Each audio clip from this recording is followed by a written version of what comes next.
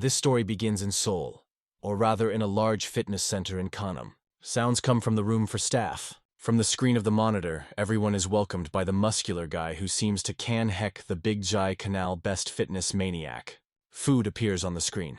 He says that he saw many requests, so today there will be one of the popular mocks, a chicken in honey and beer kicks. He is already losing his muscles from his gaze alone.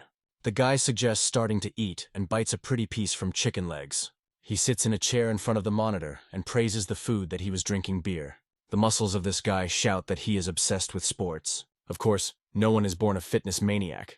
What led him to this obsession? Once he received terrible injuries. He had problems even with ordinary walking.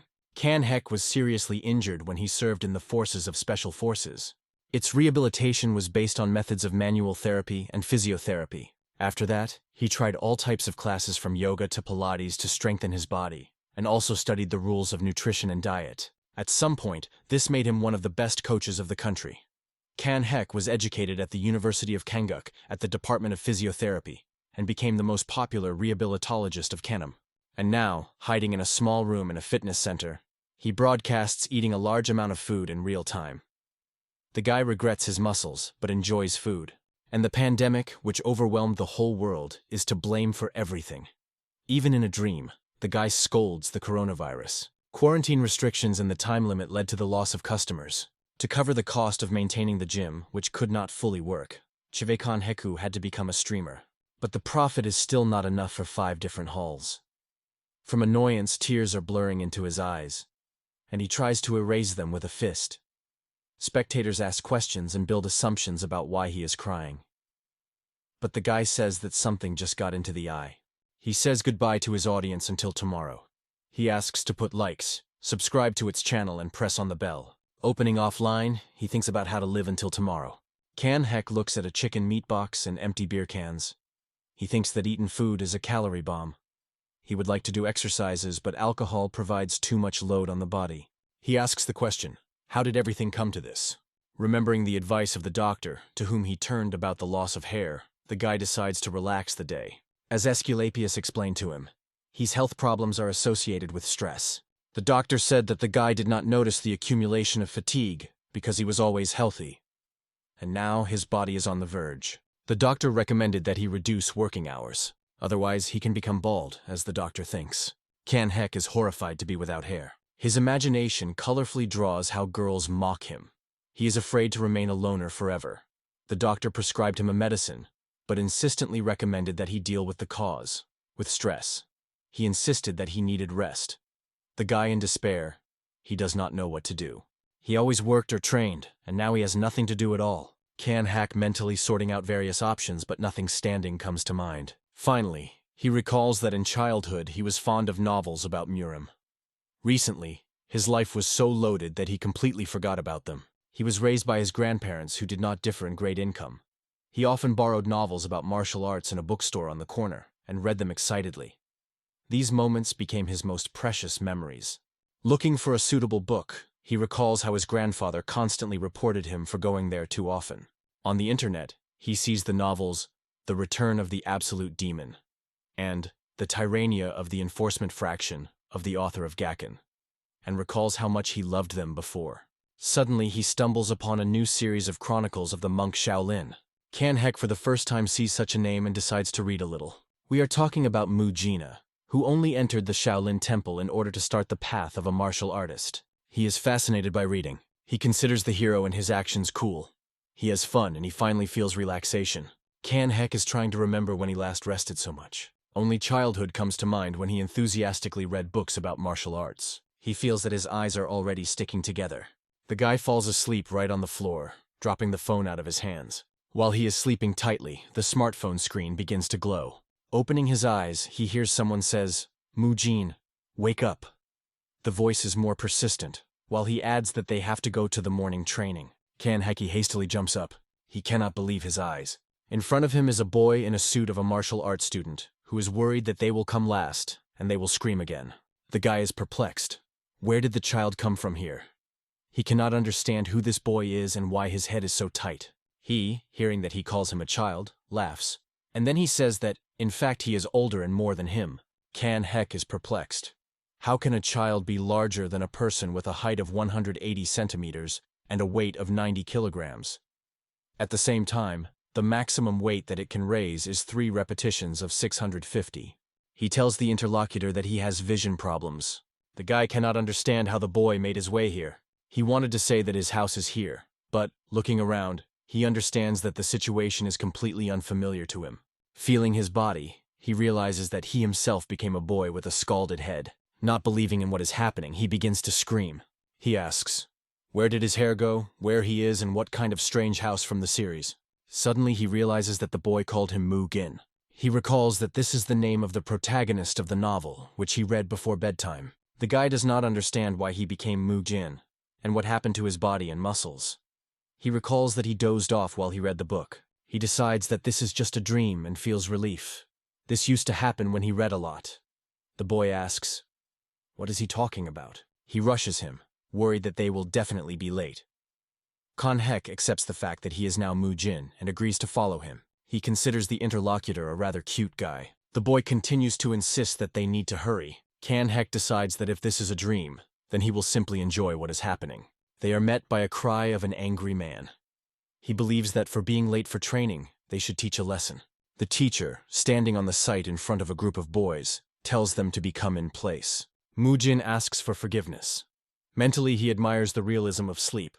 He hears the team to start training with the pose of the rider and is trying to understand what kind of exercise this is. He decides that these are squats. Out of the corner of his eye, he monitors the actions of other students. Watching how the boys perform the exercise, he is perplexed. He believes that such a performance can only cripple his knees. The teacher gives the command to perform the exercise of the pose of the rider. Mujin suggests that these are squats. He watches how other students perform the team. The guy is outraged by how they do it. Choi Kan-hek began to engage in fitness during rehabilitation. He knows best of all how important exercises on the lower body and body. Sometimes he met coaches who paid all the attention of only the upper part. They missed the whole essence of classes. When he sees such meaningless exercises, the fitness trainer inside him begins to scream. He understands that his legs are too wide apart, and his back bends unnaturally. The teacher says that the lower body is the basis of martial arts. The guy is perplexed. If a man knows this, then why makes you do this? He continues to say that they need to learn how to maintain a balance in the legs. He believes that otherwise, no combat stand will be successful. Mujin does not understand why to tell children who do not even know how to keep posture. Fortunately or not, the guy is not one of those people who will silently look at the wrong exercise. He cannot be silent even in a dream. The guy screams that they are ignorant who do not know anything about exercises. Pupils freeze in fright. His friend in a whisper asks what is happening to him. The teacher curses and is interested. How dare he talk during training? He says that the guy is looking for excuses because he is hard. And he asks, how can he be called a student of Shaolin after this? The man demands that he immediately become in place and continue training. The guy thinks that this is a novel about martial arts.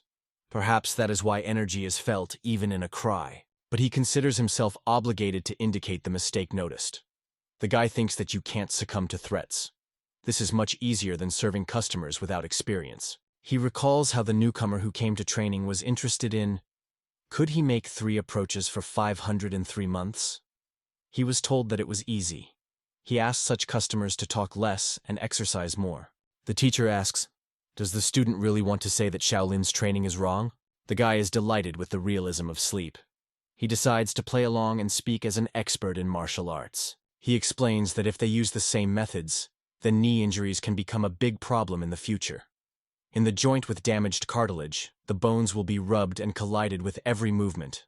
The teacher says that this is the excuses of weak people. The guy is surprised by his answer. It seemed to him that in order to study martial arts it was necessary to hone the body and mind. And now the man says that these exercises are only for the strong. He believes that this is some kind of contradiction. The teacher replies that they study martial arts in order to become better and achieve the state of Buddha. That is, to take the path of enlightenment. The guy says that it turns out Shaolin cannot help weak people achieve enlightenment. The teacher denies he did not mean this. He explains that the intentional complication of training helps to strengthen the mind. The man believes that the human spirit is weak. Therefore, people are looking for comfort at an hour of difficulties, and this opens the way to evil. Training is designed to prepare a person for difficult times. The guy asks, so you can do the hits of the spirit only at a young age? The teacher is perplexed. What does he mean? The guy replies that he just said it himself. He says that from his words he concluded, in his youth it is allowed to break his knees in order to hone his spirit. It turns out that the teacher invites them to destroy their bodies now, because in the future, training of the spirit will not be needed. He asks, does this mean that a little difficulties in his youth will allow them to achieve enlightenment? Pupils begin to whisper. The man is furious. Suddenly, a monk appears, and the boys hurriedly parted. The guy, pointing his finger at him, says that he is interested in how complicated his training was. After all, he is already at this age, but has not yet reached enlightenment. The teacher considers him crazy. He is angry from the fact that the boy dared to say this towards the first-class student of Heijan. The monk is instantly transformed, and with an exhalation alone radiates incredibly powerful energy. Everyone around the ears cover with their hands, trying to protect themselves from exposure to his strength.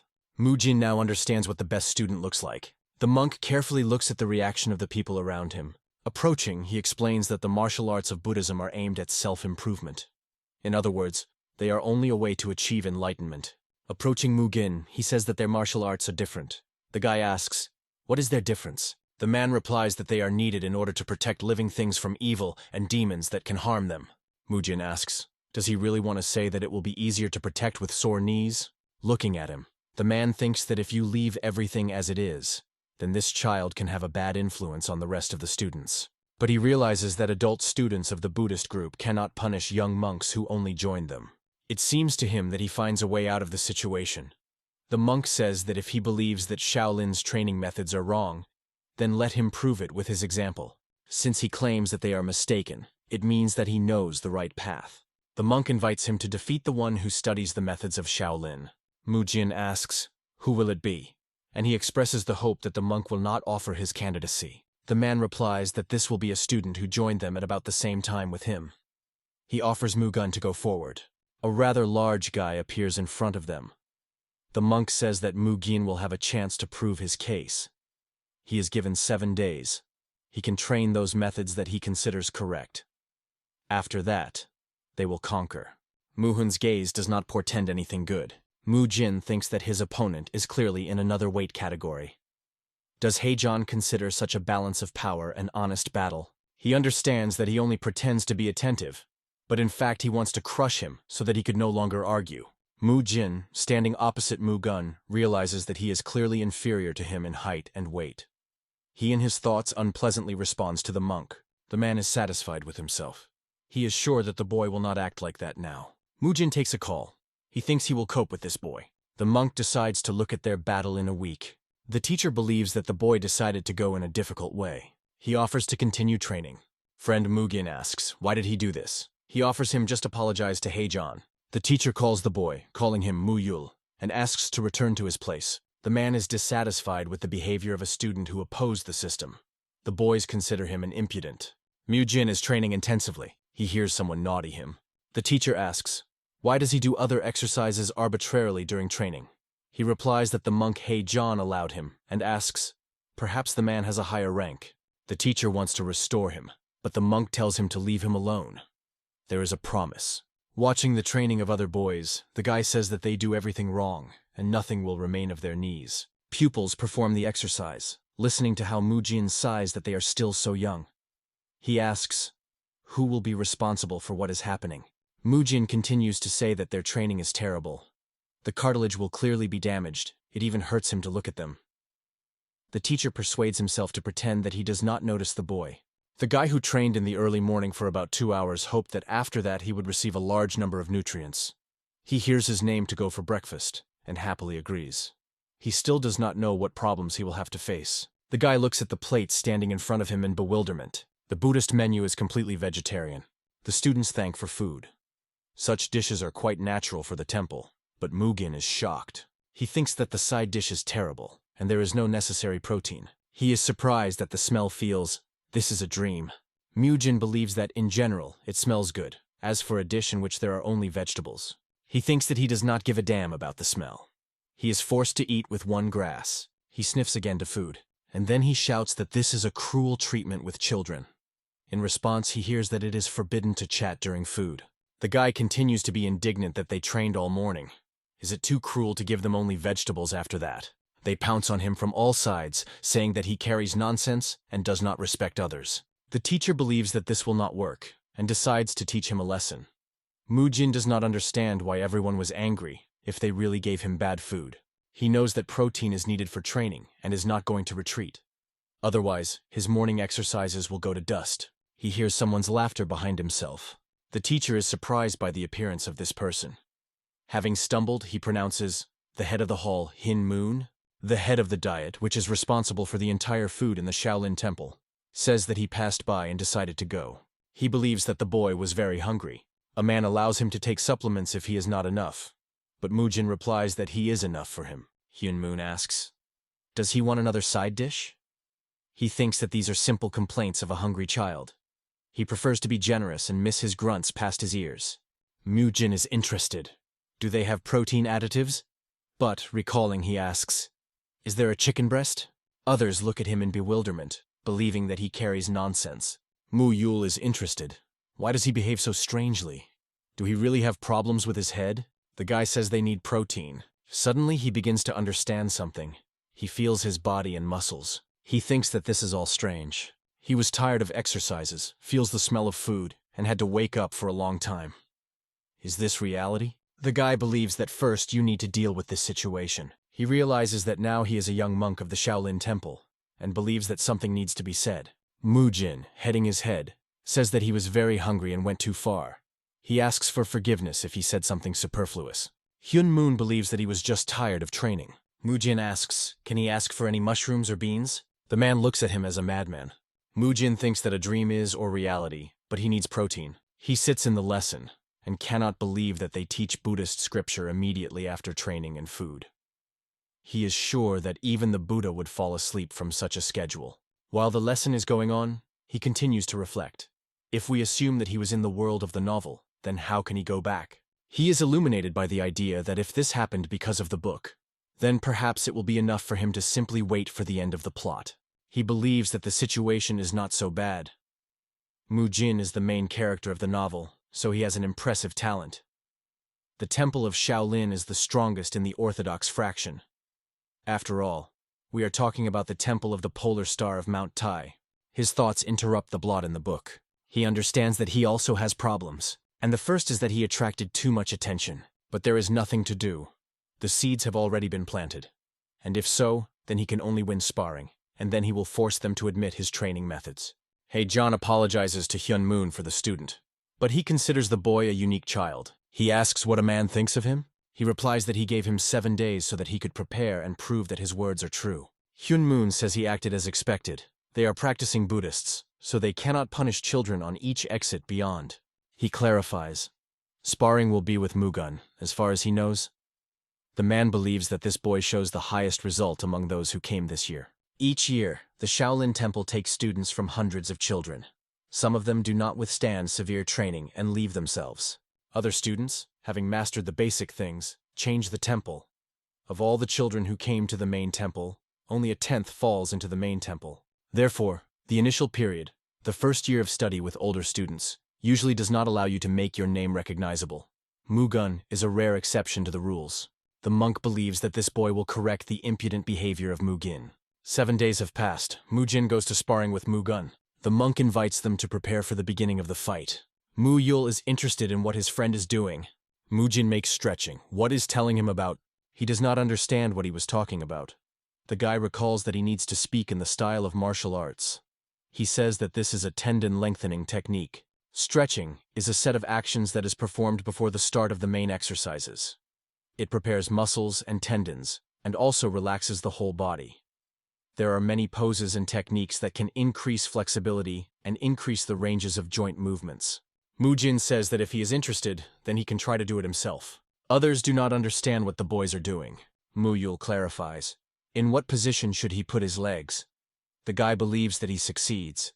He thinks that the boy quickly grasps. Is it really because of a young age? A friend draws the attention of Mugin to the enemy. He admires his blow. The boy believes that he is amazing. He admires the fact that even the sound of dissection of the air is heard. The guy understands that he will have big problems if he misses such a blow.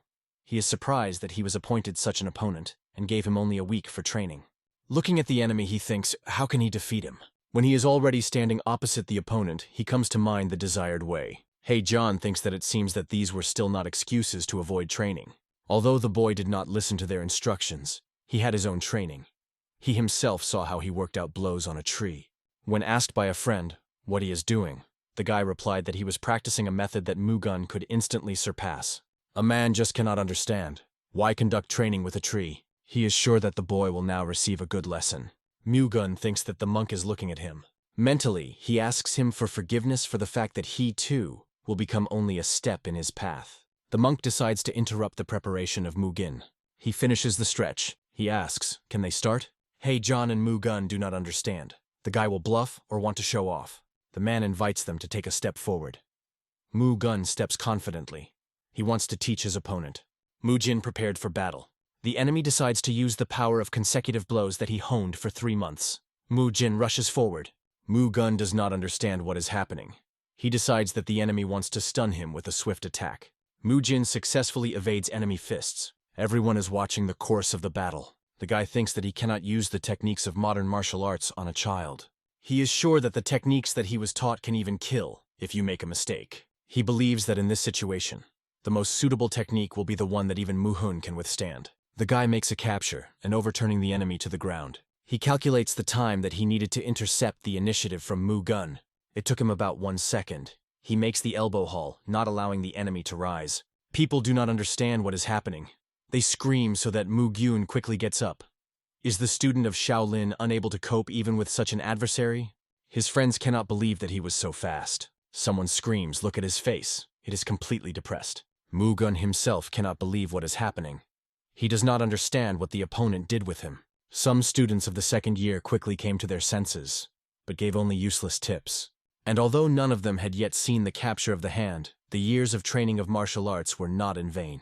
They quickly understand that the technique used against Muhun is very painful. He suffers pain, gripping his teeth tightly. Mujin says that if he does not give up now, then he will break his hand. Fans continue to scream so that the guy rises because his opponent almost does not train. Mujin says the joints will fly away if he applies a little more strength. He is sure that the enemy feels it. The guy warns, one mistake, and he will remain crippled for life. A light crunch is heard. Mujin demands that he surrendered, those around him to lead him to rise faster. Mugun suffers pain with all his strength.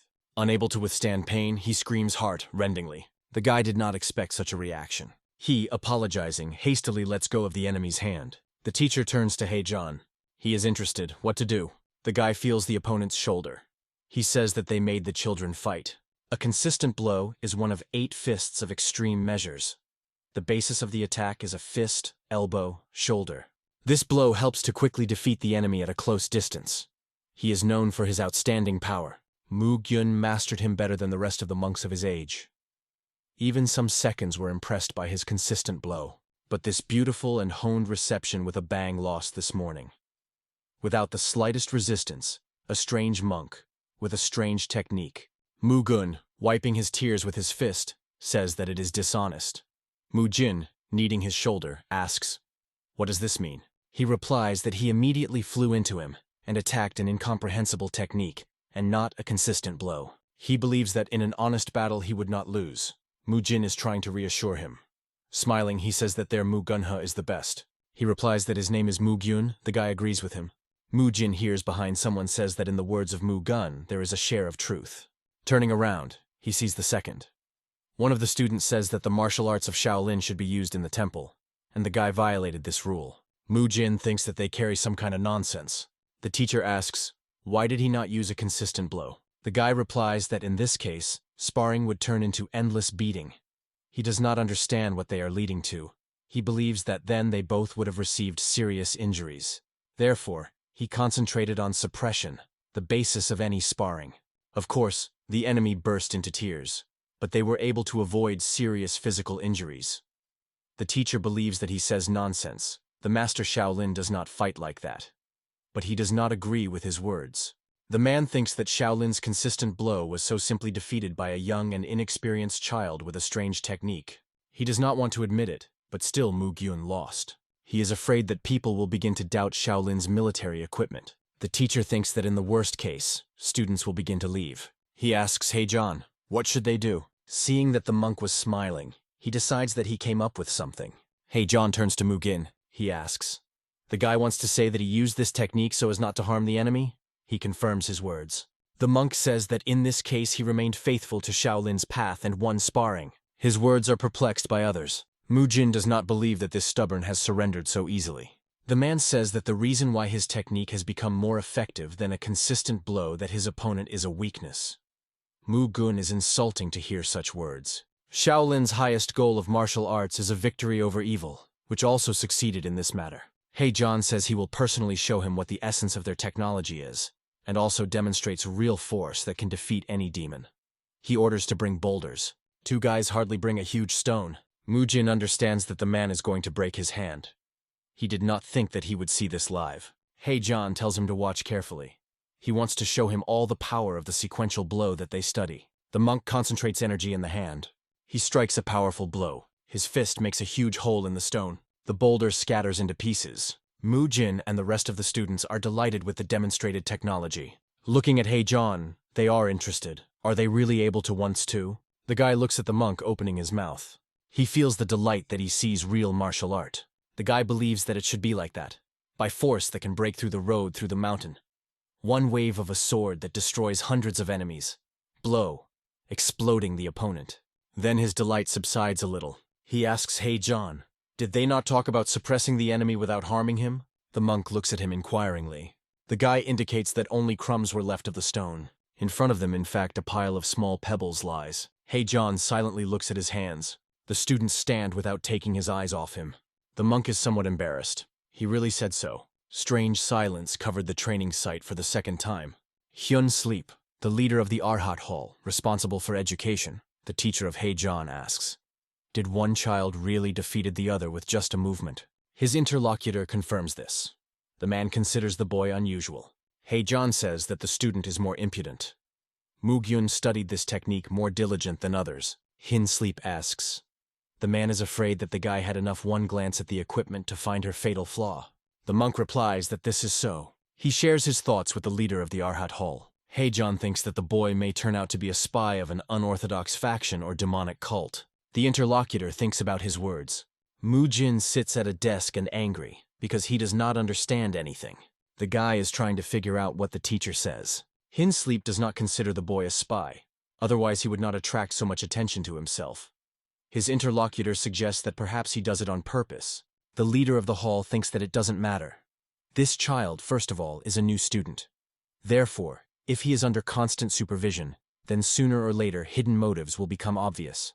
A man believes that a boy can be a native of a family of martial arts masters. Hey John thinks this assumption sounds believable. After all, the boy was engaged in such strange training. Perhaps these methods are inherited from the family. He recalls the course of the battle between Mujin and Mugun. Hin Sleep says that the highest figure in the life of a child is his father.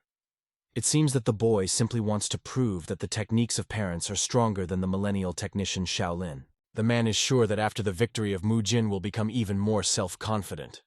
He thinks to make them. He asks, "What about entrusting this business of Boan?" The interlocutor is surprised.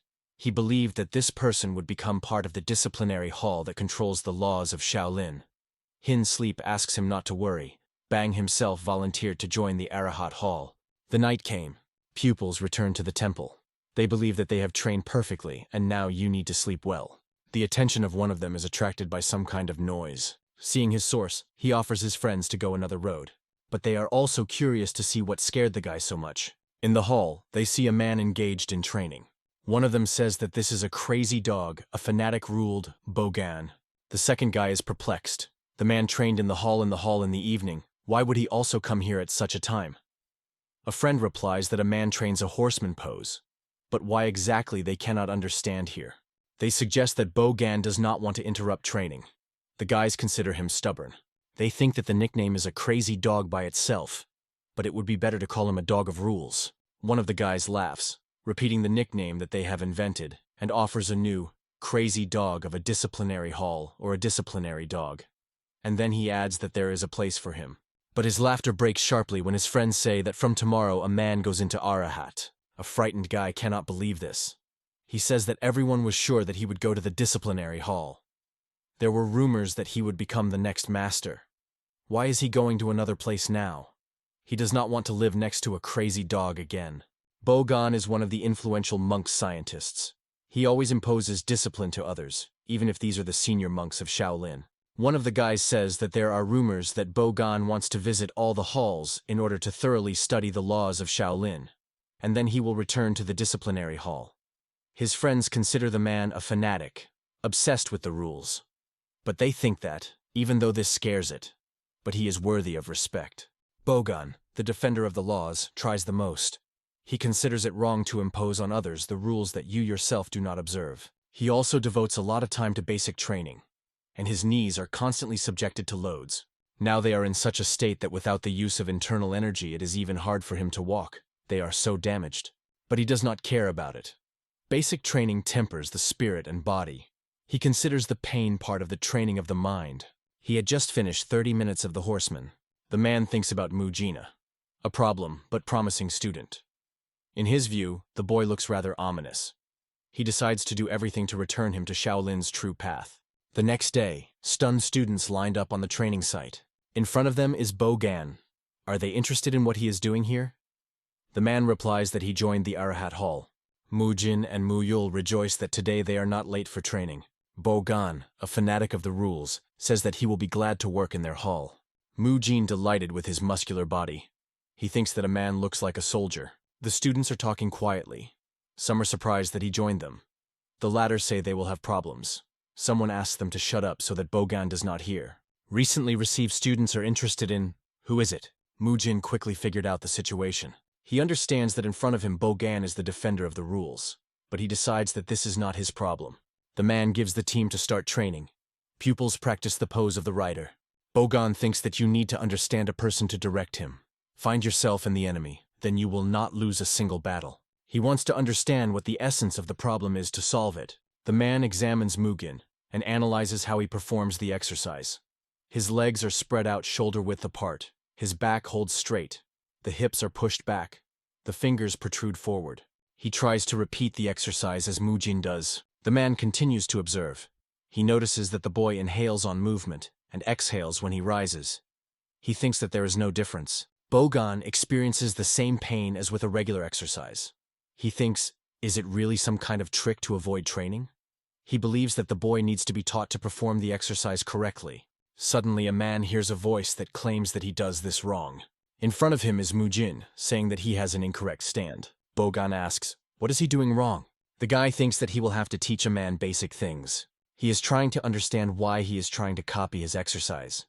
Mujin hears an unpleasant noise from his joints when he bends his knees. He thinks that the body of a man screams about injury, and a self-respecting coach cannot ignore this. Mujin believes that Boan can be called a disciplinary master. He wants to lure him to his side. His thoughts that a man has power and the life of Mujin can become much easier interrupts the voice of Boan, interested in what he does wrong. The guy explains that such exercises will cause more harm if performed with damaged knees. He asks, can a man do what he will tell him? Under the leadership of Mujin, Boan stretches out sap, the first approach. The guy is delighted with his flexible body. He explains that this is a tendon lengthening technique. It will help to dump the stress in the knees. The boy says that if Boan performs it before the main training, it will be able to move easier and reduce the load. The man agrees that the difference is tangible. Mujin recommends that he make one approach, but immediately corrects. That is, repeat the exercise 3 times with an interval of 30 seconds. The man is surprised by the word, approach. The boy is justified by the fact that he agreed. Boan experiences acute pain and sits down, stretching out his leg. Mujin massages his knee. He understands that a man experiences painful sensations even from a slight massage. These workouts overload the joints, and he is not surprising that Boan was injured. The boy continues massage. The man thinks that at first he was hurt by one touch, but now he feels relief. Mujin's hands still need his knee for some time. Then the boy says that they were on the second repetition, but interrupted, so he offers to start again. Boan is surprised that he recommends to do this right now, but the boy insists that they will not wait for training and pushes his hand in the back. The man asks to wait a minute. Looking at the boy, he thinks, who is he? Mujin assures him that he will succeed. Surprised students watch them. John asks what this child is doing with Boan.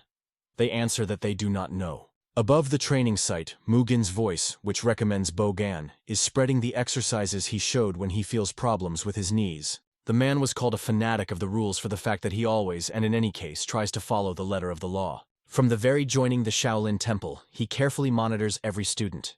Everyone has long known how obsessed he is. But in front of John, the same Boan is friendly with a new strange monk. The boy offers to rest a little, and then repeat the exercise 15 more times. The man agrees. Boan performs a narrow squat. The boy asks, how is he a new stand? He says it is like sitting in a chair. The man recalls how he previously claimed that he should not do this exercise. The boy confirms that his knees are in poor condition. He recommends bending legs weaker to reduce the load. The man agrees with him and performs a mini del. The boy tells him the order of exercises. He demonstrates how to perform the first of them. You need to slowly bend your knees and take a half-sitting position. He recommends not to crush his knees during squats. The entire load needs to be transferred to the hips and buttocks. He explains that when lifting, the load there is also. Mujin asks how he feels. The man replies not bad. The boy offers a little rest. Boan thinks that his pain has decreased from these exercises. The guy says that when they finish 3 repetitions, they will go to the AniRecap. He decides to show the man the benefits of a personal coach. He recalls that all customers similar to a soldier had a frightening appearance, but they easily succumbed to those who treated them kindly. They also loved when they were praised. He uses the same tactics here. Mujin admires how quickly the man learned the rack. He is sure that he probably trained diligently. Boan likes his words. He replies that he is studying in Shaolin for 18 years. Pupils think that perhaps the man is always angry due to the fact that he is invented by nicknames. John feels that he is bad. His head was so exhausted that he decides to ignore this couple. Training is over. The time has come for breakfast. Mujin tells Boan so that he repeats shown exercises when he will train the lower body. He assures that this will work best if you do exercises before the start of the main training. The man says he understood everything. It seems that Boan silently follows the instructions of Mujin, but this is not a blind faith. He decided to trust him when he checked the exercises on himself. Having tried stretching classes, physiotherapy, and massage with a first-class coach, he concludes. Boan decides that these are excellent techniques, effective not only the way of performing exercises, but also the lengthening of the tendons, along with acupressure. The man almost does not feel pulsating pain in the knees, and the limbs muscles stretched greatly. He asks the boy, are these techniques of his kind? Boan says they are very effective, and his family is definitely unusual. These techniques look as if they were improved by generations. The guy is glad that such a convenient misunderstanding arose. He acted very suspiciously, and tried to figure out how to change his opinion about himself. But the answer was found himself. Mujin says that it is. He was taught by the family. The man admires the exercises, but his praise only concerns his knees. He continues to explain that they are studying martial arts that have existed for millennia. Boan understands his pride in his family, but he also advises training the temple. Mujin replies that he will remember his words. Muyul hesitantly interested. Is it already a friend? Boan lets him go and the guy leaves. The man hears the boys talking. Mujin says that his friend could go ahead if he was hungry, and he replies that he was waiting for him to eat together. Behind Boan is a coughing. Turning around, he apologizes to John for appearing before him in such an unsightly form. He says that he needs to know the enemy in order to defeat him. The monk is interested in what he managed to find out. A friend asks Mujin what he talked about with Boan, but he replies that they were talking about trifles. The defender of the laws believes that the boy is a native of a family of healers, not martial artists. John asks, why did he decide so? Boan explains that his knees are in terrible condition after difficult training. The interlocutor is interested in why he did not talk about this before. The man says that he did not want to disturb teachers and senior monks. But first of all, he was afraid to show weakness before the younger ones. Even those students with whom he trained for more than 10 years did not notice anything. But Mujin understood everything in a moment. He immediately said that with such exercises, his condition would only worsen. The man says that the boy showed him new movements. Now his knees are not so much loaded. John complains that Mujin from a family studying martial arts. He asks what to do now. This talented child can destroy the entire Shaolin training system. Boan asks him not to worry. He promises to return the boy to the right path. He says that the younger ones always obey the elders with whom they got closer. He believes that instead of coercion, you can carefully introduce the boy to the methods of training of the temple. John thinks about his words. He decides that do not rush events. You need to do everything carefully. He says he is counting on Boan. After some time, a midday training. Mujin thinks that he can't get used to the lessons of Buddhism after breakfast. A friend says that his face acquired a purple color. The guy replies that he knows about this, mentally adding that the death of a young organism from malnutrition seems quite real. John tells everyone to hone a consistent blow, and believes that it is time to move on to the next stage. The true power of martial arts is revealed only when the inner and external energies are in harmony. The man announces that from this day they will learn to control internal energy. Two guys come forward. The monk says that these two will demonstrate everything. He orders to take the plane of the lotus, which they studied. Mujin does not know what it is. He sees how one of the guys takes the desired pose, and recalls how to do it. The man tells to close his eyes and concentrate on breathing. He recommends inhale slowly and deeply through his nose. The air should pass through the throat. He says that they continue to breathe until the air reaches the energy nucleus. Mujin rejoices that the day has come when he will study real martial arts. The monk tells them to take a position. Mujin, taking the desired pose, reflects on the fact that before they were given only physical activity, and he began to get tired. And now they will learn something amazing. The guy was not the only one who was waiting for this. After heavy basic training, everyone reached the first stage of martial arts. A new type of training is an excellent incentive for young monks. They will study the millennial techniques of Shaolin. Everyone wants to succeed and learn how to break boulders, as Mona Heijan does. Everyone focused on his words and began training breathing. Mujin feels that the exercise is somehow strange. The guy listens to his own feelings, trying to understand what is alarming. Listening to the recommendations, he thinks that this training is different from the one in the novel. He is surprised. Will they really not tell them about Qigong technology, or about 8 phases in Fussy? What about Eastern philosophy? Mujin believes that there are reasons for everything. An hour later, the guy who still challenged the Shaolin techniques, this time carefully follows the instructions.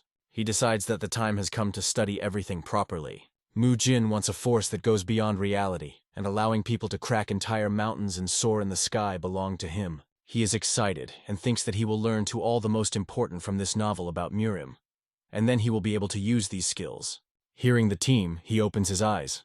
John says that the tonap technique that they had just mastered is the easiest way to accumulate energy in his body through breathing. To curb Qigong technique, they need to feel energy. Mujin carefully listens how the monk explains that they should practice tonap every day in order to learn to feel energy. The guy is upset that they will not study her now. He cannot believe that they will start with the foundations. For internal energy, they first need to feel CI. Suddenly, he sees a book extended to him in front of him. He asks, "What is it?" And in response he hears that this book depicts the path of energy in the human body. The guy is surprised that she is so thin. John says that there is no need to memorize the whole book. It is enough to remember the basic information on the energy path. This is necessary to manage energy, as well as for subordinating the enemy. Mujin enthusiastically looks at the brochure. The path of energy is the direction in which human energy and its strength flow. On this path, not only Kai moves, but also the internal power of man. Therefore, before studying martial arts, it is necessary to understand this main element. John begins to talk about how everything works. Mujin looks at the open book with admiration and wants to remember everything.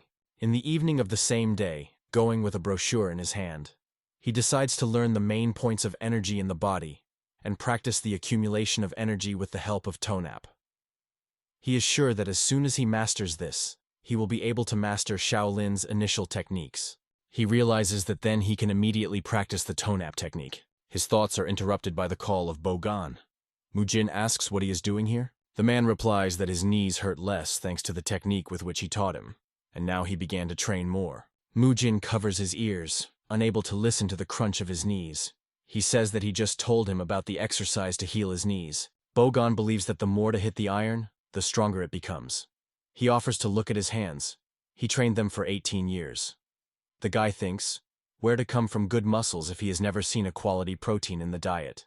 The boy says that iron needs to be beaten moderately, and if you hit too much, it will break, the same with the human body. The man is a little dumbfounded by his words. Mujin asks him to sit down. Touching his leg, the guy asks for permission to help relax his muscles. He warns that it will be a little painful. The man believes that pain is normal. It should be. The guy resembles all this old times. Then he served in special forces. His body was on the verge of daily exhausting training. Despite the hard work done, the long-term service came to an end due to injury. As a result, he was forcibly written off. At that time, he was lowered into the water. The guy believes that Boan looks like him from the past. Continuing the massage, he says that if the body of a man suffers, then he will have to bear responsibility for it himself. Therefore, he needs to take care of himself. Boan quietly echoes him. The guy raises his head to him, thinking that probably his words sounded too unnatural. The man says, putting his palm on his head, that does not know what he had to go through this world. But Shaolin does not throw his students only because their bodies are in bad shape. Even more, no matter what happens, the temple will not abandon its student. The guy answers, if so, then good. Boan says that from tomorrow he must trust him and begin to practice Shaolin's techniques. Then he cries out with a sharp pain. This was the first cry that Boan published in his entire life. Rising, the man asks for forgiveness for taking his time. He is interested in what the boy will do now. He replies that he was thinking about practicing the tonap that he learned today. Boan is surprised that the native of such a family did not learn to feel energy. He recalls that he is forced to pretend, and says that he could not properly study this because of family circumstances. The man invites him to learn this right here. He believes that it would be nice to practice together. He says that his presence may help him feel energy much easier. Mujin thinks his words sound convincing. Sitting in the lotus pose, he reflects that even if he tries to feel his energy, he may not understand what exactly she looks like, because he does not know herself. But if someone will use energy nearby, then this may work. He believes that you need to try. The guy says he is ready. The man asks him to concentrate. He invites him to look at him and study. If this helps the boy, then he will be glad. The guy carefully watches him. He is surprised how it looks. It seems to him that even the air around has changed. Looking at Boan, he decides that he needs to understand the difference between his energy and him. He understands that he sees something that was not when he was alone. He opens his eyes in amazement, thinking, was it really a conversation about this? Mujin understands that this is the same key. When exhaling through the mouth, it is worth concentrating all the evil energy in your body and throw it out. And with a deep breath, draw pure energy into the center of the body. Thus, he will be able to find the difference between his energy and the energy of Boan. He tries again and again, until finally he does not feel the energy of Kai. He is surprised and even slightly disappointed. She is the size of a rice grain, so small that it seems a miracle. The packaging with chips comes to mind. He thinks that if you can call them truffle for the content in them, 0.000000001% of truffle, which means that this can be called success. The guy quickly perked up. Boan watches the boy. He realizes that he has already begun to feel ki. This means what Heijan and Hyun Sleep said is pure truth. He thinks that this child will become the support of Shaolin. Mujin is immersed in himself, he feels ki. He also gets used to breathing stably. It seems to him that it became colder and he opens his eyes. Boan says that he finally came to his senses. The guy sees that he was already dark. He is surprised that it is already so late. He guiltily bows his head and asks for forgiveness from Boan. He did not think that time would fly so fast. The man tells him to relax and hurry up to the hostel. They will soon announce the hang-up. Boan carefully looks at the boy. He is surprised that he only revealed in himself Kai, and she has already reached such a level. Mujin thanks him for his support. Boan says that he can now study the initial technique of Shaolin, the technique of Buddha's heart. The guy asks, shouldn't he memorize all the ways of energy? The man is interested. Did he really not do this as the son of his family? Mujin replies that it was a joke. Mentally rooting himself, he talked again. The man laughs and saying goodbye leaves. Mujin is angry due to the fact that Boan constantly reminds him of his family. He decides to learn all these ways today. Early morning of the next day. Training. Evil. Mujin hears how those who felt ki and learned the ways of energy are asked to go forward. He thinks that he barely remembered everything. But stepping forward, he can be proud of himself. But suddenly the guy realizes that not only he stepped forward, he sees that everyone went forward. Mujin does not understand why there were so many. Was it really so easy to do? The monk says that then he will tell them their next steps. The guy is upset. He thought that Mujin is an unrecognized genius. John shows them a book and says that the technique of the heart of the Buddha is described here, which is the basis and foundation of the principle of Shaolin's mind. He opens the book and promises to tell them everything consistently. Then he adds that the introduction will not take much time from them. He begins to read. Everyone is listening carefully to him. Mujin still cannot believe that all students were able to comprehend Qi and the path of energy in just a day. Then he sees how everyone is returning. A friend asks how he could learn all this. And the guy replies that this is only the beginning, so it is not at all complicated. He explains that first, the incoming energy should circulate over the body from one place to another. And if when lifting Ki it is incorrectly directed, then it can be dangerous. He is silent. The friend did not understand anything. Mujin says that he will also be able to comprehend this in the shortest possible time. You just need to first concentrate on his breath. The guy remembered the entire map of the tracks well, so she was well imprinted in his memory. He continues to practice and feels how his energy accumulates faster. He feels this as if the number with 4 decimal signs changed by the number with 3 decimal signs. He realizes that he studies martial arts. He feels his growth, and he believes that this is pretty fun. Martial arts, and he is the main character here.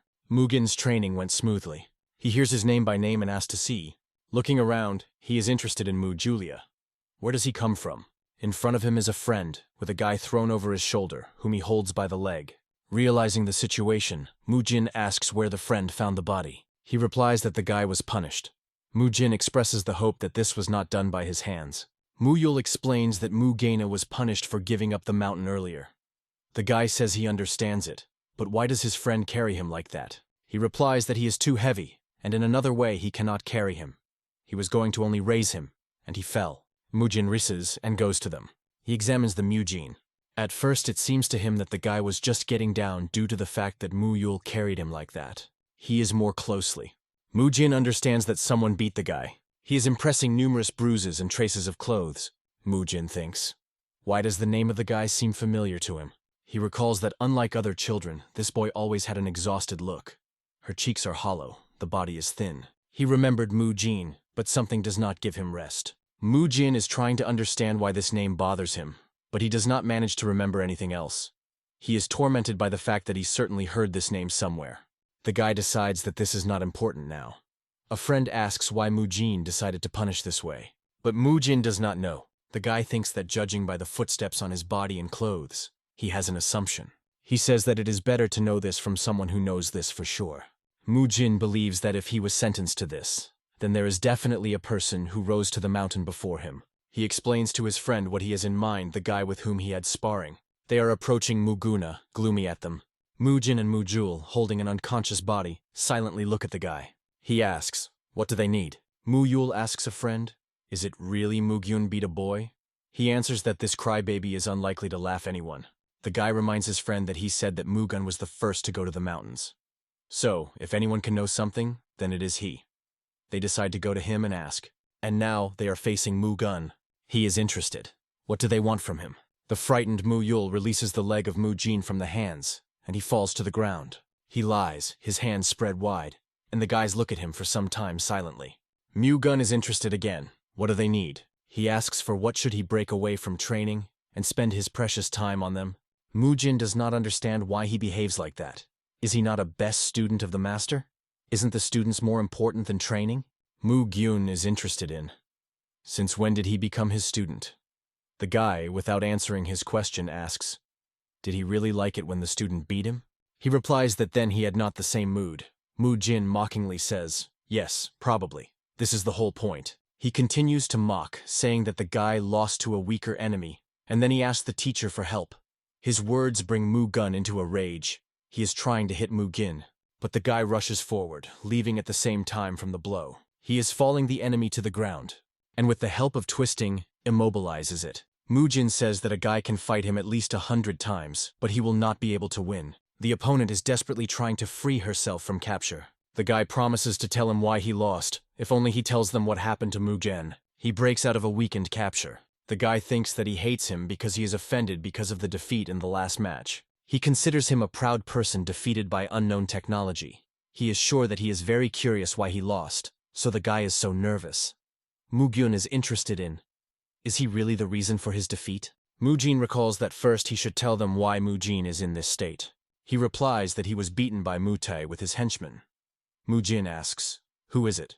And he hears in response that this is the only son of Feguk from the bull from the side clans Shaolin.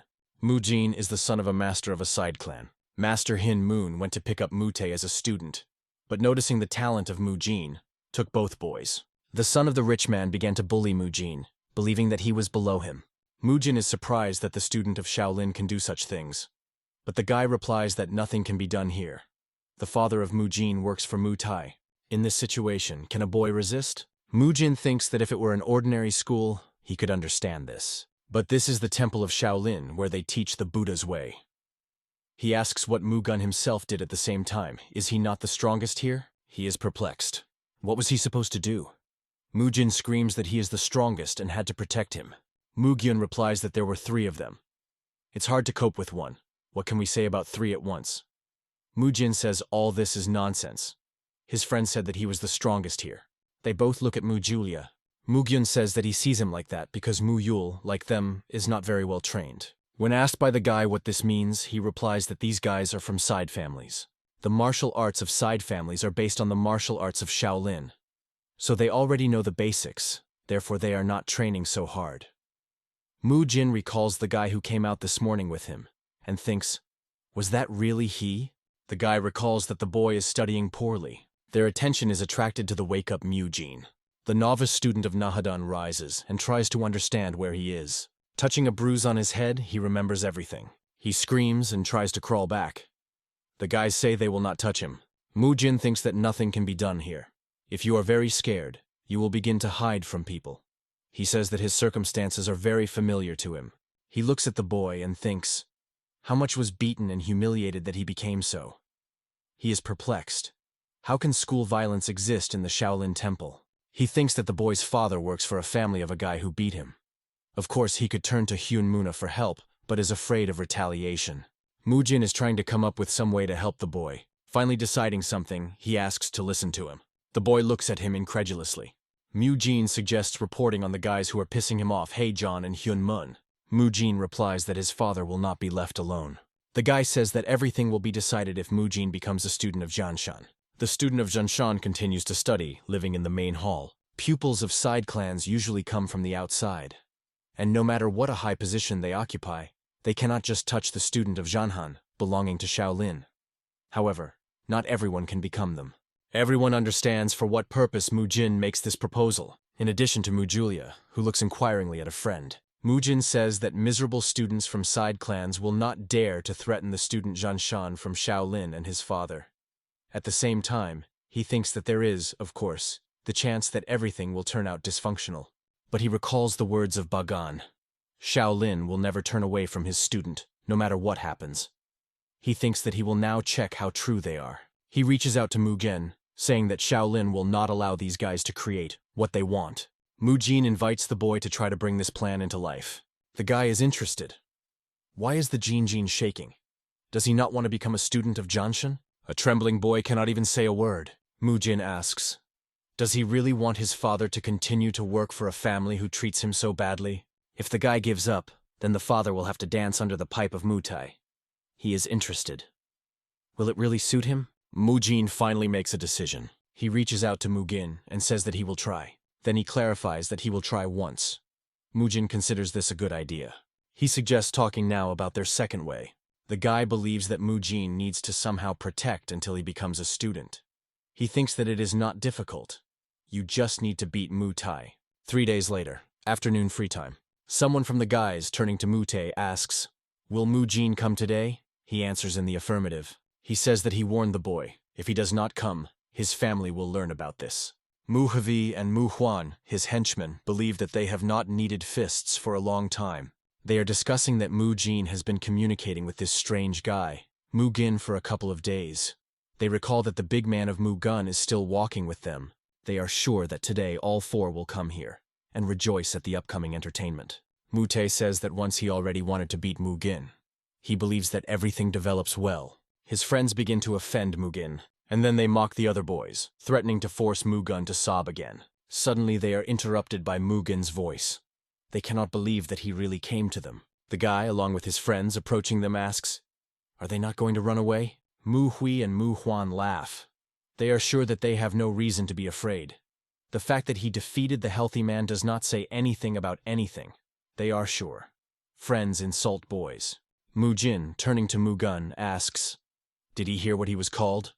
The guy offers opponents to come closer, and he will make sure that such words do not fly out of their mouths. One of the guys is approaching him. The boys share the rest of the opponents among themselves. Mujin asks Mujin, "This guy, with whom Mugun was going to figure out, is Mute?" He confirms that this is so. The guy is interested.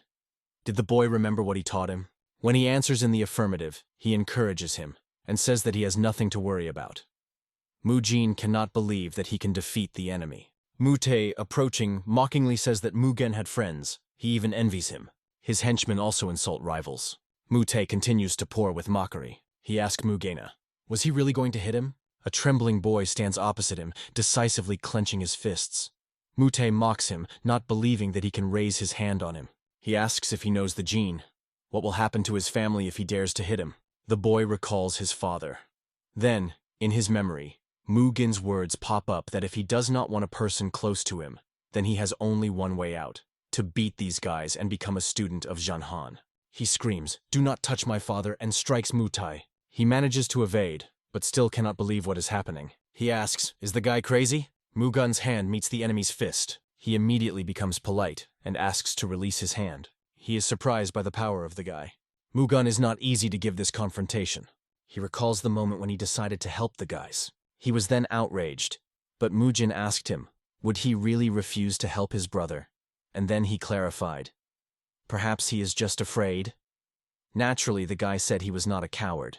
Mujin invited him to continue their conversation, since he decided to join them. The guy wants to explain why he loses to him every time. Mujin says that his sequential strike technique is really fast and powerful, but this is not enough. The guy promises that he will understand everything when he tests on himself. He says that he is now attacking him with the first form of this technique, and let him try to dodge. Mugun is preparing for an attack. He easily evades the blow. Mujin offers to try again, but now he attacks the second form and invites him to try to evade again. The guy is preparing to strike with a fist, but suddenly he beats the enemy with his foot and his knee. Mugun falls to the ground, grabbing his leg. He is outraged that Mujin deceived him. The guy says that no one will just stand and take a blow if he knows what awaits him. He explains, for the attack to work, it is necessary to deceive the enemy. Mujin considers his blows fast and powerful. But even before Mugyun strikes, his stand makes it clear what exactly he is going to do. Mugyun does not agree. He says that if the blow is fast, then, even predicting, it is already impossible to stop it. He is sure that you just need to hit quickly and strongly. Mujin replies that he is right in something. Someday in the distant future, if it becomes indestructible, then his words will have power. In the new work of the author of the Chronicle of the Monk Shaolin, which is called The Journey of the Apostles, the main character was known as the best in the dark arts and the strongest in the world. And his skill of owning a sword was often described as the incomprehensible skill of fencing, which could not be blocked, even if it was known. Mujin says that if he is not the strongest in the world, then this does not apply to him. Therefore, he advises him to use the trick, as in the game, stone, scissors, paper. Make the enemy think that you are going to leave the paper when you have something else on your mind. The hand of Mugun squeezes the fist of the opponent. He is trying to resist him. Mugyun says that he will attack him with the first form of a sequential impact technique, and invites him to try to dodge her. Mugun reflects on the words of Mugin. He explained that he should use the appropriate deception. The guy never thought about it. Previously, this behavior seemed to him cowardice. But now he is forced to admit his rightness. To use a trick does not mean to chop. He agrees with him, and says that since he learned something useful, he will share something with Mugin. Mugyun says that the guy wants to fight with the friends of Mute, and warns that there is no need to underestimate them. Mujin does not understand what he wants to say. He says that Mugyun claimed that they were stronger than them, but the guy replies that he did not fight with all his might. He explains that if it comes to a real battle, and not sparring, then he will use the martial arts of his family and accumulated skills. Mugun stands in front of the wall and says that this should be enough. Mujin is surprised. Did the guy really bring them to such a secluded place, only in order to demonstrate his skills? He replies that he does not want to get into trouble with the elders for the careless use of family martial arts. Mugin asks Mujulia to observe so that no one would find them here. and then he offers Mugun to demonstrate his skills. Having focused, the guy thinks that now they will see him in a different light. His body is enveloped in a haze of energy, and he strikes with his hand. Mujin cannot take his eyes off him. Mugyun makes a wave of foot. The guy thinks that this really differs from when only consistent blows are used. Strength and speed are good, but somewhere at the level of the school boxer, he believes. Mujin thinks that this is not as much as he imagined. But given his age, the boy is definitely a monster. Every time Mugun beats with his foot or fist, the sound of the wind is given echoing. Now the guy understands why he warned that it was dangerous. Mugyun says that if he fights with the henchmen of Mutai, then they will also use their combat abilities against him. He strikes near Mugyun, and he feels his strength. Mugyun is interested in his opinion about his capabilities. He is impressed with them.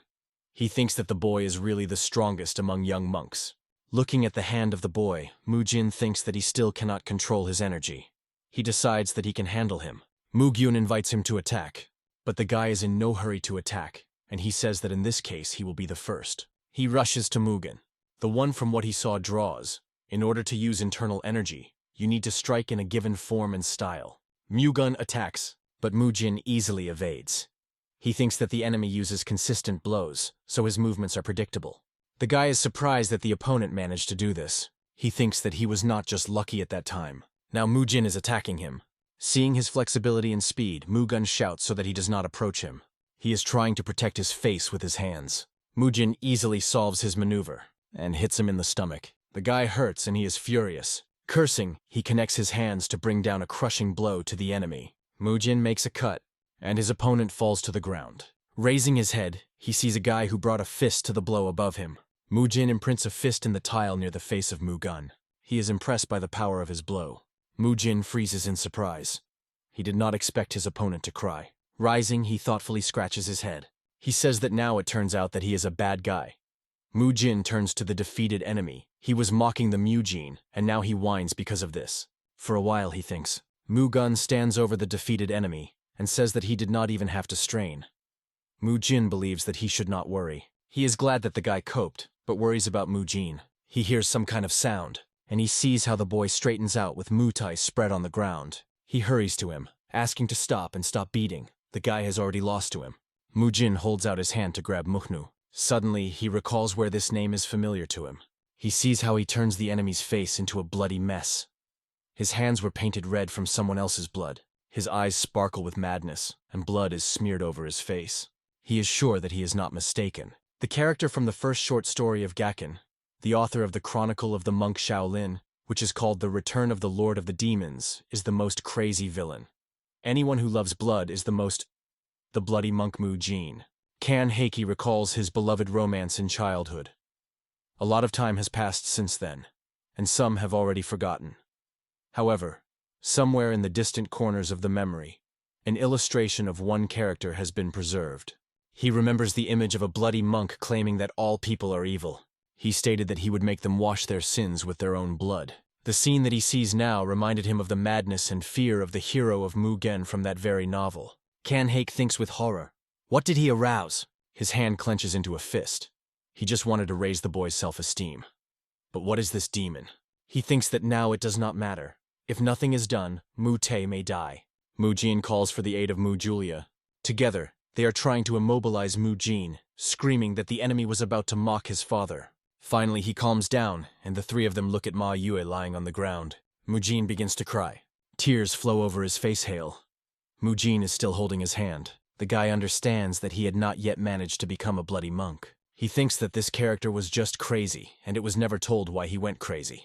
He suggests that continuing to endure mockery and torment, he eventually crossed the line. Suddenly the exclamation of Boan is heard. Looking around, Mujin thinks that they will end. An angry man says that they will have to explain what is happening here. Looking at the guy who crouched on the ground, he demands to tell him what happened. Then he turns to Mugun, saying that he should also explain his behavior. He rushes Mugin to start a story. The guy even closes his eyes with his scream. He puts his hand on the shoulder of Mujin. Bogan asks, what is he doing? Mujin invites him to look at the body of Mugen. The man is amazed at the number of bruises and abrasions on his back. The guy says that the scars that he sees was left by those who are now lying on the ground. They tormented the boy for the past 2 months. He explains that today these three came here to do the same. Therefore, they intervened. Boan considers his words. He asks, "Is it true?" And it requires Mu-Vi and Mu-Kun lying on the ground so that they look into his eyes. He repeats the question and advises them not to lie.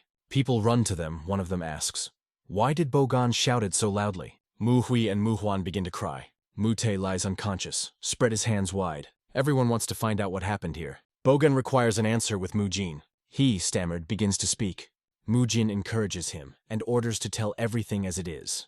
He says that Mr. Boan is a fair person. Clutching the boy's shoulder, he asks him not to be afraid. Mujin says that Mujin did not lie. The last 2 months he was beaten by these 3 guys. Blinding. The boy began to tell a trembling voice about what he had to endure during this time. Due to strong emotions, the story turned out to be somewhat jerky.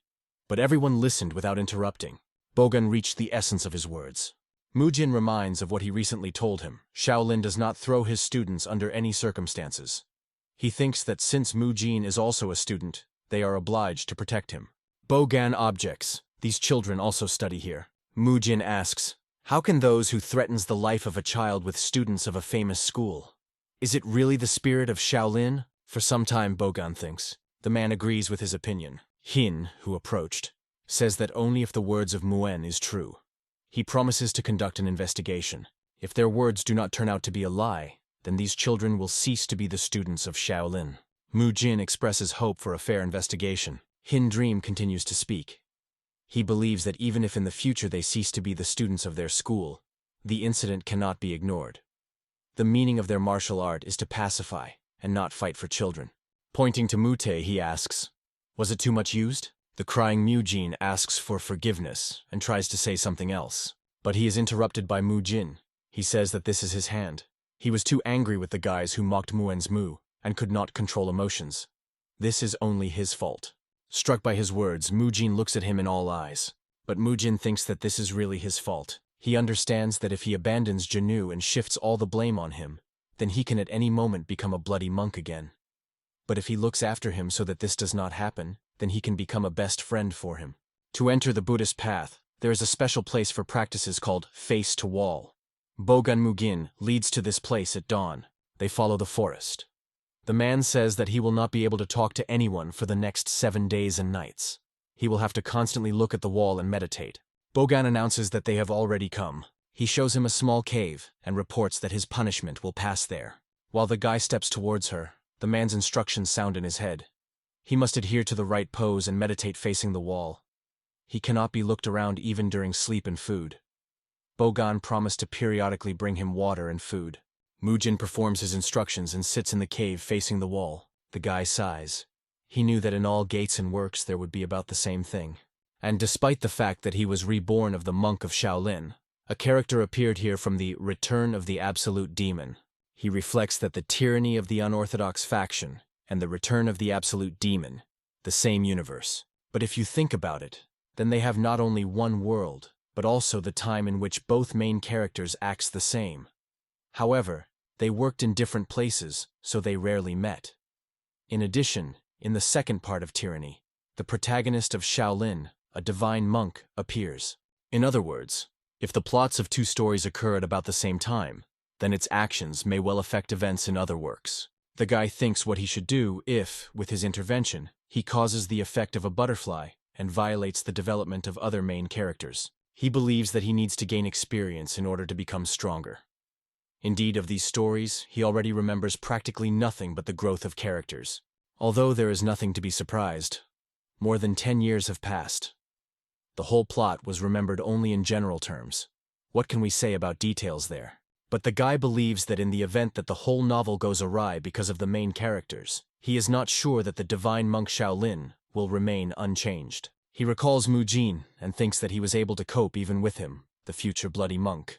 Then the rest will be on the shoulder. After all, the main character of the Return of the Absolute Demon gains enlightenment and becomes stronger precisely in the final battle with the bloody monk. He realizes that because of him the villain disappeared, which means the main character will no longer be able to reach the same level of force.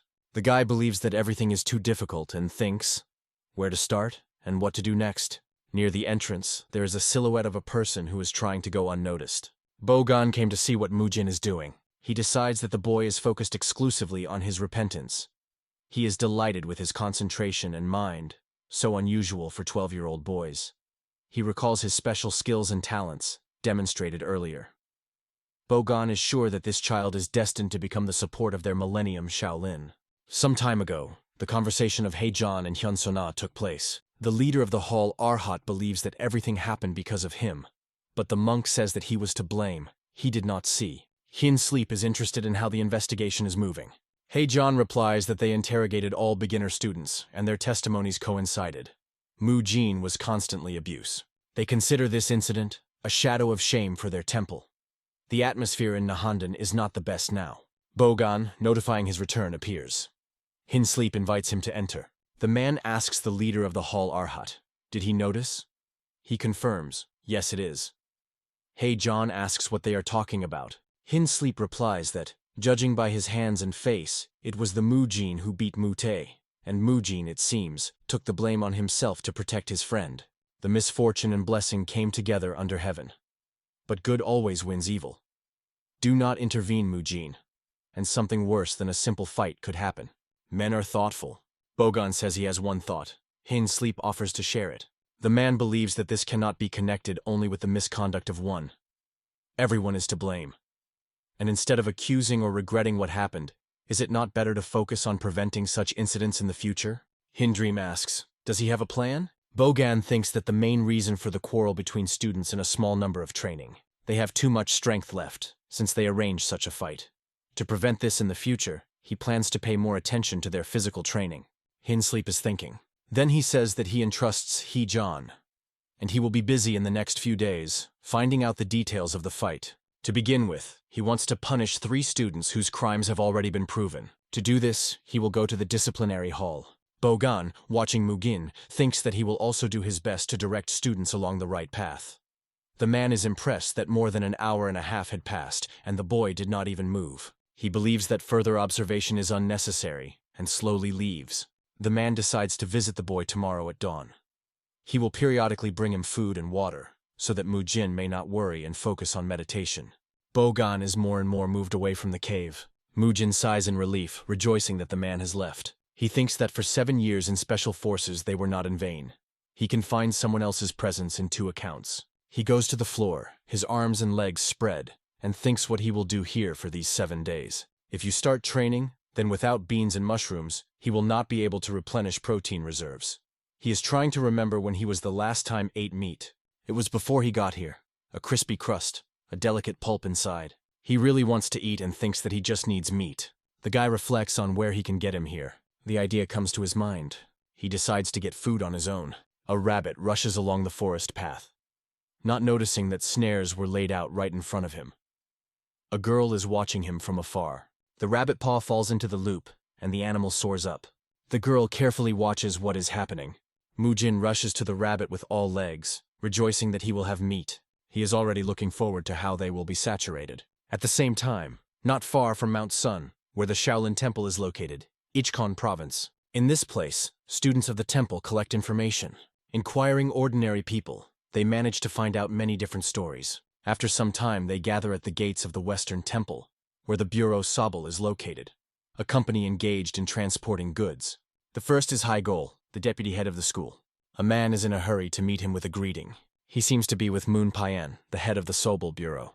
The man says that it is a great honor for him to meet with 5 invincible blows and a great master of martial arts. Suddenly, behind the monks, he notices his son Mutai. He asks what happened to his child and requires an explanation. Gol silently looks at him. Gol replies that the current species of Mutai is the result of his own atrocities. Instead of training and cleansing the body and reason, he mocked his comrades, making riots at school. With Moonpian, pressing his son to himself, asks what they mean. The man continues to say that after examining the area, they found that the Bureau of Sabal vilely extorts money and intimidates commoners. His hand angrily squeezes the rosary. He believes that this behavior is unacceptable for a family professing Shaolin. He gives the order to immediately deprive these people of martial arts. With Moon, Payan grabs the sword, demanding to stop. He is trying to resist, but the monk turns out to be a more skilled warrior. He strikes the man in the chest area. His hand is covered by an extraordinary aura. He deprives the native martial arts defeated on the ground. The monk orders him to return all the unfairly acquired commoners. Its employees are talking, not knowing what to do now. Gol asks, Is Bangon here? A man appears from the crowd, saying that it is he. He is scared but still dares to ask, "What happened?" The monk bows before him in a bow and asks for forgiveness. He says that the student, whom Mute mocked, was none other than his son. The man is excited by such a news. The monk again apologizes that they could not prevent this before. He understands that it is impossible to atone for this, and promises that Shaolin will take all responsibility for what happened. Hegel and monks found for Bangona of another owner associated with Shaolin, who, unlike Moon Pechen, was honest and decent. Mujin is closely looking at something. Looking at empty snares, he thinks that the trap was worthless. She looks like the one he built yesterday. But she is different. It is made simply disgusting. He understands that someone was trying to copy his snares, which means that other people live on the mountain. He hears a rustle and notices the girl in the bushes. The guy comes closer to her, but she is running out. He asks her to stop, but she continues to run. Mujin catch up with a fugitive. He tries to grab her shoulder. They fall to the ground, and Mujin is surprised to look at it. In the heat of the chase, he did not see who exactly pursues. She looks at him scared. Tears flow from her eyes. She asks for forgiveness if she did something wrong. The guy thinks why such a beautiful girl walks along a dangerous grief. He offers her to eat. By how eagerly the girl absorbs food, he understands that she was starving for a long time. He is sure that she tried to do a trap for rabbits for the same reason. She confirms his guess and asks, "Is it possible for a novice monk to eat meat?" He replies that he has special reasons and asks her not to score his head for himself. Mujin is interested in how she ended up here. This is the territory of the Shaolin school, and judging by the clothes, the girl belongs to a rich family. The interlocutor is writing, not knowing what to answer. She recalls her tears, and the way she asks her father not to leave her. She believes that everyone hate her, and decides that this is due to the fact that she is useless. Is its very existence a mistake? The guy understands that the girl does not want to talk about it, and decides to change the topic. He asks, could she keep secret that he hunts rabbits? She does not understand why he would, due to the fact that he is forbidden to eat meat. He replies that in a sense it is so, but there are other reasons. He promises that in return she will help her return home. The girl asks, how will he do it? Mujin says that soon, a monk will come here without clothes. The girl is surprised, but the guy explains that this person has a certain status, so it will easily help her. She asks, how does the guy know that he will come? To which Mujin replies that he knows how to feel his presence. He says that she just needs to wait for him in front of the cave. Boan hears a request for help. A girl peeps out from behind a tree. He is surprised that she is in such a place. She explains that she separated from her companions and lost her way. He offers to return her home. The man asks, did she see a boy from a nearby cave? Murashki run through the skin of Mugin. She understands why the boy wanted to keep his secret. The girl says she was afraid to come, and did not even see anyone nearby. Boan thinks, since the boy meditates so well, then you can help the girl. He invites her to follow him. The man says that they will go down from the mountain and find her house. He asks, what is her name? The girl answers, Ryu Solsch. Mentally, she thanks the little monk and promises, when they meet again, she will surely repay him for his kindness. Mujin listens to what is happening outside the cave. He rejoices that the man and the girl left. He goes to the floor, annoying that he forgot to ask her name. Mujin believes that this is not critical. He does not think that they will still meet. Mujin turns around and is interested. Why did Boan call him? The man replies that he wants to tell him something. This applies to his father. Mujin is interested. Why did Boan call him? He wants to tell him something about his father. He tells the boy about everything that happened the day before, including that the Bureau of Sobol, which was ruled by the Mute family, no longer exists, and the monks provided his father with a new job. The man says that now the boy does not need to worry about worldly affairs, and he can devote himself to all the students. Mujin promises to do everything possible. Tears of joy flow down his cheeks. He promises that he will certainly become a student of Zhanhanhan. Mujin was not mistaken. Shaolin turned out to be a place that does not throw his students. The fourth day of Mugin was in the cave. Walking through the forest with a rabbit in his hands, he thinks that during training in a special forces, where he was previously, survival training was carried out. Naturally, methods for teaching food production were also included there, so hunting now is not difficult for him. He thinks that when he fried meat for the girl, he forgot that the open inciting of the fire during the hunt can expose it. The guy believes that after this, it would be easiest to move to another cave in order to cover the traces of his stay here. Hinging a bonfire, he thinks that he should not forget about cleaning. To minimize the amount of garbage formed, he did not even take the skin from meat. It was coated with mud in advance, but even for it he already did not care. I ate as it was, and although it is not very tasty, but he was able to replenish the stocks of protein, and he finally remembered the taste of meat. The 5th day of his hermit has come. He woke up before the morning bell and began to meditate, looking at the wall. He does this not with zeal. Just after him, Boan is watching. The man is surprised. He did not expect that the boy was already busy with meditation. Approaching him, Boan thinks that perhaps he had so spent all night. He puts water and food near the boy. At the same time, he thinks that Mujin is great, not even distracted by extraneous sounds. Boan puts another portion of food near him and leaves. The guy looks at the food brought and thinks that all week to make this eat a child is really too much. Food is given once a day, and it costs from nuts with honey and water, but the guy replenishes the lack of energy due to hunting. He even managed to get comfortable with this routine. The 6th day of stay in the cave, Mujin makes push-ups, because according to the rules, after the body has received a sufficient amount of protein and energy, you need to proceed to training. This is such a preparation when as many exercises are performed as enough strength. Continuing to train his body, he understood one thing. The breathing technique during exercises is similar to tonap, the technique of energy accumulation. Thus, he began his own training, mixing spiritual improvement with fitness. It seems to him that after the end of the training, his body seemed to be cleansed. He does not know that in fact it is a training in this world that are really existing in Hangan. 7th day. Meditation near the wall came to an end. Boan says he coped. Mujin asks, "Can he already speak?" The man answers in the affirmative. Since the dawn will come soon, they immediately go to the training parade ground. Together they go through the forest. Mujin asks how the case ended. Boan clarifies. Is he interested in Mujin? He says that after the investigation in the Thai family, it turned out that the head of the Bureau Sobel did a lot of troubles in the village. Therefore, the temple completely deprived them of all privileges. And the father of Mujin is now working for the new owner. Boan adds that while the boy was in solitude, the intensity of training has increased. According to the persuasion, it did not affect him. However, now he will have to participate in the training of Shaolin, along with the rest.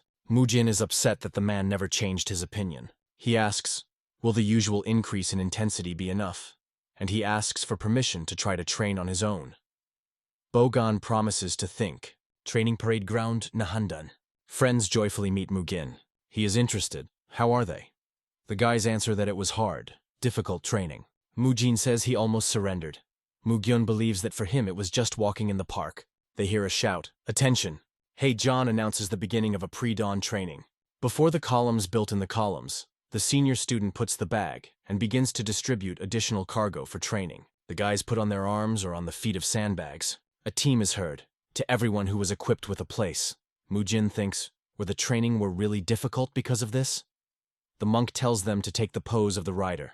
Mujin thinks that the training as it was and remained not correct, and now it has become also twice as difficult. And while the rest were sweating, he found another use bags. He decides to use them instead of dumbbells, but they have a bad balance in keeping them uncomfortable. However, at this age, the body of the bodybuilder does not need, so it will come off. The monks notice that Mujin is strangely training and ask the question, does he really not feel the atmosphere that reigns on the parade ground? Boan comes forward. He goes to the boy. The monks rejoice that he will finally punish the arrogance. Boan is angry. He told the boy that training has changed and became more complicated, but he still plans to do it in his own way. But having looked closely, he thinks, he notices that sweat flows from the guy than the rest. Is it really more difficult than those that he came up with? But he decides to think about it later. He is more interested in the glow around the boy. Boan understands that this is Hangon. Hangon is a martial art that allows you to show superhuman power, going beyond your own physical capabilities. But this is possible only if a person is well acquainted with Qi and knows how to accumulate it in his body. The force that the Hu John demonstrated, destroying the stone, belongs to this category. It can also be used as a flight or fast movement. However, not everyone is given to master the Hangon. To do this, you need to go through a lot of tests and feel the stream of Qi, as well as master a certain breathing technique. Boan continues to watch the boy in surprise. He thinks that even though exercises were difficult, a new method of mastering Hangon appeared. Mujin performs extension over his head. Boan believes that so the muscles of the upper hand work simply perfectly. In the early morning, while everyone was tormented with complicated and incorrect training, Mujin, the only one, used sandbags instead of dumbbells. The guy thinks that even hunting can be an extreme training. By increasing the muscles of the hands with lateral lifts at this age, he uses his capabilities at the maximum. Mujin, smiling, performs exercises. Noticing his strange pose, several young monks stared at him in surprise. Boan watches the boy with a slightly different look. He continues to watch incredulously and still convinces that he was not mistaken. This is definitely Hangen. He does not understand when the boy began to practice him. Boan asks the guy to stop. Mujin asks, why did he call him? The man asks him to follow him, and he adds that he has a request. Hey John believes that Boan is right. This is the unmistakable Chi Hangon. Mujin asks. They are wondering when he learned this. He believes that this happened when he was in a cave. However, if he tells the truth, then it would look as if he was not busy there, but brazenly loomed. The guy says that he first learned this today. He begins to brazenly lie that in their family, special attention was paid to breathing technique. And he was so glad of training that here it was, somehow it happened. Mujin adds that the practices of his family and the local breathing technique are similar, so he took a chance. Men are struck by his words. Hey John thinks that initially Hangon is a step, achievable only after mastering the spiritual improvement of the Buddha. This is a basic mental technique, the development of which usually takes several years, so from newly arrived students now few can do it. Usually, having mastered the technique of improvement, a person immediately proceeds to the next stage. After all, it is much more effective to focus on a higher level technique for an hour than to engage in a Hangon for 12 hours a day. But if someone like Mujin learns Hangon just a few days after the development of the improvement of the Buddha, then he will be able to accumulate chi faster, and even master the advanced techniques, doubling strength. Hey, John is sure that if the boy suffered Hangon at such a young age, he will definitely be able to succeed in higher level techniques. He dares to ask Mujin. He is interested in, can the boy use Hangon freely now? He responds in the affirmative, but adds that only if he practices his family's exercises. He asks, can he return to training? The guy hears how the friends who ask Mujin are talking. Will he do it today? He answers in the affirmative, and asks him to help. Mujin is surprised to realize that they are engaged in the technique of lengthening tendons. The guys say that they did it even in his absence. Yul says that Mujin and Mugun considered it interesting, so he showed them. The Gene says that now, after classes, he feels easier, although doing this a little painful. The guy thinks that he taught this a friend, and he began to train others. In the works, Yul was not very mentioned. He even forgot about him. Mujin thinks that the boy does not really love physical exercises. He seems to him talented and stupid at the same time. The guy believes that he is unlikely to become a master. Perhaps he does not even know the position of vital points. He decides to find out later. Mujin turns to Mugun with a question. What about him? He clarifies. What did the boy practice? Yul says that they somehow began to study, but the guy said that he had a wooden body and it is pointless. Mugyun asks him to shut up. Mujin asks. He does not deal with because he considers his body a wooden one? Mugun shouts that he is really slow. The guy believes that the lack of flexibility is not a crime. Mugun just needs to do more. He cannot believe his words. Mujin says he's not going to scold anyone. Moreover, people who do not appreciate other people's efforts are discharges. Mugyun represents how other boys admire that he is so big.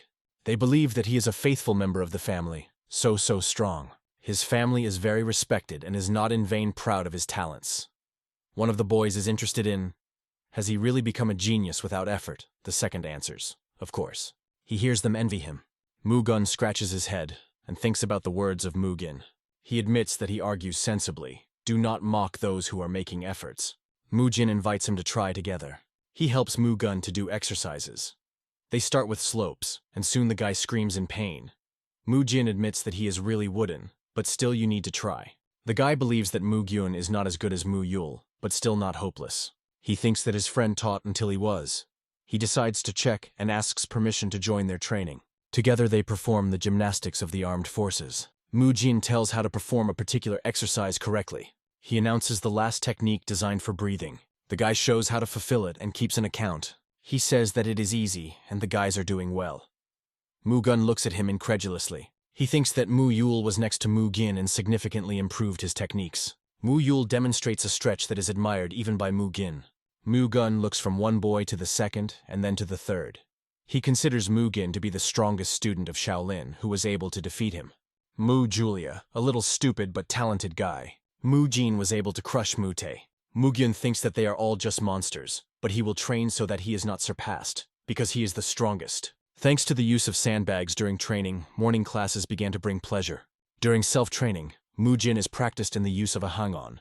Thanks to breathing, he accumulates more and more internal power and gradually becomes more and more. From time to time, he is engaged in stretching with the guys. Monks pay attention to Mujin. They believe that he became wider in his shoulders. The guys are sure that this is because of the unusual exercises that he does with his friends. On that day, the schedule of classes took place. In the morning training, they were announced that now that most students have mastered the spiritual improvement of the Buddha, they are moving on to the next stage, the use of internal energy. Hey, John asks two monks to go forward to demonstrate. He says that firstly, you need to collect internal energy in the lower abdomen and move it up through the points of Sis, Junwan, and Juk. Then, 70% of energy should be directed to the point of the shoulder of John Yu, and the remaining 30% on the opposite hand. Mujin tries to follow his instructions. He is trying to divide energy into 70% and 30%. He recalls consistent strikes. The guy performs 3 continuous blows. He thinks that this is the use of acupuncture points with internal energy to strengthen each part of the body. The reason for the distribution of energy is to maintain body balance. However, when internal energy increases, it will be difficult to cope with it, using only the left hand for this. We will have to give strength to other parts of the body. For example, to use the first form of a sequential blow. Hey John, watching the training, says that you need to direct the energy to the lower body. Mujin thinks. This means that it is impossible to focus only on his hands. You need to give energy and legs. He understands that it is necessary to control the whole body. The guy realizes that it is more difficult than it might seem at first glance. He thinks, how much does it need to train in order to instantly reach the desired state in real battle? The guy pays attention to the friend. He cannot understand how to perform this technique. Mujin asks him to stop. He is interested. What does the boy do?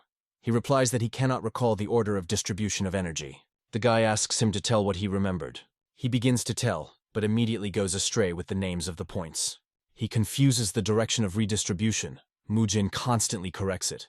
Muyul is puzzled by the back of the head. The guy thinks that this is hard for a friend.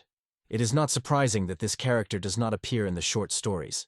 He decides to explain everything easier for him. Mujin asks him to forget about the names.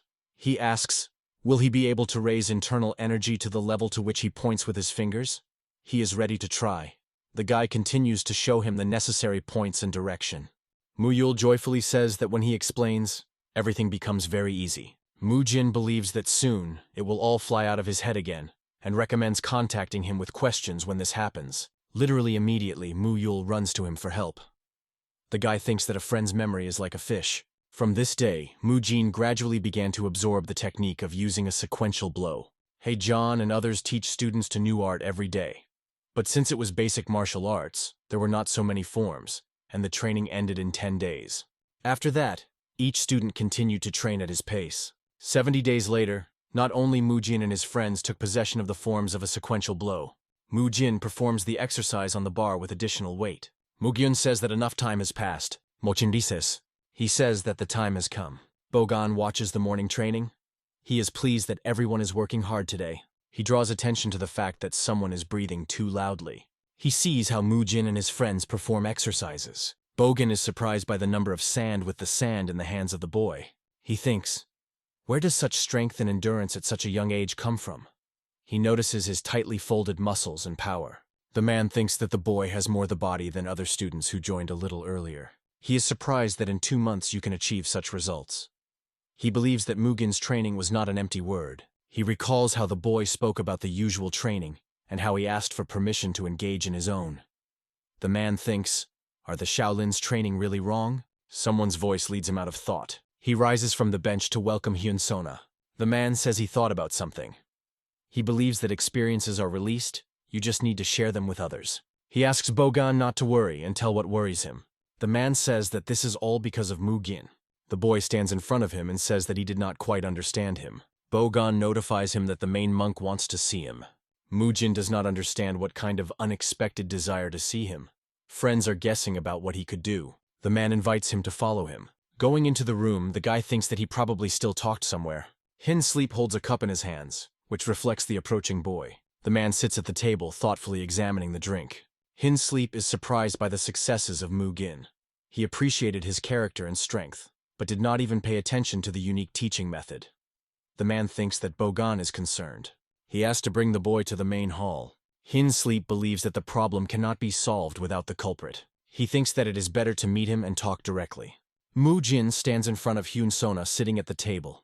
He expects a man to tell him. He is surprised that Hin Sleep tears him away from classes, and then he just looks at him, without saying anything, a few minutes. Then he understands that most likely he studies his body, considers each part, every detail. He's a little embarrassed. He believes that he still does not have a muscles, and the boy carefully strains his hand so that the muscles are more embossed. Hin Dream asks, "What is he suddenly?" The boy says he just wanted to pose. The man notices that they had not seen each other for a long time. Mujin agrees with him, because for the first time they met after that story with a fight. The guy recalls this, if not the most pleasant event. He is interested. Was he called here because of this? Hin Dream replies that he called him in order to check something personally. And now when he saw him, he has no doubt. He heard that his body is developing much faster than other students. It turned out to be true. But this is not the only reason why he is here. His amazing growth is associated with the family teaching method that he practices. The guy believes that a man leads to the fact that he needs to stop his training and start studying by their methods. He asks, does he want to check whether his methods are really better than training Shaolin? Hin Dream replies that Shaolin is not an isolated place, and he is ready to change. He has a proposal for the boy. Mujin recalls Heijan, and believes that the temple is unlikely to be ready for changes. The man says that the reason why their millennial Shaolin live to these days lies in the fact that they retain their essence, correcting the shortcomings and choosing the best. Sometimes softly, sometimes decisively. Hin Sleep says, if the boy proves the benefits of the method of teaching his family, then they will consider the possibility of his adoption. He clarifies what he is now talking about his training. The guy cannot believe that they can agree to his teaching method. The head of the Nahan Hall before becoming a master of art was a monk striving for Buddha. And now he will have to make an important decision for Shaolin's development. The introduction of the Mujin training method is something similar to the adoption of the call. But the man decided to first try out the new methodology in Nahan, where younger students study. However, in the event that a failure occurs, Hyun's son will have to answer before the Council of the Temples. And yet, for the sake of the future Shaolin, he wants to take a chance. He thinks that if this teaching method is really effective, their millennial Shaolin will become even stronger. Mujin asks, why is he? Hin Dream looks at the boy in bewilderment. The guy says that there are 70 entry-level students here, and he himself needs to study. In addition, due to previous incidents, many consider him crazy. They will not follow the instructions of the one who is considered abnormal. He thinks that he is still beneficial to teach primary-level students.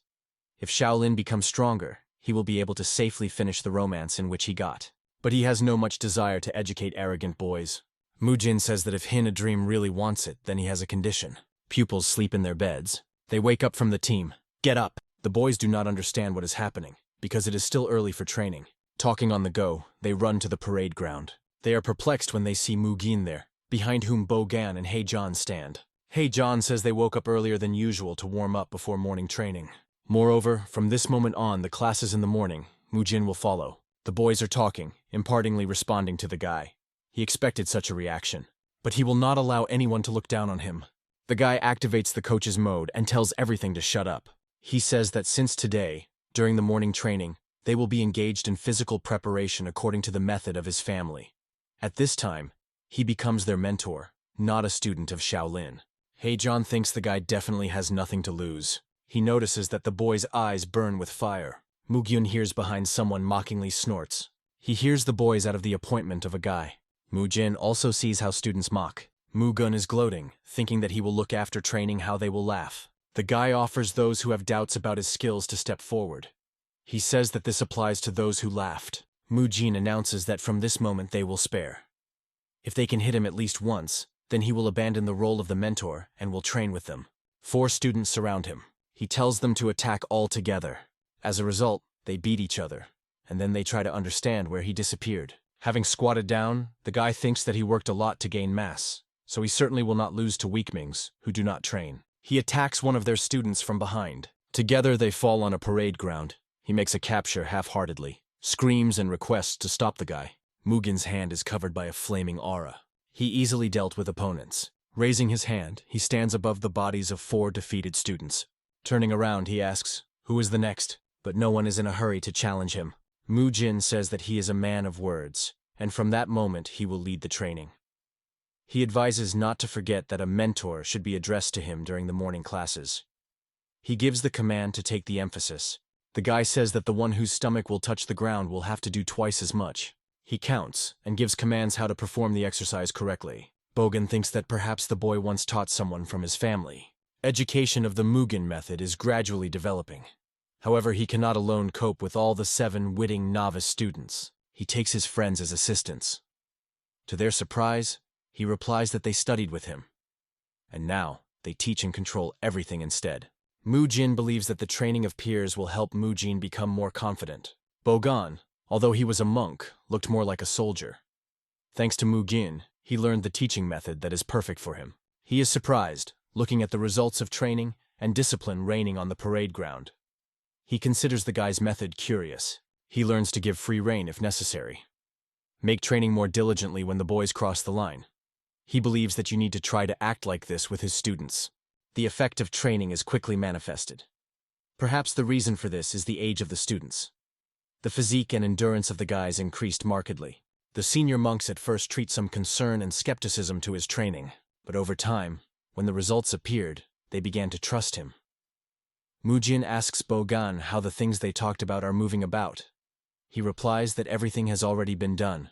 Looking where the man pointed to him, the guy is delighted. This is exactly what he asked Hyunsong in exchange for training with students. A stand for the bar itself, and the discs. Power stand and set for bench press. He is alarming that everything except the iron bar is made of wood. But everything should be in order, because the weight on them is still light. He thinks that you can use sandbags and logs as dumbbells. In fact, even with the help of 3 assistants, it is difficult to constantly train 70 people. The guy does not have enough time for his own training. Therefore, he asks to manufacture equipment to order. He thinks about the 3 great exercises of Murim. He is sure that young monks can become stronger with these shells. Mujin is delighted with one thought: how the muscles of his chest and hips grow. 4 months later, thanks to constant training, the body of Mujin has changed a lot. The total weight of the bar and the discs that he now raises is about 90 kilograms. Mujin, who is 13 years old, is growing rapidly and can already do this. A guy with a bar on his shoulders performs squats. Having made 12 approaches, he lowers the shell to the ground. Then he examines the muscles on his hands. Now the total weight for 3 main exercises is about 230 kilograms. If you count on each repetition, then perhaps it will turn out about 300. Every day he experiences a sense of satisfaction. Studying with other students and not neglecting himself, Mujin finally lives a full life. This continues until the onset of autumn. And then, when the first snow fell, when fresh herbs appeared, 20 young students left the Shaolin temple. These were children who could not master martial arts during the year. Heijan says 50 children left this year. Hin Sleep replies that it took less than a third compared to last year. The head of the Hall of Nahan is sure that this is thanks to the training of Mugin. Hin Dream has become a faithful supporter of his teaching method. He plans to install additional reinforced bars and benches, equipment for the bench press. Having received significant benefits from Mugin's methods, Hin Sleep hopes that simulators will be delivered in large quantities. But even in the great temple of Shaolin, there was a limitation in money. Fortunately, the way out was found. When practicing Buddhism for about 5 years probably, you should not hope for someone's help, Hindream thinks. He wants the exams to come faster than expected. Exam in the mountains, the last check and selection of permanent students. If the results of the training of the Mugin method are proved in this exam, then you cannot worry about the new equipment. Mujin increased by 10 centimeters over the year, and reached a general indicator of 400 in 3 main types of exercises in 12 approaches. Excessive muscle extension can interfere with movements in battle, so he developed his muscles only to the level that is good for its use. It looks like those who are called bodybuilders. Now his muscles are developed differently than that of a fitness trainer. And while Mujin was busy training, Hin Sleep went to the abbot to discuss an exam that would take place 5 days later. The abbot says that rumors reached him that this time there were much more students in the temple. Hin Song, looking at the decoration of the office, replies that this is thanks to the rector himself. The gray-bearded old man believes, since he says so, it means that he is confident in his abilities. Hin Dream asks him not to even doubt it. He wants to warn that this exam will differ from the previous ones. Hnei Chung, the main abbot of the temple Shaolin, replies that he will be looking forward to. Time passed, and the day of the exam has come. High-ranking guests gathered in the Nahan Hall. Usually there were much fewer people. However, this time, thanks to Mujin, 49 children reached the test. Apart from those who decided to leave for secular students, there are only 42 of them. Hin Dream believes that they should not be the only ones who see this wonderful event. Hey John agrees with him, not without a hype. One of the students asks the mentor, "Is it possible that the head of Hin Sleep only because of sympathy has left so many students?" But the man replies that this is unlikely. Hey Gel, deputy head of Shaolin, says that Hin Sleep personally visited him yesterday, and said that these students are exceptional. He asks the guy to look where they are standing, and he says that these are the very children who are passing the exam. He cannot believe it. They are not very similar to children. He says that, only by looking at their physique, we can assume that they are at a different level of student. Hin Dream welcomes guests. He says that given the large number of young monks who have to go through the exam today, you should not delay the greeting, and gives the command to start. Mujin reassures the friends, asking not to overdo Mugun and not to nervous Mujin.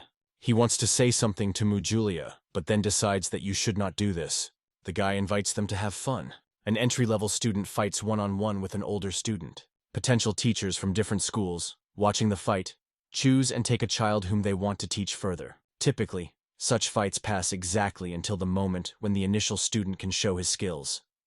But this time, the abbot cannot believe that the battle between the younger and senior students is taking place.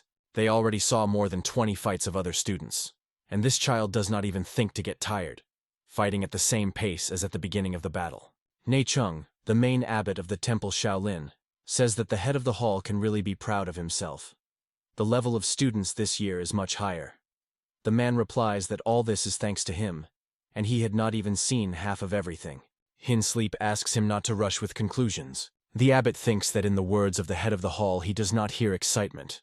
The abilities of the guys must be really good. He decides that it is worth observing more. Hin Song announces the release of the next student, Mu Julia. Mujin asks a friend, "Does he remember what they talked about before?" He replies that he advised them to have fun. The guy says everything is right. Mu Yul in a hurry to take his place on the parade ground. He is waiting for an announcement of the beginning of the battle. The team sounds, and he rushes on the attack. The monk thinks that he clearly mastered 10 circular exercises and 14 exercises of the style of a small red tiger. And he decides that in this case you can proceed with the assessment of the mastered military techniques. He wants to check the abilities of Mu Julia to improvisation and methods of using military equipment. The boy sees a gap in defense of the enemy. He rushes forward, his movements are extremely fast. Mu Yul brings his hand to strike. The monk cannot believe that an entry-level student can move like that. And at that moment when the enemy decided that Mu Yul was caught, he cleverly evades a blow. The monk thinks that the boy is swivel, how already. Spectators cannot take their eyes off their confrontation. Hegel delights Mu Julia to control his body. He thinks that the boy is moving instinctively, like an animal. He believes that this guy has a flexible and unique body, which instantly reacts to his instincts. Hegel, turning to his student, asks him to look carefully. He says that this child must become his follower. The man thinks that the boy will fit perfectly into their martial arts school of 5 fists. The fight is over. Mujin thinks that the animal flexibility of Mu Julia is definitely a gift, and he thought for a long time how to improve it. Mu Yul, concentrating on the bloody ways and streams, confused in his arms and legs. Then he instructed him to train only the formations between the techniques, ignoring the streams. The boy thanks the enemy for the duel. Mujin continues to recall, as a result of his recommendations, Mu Yul firmly remembered the movements of the technique and the flows of internal energy in his body. He believes, if it does not work with his head, remember with muscles. Hana Young asks Hyun Song, how did he manage to raise the level of training of young students like that? He is interested in, did the man secretly give them the holy scriptures? Hin Dream laughs in response and says that it is too early to be surprised. A student of the initial level of Mugun is called to battle. Mujin advises him not to be nervous. Mugun replies that he is calm. Spectators do not believe that in front of them is an entry-level student. They believe that he will have been growing. The opponent of the guy, looking at him from the bottom up, thinks, "How can a young monk have such a growth?" Mujin reflects that for the sake of this day he withstood the most difficult training for 2 years. He decides that he will never lose. As soon as he heard the signal about the beginning of the duel, he rushes to the attack. A friend asks Mujin about what he thinks about Mugun. He recalls that, despite the outstanding physique, which is definitely a plus, his body was like wooden. Therefore, they focused on stretching, and then increased the muscle mass. Its perseverance was added to this. And now Mugun is an impenetrable and attacking tank. The monk thinks that although he is a judge for beginner students, but if he continues to restrain himself against such a power, he will definitely be in the next world. He believes that it is necessary to increase internal energy and continue the battle. His fist, covered by a fire aura, is aimed at Mugun, but the guy confidently resists his attack. He brings a fist to deliver a response. Guests freeze admiringly. They believe that this guy has incredible power, but attacks wisely using a strategy. He is the only one who fights on an equal footing with an older student. Behind the speaking men, a giant appears with a neckline on the neck. Monks welcome Ha Lady, a follower of the technique of the Buddha's hand and the real estate technique of diamond. They are interested in his opinion. The man says that you can see how the guy tries to reduce the number of extra body movements. He believes that this is an indicator of his diligence. Ha Dam Dam is sure that with this level he has every chance to continue to transfer their combat teaching. Mujin thinks that everyone is looking only at him. He wants to show himself even cooler, even stronger and fiercely. The enemy notices the gap in his protection. He hits his foot in the solar plexus of Mugun. Spectators freeze in disappointment. Someone says that the student loves to show off due to young blood boiling in him. He damn believes that the guy still needs to learn a lot, and he wants to personally teach him everything. Mujin is depressed by defeat. The enemy reassures him, saying that everyone is mistaken. Mujin says that now is his turn. He promises to return soon. Mujin thinks that the guy could not be completely cured after that skirmish with other students. Therefore, constant training was required so that he could suppress his madness and did not become a bloody monk from the novel. He considers Mujin as much more dangerous than Mujulia and Mugun. The guy uses an infinite number of techniques: 6 solar hands, a diamond fist, a stone stand, a stone finger. It is difficult to believe in the number of techniques that this guy took over. It seems that he knows absolutely everything. He is just a genius. Mujin mentally supports a friend. He believes that, not counting a little fright at the beginning, everything goes well. But in long battles, Mujin comes in taste and can no longer stop. Haigel stops the battle, but Mujin cannot stop. His face is skewed with anger. He feels fun and he likes it. Only a thought beats in his head: how fun it is. Mujin cannot believe that his friend still broke. Mentally, he begs Mugina to recover. A man takes a sip from a bottle. He thought that a feast was arranged here. But it turned out that today the entrance exam is simply passing. He admires how cleverly avoids the blows of Mu Yul. He thinks about Mugun that he will definitely like Mr. Haydam. But Mujin attracts his attention with his crazy look. The man watches the battle from the roof. He was interested in what was happening below, and he decides that the guy will be his. Mujin beats the enemy, and he falls on the parade ground. He wants to apply 18 commandments of Dhalma. Everyone freezes in horror. Suddenly, a man with a bottle in his hands appears between him and the enemy. He takes another sip. They will recognize him. This is a mentor, Higuan. Haydam is outraged that the man dares to drink at the height of the duel. He asks, "Is it really not conscientiously striving to enter the Hall of Repentance?" He replies that Mr. Haydam should understand that even jokes should have a limit. He would not dare, not offer him either. Haydam takes a bottle, and understands that it does not even smell like alcohol. He says that he does not deny the usefulness of a man to the temple, but at least some rules of decency must be observed. Hyunguan, addressing all those present, asks for forgiveness that he climbed in the midst of the battle. But he thinks that he needs to take this young man under the wing. The monks discuss the amazing skills of the boy, but it is believed that only Hyunguan, the head of the demon fighter detachment, will really be able to cope with his madness. He is the only one among the students of the monasteries who went beyond the do not kill law and went through Asura, who implies those people who had good intentions during his lifetime, but acted incorrectly. That is, he did good through evil. Hyunguan leads the group in which those who are ready for anything gathered to eradicate the most disgusting evil. The abbot is not sure that this is a good idea. If the boy begins to study under the leadership of Haiguan, opposing the demons, Can he take control of his madness? The man believes that the boy was simply created for them. Madness still does not leave Muen. Guan, laughing, says that he himself is shocked by what is happening. He never thought that he would take a boy more crazy. Having noticed Mugena and rejoiced at this find, Guan soon leaves the venue of the exam, as if he was never at all interested in what was happening. This situation excited those present a little, but soon everything subsided, and the exam continued. Only one person worries. He is very nervous. The senior student who conducts tests thinks, if these were monsters, then who will be the next? Mujin is called for battle. The monk, looking at the enemy, thinks that this guy looks good and probably good flexibility. He believes that at first glance he is a quite ordinary guy. Dream tells the abbot that, in his opinion, the best student of this set faces them.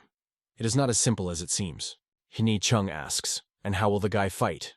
The man replies, if the Mujin can be considered those who are able to collect and complete all the existing martial arts of Shaolin, then Mujin is the engine of the progress of martial arts. The guy, like his friends, went through serious training. Boan approaches Mujin, sitting in a lotus pose on a stone. He says that he has some difficulties with inner strength. Therefore, he hired to work out on the street to work out techniques and ventilate his head. Boan replies that he has already mastered the Chupungak, the entry-level technique of fast legs, and Kugunbo, combat steps. The guy says that he began to think about practice. Boan is interested. Has he really reached higher technology, the liberation of the mind? Mujin replies that he has not yet. He had difficulties during the practice of this technique. Usually everything goes smoothly, but sometimes he just doesn't work out. The man asks, when exactly? In response, he hears that this happens when the guy holds his breath and is in a deep dream. Boan does not understand anything. He is sure that nothing should work out in these conditions. The guy continues to complain that, as it turned out, there are much more moments of breath holding than it seemed to him initially. For example, when he eats or drinks. Boan clarifies, does this mean that he reflects on how to maintain internal energy even during sleep and eating? Boan thinks that in every genius there is a certain share of madness. The guy cares about what he himself never even thought about. He asks, did Mujin ever hear about iron robes? The guy is interested. Isn't this a low-grade technique used by ordinary mountain robbers? Boan says that initially this was one of the main techniques of martial arts. It allows you to strengthen the body and protect against attacks of other techniques and metal weapons. At one time she was very popular, but then they began to use it less and less. The reason was that it does not help very much in the fight against masters who have reached a high level. She is not able to protect from their sword or strong energy, so the technique itself gradually outlived itself. To the question of Mujin, why then he spoke about her at all? Boan replies that this technique strikes the skin, thereby tempering it and making as strong as steel. But this is only half the truth. True iron robe allows you to absorb energy through the skin. In the questioning view of Mujin, he continues the explanation. The technique began to lose its former glory when the students who did not master it left the temple and thereby distributed an incomplete version. Mujin thinks. It turns out that if he seizes this technique, he will be able to absorb internal energy at any time. And if you combine it with physical training, you can even double this effect. Boan says that nevertheless, the technique was originally created in order to absorb energy with the skin, thus making it more durable. Mujin is perplexed. Then why does he need her? But then he begins to understand. If he combines the combat equipment of iron robes and his training as a fitness trainer, then perhaps it will find it more effective use. Mujin has an incredible talent to master the technique behind the technique and wind it on the mustache that he encounters. To continue training, it is necessary to master 3 main techniques of the entry level and higher during the year. And Mujin reached the highest level in all of them. But although he is in speed and overtakes his peers, he had to learn much more. He believes that, most likely, he so easily achieved his goals, thanks to the experience of working as a fitness trainer. However, in the future, he is going to participate in battles, where it will be possible to rely only on his knowledge of original martial arts. Looking at him, Boan thinks that he had already come up with something. Mujin will always find a way out. The guy asks to teach him an iron robe. Friends, watching his training, are perplexed. Why does he beat himself? But then they decide that his behavior was always strange. Giving himself a slap in the face, Mujin thinks that he needs to well stimulate his skin. He should get used to iron robes, so he can find a way to make his released energy. Looking at the guy standing in front of him, the monk thinks, which student of the initial level can be released so much energy? Mujin believes that releasing a sufficient amount of energy, he creates his own impact collaboration. He wants everyone to see and appreciate his skill. The abbot reflects on the words of Hyun's son that Mujin is the engine of the progress of martial arts. He thinks that they usually say so about another person. The sky is illuminated by the colors of sunset. Two people are talking. One of them apologizes and says that he really wants to look at the exam. The second, turning to the interlocutor, the master, replies that he is not a burden, a monk rushing to the examination of the old man in the valley of the old man. An elderly man complains that because of him the road took a little more time. The guy replies that he perceives this as a long walk, so everything is in order. The old man asks him to squeeze through the crowd forward, otherwise he will not see anything from here. The guy says that he is still not competent enough to properly evaluate the students. He asks the master to see and make a decision instead. They see how they call Mujin. His perfect balance at such a young age is surprising. The old man cannot believe that this is the energy of the master Hagon. You can hear the command, to start. The guy's muscles are tense. The signal of the beginning of the battle was barely sounded. He rushed into the attack. His opponent thinks, truly an explosive attack. What is the art of this guy? Mujin applies 9 steps, and then the water of the guanin follows. Holding himself a scream, he uses the technique of a chain circle. His opponent is struck by such pressure. Mujin finishes the opponent with the technique of heart style. Having mixed the art of 9 steps and the technique of falling foliage, he was able to activate the power of the lower body. In addition, he used the principles of the technique of 6 guanin water movements to strengthen the center of the body and enhance the power of the blow. With the help of a chain circle, he strengthened his shoulders.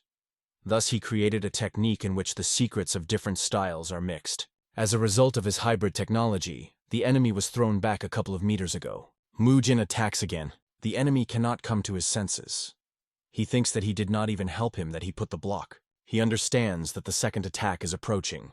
The monk needs to dodge the guy's fist. But evading, he realizes that it was a trick. Mujin captures the enemy's hand. The monk understands that it is better not to save on this guy. The old man thinks how unusual it is to cultivate such power with such miserable abilities. Analyzing the guy's behavior, he understands that, except for the chain circle, then this child fights, using only basic techniques. The styles of martial arts using legs include the style of wind and 9 steps.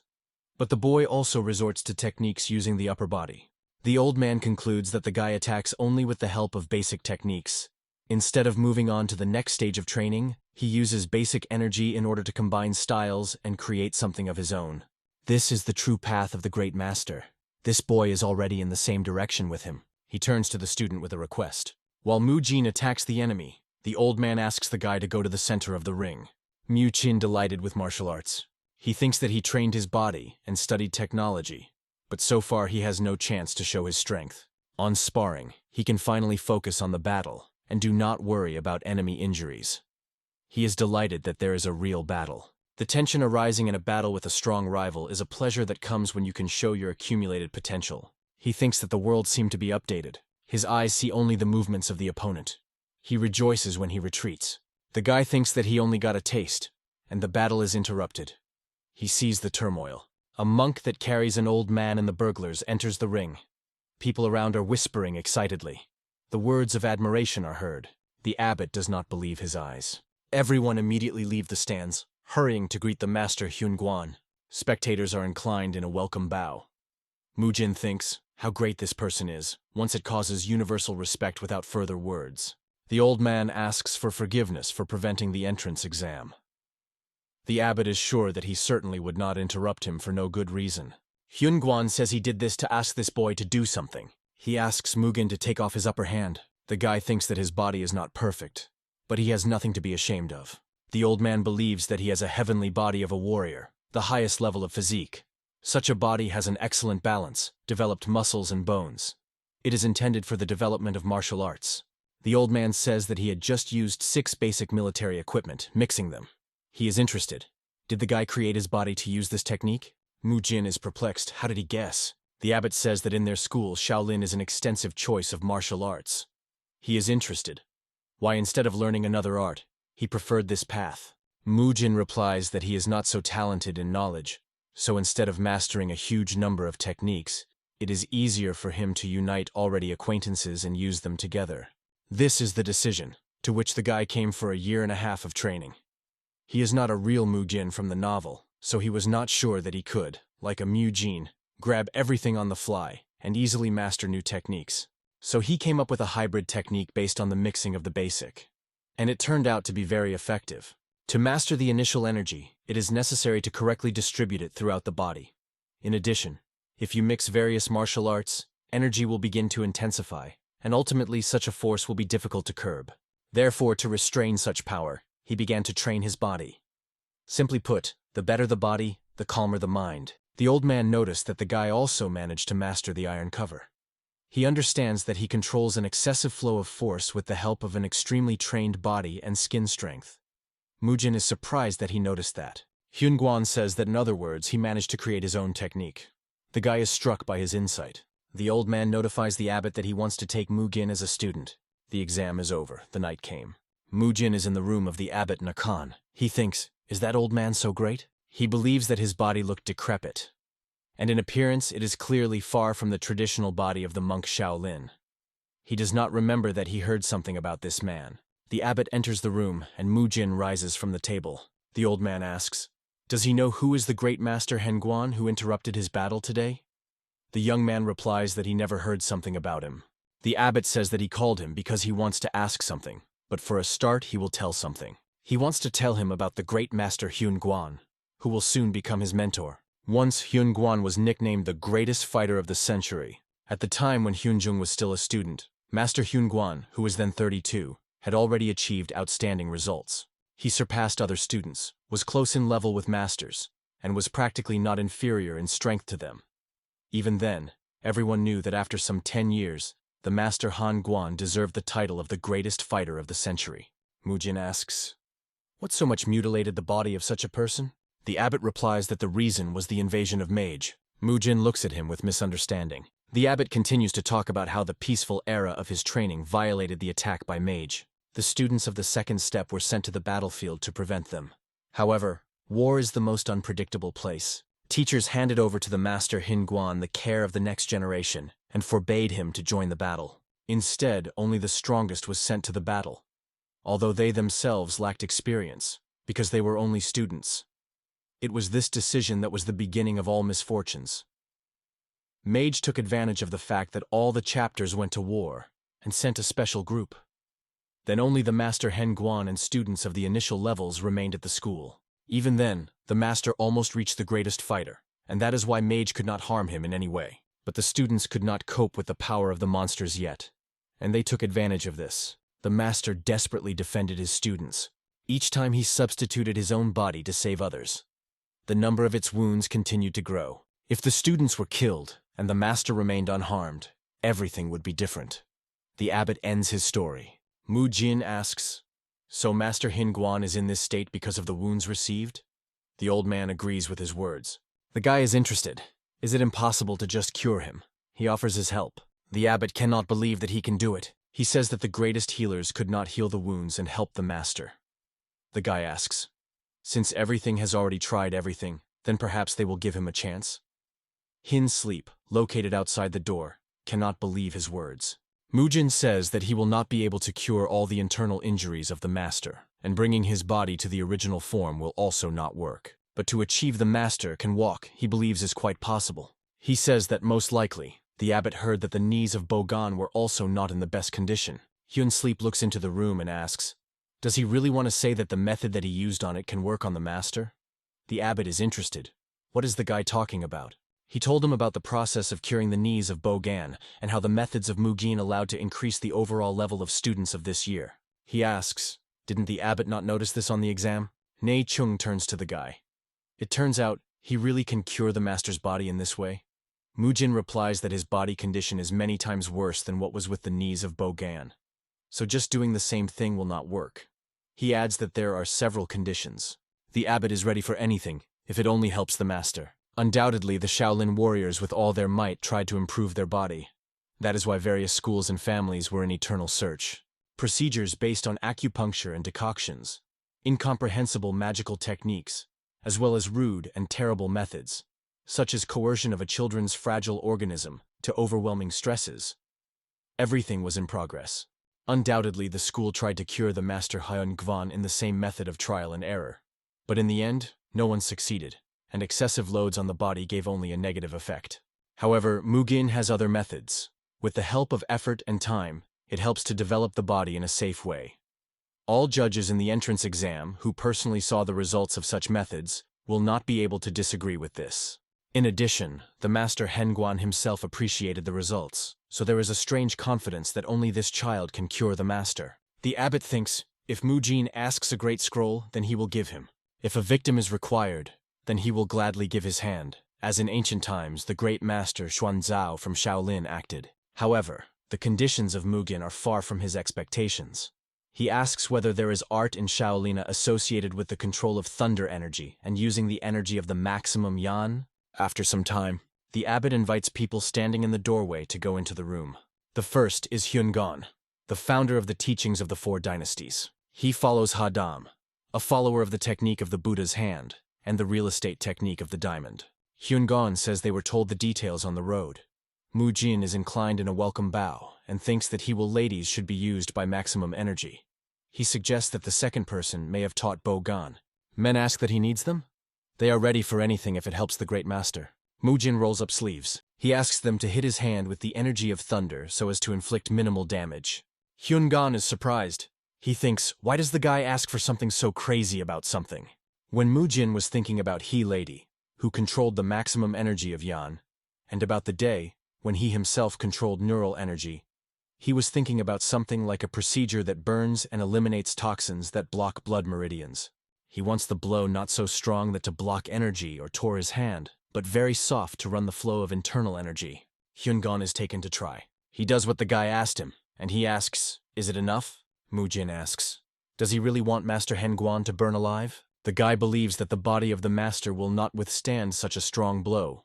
Power must be reduced somewhere half. Hyungan is annoyed that the guy provokes him and takes him weakly. Mujin thinks that the appropriate medical devices would be needed to treat such a case.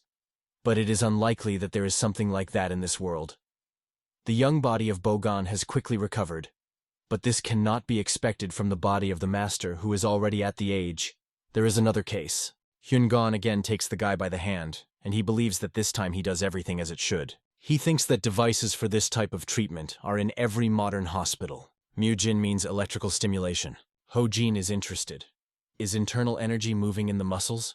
Mujin answers in the affirmative. He says that if you put a small impulse into the muscle, then this will contribute to the acceleration of metabolism and blood circulation, and can also increase muscle contraction and the size of muscle fibers. Hojin cannot believe in such a significant effect from stimulation. He asks, how long does it take to see the first results of treatment? The guy replies that it will definitely be said only when they try it on the master itself. But in a month, the first results will be visible. Ha-daima carefully listens to the conversation. Mujin wants to explain to the man what his task is. He also asks him to direct a small impulse. Hey-dam thinks that it would be good if his strength helped in the treatment of the master. He uses the protection of the divine guardian. Mujin grabs his hand and grimaces in pain. He asks not to warm his hand so much. The guy says that his palm should heat only slightly, like the sun that warms the earth. The man makes another attempt. Mujin asks to invest less strength and just maintain heat. He believes that now Ha-dam is doing everything right. The task of the first man is electrical stimulation. The second is the infrared therapeutic apparatus. He explains, when his energy is in contact with the skin, the effect of heat helps to relieve fatigue from the muscles and promotes blood circulation.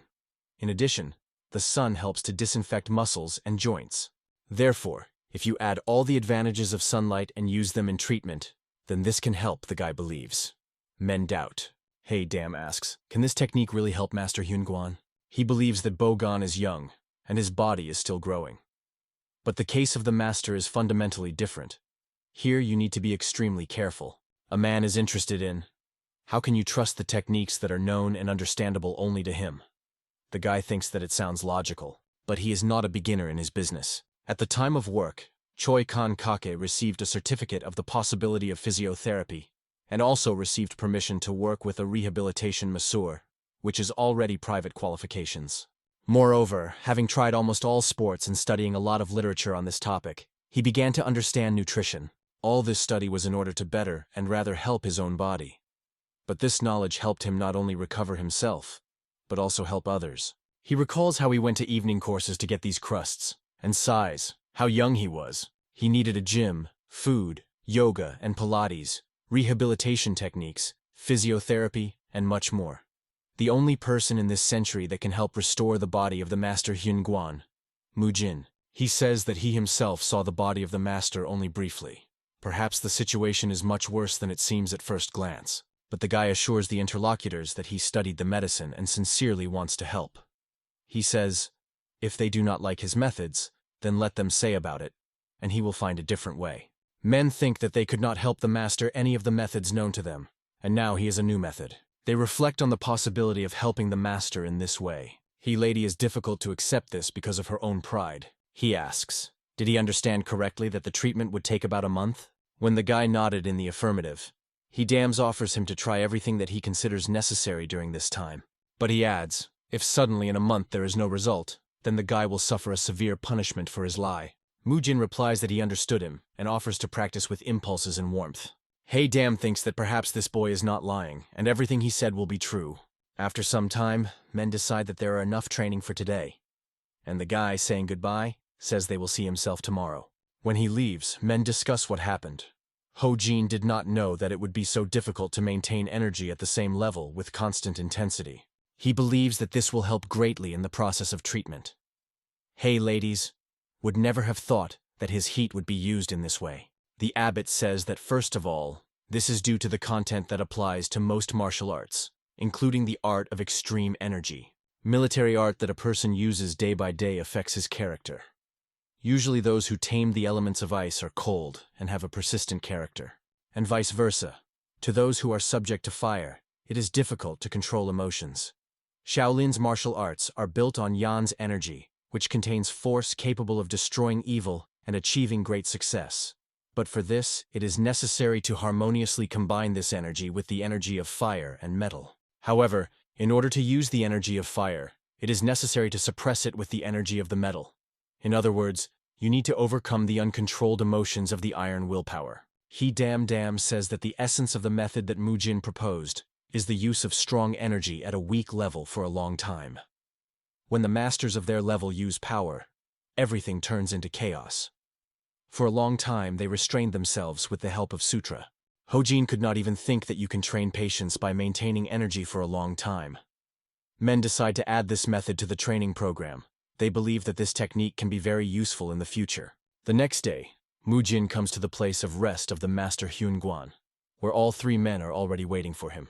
They welcome the student Popgan, and they notify him that they have a dealing with the master. The abbot, pointing to Mujin, says that perhaps he will be able to help restore the body of Hyun-guan. Popgan cannot believe what he heard. After that, a story about all those students who helped the guy's methods sounded. Mujin starts treatment. Having laid the old man on his stomach and finishing with preparations, he thinks that everything was much worse than it seemed to him. The guy begins the massage, thinking about how much time the old man moved on the back of another person. He continues to knead the body of Hyun-guan. Mujin thinks that there are almost no muscles, and those that have remained, the condition leaves much to be desired. He warns the master to scream when he hurts. There are many different vessels in the rack room. The guy thinks why the monks are such masochists and holding back a scream when it hurts. After they heated the old man's body with towels and removed the tension from the muscles, he decides to begin treatment itself. The first stage is a warm-up of muscles. Moving his foot and lower leg, Mujin gradually warms up and relaxes the muscles. He thinks that the body that, under the slightest incorrect movement, can suffer, is the same as an old vase covered with cracks. After the body is grown, you can move on. He understands that for full restoration, at least a miracle will be needed. The guy still believes that the main thing in this process is willpower. He does not take his gaze from the body of the master, and, it seems, nothing can distract him from the main process, treatment. But at some point, an incomprehensible sadness appears in his eyes. The guy remembers his grandfather, and promises himself that he will do everything in his power to make the old man better. Master Hyun-guan, while Mujin massages his leg, thinks that some suffering had fallen to the share of this guy. He does everything with some sad face, the old man notes. Mujin, turning to his companions, says that he finished today. Now the turn of men has come to demonstrate their skills. Thanks to yesterday's experiments, today it was possible to carry out light and electrical procedures without problems. The night immediately after the completion of treatment. Mujin, who became a local student, brought his things to the Hyunguan Hall. Lying in bed, the guy thinks in vain he decided that he had finally escaped from everyone after a difficult working day. It turned out that everyone is sleeping here in one hall. He thinks that if it is due to the fact that you need to constantly observe the state of the master, there is nothing to be done. But he was disappointed, because he hoped for a separate room. Mujin decides that you still need to sleep. Tomorrow a bunch of affairs again. But the thoughts that the master looks deplorable, and in this form is quite a long time, does not give him rest. He recalls his former life and a person by whom he misses. The guy really wants to see grandfather. He recalls as a child massaging his leg. Grandfather praises him and says that the pain, like his hand, was removed, and since everything is fine with him, the boy can go to rest. The guy asks the old man to rely on him. He promises to continue to study even more diligent, and do everything so that he does not hurt so much. Grandfather smiles and says that he is proud of him. He approaches the old man sitting in the kitchen and asks him permission to help him. Grandma is watching them. He recalls how they fell asleep together on the floor surrounded by books. Grandfather was already very exhausted by the disease. Then he supports the old man walking along with a mobile dropper. He sees the extinguished candles that he has associated with his grandfather's death. He recalls his portrait with mourning ribbons. Before his eyes, the day of the funeral stands. He thinks that all that he could support his grandfather and do his massage. Tears flow from his eyes. He mentally asks him for forgiveness for being too weak. Then he recalls how he is sitting behind the textbooks, and his grandmother asks, "In what institution does he intend to act?" The guy replies that he is not going to continue his studies. He has what he wants to do. He wants to be a military man. The guy believes that this is very cool, and wants to get into special forces. Already in form, he comes to his grandmother, saying that he became a civil servant and he has a job. He promises an elderly woman who will take care of her. He wants to do everything for her and for his grandfather. Training takes him a lot of time, and he has no time to visit his grandmother even for the holidays. He is involved in a special operation. Together with other guys in military uniform, he makes his way through the forest. The guy believes that now he can protect her. He will do everything that his grandfather did not have time. The guy thinks about his grandmother. A man approaches him and clarifies. In front of him is the ordinary Chokankek. He understands that something happened. He is informed of sad news. The trouble always comes unexpectedly. Now the portrait of grandmother is tied with mourning ribbons. In a black suit, he stands in front of funeral wreaths. He is sad, and he cannot do anything about it. Words sound in his ears. The only vacation provided to him will last 3 days and 2 nights. After all, not his parents died, but his grandmother. He was ordered as soon as he finishes, try to immediately return to the base. This is his civil duty. From these words, the guy's hand clenches into a fist. He tried so hard, and as a result, he lost everyone. Their group performs the next task. The guy is thinking that he wanted to do everything for his grandparents. An explosion is heard. Cho Kankan Hek, still a boy, sits next to the ghostly figure of his grandfather. The grandmother is nearby. The boy asks his grandfather, "Is it easier for him?" He offers to make him massage and asks for forgiveness for not doing it before. The old man, putting his hand on his head, says that his grandson was very purposeful. And because of his grandfather, he did not rest and worked without a ramp. The boy replies that this is a vacation for him. The guy is in bed. He hears the voice of his grandfather who is interested. Why is he crying? Mujin, catching the bed, mentally replies that he does not cry. He asks the master Hyun Guan what they will do. The old man recalls how the guy was talking in a dream. He said he was bored with grandfather. The master thinks that the boy is grunting some burden. Perhaps that is why he is so purposefully trying to help. Smiling, Hyun Guan says that henceforth he can call him a grandfather, if he is so more convenient. Mujin cannot believe what he heard. The old man invites him to try to contact him like that. The guy suspects that the master has planned something, and he tries to understand what he did wrong. He does not understand why Hyun Guan looks at him so warmly. But if the master orders, then you need to perform. The guy calls him a grandfather. He Dam and Hyun Gong, who entered the room, angrily ask how he dares to contact the master like that. The guy is trying to justify himself that he himself ordered him so much. The old man says that everything is in order.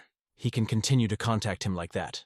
Nobody called him for so long, and even his mood rose from this. Although his request was surprised by Mugin, but his soul became a little warmer. Mujin hears how they turn to him. He raises his head, and in surprise listens to him that he should cut his hair. The abbot believes that compared to other students, his hair is not so long, but he has been walking like that for a long time. Is it time to cut them? He says that they completely drove him with training, and with the treatment of Master Hyun Guan. The guy does not even have time to rest. The old man asks to leave everything on them. They themselves will cope. And the treatment will be carried out exactly like yesterday, so it can go to rest. Mujin sorting out books on the rack and says that there is nothing here. He is furious that he did not find anything suitable. The guy is trying to find at least some excuse.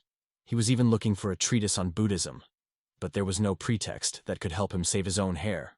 Mujin is upset. He was so diligently growing them. He was interested in the abbot.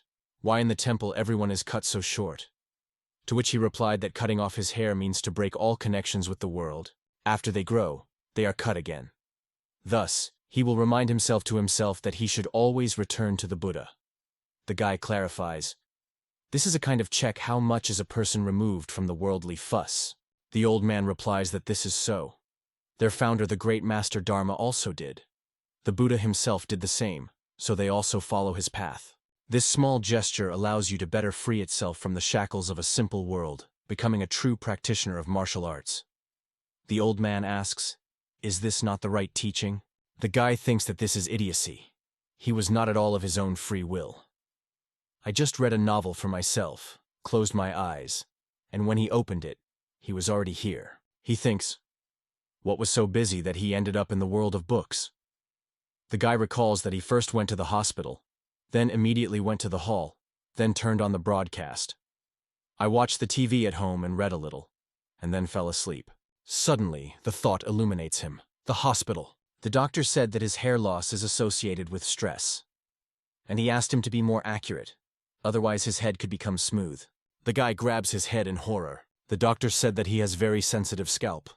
He tried very hard not to cut his hair again.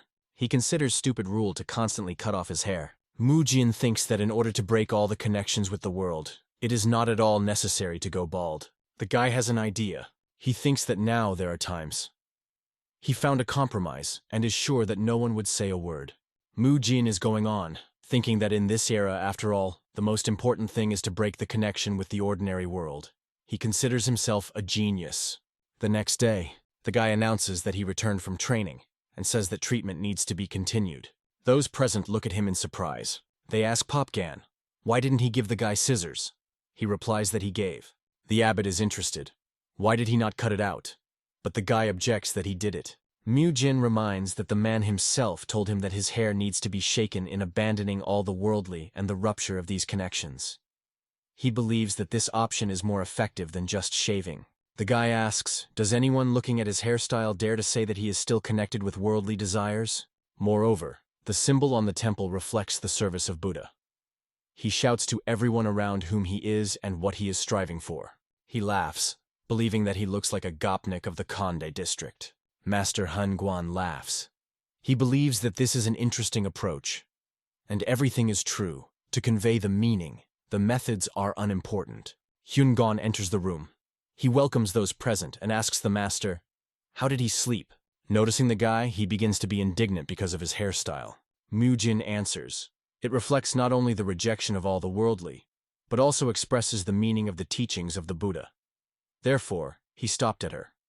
Grandfather also liked it, he adds. Hyun Gong believes that this is not possible. Hair growing on the body is like weeds in the garden. They reflect human sins and temptations. Cutting off the hair, they confirm that they chose the path of service to Buddha. Mujin replies that that's why he was cut. But the man does not emerge. He repeats that the wool remaining on a tight head of the guy only reflects the fact that he did not completely break the connection with the worldly vanity. The young man says, since he considers any hair on his face evil, does this not mean that you need to get rid of them not only on the head? Looking at the venerable elders, he continues to explain his point of view. Since the monks shave their hair on their heads so as not to cloud the mind, is it worth it to do this with the whole face, including eyebrows, mustache and beard? The old people do not know what to answer.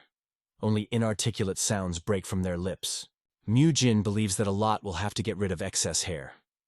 If you look at the images of the monks of the past, then they have no hair only on their heads, and the hair on the sides, eyebrows and beard are in place. He asks, it can still be only important that you break off the connection with the world, and not what kind of form you do this. Old people think about his words. They believe that Mujin is still right. The ancestors really had no hair only on their heads. They decide that although he did not get rid of all his hair, he shaved enough on the back of his head and sides, and also cut out the symbol. His unshaven head is no worse than them as illustrated by adherents to Buddha. Hyunguan asks Hyungon, what will he do now? He says that he sees how he does not want to lose his beard. He replies that if the guy's hair is no longer than the current one's, then let him do as he wants. Mujin says he understood everything. He is sure that they would never refuse their beards. As a result, they had to resolve his hairstyle. The next day, morning training time, Boan is interested.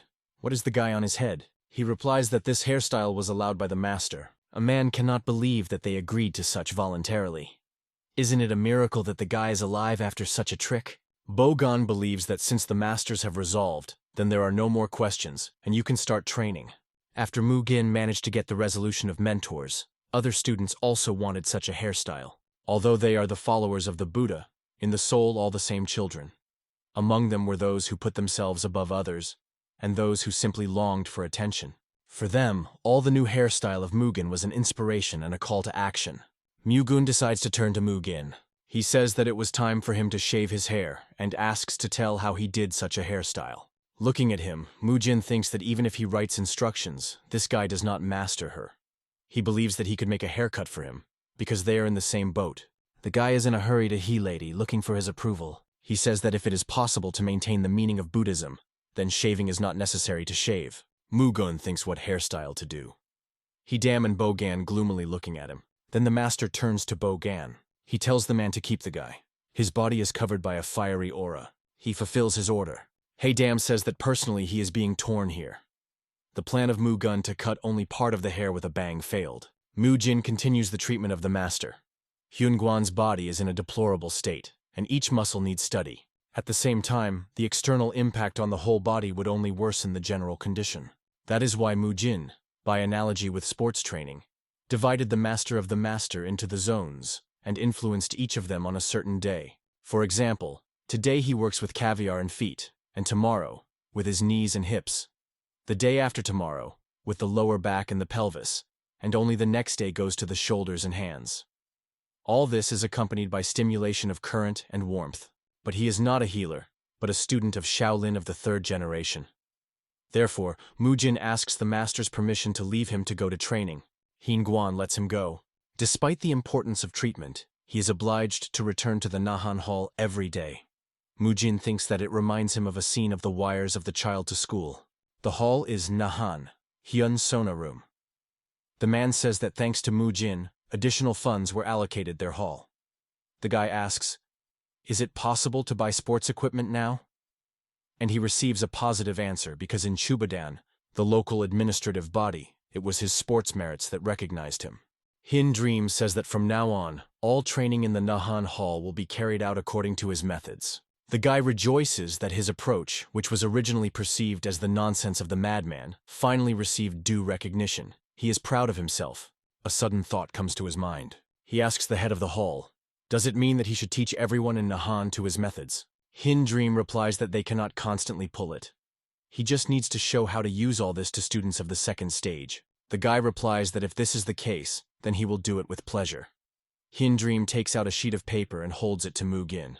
He asks him to describe in detail the whole inventory, which is necessary to embody his methodology. The guy thinks that if a new inventory appears, it will be possible to add something from modern exercises. Mujin asks, can he add objects not only for the Nahan Hall but also for other purposes?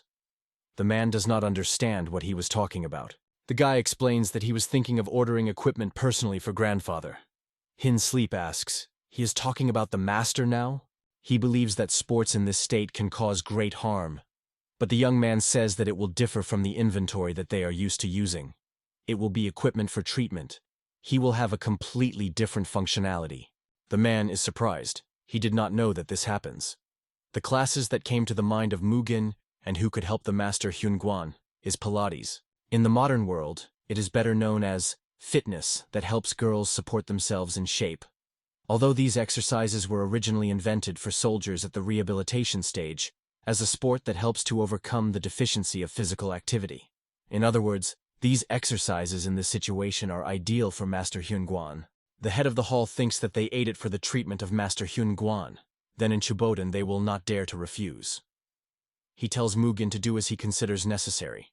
The guy begins to write but suddenly stops. He thinks, is it possible to make what he needs in this century? Fitness roller, elastic tape, spinal corrector, and most of the Pilates equipment are made of rubber, styrofoam, or plastic. But in this century, it is unlikely that this is. He understands that it is necessary to choose analogs and not to screw up. The guy thinks that a corset with the springs will be enough to replace the styrants. He knows that such materials can be quite expensive. Do they have enough funds for his idea? 2 hours later, Mujin finally finished the list. Friends say that he was late today, and his name is to eat. Mujin asks Mugul, where did his hair go? He told him how to make a haircut. But then he recalls that the mentor of Mugun, Higan. He encourages a frustrated friend. Then he is interested in how Mujulia is doing. He replies that everything is just fine with him, but he complains that he should devote himself to training, and the mentor begins to sigh heavily. The young man says that his master wants to meet Mugin. Ha-Gol raises his head over how to train Mujulia. He did not think that everything would turn out like that. The young man is often distracted by trifles. He learned one, he immediately forgot the other. Just teach him 2, how he will forget 10. The man believes that this cannot continue. If nothing is done, his technique of 5 fists will sink into the summer before. He recalls a smiling boy. The man thinks that Mu Yul is so kind that he cannot even increase his voice. He decided to ask the boy how he studied before. Mu Yul replied that Mujin helped him, and a little was assisted by Mugun and Mujin. Hagole recalls that Mujin is the boy who was taken under his wing master Hinguan. He wants to know the secret technique of a guy. The man says that he is going to meet with Mugin and asks, will Mu Yul will compose to him? Ha-Gol asks the guy, is his name Mujin? The young man is interested in a man. What is he doing here?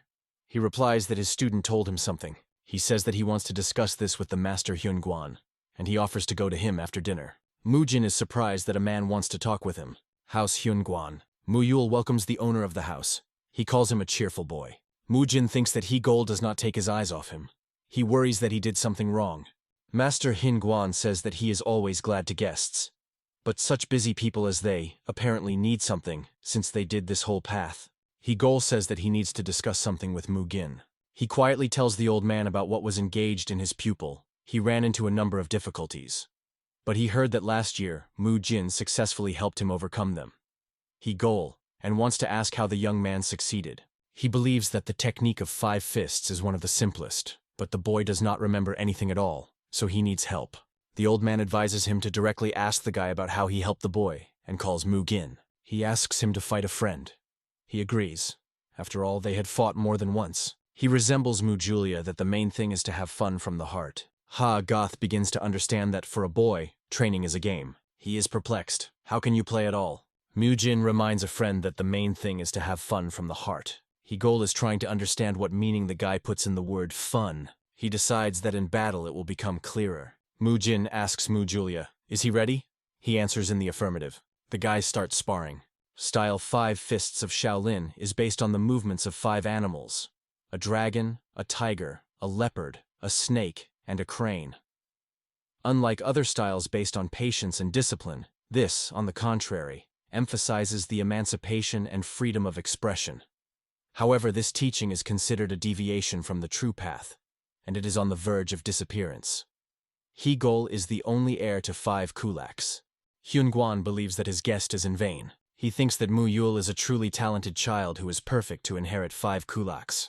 But He-Gol is tormented by the thought.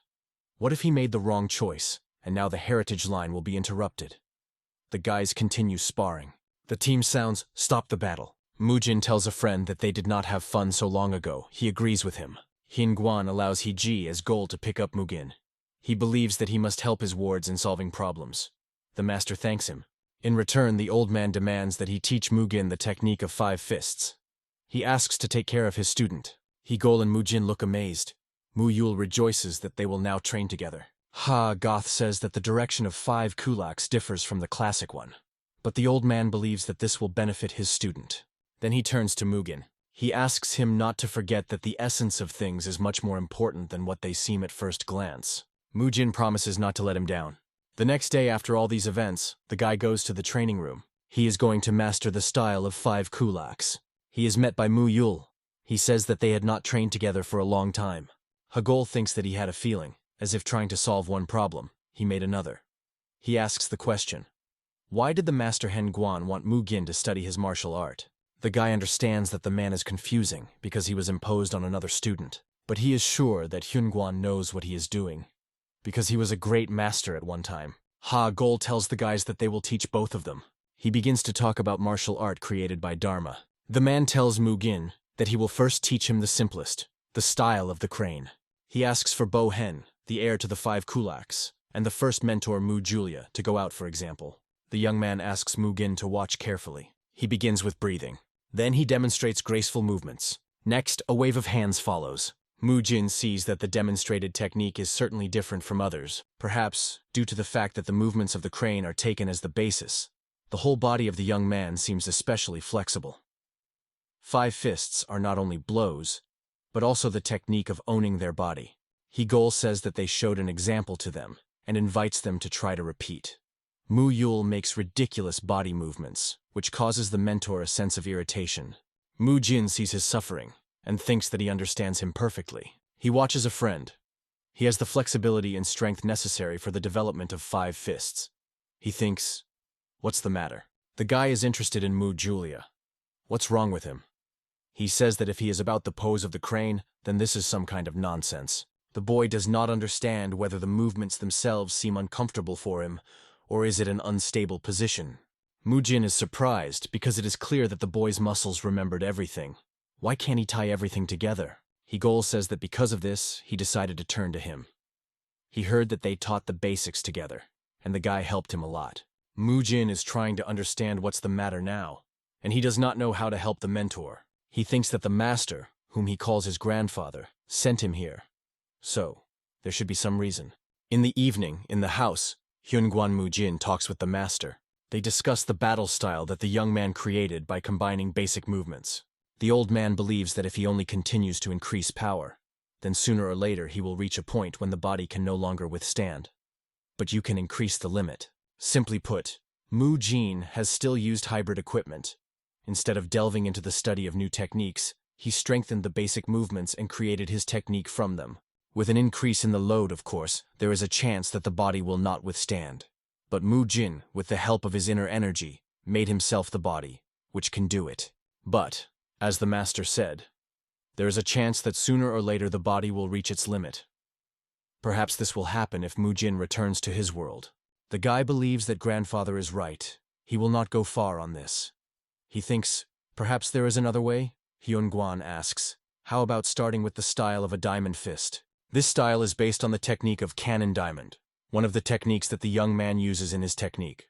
In addition, since it contains the secrets of control of his own strength, the guy will be able to understand many key points of the 3rd, 6th, and 8th levels while he will study this style. As for the concepts of the 3rd level, this is all relatively. Everything in the world is fleeting, like an illusion, like a shadow. Everything is variable, like lightning and dew. It is necessary to perceive all this in its original form. The young man thinks, where did the old man suffer? Popgan carefully interrupts the master. Hyunguan, recovering, says that he is trying to convey how important it is to understand the essence of those things that in the future can become his support. This is a good skill that should be learned. The true essence of things is much more important than what they seem at first glance. Mujin thinks that he spoke about this before. The true essence is more important. He thinks that there may be a crane. The guy wonders who becomes when he spreads his wings like this bird. He recalls the movements of the crane, thinking about art in the image and likeness of it. As soon as he thought about the essence of this style, he was immediately lit up. Mujin asks a friend, did he ever see a crane? He answers negatively, and he is interested. What is it? And is it at all? The guy thinks that 5 fists are based on animal movements. So Mu Julia needs to combine the movements of the animal and his own. He thinks that it was not in vain that he doubted why a boy with his abilities cannot repeat the flexibility inherent in the corresponding beast. Gol and Bo Hyun, with whom he explained the essence of the problem, believe that their movements are incomprehensible to the boy, and therefore he cannot repeat them. But Mujin tries to tell them a little different. He asks, is the basis of technology, after all, are the natural movements of the corresponding animals? But Mu Yul, the guy explains, never observed the crane live, and therefore it is difficult for him. He says that the point is not in their movements. He focuses their attention on the fact that movements should be natural. They will be so only for the animal on the basis of which they are created. The guy explains that for people, this position of the body is not something common. He tells Boan that he does everything as his master taught during training. Mujin believes that a friend cannot. He is stupid. The guy explains that first they should lay the structure. Allow his body to embody movements the way he feels. Boan understands that it is not necessary to train the body. Mujin assures that Muyul will not be able to repeat other people's craftsmen, but the guy is sure that a friend will be able to behave like a crane he himself introduced. Hagol understands what's the matter and why the master sent this boy here. The man believes that Mujin easily goes beyond all the rules. While he himself was focused on standard movements, he simply did not think of it. The natural technique of 5 fists is passed down from generation to generation. But at one moment, for some reason, he decided to focus not at the origins, but on the variation proposed by the ancient elder Dharma. He says that in the words of the guy it makes sense, and it is necessary to explain who the crane is, but he decides that it is better to show him this bird. Bohyun suggests that here a flock of cranes lives nearby, as he heard. Men are thinking, how to bring a bird here? The next day, Mujin, opening the gate, welcomes the teacher and asks for forgiveness that he came so late. He explains that the treatment of Master Hyun Guan was dragged on. Going inside, the guy freezes in surprise. There is no one on the training parade ground. He begins to call a friend and teacher, trying to understand what happened. The guy hears Mujulia as someone asks, does he know what it is? He is in a hurry to see what is happening there. The admired voice of a friend comes to him. Mujin sees how Hegel and Bohan demonstrate Mujulia's arrival. Along the way, men explain to him what a technique based on the movements of this bird is. They show him techniques, saying that this is one of the 5 fists, a fist of a crane. The boy believes that the cranes are the best. They notice the approaching Mujin and greet him. However, they continue to move and at the same time repeat his name. The guy looks at them carefully. Muyul believes that this is extremely interesting. Mujin joins Haji Ash and Bohan. A friend believes that 5 kulaks are cool. After what he saw, Muyul goes after the crane for several days and nights. And watching how he lives, the boy tries to move in a natural environment. Mujin is interested in the teacher. Where did they get a crane? He replies that he had to catch. Bohyun asks the student, did he understand? But the boy cannot tear himself away from observing the bird. The crane of Mujulia is quite different from the technique of the teacher and Bohen. The boy repeats only those movements that he personally saw and remembered, fully adapting them to his body. It has a unique instinct and a flexible body. Soon his movements cease to be like human. He really recreates a style based on the habits of the animal. As a result, the boy still comprehends the fist of the crane. But his movements are far from ideal and not good enough. And here the teacher helps him and directs him. Hegel explains that the biggest plus of technology is that all movements are smooth, consistent, and natural. He says that the boy's crane should be corrected a little. He believes that although the performance of Mujulia is different from what Mr. Dharma bequeathed, but the natural style inherent in this style is not taken away from the student. Mujin with a smile watching the learning process. Muyul is engaged in Hagolim. Mujin believes that his work is over. He decides that tomorrow will not come here. Ha-Goth says that they seem to receive what they wanted. He lets go of the guy and wishes him a good road. Mujin thanks him for teaching him until that moment. Ha-Goth sends Mujulia to spend a friend. Bohyun asks, is the teacher sure that the boy can already be released? But the man believes that they have nothing to worry about. He says that he does not need to master 5 kulaks at all. Hegel believes that Mujin has already received everything he needed, and he initially did not need to study their style. The man watches the murmured boys. He believes that Mujin in the early stages decided on his own way and the style of battle. And now, he only overcame the next wall in his path and has received knowledge to improve his own techniques. The insight came to the guy when he helped Mujulia to master the style and watch the training process. The man is sure that the guy made something for himself for sure. Starting with a small fist, and uniting this technique with a golden fist, adding a couple of basic styles, Mujin received special power, while reducing the energy consumption. The guy recalls, the teacher said that it is important to find and realize the essence of things, and not judge by appearance. Mujin believes that the old man specifically said so, that he would think about how to develop his technique further. He is sure that 5 kulaks are not what he needs. He needs to understand how to combine and smoothly connect all styles. He thinks that this technique uses 5 animals. And he wonders, do dragons exist in this world? The guy decides that this is no longer his business. This is the problem of the teacher and Mu Julia. He Golgol tells Boan that he is leaving, and Mu Jul can rest. One thought comes to the head of a man, and he begins to guess. It turns out that Master Henguan knew in advance what everything was going to. That is why he sent Mujin to the rescue. So he foresaw everything, and this guy already understands the plans of the Great Master. He realizes that all this was well planned, and thinks about Henguan, that he is an unpredictable sage. Mujin, sitting at the table, reflects on what heals his grandfather for a month now. His muscle pain during movement became more tolerant. But this is not enough. There should be a better way. He decides that it is necessary to try all possible means. The guy firmly intends to go even to extreme measures. He is sure that nothing else is left. Henguan and he Dam believe that Mujin undoubtedly attaches a lot of effort to heal the master. They wonder, when will he already be recovering? A follower of the technique of the Buddha's hand and real estate technique of diamond, believes that the old man's condition has nevertheless improved. Henguan asks, did he say that if there are no visible results in a month, he will personally punish the guy? The man replies that this was said for motivation. His interlocutor says that be that as it may. But they need to hurry. Mujin in the room of the master. Henguan conducts daily procedures. A person appears on the threshold. What's the matter? What happened that the guy even called him? Mujin asks the abbot to wait a bit until they finish. He helps Henguan sit down. He says that yesterday there was a day of the legs. It means that today is the back of the back. The abbot is amazed that the master can move independently. Henguan says that he became much easier than before. He believes that there is nothing special in this, just light movements with a body. The abbot thinks that in his state even such movements were almost impossible. Previously the old man was breathing heavily, even lying on the bed. His body could not withstand the slightest tension. He was so painful that he moved on the backs of the disciples. And now he is able to move independently. In the next room, Henguan and he Dams say that the treatment had its fruits. They consider Mujin a gifted boy. The founder of the teachings of 4 dynasties thinks that everything happened as Mujin promised. He at first doubted because he never had to use his strength in this way. But this really turned out to be effective. On the other side of the door, Mujin listens to their conversation. The abbot says that he asked the guy as soon as he finishes the treatment to join them. Although when visible results appear, faith in new methods intensified, but Mujin is not satisfied with the achieved. The guy wants to talk with the men honestly, because he promised that his grandfather could walk himself. All this time, Mujin, in addition to the main treatment, used warm-up exercises.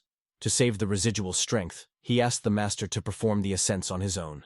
He managed to help the old man take a couple of independent steps. He acted according to the same scheme according to which they work in rehabilitation centers with legs injuries. He gave simple walking exercises. At the moment, the killed ligaments and joints have restored to some extent, but the master relied on others for decades. As a result, the muscles of the whole body simply atrophied. Continuing treatment with this state of muscles is pointless. It is necessary to somehow return them to operation before problems with the joints begin. Mujin thinks there is only one way. He opens the door, and going into the room, he says that he needs to tell them something about the treatment of his grandfather. Men are concerned about his words. They are perplexed. Are there really any difficulties? The guy replies that the first stage was successful, but the problem is how to continue. He explains that the body of the master really becomes independent. But his cartilage is another matter. They are in a deplorable state due to age. Usually, to solve this problem, it is enough to increase the muscles that support them. But the trouble is that in its current state, if you begin to grow muscles with the help of exercises, there is a risk of serious joint injury. The abbot says that since he started this conversation, there is probably a way out. He asks the guy to say that everything will be fine. They started so well. The current result is already a big breakthrough. The abbot asks the guy to tell them everything. He has already proved the effectiveness of his methods, and no matter what he says, they will accept it. Mujin says that the master needs to eat meat. Men at the table freeze. They are furious. In fact, the question of whether the meat is required for muscle development is still controversial. Vegetarians are sure that the body can be maintained in a healthy form and without it. Chokunkok studied this issue for a long time. He believes that building muscles on some vegetables is very difficult. Both animals and plant proteins consist of amino acids, but the main problem lies in the consumed volume. Simply put, to such an elderly person as a master whose stomach is no longer able to digest a large amount of food, various types of animal protein are simply necessary. But he understands that he is in the ancient era of the dawn of martial arts, and the masters here look at it differently. Men, jumping up from the table, are accepted to shout that this is unacceptable and terrible. The guy covers his ears with his hands and thinks that he knew that he would be so. The abbot cannot believe his words. He says that Mujin managed to achieve such a physical form without meat. The guy recalls how he secretly ate rabbits. He begins to explain that meat cannot be replaced with beans and mushrooms. So only some part is replenished, but it is incomparable with the effect of eating animal meat. The abbot suggests finding especially nutrient beans or mushrooms. But the guy believes that you cannot compare the body of a grandfather with a young one. It can endure any hardships, but the master is in an extremely unstable state. He says that the reason for the ban on meat is the necessary hardships to overcome the earthly, his passions and appetite. For the sake of this, he can refuse meat. Mujin continues to explain. This is the covenant for those people who are fighting with temptation.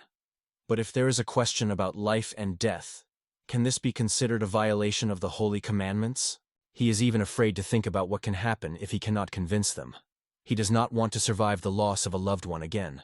The guy asks, doesn't the vain death violate the flame of life? Hyun-gon, covered by a powerful aura, proclaims that the boy demands that Master Hen-guan himself violate the holy rules. He asks, how does he dare to question their commandments? The abbot, putting his hand on his shoulder, asks him to calm down. Mujin is amazed that the old man was able to suppress such a stream of power with a simple touch. Haneyong says that in the words of the guy there is a share of truth. Hyun-gon asks, how are the meat and muscle growth interconnected? Mujin thinks that in his world he could easily explain this with the help of terms. But how can he convey to them the meaning of the words of protein and amino acids? He is decided, and says that reincarnation is not just death and departure from this world. Mujin explains that everything in this world is interconnected. Rain from heaven falls to the ground. If you heat the water, then it will soar again into the air. The same thing happens between animals and people. In order for the human body to grow and develop, it is necessary to consume meat. If after death the living is reborn, and this is the law of nature, then the fact that a person needs not only vegetables, but also meat, the same law. If a person eats meat only for his own pleasure, this can be considered a sin. But to use what has already left this world, to save your own life, is it a sin? Mujin is struggling to present everything so that the people of this era can understand him. He says that man is part of the animal world. Therefore, in order to grow and develop, he needs to consume an animal meat. He does not fall silent for a second. The abbot believes that his story sounds logical, but he has no evidence. He can't challenge Shaolin's rules that have existed for many years. The guy is trying to object, but the abbot tells him to be silent. He believes that they cannot turn a blind eye to the rules that have already been established. This is simply impossible. He's silent, plunged into thoughts. Then he continues to say that there are exceptions, and he, in the name of the treasures of Liaojun, wants to change one of the laws of Shaolin. Hyun-gon begins to guess what the old man was driving at. The rector decides to add one exception to the summary of the rules. In order to treat the meat suffering from body disease, it is allowed to eat meat. Hyun-gon and Ha-dam are amazed by his words. Mujin rejoices that he succeeded. The abbot says that there is one way in which they can protect their laws and allow the master to eat meat. This is possible if, after each meal, he receives the appropriate punishment. Mujin asks what he has in mind. He is ready to bear any punishment for the master. The old man says that he will have to repent for a month in solitude. He reminds Mujin that he had already been mediated for 7 nights. Does this mean that he is ready to withstand the punishment exceeding this period? The guy replies that he will gladly accept the punishment, thinking that for him this is a trifle business. Ha-dam asks, does he really speak seriously? The abbot replies that he knows how insane it sounds.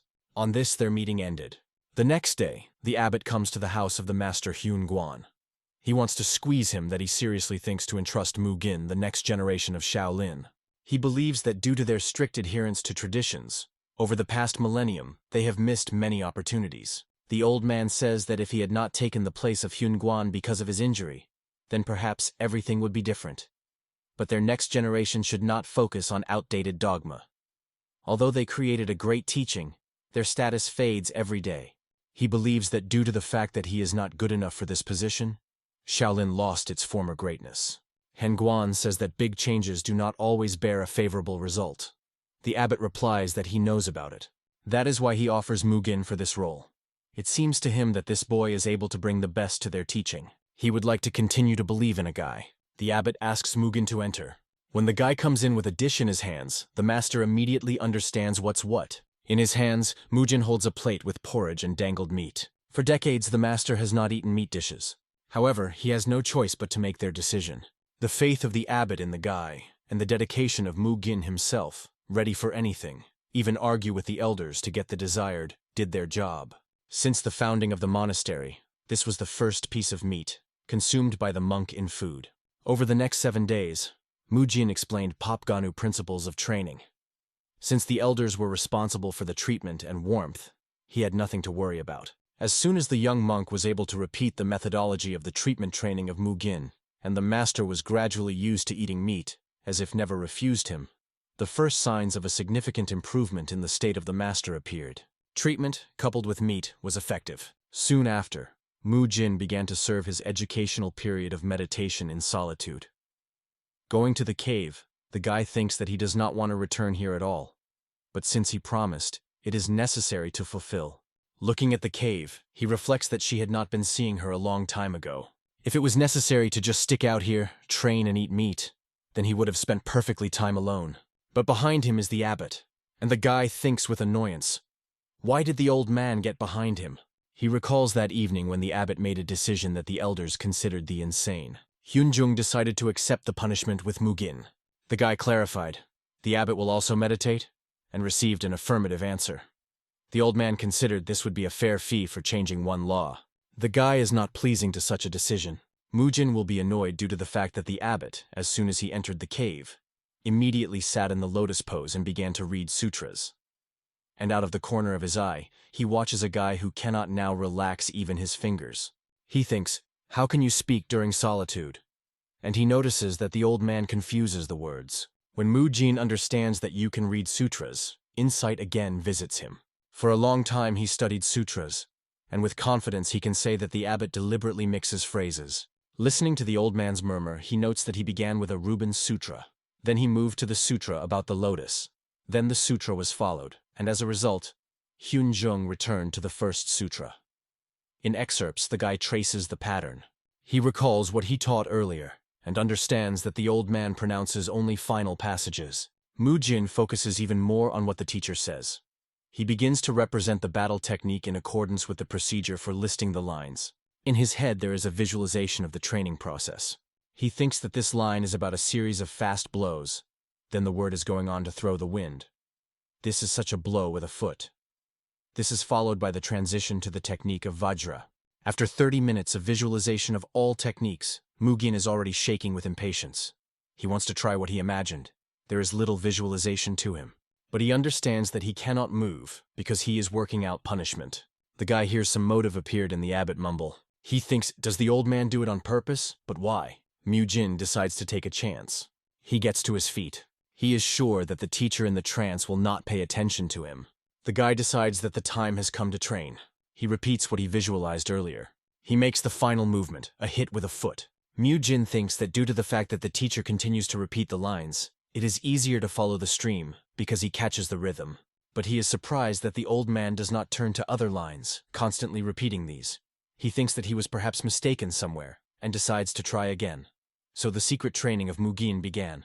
Each time he was mistaken, the teacher signaled with a voice or cough with an increase in his voice. The same parts of the training that he got well were accompanied by a calm rhythm. It was a proven and effective way to take a little from each individual style, and then combine everything, giving the technique a certain rhythm. Such secret training continued until sunset. Mugin is tormenting only one question.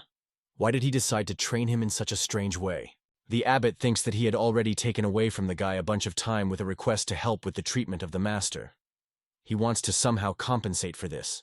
Han Young wants to return the time that the guy cut out of training. A monk enters the cave. He says that he brought water and useful herbs. Mujin, pretending to be meditating, thinks that he almost got caught. He did not expect someone to visit so suddenly. It's good that the teacher warned him with a cough. The guy understands that he definitely trains him. He decides that he can't do it anymore. He needs to go out. The abbot thinks that Mujina is quite difficult to inactive, and it is inconvenient to train in such a narrow cave. Mentally, he wishes him good luck. But Hyunjung does not realize that in fact, Mujin left the cave not for training, but to finish off the squirrel.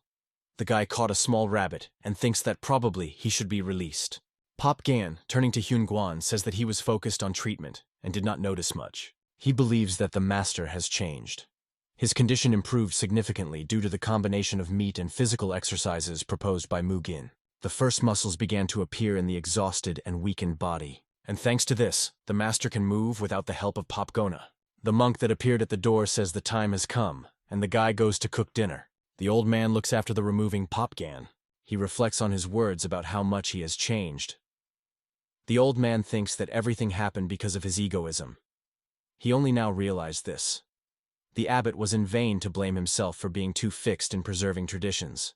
The old man is walking around the room, thinking that Han Young said that everything would change if he takes his place. Bypassing the gate, the old man thinks that he was mistaken, and Han Guan only now understood the whole depth of his torment. He believes that nothing would change with his entry over. He was also limited and blind. Hyun Guan thinks that the true essence of things is much more important than what they seem at first glance. He thinks, what irony that this is what he spoke of an instructive tone. His legs tremble, but he continues to stubbornly move forward. The old man who, until recently, could not even move without any help, only managing to firmly stand on both legs, understood this. Hyun Guan is asking questions. Why did he blindly follow the traditions of Shaolin? Why is it hung up on asceticism due to generally accepted traditions? On the day they were attacked, he lost his military skills, becoming a disabled person who could not even walk. He tried to reassure himself and others who worried about him. But in fact, his heart was torn by bitterness and sadness. He was well aware of everything that was said in the scriptures, but his heart, full of suffering, could not truly comprehend the essence. Due to the crippled body and the mourning soul, he was no longer able to hold his ki. And he became who he is. The old man thinks he was very stubborn. In the distant future, even if the place where he is now disappears, in his memory, it will forever preserve its atmosphere. It exists, even if he does not see him, and he will continue to see him when he does not. Form and emptiness are inextricable. The form is emptiness. The old man is immersed in meditation. Hyun Guan pronounces sutras. At the same time, in his thoughts there is a Mujin who makes him a massage. He thinks that the human body should be durable in order to contain all the endless streams of energy of this world. Hingan is walking around the yard. Suddenly something attracts his attention, and he quickly changes direction. He is sure that he felt the energy of the master Hyun Guan. But something has changed in it. He cannot understand what kind of incomprehensible stream of qi he feels. He notices at the top of the cliff the concentration of moss energy, and cannot believe that this stream comes from the teacher. He moves closer to the rock. The founder of the teachings of 4 dynasties cannot believe what is happening. The old man sees that energy overflows the teacher's body and hits the edge. He thinks that Hyun Guan has known the truth and reached the state of nirvana, the highest state of liberation from suffering and illusions, achieved through a complete understanding and realization of Buddhist teachings. Hyun Guan's body is surrounded by an energy stream rising a pillar to the sky. The monks from below observe what is happening. They are sure that this is key. There can be no mistakes. At that moment, everyone felt the presence of powerful energy. A similar pillar of bright light for this world is an inexplicable phenomenon, but no one is afraid of this energy. Hyun Guan reached nirvana. The monks, bowing their heads, pronounce sutras. Hyun Gong asks the teacher, did he really reach nirvana? He replies that he just allowed the heart to understand that his mind has long comprehended. The founder of the teachings of 4 dynasties is puzzled at the teacher. He is interested. Is he really not going to achieve final enlightenment now? Hyun Guan replies that there is still what he needs to finish, so he cannot afford it yet. The old man says that all this happened thanks to Mujin.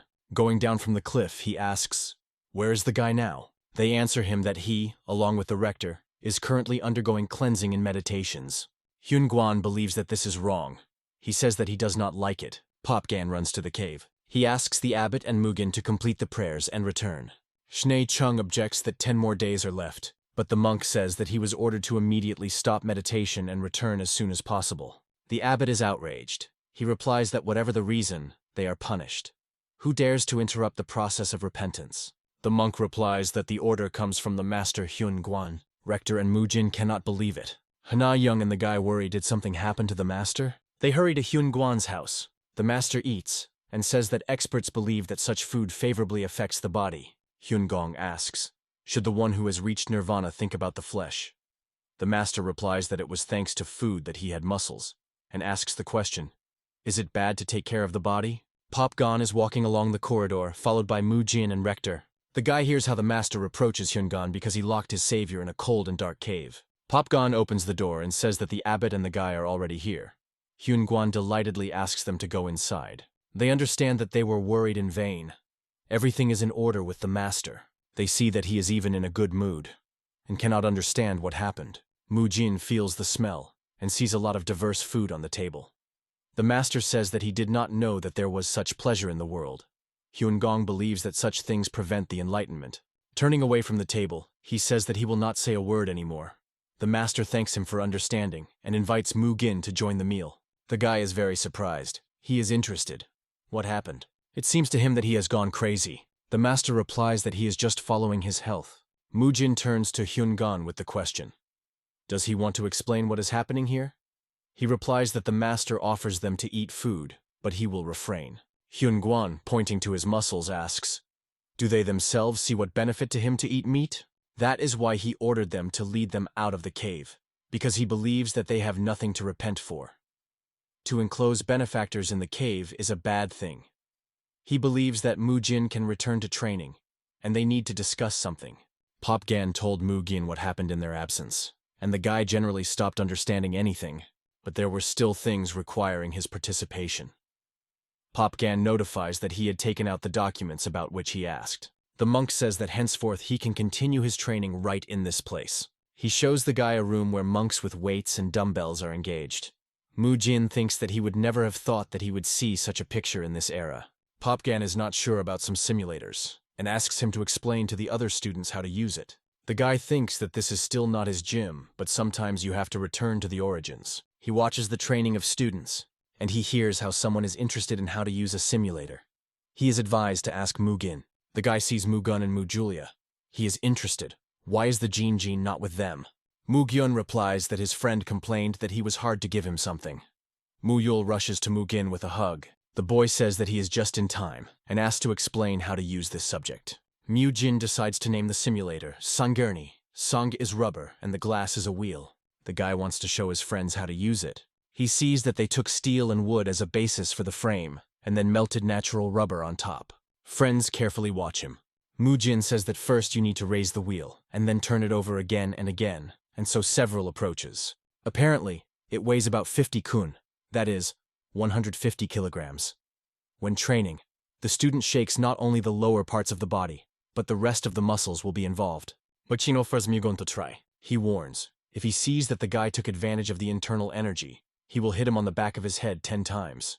He indignantly asks, for whom does he take him? Muyul says that he also has a question. He runs up to the horizontal bar, telling that he did not know what it was, so he just had fun, how he wanted it. He demonstrates his skill. Mujin is amazed that the friend easily jumped onto the horizontal bar 3 meters high. He is impressed by the flexibility of the boy, and thinks that he accurately mastered the technique of 5 fists. The movements of Mujulia remind him of a monkey. Mugin seems strange. After all, among the 5 fists there was no such style. A friend asks, is it possible to practice this? The guy believes that Muyul himself will come up with everything that he lacked. In addition to wheels and horizontal, there were still a lot of things there. There is even a special equipment. Looking at him, Mujin thinks that it is more suitable for CrossFit, performing exercises of a high degree of intensity in a certain period of time in a circle. But he believes that this is quite enough. The main thing is that he will now be able to support his body in great shape, and if he succeeds, then he will be able to engage in the development of endurance. Mujin began step by step to build his career in Shaolin. He thinks that he will soon become a master, and finally sees the continuation of the plot. But he strives not only for the coach's career. He is in a hurry to the master to demonstrate to him new instruments for treatment. He shows him a bar. The modern name is massage roll. This is a Pilates tool. With its help, various parts of the body are kneaded. Mujin explains that with this beam, you can knead the inner and external surfaces of the hips, as well as a pelvis. He says that the master needs to roll the bar by laying it under the desired part of the body, and offers to try. The guy warns that this is stimulating treatment, so you cannot completely relax the muscles. Until the muscles are large, it can feel pain. But if you constantly practice these exercises, it will gradually leave. Hyun-Guan says that then everyone should experience this tool, so that the students also feel the benefit from him. Mujin thinks that it sounds ominous, and in general, what does the master want to turn training into? Hyun-Guan asks, how do his classes are moving? The master believes that while they have not seen each other, its control of internal energy has increased. The guy thinks that this could be true. He trained in a cave. He rejoices that his efforts give the result. The old man says he knew that it would be so. Therefore, he prepared something for the guy. The master holds out a card and a letter to him. He asks, does Mujin remember 5 fists that he recently studied? He answers in the affirmative, adding that then he first knew the art of combining styles. Hyun-Guan believes that there is another place where his knowledge is useful. Mujin thinks that the old man laughs somehow creepy. He does not understand why the behavior of the master has changed so sharply. He says that he will understand everything when he arrives. A man takes a sip from a flask. Mujin, lying under the bodies of the rest of the students, says that he could not catch anyone. He asks the mentor, maybe he will be a little softer? He answers, it is impossible. Otherwise the guy will not learn anything. He believes that these words are not suitable for a real mentor. Hyun-Guan, the head of the demon fighter detachment, sitting on a pile of the bodies of his students, demands that he get up more lively. Mujin managed to achieve stability thanks to his training. The guy took the letter from the master Hyun-Guan and headed for the demon fighters. Although he has already passed a lot of trials, Mujin, for some reason, a little nervous. He knew that in these training he was waiting for Hyun-Guan, the head of demon fighters. During the entrance exams, he seemed to him a slightly extravagant person. Standing in front of the gate, Mujin thinks about what he really is. A group of guys listens to the team to make more efforts. The mentor asks them to gather. He brought them here not in order to throw them out over and over again. The man is covered by a burgundy aura. He threatens to bite each of them. With the whole crowd, they rush at him. He throws up a bottle and easily copes with numerous opponents. He puts the attackers, considering them too slow. The man beats one of them with a stick. The second student decides to attack him from behind.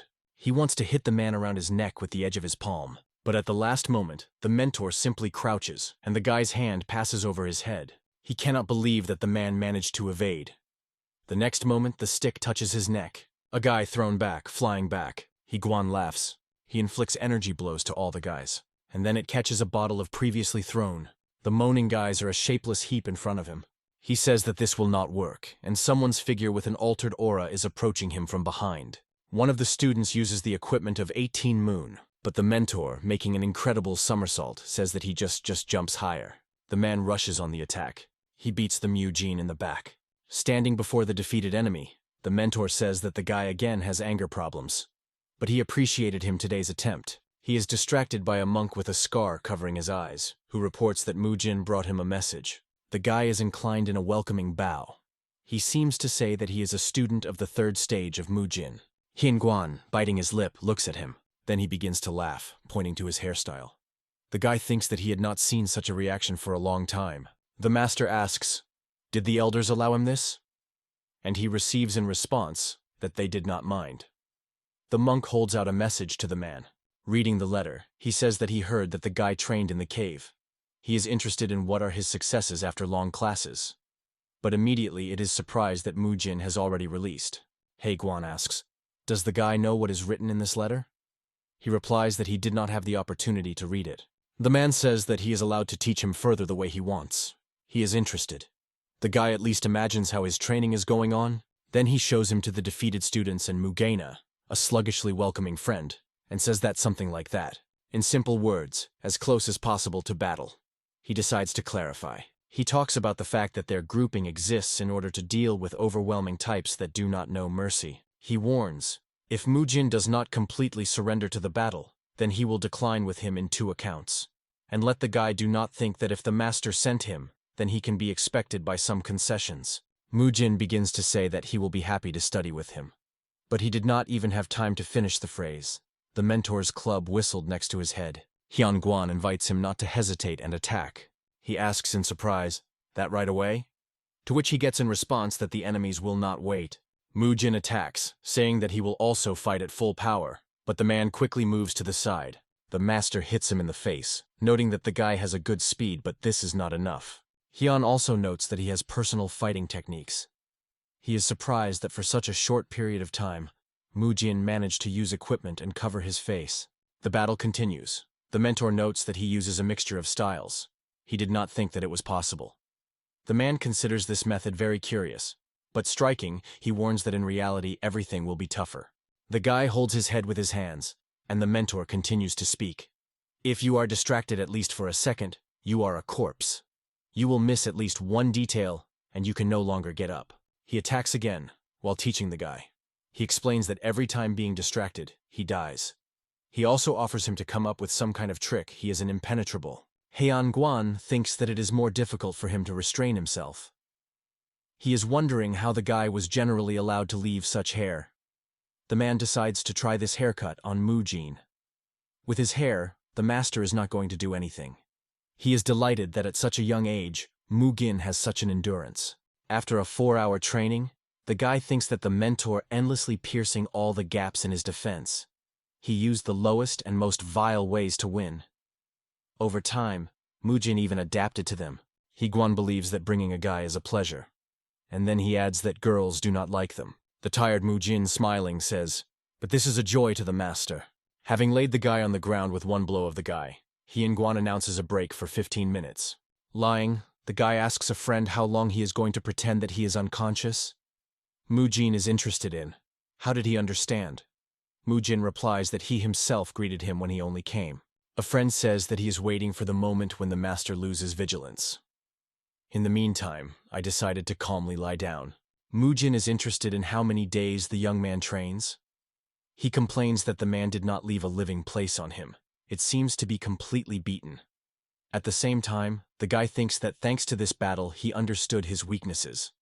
He was focused on the ways of ligament and missed the most important thing. Now he understands that his biggest problem is the lack of combat experience. He offers a friend to develop a plan, the most vile of all possible. He says that he had an idea, but he needs the help of a young man.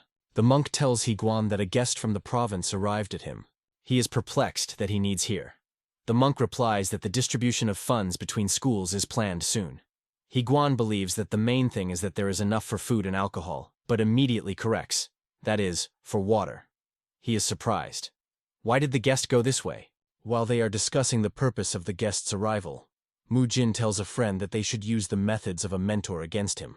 He believes that no matter how strong a man was, there is always a weak place. Mujin is interested in how to create a slack. Mujin replies that they do not need to create it. He knows one secret, so Mugen just helps him make a blow more when he suddenly attacks. The guy asks a friend to help him. Mujin replies that his secret is unknown to him, but he is unlikely to work against this monster.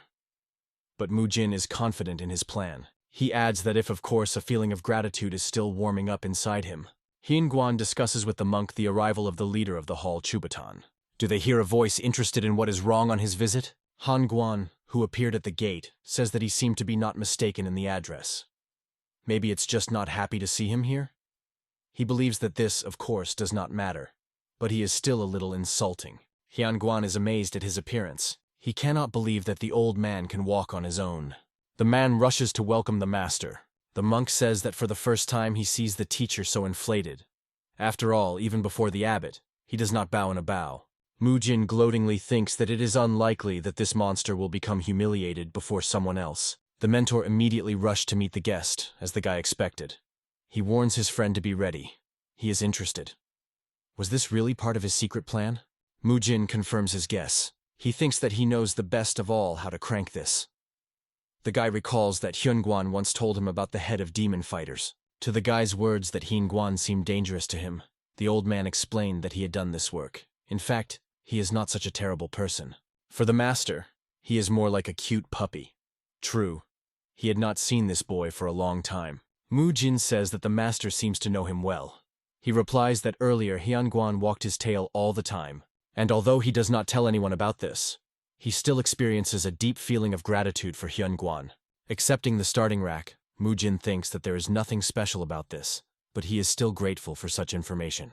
He has no idea what Guan was in childhood, but he runs to the master as well as a guy did it in childhood, seeing his grandfather. He recalls those distant times. Just like a man hurries to Guan, he fled to his grandfather to show him what kind of bug he caught. Then his leg hesitated on a stone, and he flew to the ground. Grandpa and grandmother froze in horror. Mujin, recalling this case, thinks that in such an excited state, vulnerability always opens. Guan continues to stand at the gate. Mujin decides to attack Hegan right now when he had not yet reached the old man. He wants to use a chain fist and a diamond fist. At the same time, he tells the man that he himself asked him to be more vile.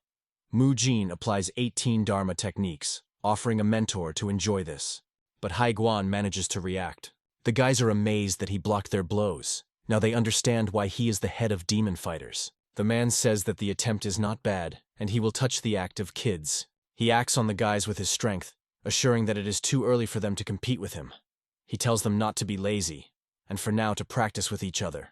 Guan says he is too harsh with the kids. The man, clutching the bottle in his hands, replies that you can never underestimate the enemy, because you can sorry for this very much. He believes that if there is no harsh with them, then they will immediately expose. You never know when the war is stuck, so you must always be on the alert. The man says that he will be late later. He recalls how the boy rushes to the master Guan. He says that he trained hard to become his third student. The master replies that he was sure that he would cope, and advises the boy to continue training in order to become a worthy support for Shaolin. He was extremely zealous, as he wanted to be useful. But one case changed everything. This happened on the day when the demon sect attacked Shaolin. The enemy almost swelled him. Guan became his defense. He saved many that day, but as a result of this, he lost all his strength and became a cripple. Then Guan vowed that he would not leave any of these vile demons. He decided that he would destroy them all with his own hands. Thus, he became the head of the demon fighter, which he does not spare at all. The old man asks, "How is he?" And the man answers, "Tolerantly." Together they watch the training of guys. The master is interested in, can he be able to look after Mujin in the future? He replies, is it not better than Guan to teach a guy himself? But looking at the aura of the master, he understands that it is too early to teach the guy personally. He himself does not even understand what level the old man reached. Guan asks Guan to pour him. He is surprised that the master wants to drink wine. Guan thought it was water. After all, the man said so when he made a remark on the exam. Guan apologizes for being drunk then, and there was just wine in his bottle. The old man drinks alcohol and a man cannot believe it. Guan says this water is very tasty, and he asks to splash him again. Mujin and Mujin train in the yard, and in the gazebo opposite Guan and Guan drink wine. This is a pretty unusual picture for Shaolin, but very pleasant, one might even say, shrouded in a special atmosphere. Only one person is very concerned. Looking through the notes, he thinks that they lack money. If this goes further, then they will have nothing to feed the students in the winter. The head of the hall, Chibotan Hyunmin, believes that next year they will not be able to accept new students. The man responsible for the budget of Shaolin considers Mujin and Mujin to be culprits. The guys are sure that thanks to training have become much stronger. Mujin believes that it would be strange not to become stronger with such a coach. He notices that the leader of Chibotan has some unfortunate face. He is wondering what happened, but here he is illuminated by a hunch. The man continues to lament about what they will feed the children. The guy recalls that such moments happened in him in the body of Che Vv Kan Hek, when he was a manager of several fitness clubs at once. Therefore, for him, the situation was familiar to pain. Mujin thinks that now the man is clearly hard. Mujin is interested in the reason for his state. The guy explains that Shaolin overtook financial difficulties. Shaolin is one of the 9 great clans and the support of all Murim. They live in a distance from the worldly hustle and bustle, devoting life to self-improvement. But they still need to eat and drink, as well as wear something. Fortunately, pilgrims donated money to them, and other clans helped. Therefore, they did not experience any special financial problems until recently. One of the monks drops the coin, and the second tells him to immediately raise it. Now, every penny on the account. They discuss Shaolin's difficult financial situation. Noticing Mujin, a sweeping parade ground, one of the monks asks, because of him they are so impoverished? The second replies that this is not entirely true, but there is a share of truth in this. It all started 2 years ago when Mujin saved Mugen from the bullying of students from external clans. Then Shaolin severely punished the guilty. The students who mocked the MU genome destroyed key centers and deprived of the opportunity to practice martial arts. And the staff of the Sobel Bureau, who extorted money from local residents, selected all the loot and returned to people. The fall of the Bureau was the beginning of problems. Some external clans that turned their dark deeds thought after the closing of the Sobel Bureau. Fearing that they could also be punished, they decided to strike first. The outer clans, which worldly affairs were very interested in, were not dissatisfied with the fact that the Bureau Sabal offended ordinary people, but by the fact that Shaolin intervened and dealt with the offenders.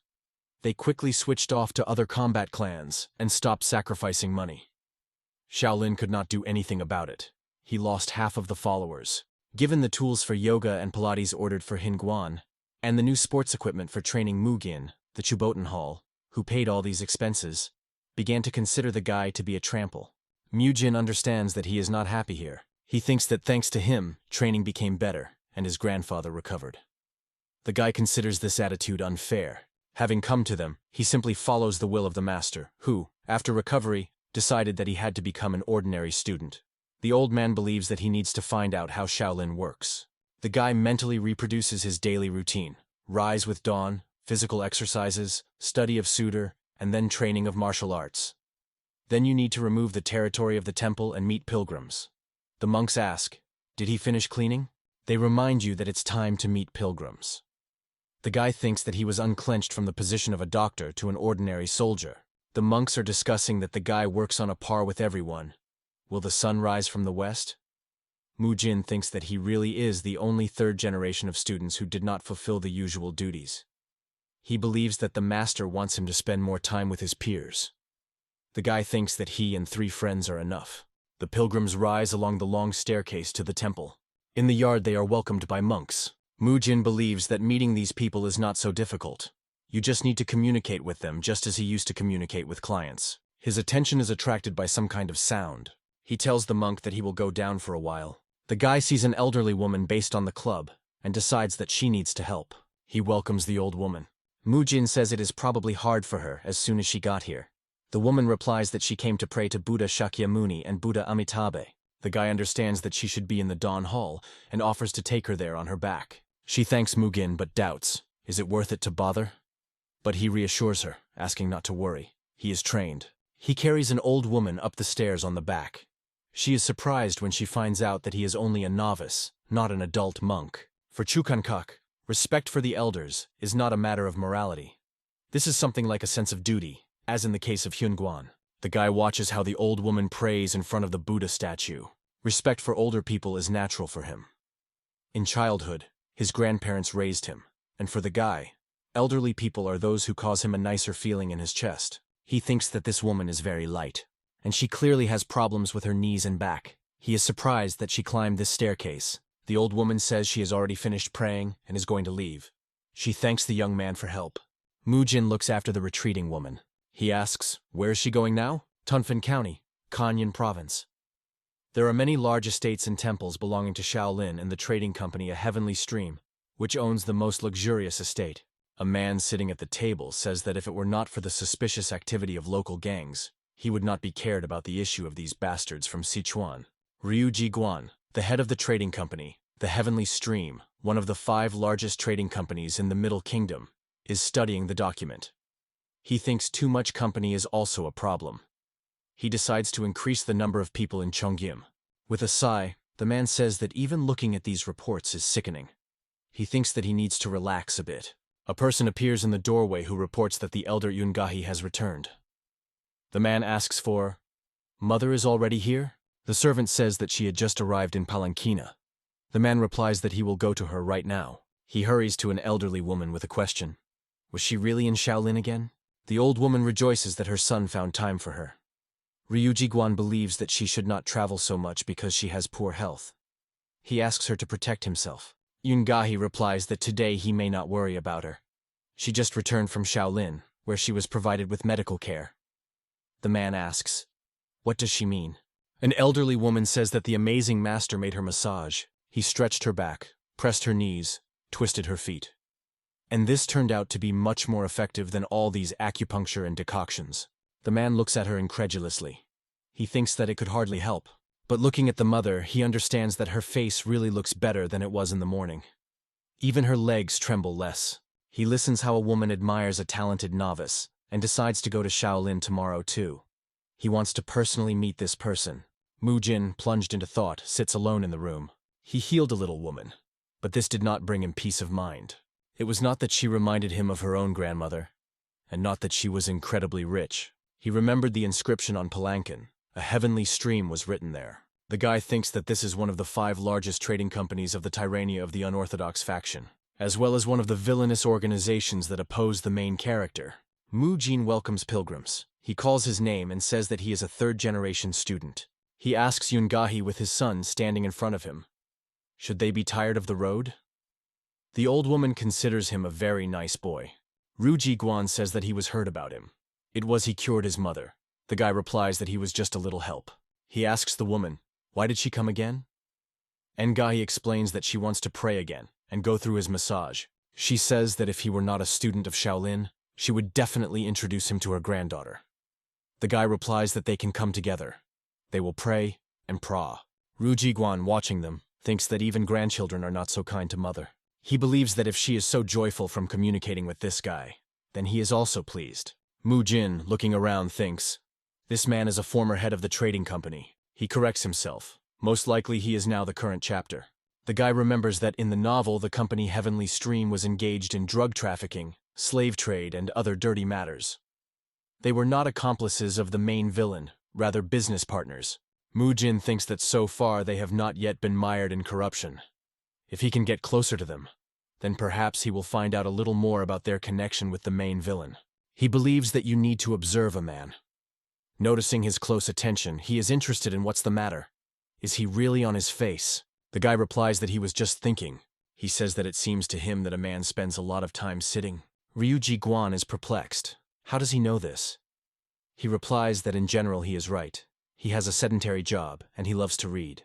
He admits that the long rise in vigor was tired of him. The guy says that a man has a slightly shifted pelvis and a stoop is present. He thinks that this is a typical office posture. Mujin asks, does Ryuji Guan want him to make him massage? At the same time, he recalls the saying, keep friends close and the enemies are even closer. The man is not averse to testing his treatment methods. He is interested in what this novice is capable of. The guy asks them to follow him. He reports that in addition to them, he has another patient. Residence Hyunguan. Pop Gan and the master look with interest at Mugin and the people who came with him. The guy says that these are pilgrims who have the same problems with the body as Hyunguan. He thinks that it will not be superfluous to treat them. At the same time, he will continue the treatment of the master. Hyunguan allows him to act as he considers necessary. Mujin asks Pop Gan to do the head of the trading company while he will work with his grandparents. He shows various devices and explains that he calls his actions massage. But in fact, it is a kind of manual therapy using different tools. He reports that he will massage their muscles with the help of these objects. The guy tells the master that today they will use muscle improver. He instructs the old man how to use the simulator correctly. Hyunguan is engaged for it for the first time on it, and it seems he likes to do it. Mujin asks him to inform him when he feels tension in his legs, and he will show him the next exercise. Turning to a woman, he reports that he has a posture corrector for her. He helps a woman sit down and explains what to do. The guy asks her to relax. The old woman says that she is crunching everything terribly. Hyunguan asks, is it convenient for her, because this exercise is more complicated than it seems? But Ngahi is sure that Mujin would not do anything bad. The master agrees with her and says that he has long been treated with a guy. The woman is surprised. He looks completely healthy. Why does he need treatment? The old man replies that this was only recently. It was previously much worse. Ngahi believes that Mujin is a real master of his craft. Laughter comes from Hyunguan's house. Is it even incomprehensible? Is it Shaolin or a rehabilitation center for the elderly? Pop Gan asks Ryuji Guan. How is his manual therapy for him? He replies that it is quite tolerable. He thinks that at first it was quite unpleasant, but then the pain subsided and he felt better. The man thanks the monk for the treatment. He replies that he was glad to help him. He says that in fact, he first uses this technique on someone after training with Mugin. Therefore, he was a little worried whether he could do everything right. The man thinks that he studied with Mugin. Then the name of the owner of the house comes to mind. He is trying to remember where he heard him. He listens to the old man's conversation with the guy. They discuss the need to increase training. Hyunguan asks, do you need to use the internal energy of Qi? The old man believes that he has almost recovered. He thinks that everything will be fine, and he is interested in the opinion of the guy while demonstrating his skill. Mujin is amazed that the internal energy of Qi is concentrated in both hands of the master. Ngahi is sure that he is a very famous person. He laughs and says that this is all just a small trick. Ryuji Guan clarifies the name of the master with the monk. He confirms that the owner of the house, Han Guan. The man thinks that only a few masters of martial arts possess such equipment. Suddenly he recalls how he knows this name. The legend of the unsurpassed martial arts and divine monk Shaolin is known to everyone. He cannot believe that he sees Hyun Guan in front of him. However, until the moment Ryuji Guan was 40, the history of the intrusion of the demonic cult was unknown. The man recalls that there were rumors that the master had become a cripple and lost all his strength. So, he is still treated with this manual therapy? He thinks that this cannot be. Did he really have such a rare chance? Ryuji Guan recalls rumors that the master had lost his strength, but he sees how he uses them. The manual therapy that Mother tried, he experienced on himself, and she really works. He is sure that Mujin has a real talent. Although it was already dark on the street, voices are still heard from the house of the master. The guests thank the guy for treatment. He replies that he himself was pleased to help him. The master, using energy, massages the hand of an elderly woman. Mujin thinks that this is at least some entertainment in these gray everyday life. He says goodbye to the guests, but the man says that he wants to tell him something. He would like to come here again tomorrow. Ryuji Guan asks, "Can a guy take him to Shubatan?" Mujin replies that he can, but why should the master go there? He promises to tell everything tomorrow. He still needs to think about something. He says that this applies to Mujin, so he asks to conduct him. The guy, looking after him, is trying to understand what he was planning. Hyun Guan gave his consent, and the next day, Mujin accompanied Ryuji Guan to the Chubotan Hall, responsible for the budget and other values of Shaolin. Hin Menu seems to beg. He asks to repeat what was said. The man says that he has an offer to him. He wants the heavenly stream together with Mujin to open the health hospital. Hyunmen cannot believe that Ryuji Guan sacrificed 100 gold ingots for the treatment of his mother. This is more than Shaolin's annual budget. He cannot understand what he was up to. The man says that he is ashamed that he cannot give any more. He believes that the monks deserve this, as they cured a disease, which the best healers of the Middle Kingdom could not cope with. But Hyunmena is more interested in what he said about the hospital. He asks to explain in more detail what it is for. Ryuji Guan says that the methods of treating Mujin are unique to their continent. There are many people in the world to whom traditional medicine cannot help, including Mr. Hyun Guan and his mother. Therefore, he wants to open the hospital so that the guy can help such people. Hyunmen replies that Shaolin does not use the ability of his students to earn money. In addition, judging by how much he paid, the hospital will open in Danfeng County and will be available only to the rich. Ryuji Guan thinks, did Hyunmen suspect something? This is not his only goal. A man, as the head of one of the 5 largest trade mowers, has many connections, and all these rich and influential people are not safe from diseases. So he decided that he would be able to earn a fortune if Mujin treats these most rich people.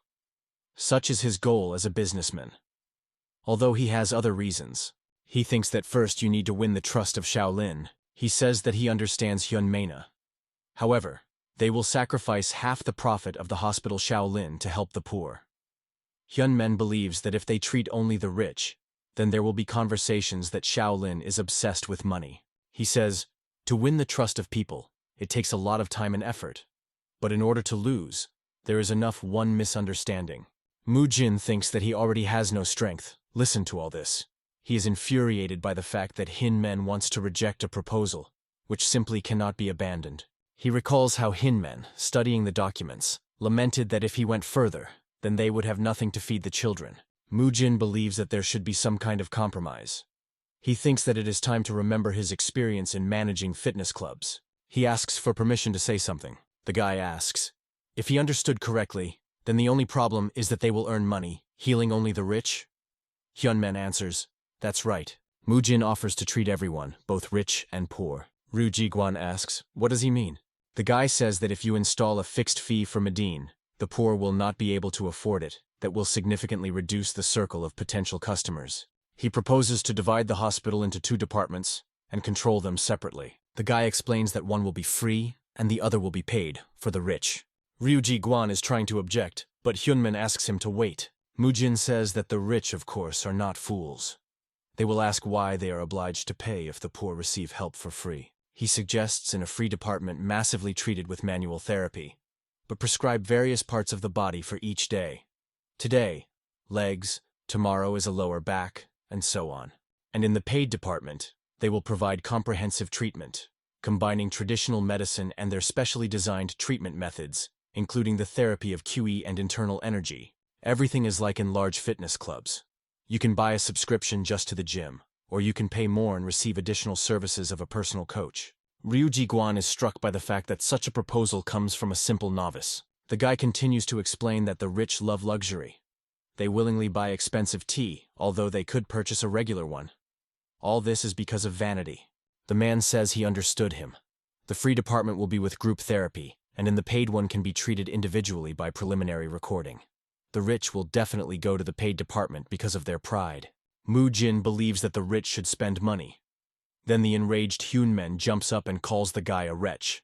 The head of the hall Chubutan asks how he, being a student of Shaolin, dares to talk about worldly vanity and use it for profit. The guy is interested. What is he afraid of?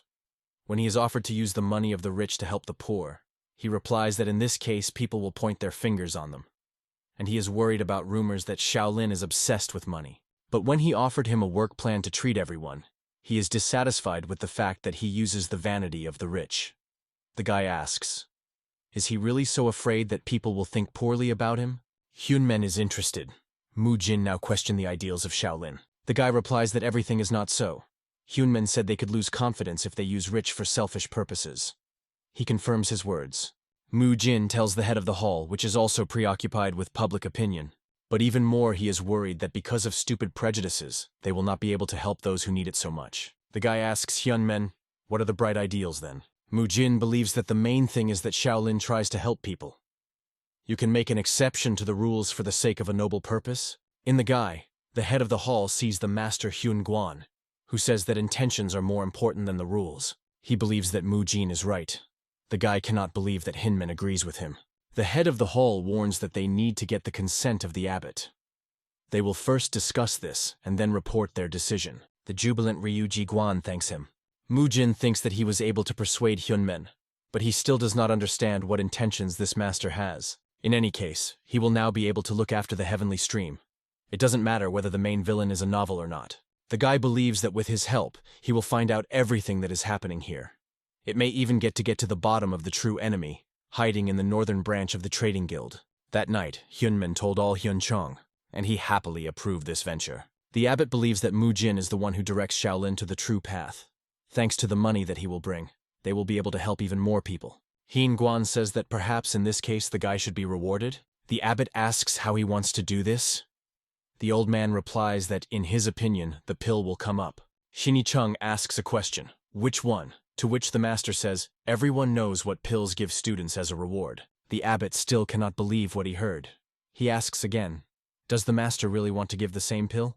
The day after training, Mujin asks what brought his grandfather here and what did he bring. Hyun Guan replies that he wants to reward his merits. This is a Shaolin pill, which he once got it with his own hand. He holds out a box to the guy. He, looking at the offering, cannot understand that his grandfather brought him. Shokdan is a magic pill, a drug that is often found in historical dramas and novels about martial arts, along with snake soup, stalactite milk and kasuo. It contains a large amount of compressed ki energy, and they say that when used, you can release powerful internal power. Shokdan Shaolin is one of the highest quality pills in the world of martial arts. It is very difficult to get it. The master says that Mujin did a good job, and this is his award. He adds that Taifadan wanted to give him, but having consulted with the abbot, he decided that now he was not the time. The master believes that the guy did a lot for them. Mujin thinks that he is right, if, of course, to forget about losses because of him. The guy is interested in what he had in mind when he said that he was not the time. He replies that he will understand everything when he accepts Sokhvadan. The old man says she is on his teeth and he will help. He asks to accept her right now. Mujin in anticipation. He is glad that he gets such a valuable item and believes that it is necessary to use it. Sitting in the gazebo, the master and Mujin continue the conversation. The old man says that there is a lot of stable ki in the pill. He explains that the absorption of ki using meditation techniques differs from its absorption from the pill. During meditation, ki inhales gradually through the nose and mouth. And from the pill, energy immediately enters the body. Mujin clarifies. Does he need to concentrate all the ki that has fallen into the body? And he receives an affirmative answer. The master warns that with each exhalation, part of the energy will be dispersed. But he should not hold his breath. Otherwise, it can get a failure of ki flow. The guy says he understood everything. He never saw his grandfather so serious, which means that something important is happening now. Having concentrated, Mujin swallows a pill. He feels the power of Sokvadan. The guy understands that you need to use the technique known to him to absorb such a clean ki. Mujin applies the technique of great improvement. He feels how chi passes through language and esophagus, enters the stomach and spreads throughout the body. Now the guy understands why all the main characters are so eager to get this thing. He thinks about the words of the master who warned that he should absorb as much as he could, and decides to act carefully. 30 minutes later, he already understands why his grandfather said so. He uses all the stabilization techniques known to him, but Chisokvadan is too powerful. Mujin believes that his vessel is too small to accommodate all this energy. He again recalls the master's words that when you exhale, part of the chi will be dispersed, and begins to exhale excess energy. For some time it is focused only on breathing. He realizes that he absorbed about 30%. This is already a lot, but he's sorry for the energy that he could not learn. Mujin says he tried not to be greedy, but it seems that he could not cope. He did not think that Sokvadan was so strong. The master, smiling, thinks that this is so. Looking at the guy, he realizes that he absorbed all the power of Sokvadan, all to the last drop. Hyunguan considers this a miracle created by Mugin. He collected the chi that came out of the guy with his breath, and with the help of his energy did not allow her to dissipate. During each breath, he quietly poured her back into the body of Mugin. This is almost impossible to crank, because it is an incredibly complex and extraordinary technique. But the master believes that it is impossible to just give Chi Shokvadan, which the guy received with such difficulty, the abyss, for nothing. Hainguan says. If Mujin is now using his strength, then his bones will simply break. The guy is a little scared by a sense of power of Sokvadan. He says that he cannot control this energy. But this was also part of the Hyunguan plan. He replies that they still have to solve this problem and asks the guy to follow him. The old man reassures him. There is one training that will definitely help. The master explains that the best way to pacify not controlled energy is to find Zen. He promises to teach him how to achieve equanimity, calmness of reason, and unshakability. Hyunguan leads Mugin to the waterfall to teach him to control his chi. He hopes that here the guy can achieve mental balance. Usually this technique is used by those who control the energy of Yan, that is, Hadam, and his students. To control this fierce energy, you need to learn how to stay alone. To do this, they often use rosary, read mantras, and meditate, focusing on happy memories. There are many ways. Simply put, equanimity is the ability to remain calm of the body and reason. The master says that Mujin was thinking about the technique of a bunch of fists for 2 hours. He recommends using it now. The guy uses the basic technique of a bunch of fists. His power is crushing a stone. Mujin, 2 hours, standing under the waterfall, is working out the equipment, and this helps him to calm down and recover. He was even able to divide the flow of the waterfall in 2. So Mujin became even stronger. The guy looks at Hyunguan full of pride, and the master answers him the same. The old man is proud and rejoices at the student's successes. They exchange expressive views, understanding each other without words. 2 days later, the mentor considers Mugin too young to leave the temple. Therefore, Boan and Hyunmen go with him. Hyunguan asks them to take care of the guy. Mujin, along with Hinmanam and Ryuji Guan, has finally developed a plan for organizing a hospital, and now they have to go to Danfen County to discuss the remaining details. The abbot believes that Mujin worked well. The master advises to go and show everyone what he is capable of. The guy thanks them for trust. He promises to return as soon as the heavenly stream and Shaolin will save all those in need with joint efforts. Mujin adds that then Shaolin will finally be able to overcome this crisis. The old man wishes him a happy journey. The guy, thanking mentors for everything, leaves the temple. A girl sitting in a dark room hears her name. She asks, "Is it time for them?" After the descent from Mount Sunhan, Danfan's district opened in front of Mugin. His landscapes remind the guy films about martial arts. Mujin, looking around, reflects on what can happen to him here. To meet the robbers in the mountains, to separate the fight in the tavern, to save the beautiful stranger in the mask, to deal with local hooligans and go to the main villain. All this he can do in the world of martial arts. He rejoices that the adventure finally begins. He is interested in one thing. Where is the tie there, the chronic of the monk Shaolin? His companions do not look so joyful. A week later, 2 men are walking along the street. One of them says that he had recently seen how several monks from Shaolin went down from the mountain. He heard that they opened the hospital. His interlocutor is surprised. He does not understand why they need it. Did the monks come to earn money? The man believes that this is still Shaolin. Of course, they provide assistance for free. He decides to go there. His friend says that as soon as he heard about free treatment, he immediately caught fire. After all, nothing hurts him. Why should he go to the hospital? The man is offended. He explains that his legs hurt because he drags heavily every day. He wants to make acupuncture. A friend replies that then he needs to get there today. Every day in the hospital, different parts of the body are treated, and today is just a day of therapy of the back and legs. The man considers this rather strange. His interlocutor says that this is not all. The treatment technique there is special, not the usual acupuncture for them. Mujin stands on the street looking at the building. They bought 2 neighboring estates to create free and paid departments. Ryuji Guan suggested calling their hospital a healing complex for bones and muscles. And he added that each building will have its own purpose. There will be a free department in the left wing. There will be a hall with equipment and a relaxation hall. They also prepared a place for meditation and prayers to make the monks conveniently. In the right wing, there will be a paid compartment for rich and influential people. There, in addition to the main treatment, sessions of the treatment of ki and internal energy will be carried out. Their equipment is also made of more luxurious materials. In fact, these are the same tools, only with gilding and expensive fabric. And the exercises themselves are performed the same. Mujin, bowing in a bow, calls his name, and says that he is a 3rd-generation student. Today he will treat. Friends, as gathered, came to the clinic. Mujin says that the man mentioned pain in his legs, and invites him to begin treatment. He, sitting on a chair, thinks about what kind of treatment is this without acupuncture and decoctions. And at the same time, the monks argue that their methods are a combination of traditional medicine and physical exercises. He decides to see how effective this treatment is. The guy massages his leg while using his own energy. He says that feeling pain is quite normal. The man is somewhat surprised by his methods. He asks, "Is it definitely normally when it hurts so much?" Mujin explains that his muscles are obsessed and therefore hurt. The stronger the pain, the worse the condition of his legs. He promises to gradually reduce the pain. Then, showing him the beam, adds that with his help he will then open his muscles and fascia, a thin shell covering them. The guy says that the man will feel the effect less than an hour later. His patient considers such a treatment strange.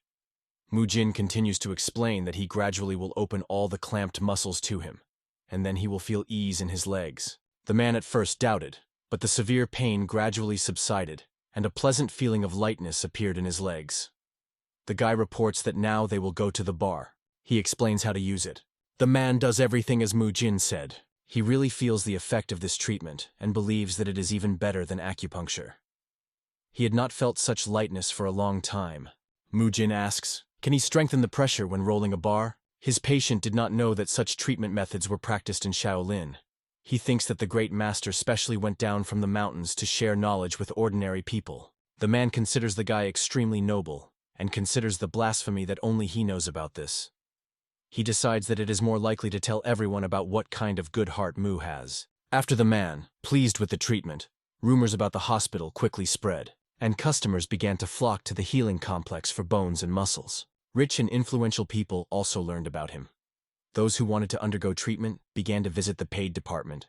Of course, there was a difference between the departments, but excluding the gilding of inventory, the treatment was the same. Rich clients think that they are worthy to lie on expensive fabrics. They are important persons, but Mujin considers them just snobs. And although there was a difference, but it was insignificant, so no one complained. They took into account the wishes of customers, and the monks tried their best. When the treatment was required, the guy called Boan, and he himself was engaged in other patients. Mujin inspired people. He treated all patients with the same zeal that touched their hearts, and soon people began to call him the healer of the Buddha, which meant a monk with abilities from God. So the hospital quickly stood on the stream. Sitting at the table, the guy says that, not without difficulties of course, but they still managed to successfully open the hospital. His interlocutor replies that this is all thanks to his hard work. Jan Jinfen, the heavenly stream managing a trading company, bowing his head, thanks him. The guy replies that without their help, they could not help such a number of people.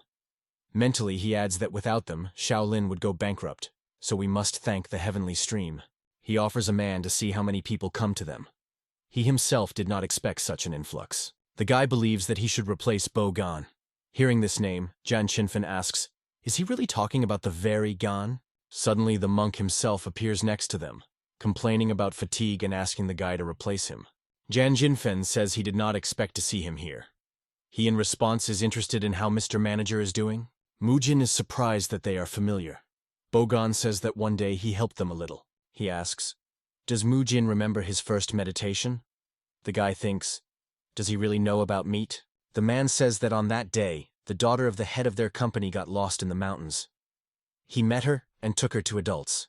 The guy feels relief, and then recalls the girl whom he treated with meat. He understands that that baby was the daughter of a noble family. Mujin recalls that she was on solid clothes, but he could not think that this was the daughter of the head of the company. John Jinfen says that the lady should be here today. Then he adds, "Here she is." The guy thinks that a lot of time has passed from their meeting, and she probably changed a lot. He notices a girl standing out of the crowd. All people bow to her. He asks, "The lady whom the man was talking about, is she?" He confirms his hunch. He says that this is the youngest daughter of their heads, Ryu Solwa. The guy cannot believe his eyes. He understands that this is the girl that he met then. Two men are talking in the courtyard of the hospital. One of them asks, "Who is it? Why is she so respectful?" The second is surprised that he does not know this. He explains that this is the youngest daughter of the head of the heavenly stream that founded this hospital. His interlocutor says that she was not the way he imagined her. He thought that the daughter of a rich man would be a more stately beauty. Mujin welcomes an old man leaning on a stick. He hears the conversation of men. They consider her complete. The guy looks after the girl who is accompanied by a maid. In the free department, patients welcome him. They say that the healer of the Buddha is probably tired and he should have a rest. Mujin asks them not to worry. He rests when he sees how they recover. He also says that they call him by name, but they believe that the guy deserves this title. They say that their Jin is so young, kind, and beautiful, just the perfect husband. The old man wants to introduce him to his granddaughter, but another man pulls him, recalling that the guy was a monk, and then he offers to get acquainted with his granddaughter. Everyone laughs. Mujin thinks that in the free department, mostly old people. In his reality, such hospitals did not exist, and in general the treatment was expensive. Sorry that he cannot treat his grandparents, the guy laughs at their jokes. He says that they are glad to everyone, so let them give a granddaughter if they want. Then he adds, "If you engage in therapeutic physical education and manual therapy, you can preserve until old age." Others admire how smart he is. Mujin thinks that such things are obliged to say, otherwise brothers will twist him into the ram. The guy hopes to become stronger and escape from here. He notices Ryu Solkva in the courtyard. Mujin thinks that the girl is not at all like the one that was described in the novel. Ryu Solsh is a character of their second novel by Gacha, The History of the Emperor Warrior Sado. This girl led the slave trade, which is the main source of income of the company Heavenly Stream. Judging by the illustration and description in the novel, she suffered from obesity and weighed several hundred kilograms. Due to the complexes about her appearance, Ryu Solsh stole, tortured, and killed beautiful people. Mujin thinks that this cannot be true. He believed that Mujin is a collective image of all psychopaths, but there is also Ryu Solsh, although so far it is not like the one that was in the novel. Now it's just a slightly hollow and shy girl, and there is not a drop of madness in it, which is laid in Mujin from the very beginning. He thinks that something may have happened, something that broke her. Perhaps this is somehow connected with corruption in the heavenly stream. He hears that the head of the trading company himself granted. Mujin sees how friendly a man with ordinary people is, and thinks that, apparently, he is not involved in anything. So, this is either an influence from the outside, or the intrigues of their own. He decides to figure it out while he is in the hospital, and he has such an opportunity. A guy who has some influence here decides that you need to check everyone in turn. And his first suspect is Ryu Solsh, who currently pulls her companion by the sleeve and complains that she is going too quickly. The girl asks the sister of the plow to go slower. The maid says there are too many people here, and asks her not to call it that. Hansochi believes that rumors can crawl out of this. She asks the mistress to continue their path. While the girl is resting, the maid, peering around the corner of the house and watching that no one has overheard them, instructs her. She believes that the girl should learn to behave properly. She is the future head of the heavenly stream. Ryu Solshich replies that she is right, and asks her forgiveness for her behavior. She complains that she came here. The girl is afraid of crowded places. She believes that her father will be angry again. The maid asks her not to think so pessimistic. If she helps the head of the company with this new business, then he will definitely appreciate her efforts. She recalls that the girl herself invited him to open the hospital, but this is not enough. Now she needs to show her father how much she tries. Ryu Solwa agrees with her. The girl thinks about his father. She recalls with what joy in childhood brought him the flowers of mustard. But the father did not even look at the bouquet. He is too busy. The man only reminded her that there are many people here, so she should turn to him as the head of the company. Tears are about to spray from the eyes of the girl. But she tries to behave with dignity. Having dropped flowers, she says good. She thinks that her father did not pay attention to her because he was busy. But if she tries, he will probably notice her. The girl says she is scared. Han Sochi replies that as no one understands her. It will take some time to win the trust of the head of the company. But she is still the daughter of the head of the Heavenly Stream, one of the 5 largest trading companies. She is already above others, so let him just try to help her father. Hugging Ryu Solkva, the maid adds, if she doesn't work out, then she will always be there to help her. The girl thinks that the sister of the plow is so trying for her sake. She believes that she should live up to her expectations. Mujin is watching them from a distance. The night came. The girl lies in her bed. The maid quietly calls her. Having made sure that Ryu Solwa is sleeping, she leaves, muttering at the same time that she offered to help her father with business to win his attention. Han Soa spreads his hair and says that this is idiocy. She is surprised that the girl believes that he will pay attention to her if she helps him a little with work. The woman thinks that thanks to the stupidity of the girl, she can continue her secret operation. It was she who carefully fed the girl, and even somehow threw her in the mountains to intimidate. A raven sits on her hand. Han Soki says that she can't wait to see the girl's face when she recognizes the truth, but still early. She takes out a letter from a case hanging at a bird on her neck. After reading, she says that it is quite strange to call a girl in the forest in the middle of the night. But this does not scare her at all. A figure appears on the roof of the house. Some person closely monitors her actions. He removes the fabric hiding the lower part of his face. The stranger is ominously smiling Mujin. Jan Jinfen says that Ryu Solwa looks very lonely. Her mother fell ill during pregnancy and died immediately after childbirth. The gentleman was too busy with the work to take care of her, so the servants brought up the young mistress. Now her father has become softer. But then, after the death of her beloved, he was cold and indifferent to everything except work. Because of this, the problem arose. The girl needed attention very much. She began to be too much attached to the servants, and considered the nanny almost a mother. She consulted with her in everything. The father considered that this interferes with her education and replaced the nanny. Then the servants began to be changed constantly.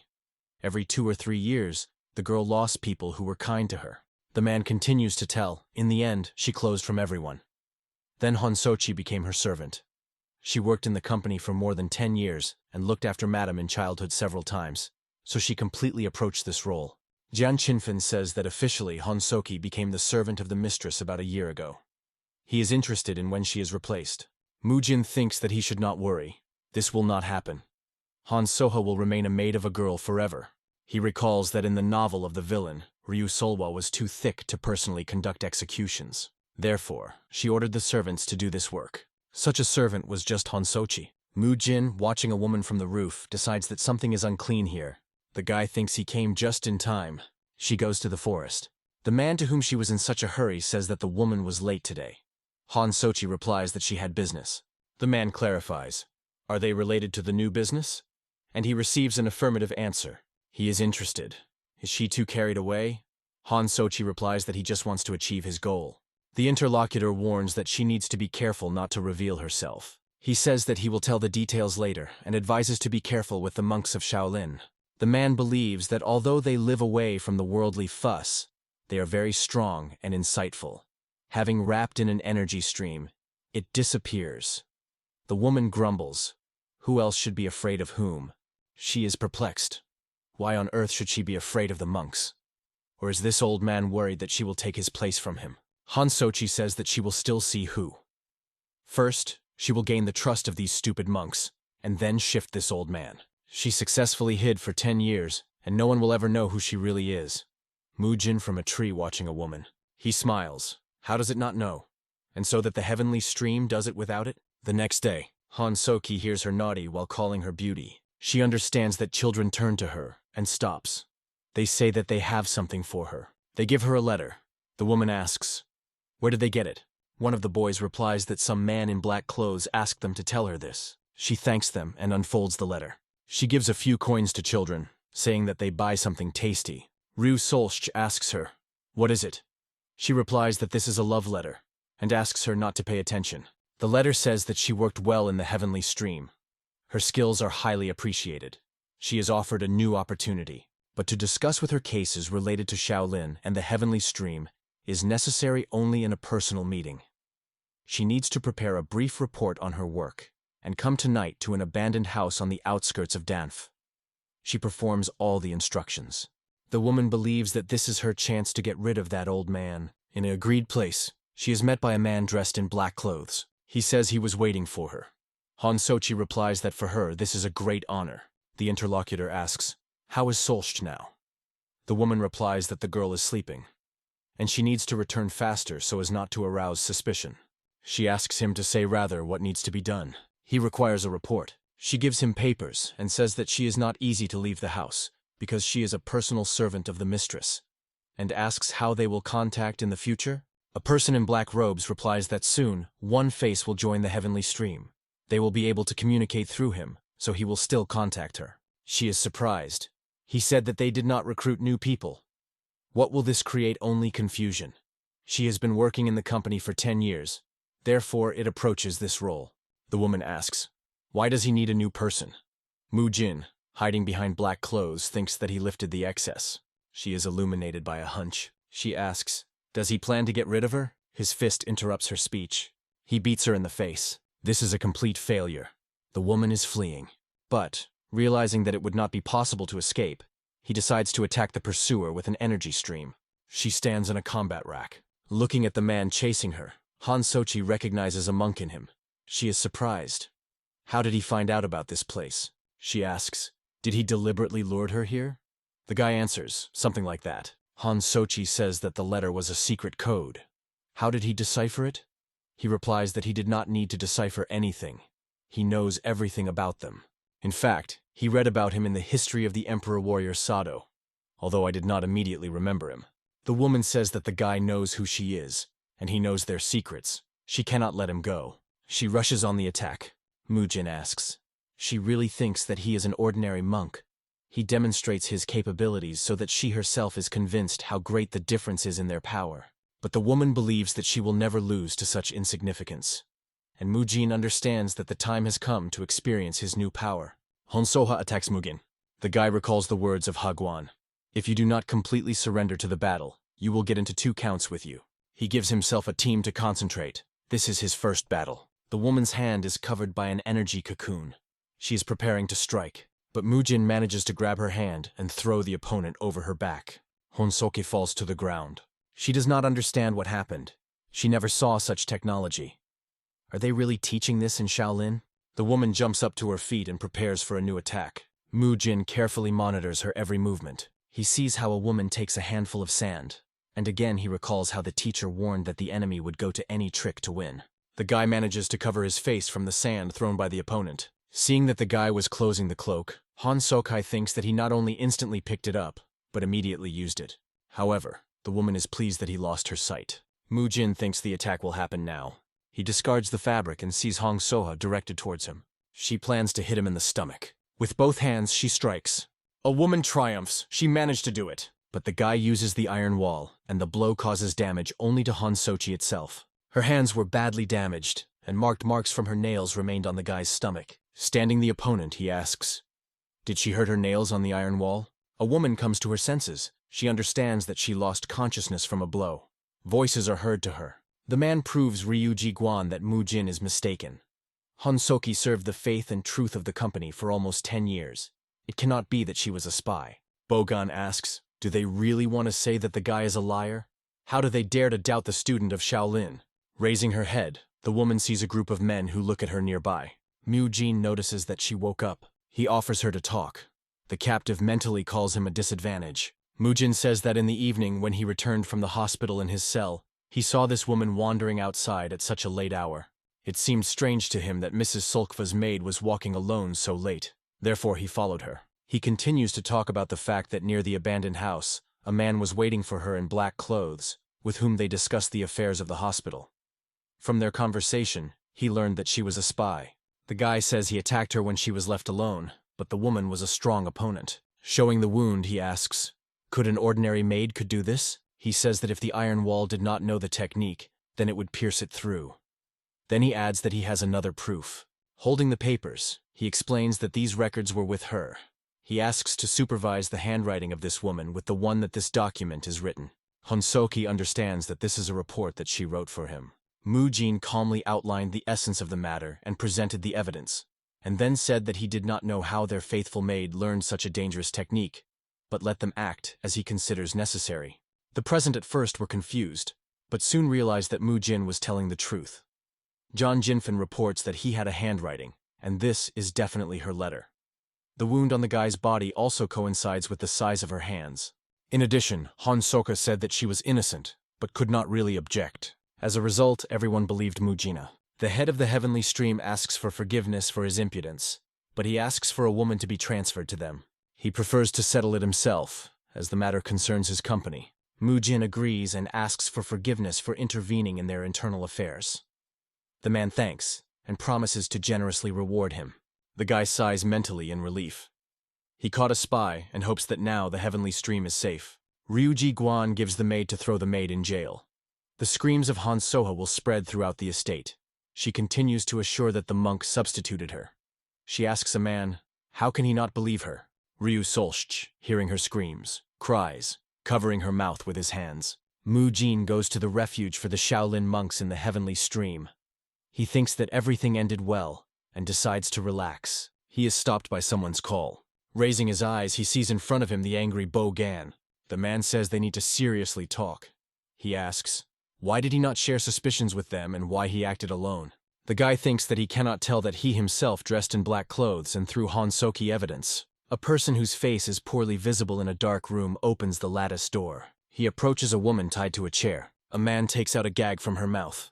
Honsochi says she is innocent and this Mujin deceived them. The interlocutor asks, so does the boy deceive? The woman claims that it was he who pretended to be a man in black.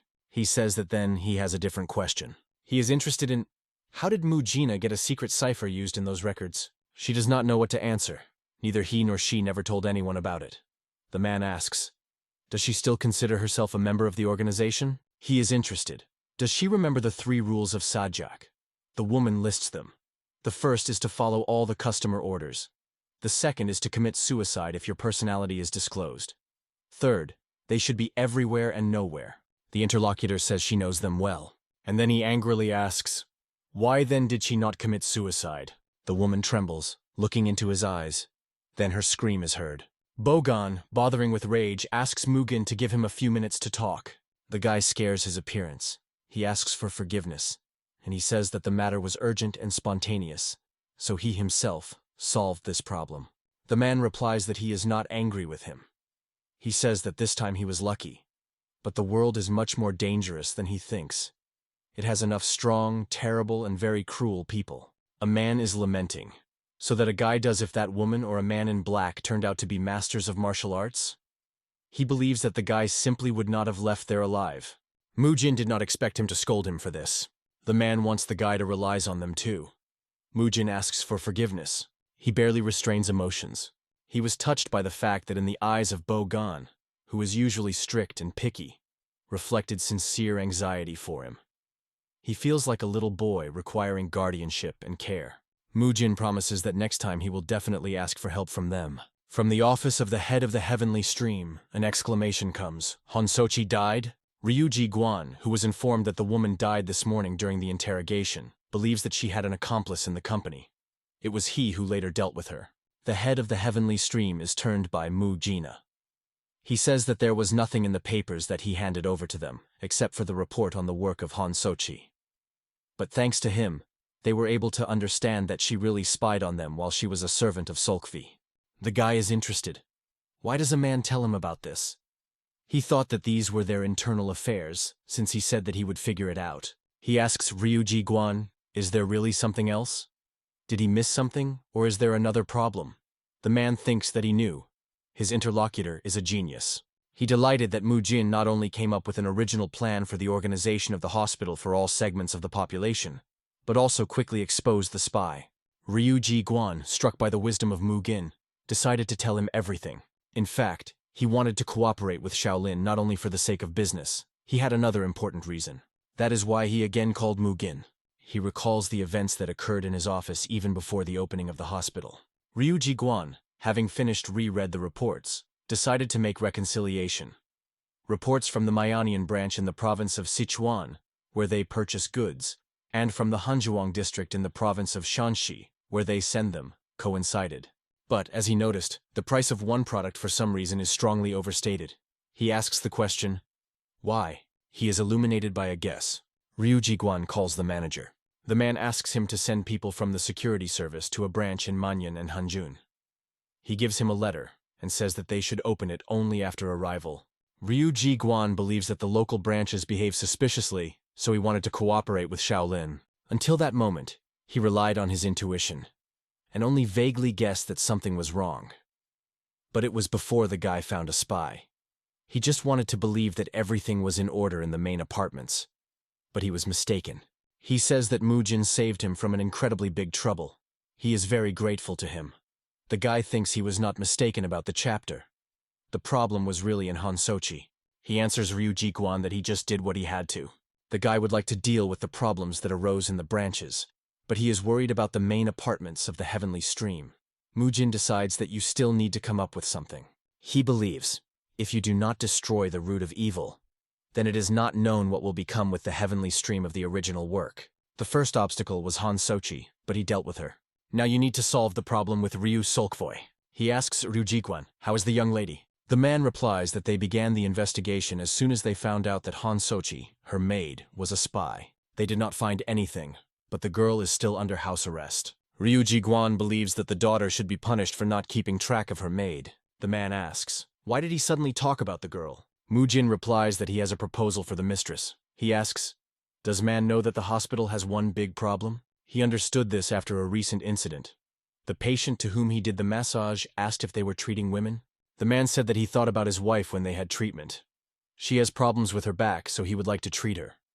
They really still treated only men. Even in the modern world, the coach's touch to a woman during training can be incorrectly interpreted. And in this world there is a separation of men and women after 7 years. So this is a very difficult issue of morality. Ngahi was able to undergo treatment because she is an elderly woman, and Mujin is suitable for her grandchildren. But if you consider the contractual version of the treatment of a noble young lady, Mujin represents how the young lady will be outraged by his touches. Naturally, she will complain to her husband. Her husband will be furious, and the consequences for Mujin can be unpredictable. Therefore, they have a problem with this, the guy believes. Ryuji Guan thinks about his words. He agrees that in this case it will be difficult for them to attract a clientele from high society. He asks, did Mujin come up with what can be done in this case? The guy answers in the affirmative. He says that he implies the teaching of Mrs. Solkvi to his treatment methods. Then she can treat women instead of him. The man decides, since the girl is under house arrest, she has time to study. If they do this, they will immediately solve their problem. Mujin says that the most important thing is that his daughter salt. Therefore, she will not tell anyone about his methods. This will be a secret treatment technique that is practiced only in the heavenly stream. The guy rejoices. Ryuji Guan laughs and says that she considers him simply incredible. Voices are heard from the house. The head of the trading company, the heavenly stream, tells him to call his daughter. When the girl comes, he says that she is probably offended by him for locked her in the room. Saba is uncertainly. Father asks her, does the girl know what Mujin is doing?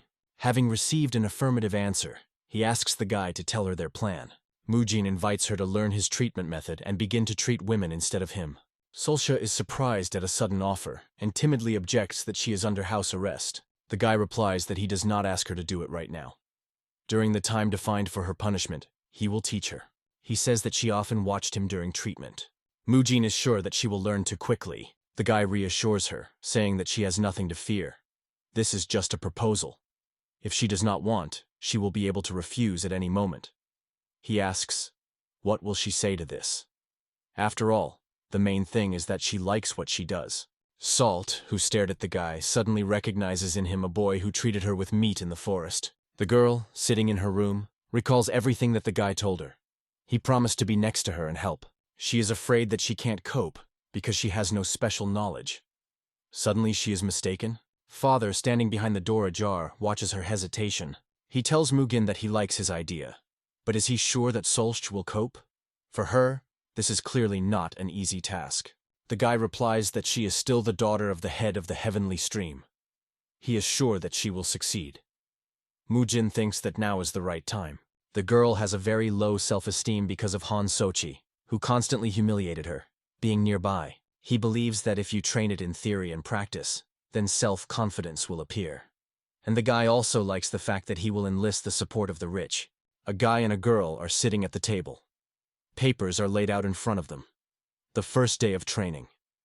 The topic is the basics of therapy and the influence of exercises on the body, as well as a simple protein diet, which is banned in Shaolin, different nutrients and their effect on the body. Mujin says that when a person eats meat, a protein enters the body, which then forms muscles with the help of exercises. He tries to explain complex things in simple language, uses clear metaphors and examples to make it interesting. Solkva has no prejudices, like the Shaolin monks, plus she is still young. Therefore, she grabs everything very quickly. The girl guesses now why he then secretly ate meat. The guy asks her to forget about it. On the 5th day, they proceed to the study of manual therapy and the foundations of Pilates. Pupils are allowed to go beyond the territory of the temple for medical purposes, so they will be engaged in the hospital. Madame En also decided to join them. Since the guy cannot touch Solkway to correct the shortcomings, the old woman volunteered to help them. Ryu Solwa suddenly turned out to be a very diligent student and grabbed everything on the fly. Therefore, they quickly switched to a point massage. When asked by the girl whether she does everything right, he praises her. She is pleasant to his words. On the 9th day, the guy notices that it seems that Solkva had a new goal. Watching how the girl performs exercises, he thinks that she wants to achieve her not for the sake of a company or father, but for herself. And he seems to know why. Mujin understands that talking about this can only harm. Do not discuss the weight of the girl. It is better to just silently monitor the process and help to the best of strength. Watching the Solkovi, he thinks that she is probably offended that her body has changed so much. And from the side of Han Soha, she all the time heard only reproaches. He promotes the idea of playing sports under the pretext of studying treatment methods. To his surprise, she does not complain at all in training. Mujin believes that she herself firmly decided to lose weight. He is glad and always supports such undertakings. He hopes that the girl will become what she wants to be, and not just a clicked ugly villain. On the 20th day, Solshech mastered manual therapy and Pilates. Mujin believes that she, of course, so far knows less techniques than Boan, but is already quite ready for serious practice. The girl constantly trains, even in rare minutes of rest. The guy considers this a good start for the coach. Ryu Solchu is still growing, so if it does not give up, it will certainly lose weight. Mujin thinks that even adults are hard to give diets, so he admires her perseverance. But in this, the guy is not alone. Ryujiguan is also delighted with how his timid girl has changed. The man is so touched by changes in his daughter that secretly from the elders pays the guy. Muji is outraged. He asks, the man wants to buy it? Does it want to disgrace the honest name of Shaolin? But he can only afford such behavior mentally. Money is not superfluous. He thanks Ryujiguan, and he thinks about how much the protein can buy with this money. The training goes smoothly, but this is not all their troubles. Mujin asks the head of the trading company, is it time to open branches in other provinces? The guy believes that they can help even more people. Mentally, Mujin adds that while he moves between the branches, he will have more time in order to find the conspirators. Ryujiguan asks, where would they open the first branch? Mujin replies that in his opinion, the Nanshan, the province of Jiangxi, is quite suitable for their goals. The man is surprised by his choice. He asks, why not Luoyan or Zhengzhou? In the county of Denfan, Shaolin has a great influence, so they easily opened the hospital here. But outside the county there are clans and sects. Therefore, the guy offers the Nan residents a neutral territory where neither Shaolin nor anyone else are powerful. The man believes that the guy, even in geography, is a connoisseur. But he asks, after all, there are also nuances there? Mujin believes that this is better than opening a branch on the territory of another clan. And judging by the map, the Nanshan is the neutral city closest to them. But this explanation is just for a look. In fact, Mujin has a different goal. He believes that you cannot change the future of the heavenly stream, just getting rid of Han Soha. He has not yet met with the real villain of this company. Sitting over the map, Mujin thinks that if he is not mistaken, in the future the Nan residents will enslave the demonic sect community of Ways. This sect was engaged in dirty work for the heavenly stream.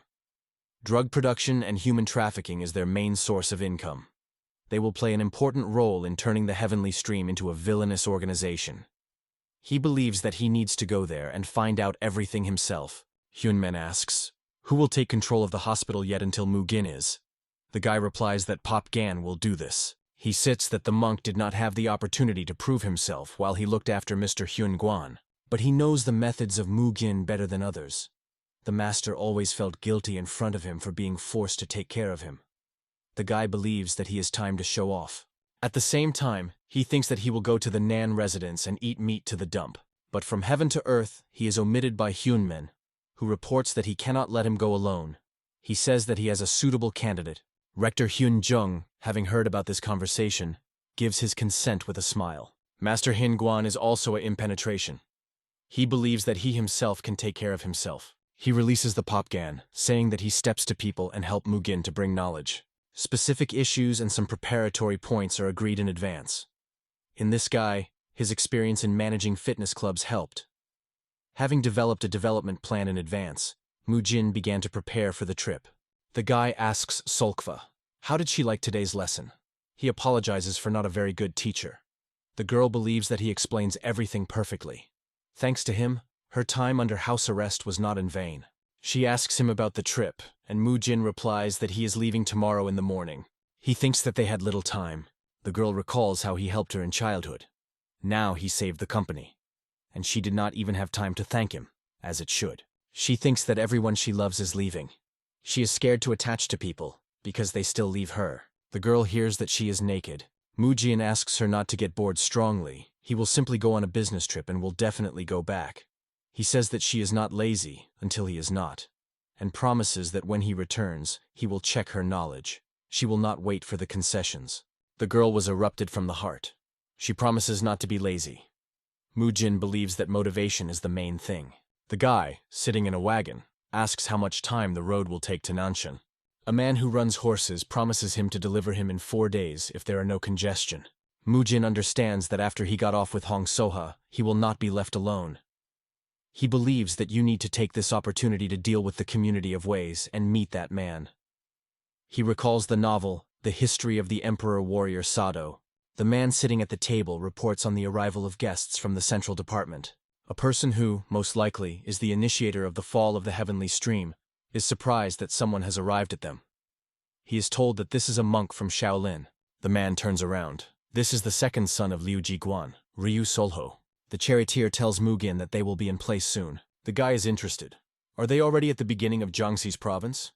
And he hears in response that this is so he needs to prepare to land. Mujin thinks this place is his second branch. They got to Nanshan. The guy wakes up the mentor, saying that they arrived. At the same time, he thinks that it would be better to go alone. And then he gets a stick on the head. The mentor asks, "Did he really not hear what the charioteer said?" He said, "We will soon." And he and Guan asked him to wake when they arrived. He asks, the guy is deaf or was just insolent? He is justified. Anyone would understand him wrong. The man goes to bed again, and Mujin, dusting with rage, asks the question, why is he generally forced to go with this person? 2 days ago, Hyunmen said that there were rumors that there are quite a lot of bandits and dark sects in the Nan. Perhaps this is just gossip, but he is worried about him. The guy is still too young for solitary trips. He asks, maybe it is worth sending Hagwan with him? He understands such matters, so it will be calmer for him, and Mujin will be safe. The guy thinks that this is probably the best. The purpose of this trip is to deal with the community of paths that stir up water in the heavenly stream. You may have to fight.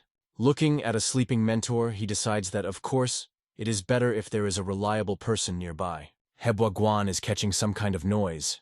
He opens his eyes and says that it seems something interesting is brewing. The rats themselves came to them. 2 people look out of the bushes near the road. He and Guan is sure that it will be fun.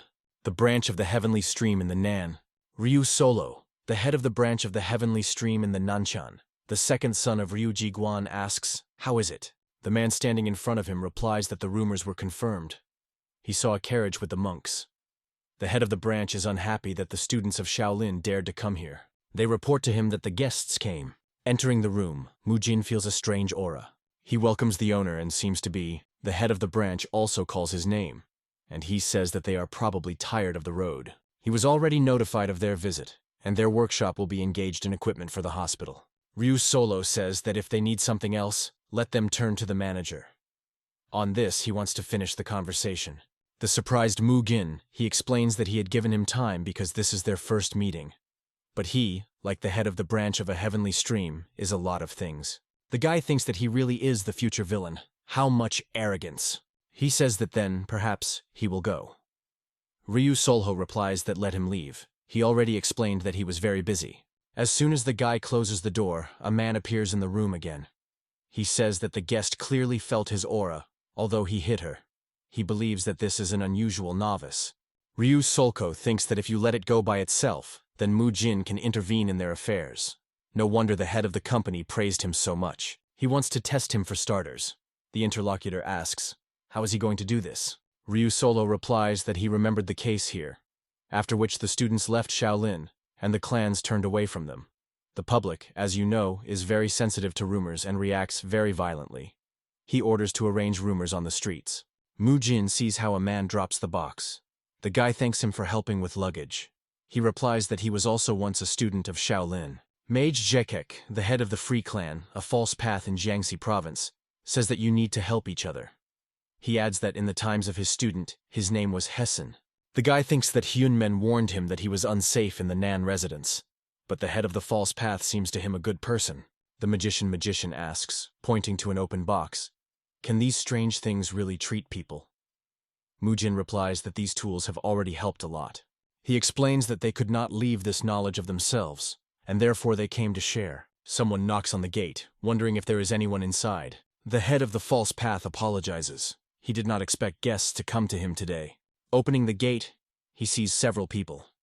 Mage Jekek is interested in, why did they all come? People reply that they have a business to messenger Shaolin. Alarm rumors have reached them. Mujin guesses that these are local koans and heads of clans. They do not inspire him with confidence. Kan Tag, the head of the clan, the Path of the Great Sword in Jiangxi province, asks, are the very noble monks of Shaolin who renounced the worldly fuss, opened the business here, hiding behind good intentions? The people who came with him are outraged. They are interested. Did they really have so big problems with money after the departure of free clans? The magician Jihek is trying to explain that the monks came to treat ordinary people suffering from illnesses, but people continue to call them sales souls and advise you to go back to the mountains. The guy begins to get angry. He believes that they are crossing the permitted line. Mujin decides to intervene. He says that they had just arrived and did not unpack things. Why did they get the idea that a fee is being charged for their services? People do not know what to answer and begin to nod at each other. Someone says that he heard this from the head of the Path of the Great Sword. Mujin thinks that, of course, who else could gather these people here? Is Ryu Solho, this cunning fox, deliberately incites people? He believes that this is an information war. The guy decides that he will not be silent either. He says that he has no idea where they got this information, so that let them listen carefully. He explains that they came here, wanting to help people from a pure heart. After all, this is the duty of a monk, to help the people. They were ready for the fact that there would be talk that Shaolin was eager for profit. Kantag is trying to object, and Mujin is approaching him. He asks, does the master really want to deprive Nan residents of the possibility of healing? One of the people timidly says that it is impossible. Mujin is interested. Where did they get that they needed their permission to open the hospital? He asks, do they have arguments in general? Or do they just think that Shaolin should not stick out? The guy demands that they speak straight. Suddenly someone's voice is heard. A person approaching them says that he no longer intends to listen to it. He is interested. Where does the little monk get such a long tongue? Kan Gvan, the eldest son of the head of the Path of a Great Sword, says that he will figure it out further. A huge man, hanging over Mujin, threatens to show him the righteousness of Shaolin. He offers to arrange an honest duel. Mujin believes that they all conspired here and agrees to the duel. He asks, what are they waiting for? And he offers the enemy to attack. Seeing the aura of the guy, Kangguan is scared. He was told that he was just a student from the third generation. Assessing the enemy, he thinks that he will iron strong. Mujin surprises him with his technique. He decides to use karate techniques and makes a cut. Kan Gvan spread on earth. The guy believes that even a child would dodge such a mild attack. He says that he won and asks to stop the booth. Guan, who watched everything from the roof, thinks that he did not even have to intervene. Mujin himself settled the situation, although he went too far. He believes that it was stupid. Warned by the locals will sharpen a tooth on him. Guan wonders how the boy is going to settle. Twilight sank into the city. Girls loudly admire the young man walking along the street, letting go of not quite decent jokes. Mujin, in camouflage, thinks that he did not suspect that he would once bring a wig. Damned Shaolin. But even though people do not know that he is a novice, he believes that while the community of Ways has not yet captured this area, it will not hurt to explore the situation here. Suddenly, some smell has reached him. He sees a restaurant nearby. But no matter how the guy would like to go there, he forbids himself to do it. He didn't just come here. Mujin wants to find the den of the community of paths, and to teach Ryu Solho and the rest of the villains. But the temptation is too large. He ate so much time with mushrooms and tofu. But he tells himself to gather. The guy reminds himself that he came here for information. So stop dreaming of meat. You can't succumb to the temptation. He has other goals. A loud rumbling is heard from his stomach. Sitting nearby, people look at him with surprise. Mujin sits at the table with an old dishes. He comforts himself by the fact that things do not solve on an empty stomach. So silver from the head of the company was useful to him. Mujin literally sweeps fish and meat from the table. He thinks that for a very long time he did not eat a delicious animal protein. And who knows when he can still eat. Continuing to enjoy food, the guy thinks that he worked so much to feed Shaolin, and also help the heavenly stream. Therefore, he earned a small reward. He wants to try stewed pork, which Master Guan loves so much. He thinks that she smells breathtakingly. But the guy does not have time to put the coveted piece in his mouth. Guan occurs on the windowsill. He looks inquiringly at Mujin, excited by his appearance. Guan calls him an unscrupulous student. He says that the guy is feasting here from the belly and fun. It is now clear to him who badly affect the Master Guan. The man asks, was he really so desperately eager for the Nanshan?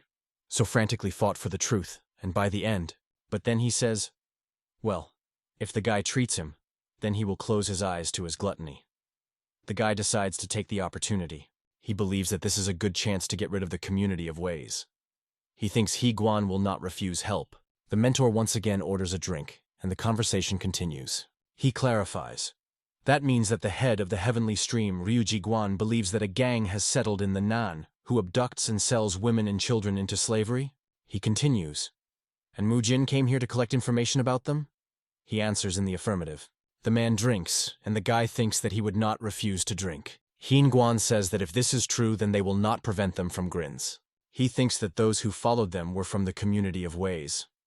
It seemed strange to him that they, having felt the power they emitted, did not react in any way, and attacked even after they saw the indestructible protection from the demons. Looks like completely crazy guys. The man calls the waiter. He immediately appears next to them. Mujin sees his money in Guan's hands. He took it when the guy turned away. A man, twisting a coin in his hands, asks, does he know anything about the sect of the community of tracks? If he tells, he will receive more money. The guy replies that for the first time he hears this name. But in the Nan residence there is one notorious sect. They call themselves the Shadows of the Gloomy Reaper. And for a long time they were working here. The criminal world is completely under their control. Perhaps this is the very community that they are looking for. Mujin thinks that this cannot be. Looking at the defeated opponents, Mujin tells Guan that the community of Ways cannot be so frail. They are weaker than the guy with whom he fought yesterday. Hebwa Hut beats on the cheek of one of the people lying on the ground. He says that he hardly knows about the community of Ways. But maybe there is some sect with which they compete, or recently appeared a new group. Hebwa warns that if he does not like the answer, then he will not live. The man replies that a new gang has recently appeared in the Nanshan. They constantly lead someone to them, but no one is returning. Their sect tries to stay away from them. Guan asks, does he know where they are? He promises to tell everything. Mujin and Mentor look at each other. They understand. This is what they are looking for. The guy believes that it will be dangerous to go there only together. He offers to call other brothers. Guan is sure that they do not need reinforcement. He says that his guys are enough. People appear on the roofs of nearby houses. The guy asks, are these demon fighters? Where did they come from? Guan replies that they are always where it smells to demons. The elders not only sent him to him. His detachment always follows him. Looking at his associates, Guan is interested in, are they ready? And calls, demon fighters, forward. The Community of the Paths was the name of the Gakul from the novel by Geikin, The History of the Emperor Warrior Sado. In the novel, their activities were fully supported by the villainous organization of the Heavenly Stream, and they were engaged in drug trafficking and people. To hide the traces of their crimes, they settled far from human eyes. Night. There are armed people in the courtyard. Voices are heard. A man sitting in a room on an elevation asks, "Failure?" The second standing in front of him replies that, unfortunately, it is. They tried to set the locals on Shaolin, as he ordered, but that naughty boy prevented them. The man is interested. Was some novice really one? That is why he hates the righteous, useless hypocrites. A kneeling person asks, "Is he sure that there is no reason for concern if this indestructible defender from demons, Hyunguan, really accompanies this novice?" The interlocutor is interested. What's the matter? Then he adds, "Does the man think he will lose?" His subordinate says that he heard that he killed countless people. He asks, "Isn't it intriguing?" The man is interested. Who will win if the indestructible defender from the demons Higuan and he, the head of the sect of the Community of the Paths, will fight seriously? The alarmed guard peers into the darkness. He does not understand. It seems to him or sharply warming. Wait. The striker uses the technique of the palm of the Buddha. The noise rises. Screams are heard that this is an attack from the east. A general fee has been announced. The security understands that the attack occurs from two sides, from the west and east. The attackers learned? These are monks from Shaolin. The monk from the group of demon fighters easily copes with one of the guards. The battle continues. Individual teams are heard. Heian Guan in a jump hits his foot in the face of the enemy. He is interested. Is that all that they are capable of? The man is falling, and the head of the detachment of demon fighters says that it is even humiliating. The head of the monks, Mujin, opens the gate wings. The atrocity of those who tormented innocent people came to an end. Hebwa calls to attack enemies. Mujin watches how demon fighters quickly deal with opponents. Rushing the attack, he thinks that he did not even suspect that they were so strong. Their movements cause him delight and pride. Here it is, the power of Shaolin, the greatest school of martial arts. One of the monks tells him that Heinguan went forward. He believes that he needs to catch up with him while they deal with the guards. Mujin rushes forward. He feels a powerful aura in front. The guy turns to the mentor. He asks, "Is a man in order?" And he adds that there were more opponents than they thought. He sees how to masterfully copes with the Hebwa, head with the head of the sect. Mujin cannot believe his eyes. He never saw such a battle. The enemy fights on an equal footing with the mentor Higuan. He understands that this is the head of the sect. The man in the jump attacks the mentor, but the blow of his spiked club falls on the ground. Higuan easily avoids attack. Now he and the enemy are changing places. Higuan, continuing to fight, orders to search the building.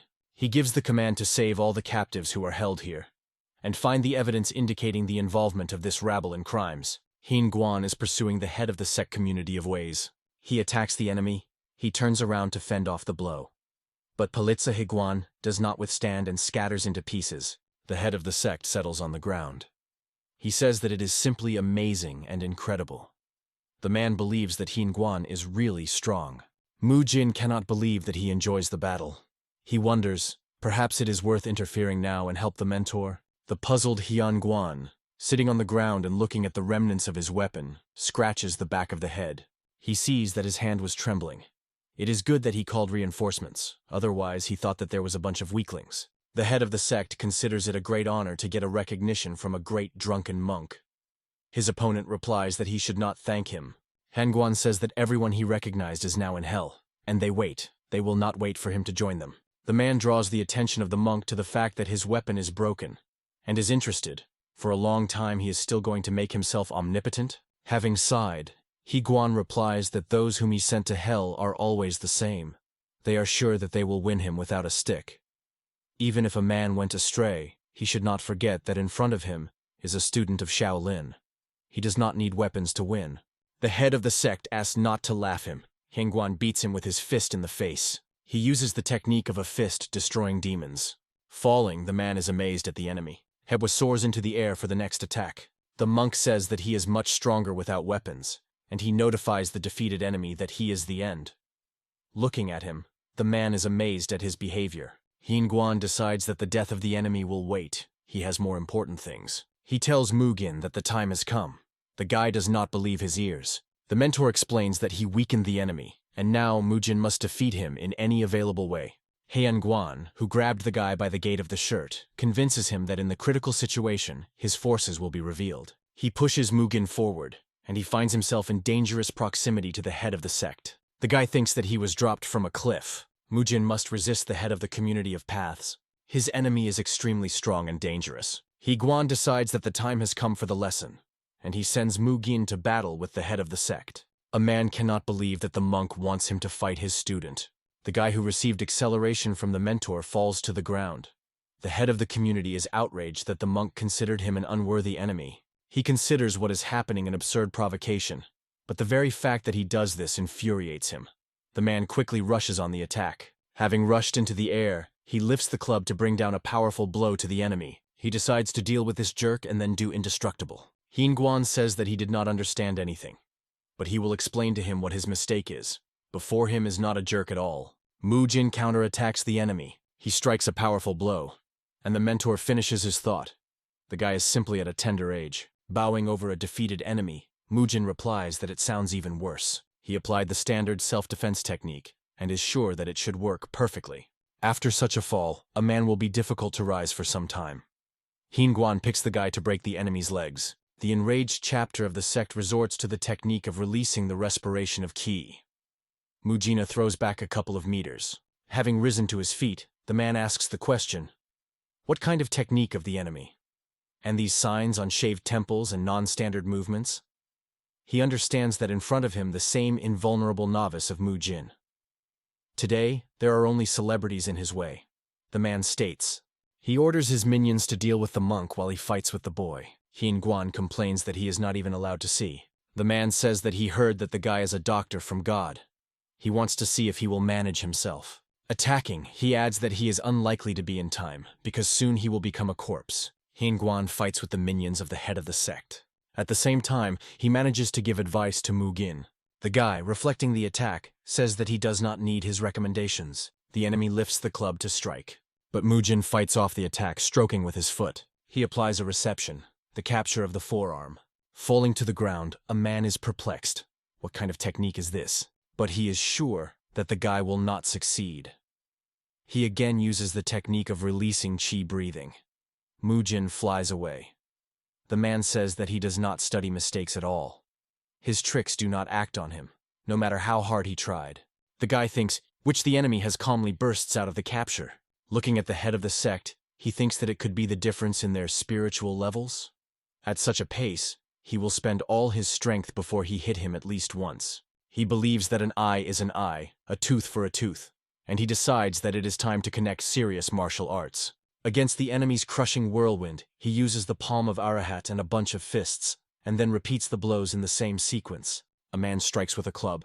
In response, he receives a bunch of fists. Mujin is forced to defend himself with his hand from the club. The guy strikes the groin. Feeling incredible pain, the man swears dirtily. Mujin says fewer words, and uses the technique of the style of dancing wind, but the enemy gives him a rebuff. The head of the sect says he is tired of playing with him, and he decides to deal with the guy with one blow. Mujin is surprised that the man still had the strength. But then he understands that he put the latter in the final attack. He thinks that we also need to collect all his energy for a final blow.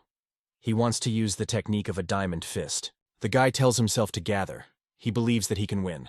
The first welcome is the bunch of kulaks. The affected enemy sees how his club is scattered into the chips.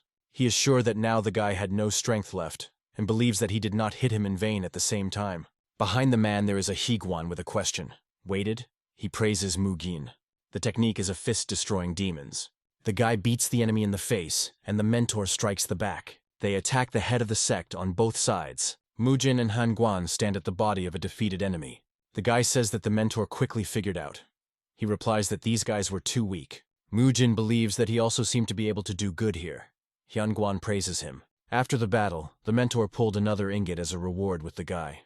Mujin is sure that the master is probably about to get drunk. He believes that he is a real bandit. Seeing the leader unconscious, the rest of the fighters of the community of paths surrendered. They had no chance of victory, and it seems that they had some kind of suicidal rule. Therefore, no one is left living of them. The monks knock out the locked door. Seeing in the premises of connected people, they understand that Mujin was right. One of them screams that they found hostages and asks to report about it. The brothers from the Demon Fighter detachment took up liberated people.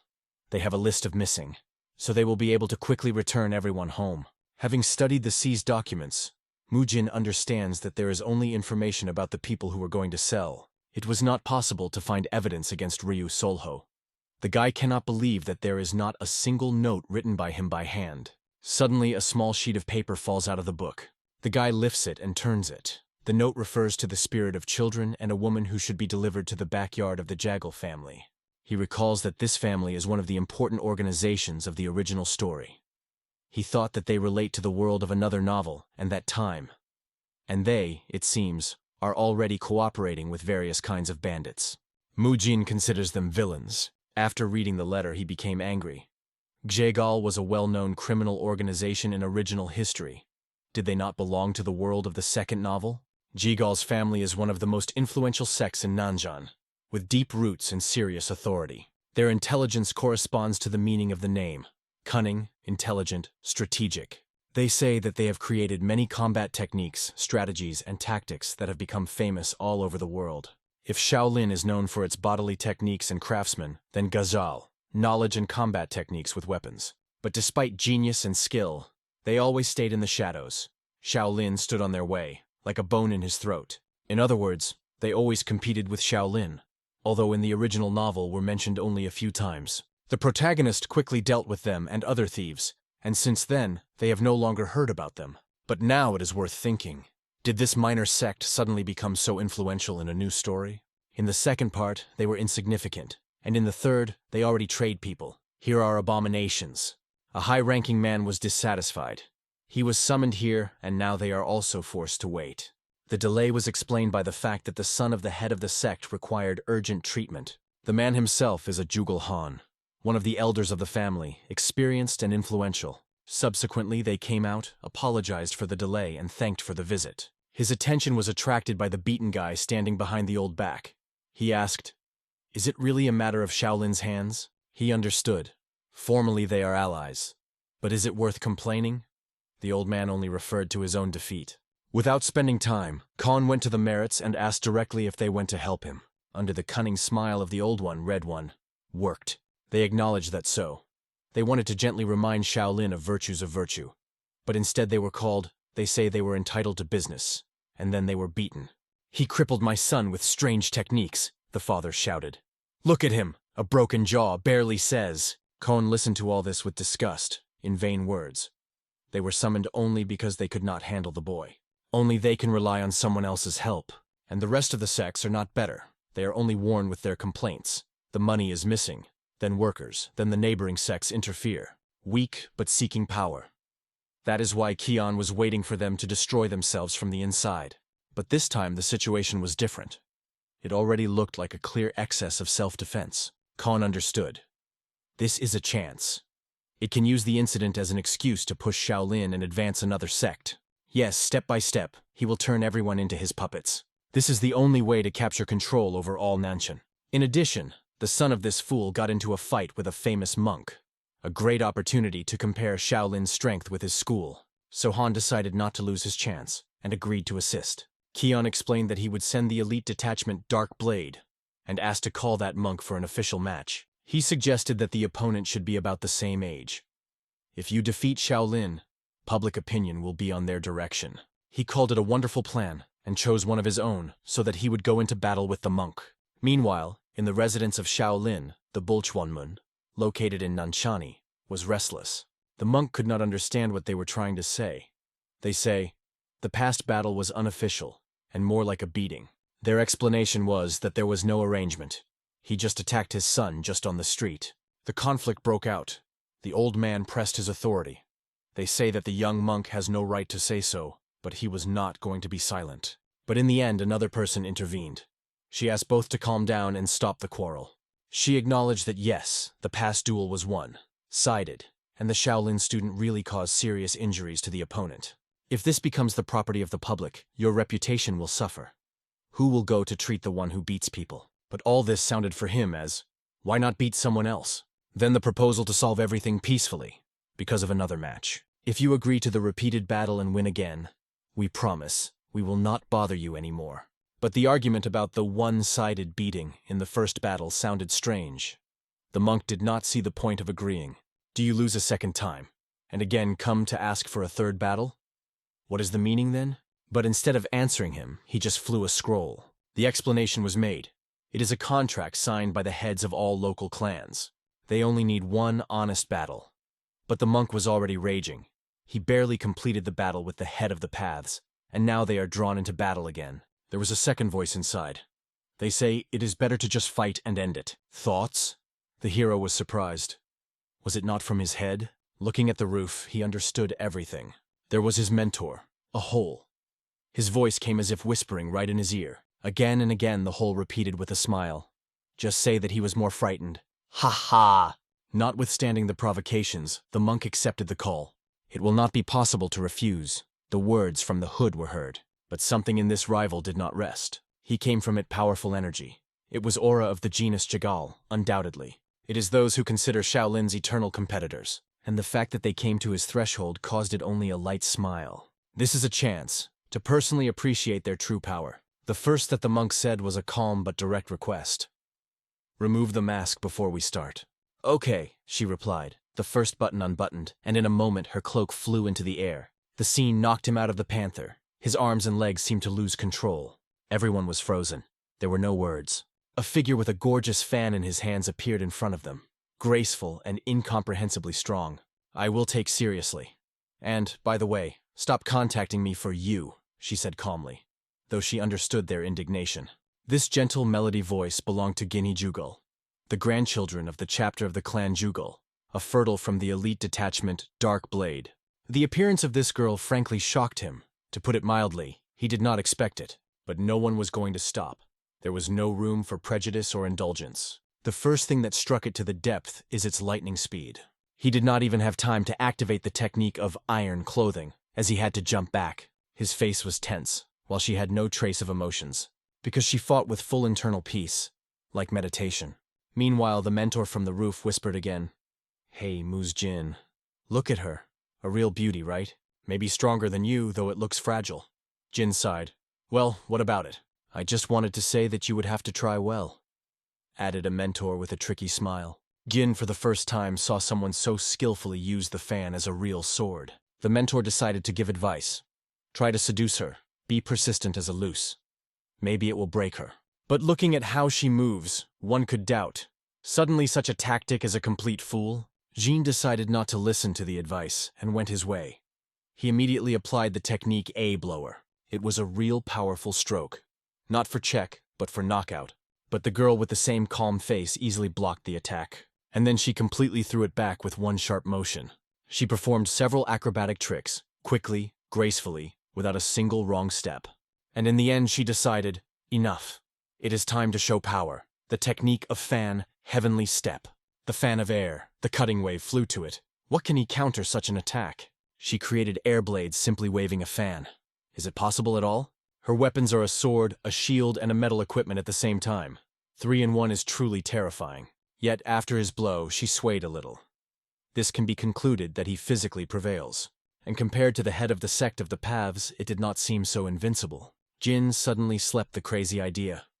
What about the method of the mentor, really? The first thing that was required of this tactics is to be persistent, even excessively. At first he was confused because of her strange weapon, but now he clearly understood how to fight her. To begin with, she decided not to give her use the fan blades. Sharply shorten the distance. Do you think can you endlessly attack the air? He asked, straining his hands. And unexpectedly, he managed to grab her leg just in the air. Allow you to get down from heaven, he said cold. But instead of a soft landing, a hard stroke on the stone tile is stiff, ruthlessly. The blow was so strong that it even lost control and released saliva. Jean has already swung to punch her fist in her head, but the girl had time to bounce. He did not forget about the advice of the mentor. She came closer, leaning with a gentle tone. Where did you come? He swung his powerful hand. The blow could demolish half the wall. But the girl instantly exhibited a fan, reflecting every attack on the verge of possible. She could not understand. What is with him? Why is he so desperately July to her? At first it was on her side. Did he solve her movements? Or does he pursue a completely different goal? His fierce perseverance did not give her rest. With every step he was approaching closer. No one has ever been so obsessed with the idea of approaching her during the battle. And now she started asking herself, who is this monk actually? Deep into reflection, she did not notice how she opened, and he used it instantly. Now his hand held her head on the right. The movement was accurate and determined. She asked, What are you going to do? Her facial expression was at the same time sweet and vulnerable. It seemed now he would say, I'll kiss you. But no. Instead of tenderness, he flew his head, right in the forehead, without notice. At his point, it could be said that he was about to throw, goodbye, a jacket. But he was silent. He just watched as she fell to his feet. I won again, so stop me already. He threw it cold. Everyone who laid hopes for her victory struck themselves on the forehead. Did not believe that it had happened. Did we lose this damn Shaolin again? It flashed. Even Kon barely held back anger.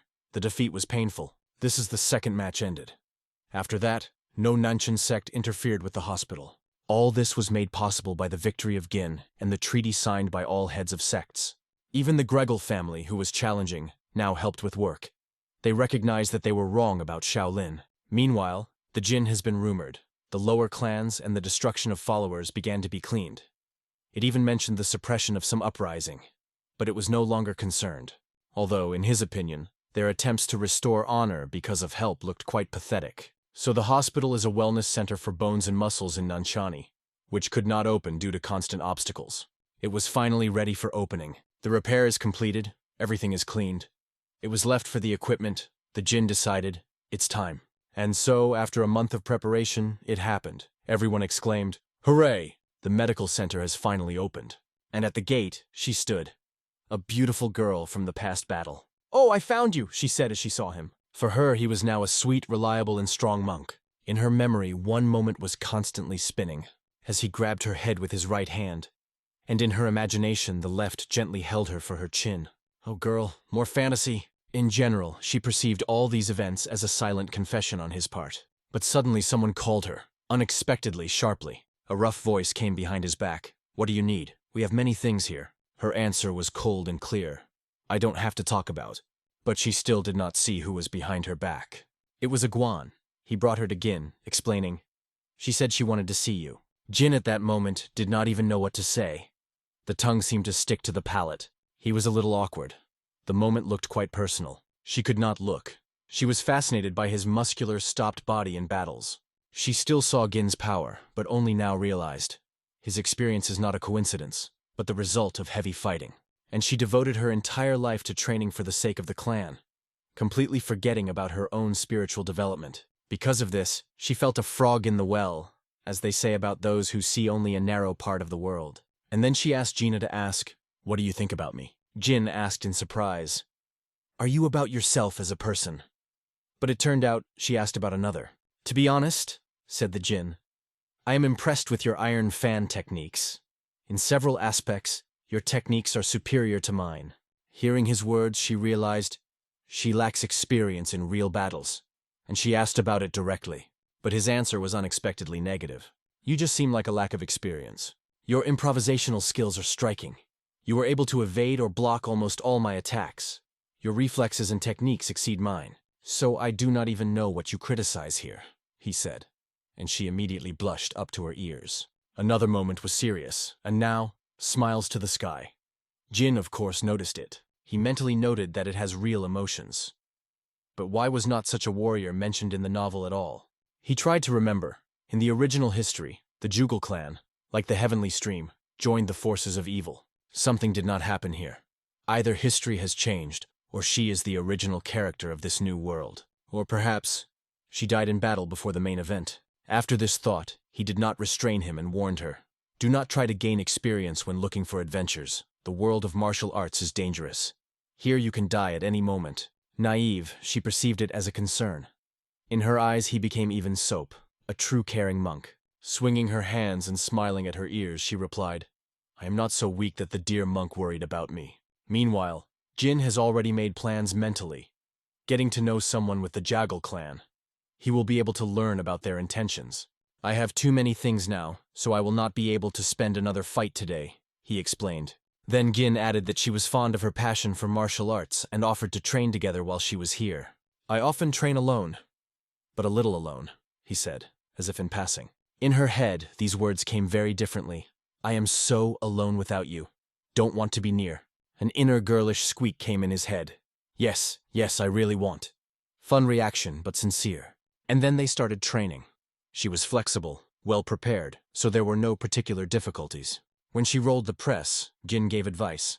The body should lie completely, the shoulder blades. Feel muscle work. And in her thoughts, everything was mixed. I train with such a sweet monk. He is smart. And good. Jean, of course, noticed that she was constantly blowing. Something exactly prevents her from focusing. Meanwhile, the second branch of the wellness complex, in Nanshani, worked without problems, as in Ujd Defen, and the treatment was liked by both ordinary people and influential persons. Shaolin's problems with finances have finally been solved. Once Gin sat on the balcony and talked with her husband, discussing the future. We will not be able to stay here forever.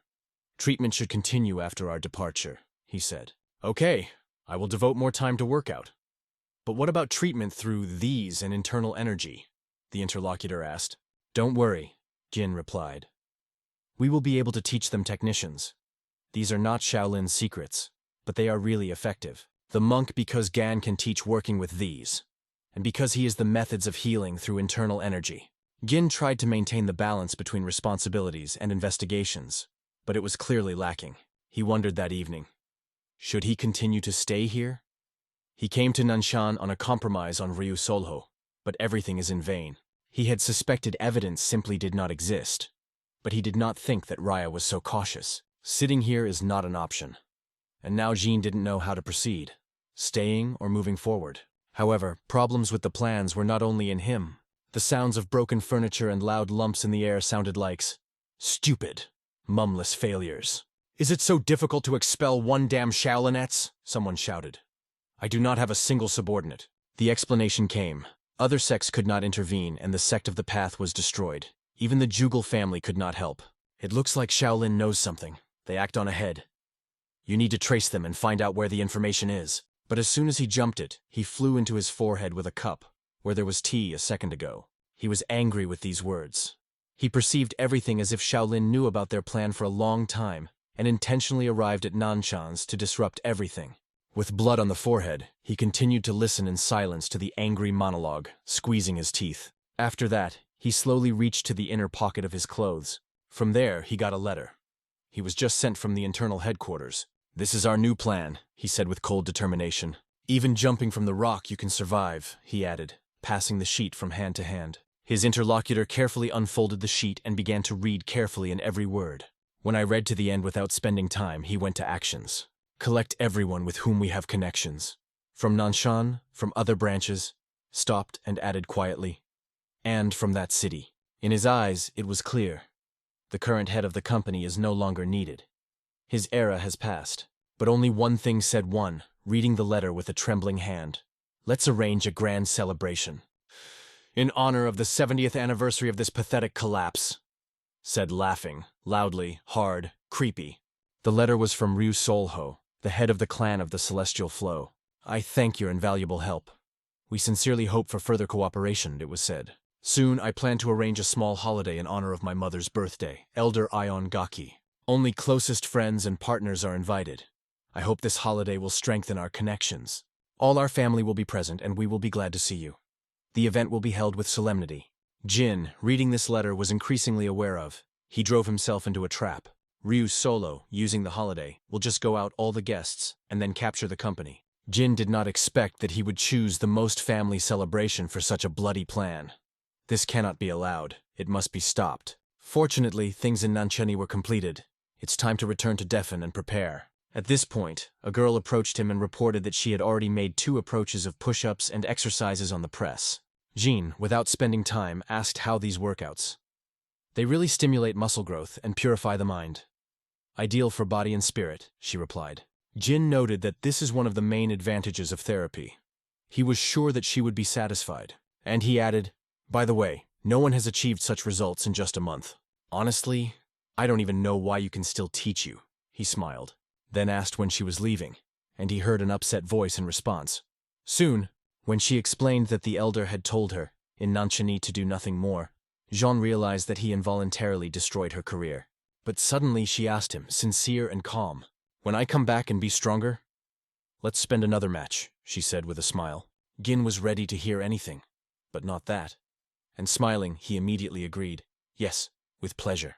He did not confess, but he was genuinely glad that she was asking for revenge, not for the sake of revenge, but for her own development. And in response, he promised, I will not stop in training. I am looking forward to a new meeting. When he shook her hand, the thought in her head, he touched my hand. Is it a proposal of a hand and a heart? He is probably in love with me. So the Gjegal clan left Nanshan. At first, Jin thought she would miss. But Jago Ginhi, who received a new goal and the promise of the meeting, looked not upset. On the contrary, she was happier than ever before. Then Jin wondered about her grandfather. How does he feel? In great shape, said the monk. Already trains independently, eats well. It seems to be completely recovered. Gin was sincerely happy when he heard this news. But in the head stuck one word, completely healthy. After all, his grandfather was the strongest martial arts master. If he appears on the coming holiday, it can dramatically change everything. That is why Gin wrote a short note and passed it through the monk, asking her grandfather to bring her after returning to Shaolin. I have a bad anticipation, he said. Be sure to pass it in person. The grandfather understands everything as soon as he reads. A few days have passed. Shaolin's monastery, Hongguan's residence. My grandfather trained when the monk approached him and handed over a letter. Closing the letter, the old man said with a smile, I also want to be on the holiday. Can't miss it. He was looking forward to meeting Mujin. Recall that this old name, Hen Guvan, 166 centimeters in height, weight from 43 to 53 kilograms plus 10 from lunch force, is not measured. Meanwhile, Jin was collecting things. It was time to go on the road. On all sides, he heard warm words of gratitude for everything he did for this place. He stopped the arbitrariness of sex that terrorized people. He won the bandits, taught the inhabitants of technicians that in the future they can save lives. And by the way, it was also fun, even very. Everyone promised they will not stop and continue to carry good to others. Gin listened to everything with a slight smile and said goodbye. Amitabh. Soon they were among the mountains. The path started. Although the mentor was a little upset because he never met true strong rivals, he was still glad. It was fun. So Mujin was in a hurry to leave Nanshan. His goal was clear, to stop Ryu Solho. The sun was shining brightly, as if the sky wanted him a happy road. But there was no rest in the mind of the monk. He was without stopping the options in case of unforeseen circumstances. Jean and his companions got to his native Defen for 3 days and 3 nights. And as soon as he arrived, John immediately went to the shopping company Heavenly Stream. John Gaki's birthday has come. You grew up, met him warm words, and Jean just shrugged. He just spent more time training. He was quickly invited inside. Let's go, Master Konguvan has already waited. Jin was looking at the audience. All these people were friends and partners of the Heavenly Stream, and Ryu intended to destroy them right away. Suddenly, Jean heard a familiar voice who turned to him. These were his grandparents. He was endlessly happy to see them both. The heart was warm. The feeling of the power that was heard from Gin was obvious. His grandfather immediately noticed. He became even more powerful. Grandma smiled. You grew up so, just like my dear Solve. I look at you, young and strong, and I feel incredibly happy. Meanwhile, Solva herself corrected the hairstyle, hiding the blush. Her maid could not help but notice. The young lady looked happier than even the birthday girl. What happened? Asked with interest. A girl with a soft smile explained. Today is one very special man for me. She referred to her brother by the spirit, Gina. In her thoughts, she remembered the promise that she gave him goodbye. They even fixed it as in childhood, by tying the little finger. And now, holding the word, she couldn't hold back a happy smile. The former plump girl turned into a real beauty. She lost 17 pounds and blossomed. When Jean saw it, he did not even believe his eyes for a moment. He mentally noted that this girl will accurately impress all the men of Defa. But something upset her. She got a little squeezed and asked, Is that all that you saw in me, Mujin? The maid rushed to save her. She hugged and gently said, Our mistress looks just charming today. Apparently for someone special, though. But this mystery was too transparent. Who else is so carefully dressed only for the sake of my grandmother? Maybe she just wants him to say the same words. Lord Solva, during the time that we did not see, you became very beautiful. Jean started, but his words were cut short. Behind his back, someone called him, asking for help. The Jin smiled sincerely, nodded apologize, and turning around, left Asul with a maid. But she tried to reassure the young lady as she could see her disappointment. The events unfolded quickly. They did not have time to look around as the evening celebration came. Extremely beautiful dancing began on stage, a fascinating sight that was difficult to take a look. Mugen watched every guest. He did not know who could be threatened, so he tried to remember every face. It took a lot of time. There were many guests, as it was about the links of the head of the Heavenly Stream, one of the 5 largest trading companies in the country. Jin hoped everything would pass peacefully. But if blood is spilled, you should be prepared. As a last resort, he was counting on the strongest of the audience. His grandfather, the legendary master of martial arts, who in the meantime calmly talked to his grandmother. Along with them, at a safe distance, he watched another, Ryu Solho. His tension was so apparent that it was difficult not to notice. This was noted by his eldest son, Ryu Sorgon, the head of the company in Xi'an. He advised his father to relax a little. Today is the holiday. However, he was more interested in another. Who is the old man sitting next to the elder? He soon learned. This is Qian Guovan, once known as the strongest master of martial arts, divine monk Shaolin. They say that he lost his strength, rescuing Shaolin from the sect of demons. Now, as if just a cripple, just a monk. And according to the service, he became a close friend of grandmother. So in general, nothing especially suspicious. After a brief explanation, Ryu asked his son, and yet, try not to smoke so much today. However, it was not released by one detail. This smell of tobacco. He felt it for the first time. Is this a new variety? With this thought that he did not like, Ryu Solho turned and went the other way, hiding the suspicion. This freak has already convinced itself that there would be no problems in the implementation of the plan. But it was then that he heard someone's voice behind his back.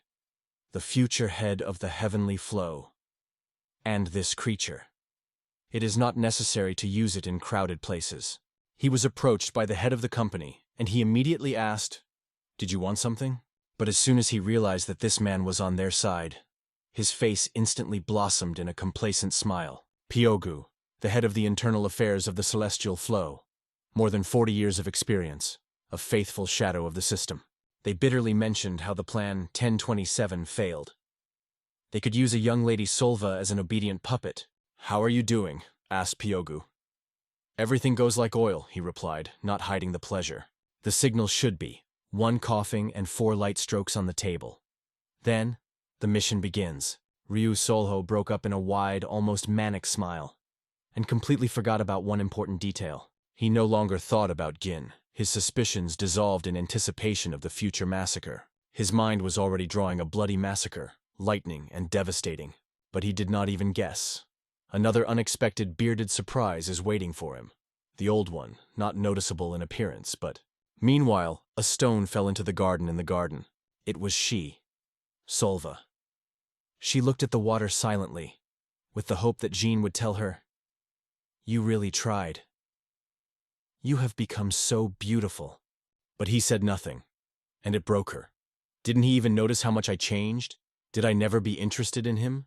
She stayed there for so long that she had already begun to look for. He grew anxiety. Solkva gradually reached. If she continues to hide, she can be called, or punish. But suddenly there was a noise nearby. She looked wary from behind the corner. At this time, there should be no one. The voices were approaching. One of them said, "His behavior is on the verge, like a drug addict, just in the eyes of everyone." "So the whole problem in this Jin?" The question came. "Yes, he works as if our plans know in advance. Everything that happened in Nanchani is associated with this monk." "I do not believe it just coincided," said one of them. Even 1027 said that Jean wrapped her around her finger. "But today we will get rid of them all." And a calm voice came in response. "Consent. I will deal with this monk myself," were the last words that she had to hear. And here her heart froze. She recognized her voice. It was the head of the internal affairs. Everything became clear. A traitor among his own. She should tell her father immediately. But it was made. Her clothing trembling with her body was quietly shaking. And this almost imperceptible sound heard the manager. Immediately stopped and turned his head to her direction. The face of Solkva faded. The fear was shaking the whole body, and the only thing she was able to do is to rush to the side, to run hard. But the question remained open. Will it be enough speed to escape? The answer to the question was obvious. No. It was caught up almost instantly. A massive silhouette grew up in front of her. In his hand he shined a knife. He swung. "Get ready to die," he said coldly. and began to strike. She only closed her eyes, unable to hold back tears. She was pierced by horror, and she screamed. But in a moment, the attacker breaks out of the hands of the attacker, turning in the air like a toy. Salda did not understand whether she was still alive, whether it was another world. Opening her eyes, she saw Handle his idol, his savior, Gina. He stood between her and danger, calm and unwavering. "Are you going to kill everyone?" "Very interesting plan," he said with irony in his voice. "Well, try to start with me." The Jinn threw his hands, and the killer twisted his face from hatred. But apparently, he did not realize that he was at risk of getting not just another scar, but a Jinn iron fist, a blow that could demolish his entire nasty skull in one go. But Jean immediately felt the danger.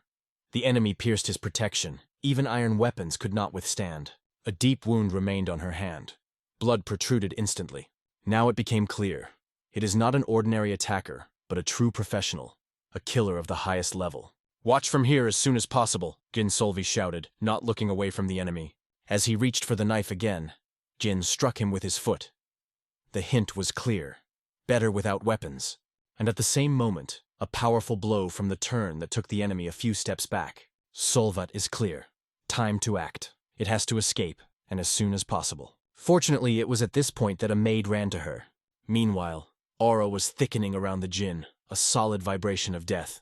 His determination could be felt at a distance. In the next moment, dozens of blades flew in his direction, lightning without mercy. But Jin stopped them all. One fist. Only one blade was able to leave the cut on his shoulders. This attack just confirmed the enemy is really very serious. But Gin was not scared. "Is that all you are capable of?" "Full of nonsense?" he threw disrespectfully. His call to fight without weapons did not meet enthusiasm. And then the enemy began the attack with his sword. Quickly, fierce, aimed at murder. The Jinn cleverly evaded the first attack and sharply shortened the distance, trying to approach. But he did not have time to react. In an instant, the enemy was already behind him. His movements were so lightning that it was difficult to take a look. The Jinn's face was visible. He tightened on the verge of possible. He even tried the words to stop this crazy freak, at least to win time. But he acted cold and rationally. He did not spend any unnecessary strength. Jin began to suspect that he had already studied his favorite techniques. He kept the distance, attacking the cutting strokes from afar. And as soon as Jin tried to shorten the distance, he immediately retreated. This is the worst type of opponent for me, Jin thought. And he knew he had to act immediately. The first thing to do was to resolve the issue with the distance. He had to cut the space between them. But the situation was really dangerous. Everything was not planned. One of the strokes of Gin's sword was survived by the Iron Divine. The armor retained the force of attack. His ligament of his fists corresponded to the attack. Every impact of his nose was weight. The reactivation of Iron Swing helped hold the sword that was already flying right in his hand. In the meantime, the enemy. He was holding between every finger on the knife, and it was only preparation for the next step. In the same second, the enemy rapidly moving his hand through all the knives at the same time, like a rain of death. Deep cuts appeared on Gina's chest. The blood appeared through his clothes. "Come forward," the enemy explained coldly. "On each blade, poison. Soon it paralyzes your whole body." Jin's body really ran a strange, anxious cold. He felt something penetrating inside. At the same moment, the enemy breaks forward using his branded sword technique. The abyss of perfection. The whisper came, and the enemy was already behind Gin. Jin slowly sinks on his knees. Blood flows from the mouth. Looks like it's the end. Meanwhile, the attacker says goodbye to him. They say, this meeting is complete. Is the main character die right now? The tension reached the limit. But no. Gin finds the remnants of strength. It holds. It will not fall. Suddenly the enemy feels something strange, painful, sharp. From his back, his knife protrudes, the same blade. Through Jin at a critical moment. Your paralytic poison is a full delusion. Jean smiled, wheezed. The Buddha turned me back, he added. The opponent begins to understand. Jean redirected the flow of these to stop the spread of poison. But the enemy has not given up yet. Squeezes the sword and again prepares the attack with his deadly technique. The opponent was convinced that the poison would act exactly. There are no medicines. But the sword slid only at Gin's hand. His iron gap withstood it. Do you definitely understand the poisons? Jin asked with cold irony in his voice, and immediately applied the craftsman's technique. The goal was, in the area of reach is the perfect moment for melee. Jin acted without a shadow of pity. It was no longer sense to hold back. He grabbed the enemy by the neck, using a suffocating reception from which no one has left. "It is time to end with this," said Gin calmly, squeezing the enemy more and more. With his left hand, he kept the control, squeezed his throat. There was no choice. He was convincing the freak. He did not escape. The breath became weaker. The end is close. Gin set himself a simple goal: to cut off this freak once and for all. That wheezing, squeezing out of yourself, you try in vain. They are more killers. You will not stop everyone. The answer was blood, and it was not a few drops. In a moment, there was a real puddle under his head. Jin put a point. Final. "Whatever there was a whole wagon, I will not stop," gouted Jin's teeth. "To rest never. You need to find your grandfather as soon as possible." Ru Solo nervously bit the nails. The tension reached the peak. He was worried, although all the preparations were already completed.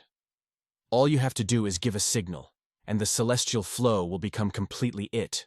A whole flock of hunting dogs, performers who exchange signals and information in silence, symbols gathered around. One cough and 4 blows on the table, and the case is completed, Solo said under his nose. But it was at this moment that he heard an unexpected question. It sounded in the form of one but the exact word. "End?" The old man approached him, the same one who was almost ignored by Solo.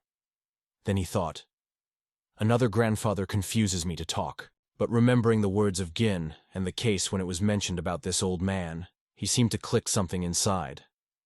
Why did Jean talk about him at all? One meeting, and such an impression? It made one alert. However, in a moment he reassured himself again. Well, the Jin himself. One, he won't do anything. And then Solo was coughing, the same conditional signal. It was the beginning. Everyone who was supposed to act was ready. Silent coordination worked perfectly. But there was no cough. Instead, Solo started a dialogue with the old one unexpectedly. "I have to admit," he said, "your actions also helped. You have just accelerated a little that had happened for a long time." The old man slyly, "And what exactly?" Solo, convinced that the opponent is no longer a threat, he answered without fear. "Changing generations, although not, it is better to say, replacing everything of the rotten something new." He put his palm on the table and several times quietly, but knocked on the surface. And it was a signal, the same that everyone was waiting for. All performers immediately got their weapon. The signal was received, the time came, and Solo just stood and listened. Listening to the cries that were already in the hall, and he did not feel pity. On the contrary, he wanted these cries to stop so that death lasting. He was the birth of evil, a creature governed only by the thirst for profit. He was indifferent to the lives of others. Guvan understood perfectly. If it weren't for the Jin, everything would go completely differently. The evil would be inevitable. And so, without hesitation, the old man went to actions. He clicked his fingers, a light sound that became fatal to enemies. And Solo, I saw what he did not expect. The old man's face suddenly changed. The face of the golden dragon appeared in front of him. His long, giant body stretched throughout the room, covering every corner, replacing the rotten with a new one. "He works not at all," the old man said, and in his voice the divine power. "Did you really think that we would allow us to make your dirty plans? Look around," the old man said, and there was no drop of anger in his voice, just justice. In the eyes of Solo, in reflection, one could see how his hunters lie on the ground. Without movement, no chance. The old man used one of the most powerful techniques, the punishment of many, made Buddha. Hundreds of hands descended from heaven, pressing each of the murderers to the ground, as if their fate had been judged. Solo has frozen from shock.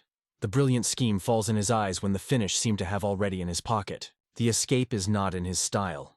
He pulled out of the hairstyle of a pin line, squeezed the edge, and aimed at the elder's forehead.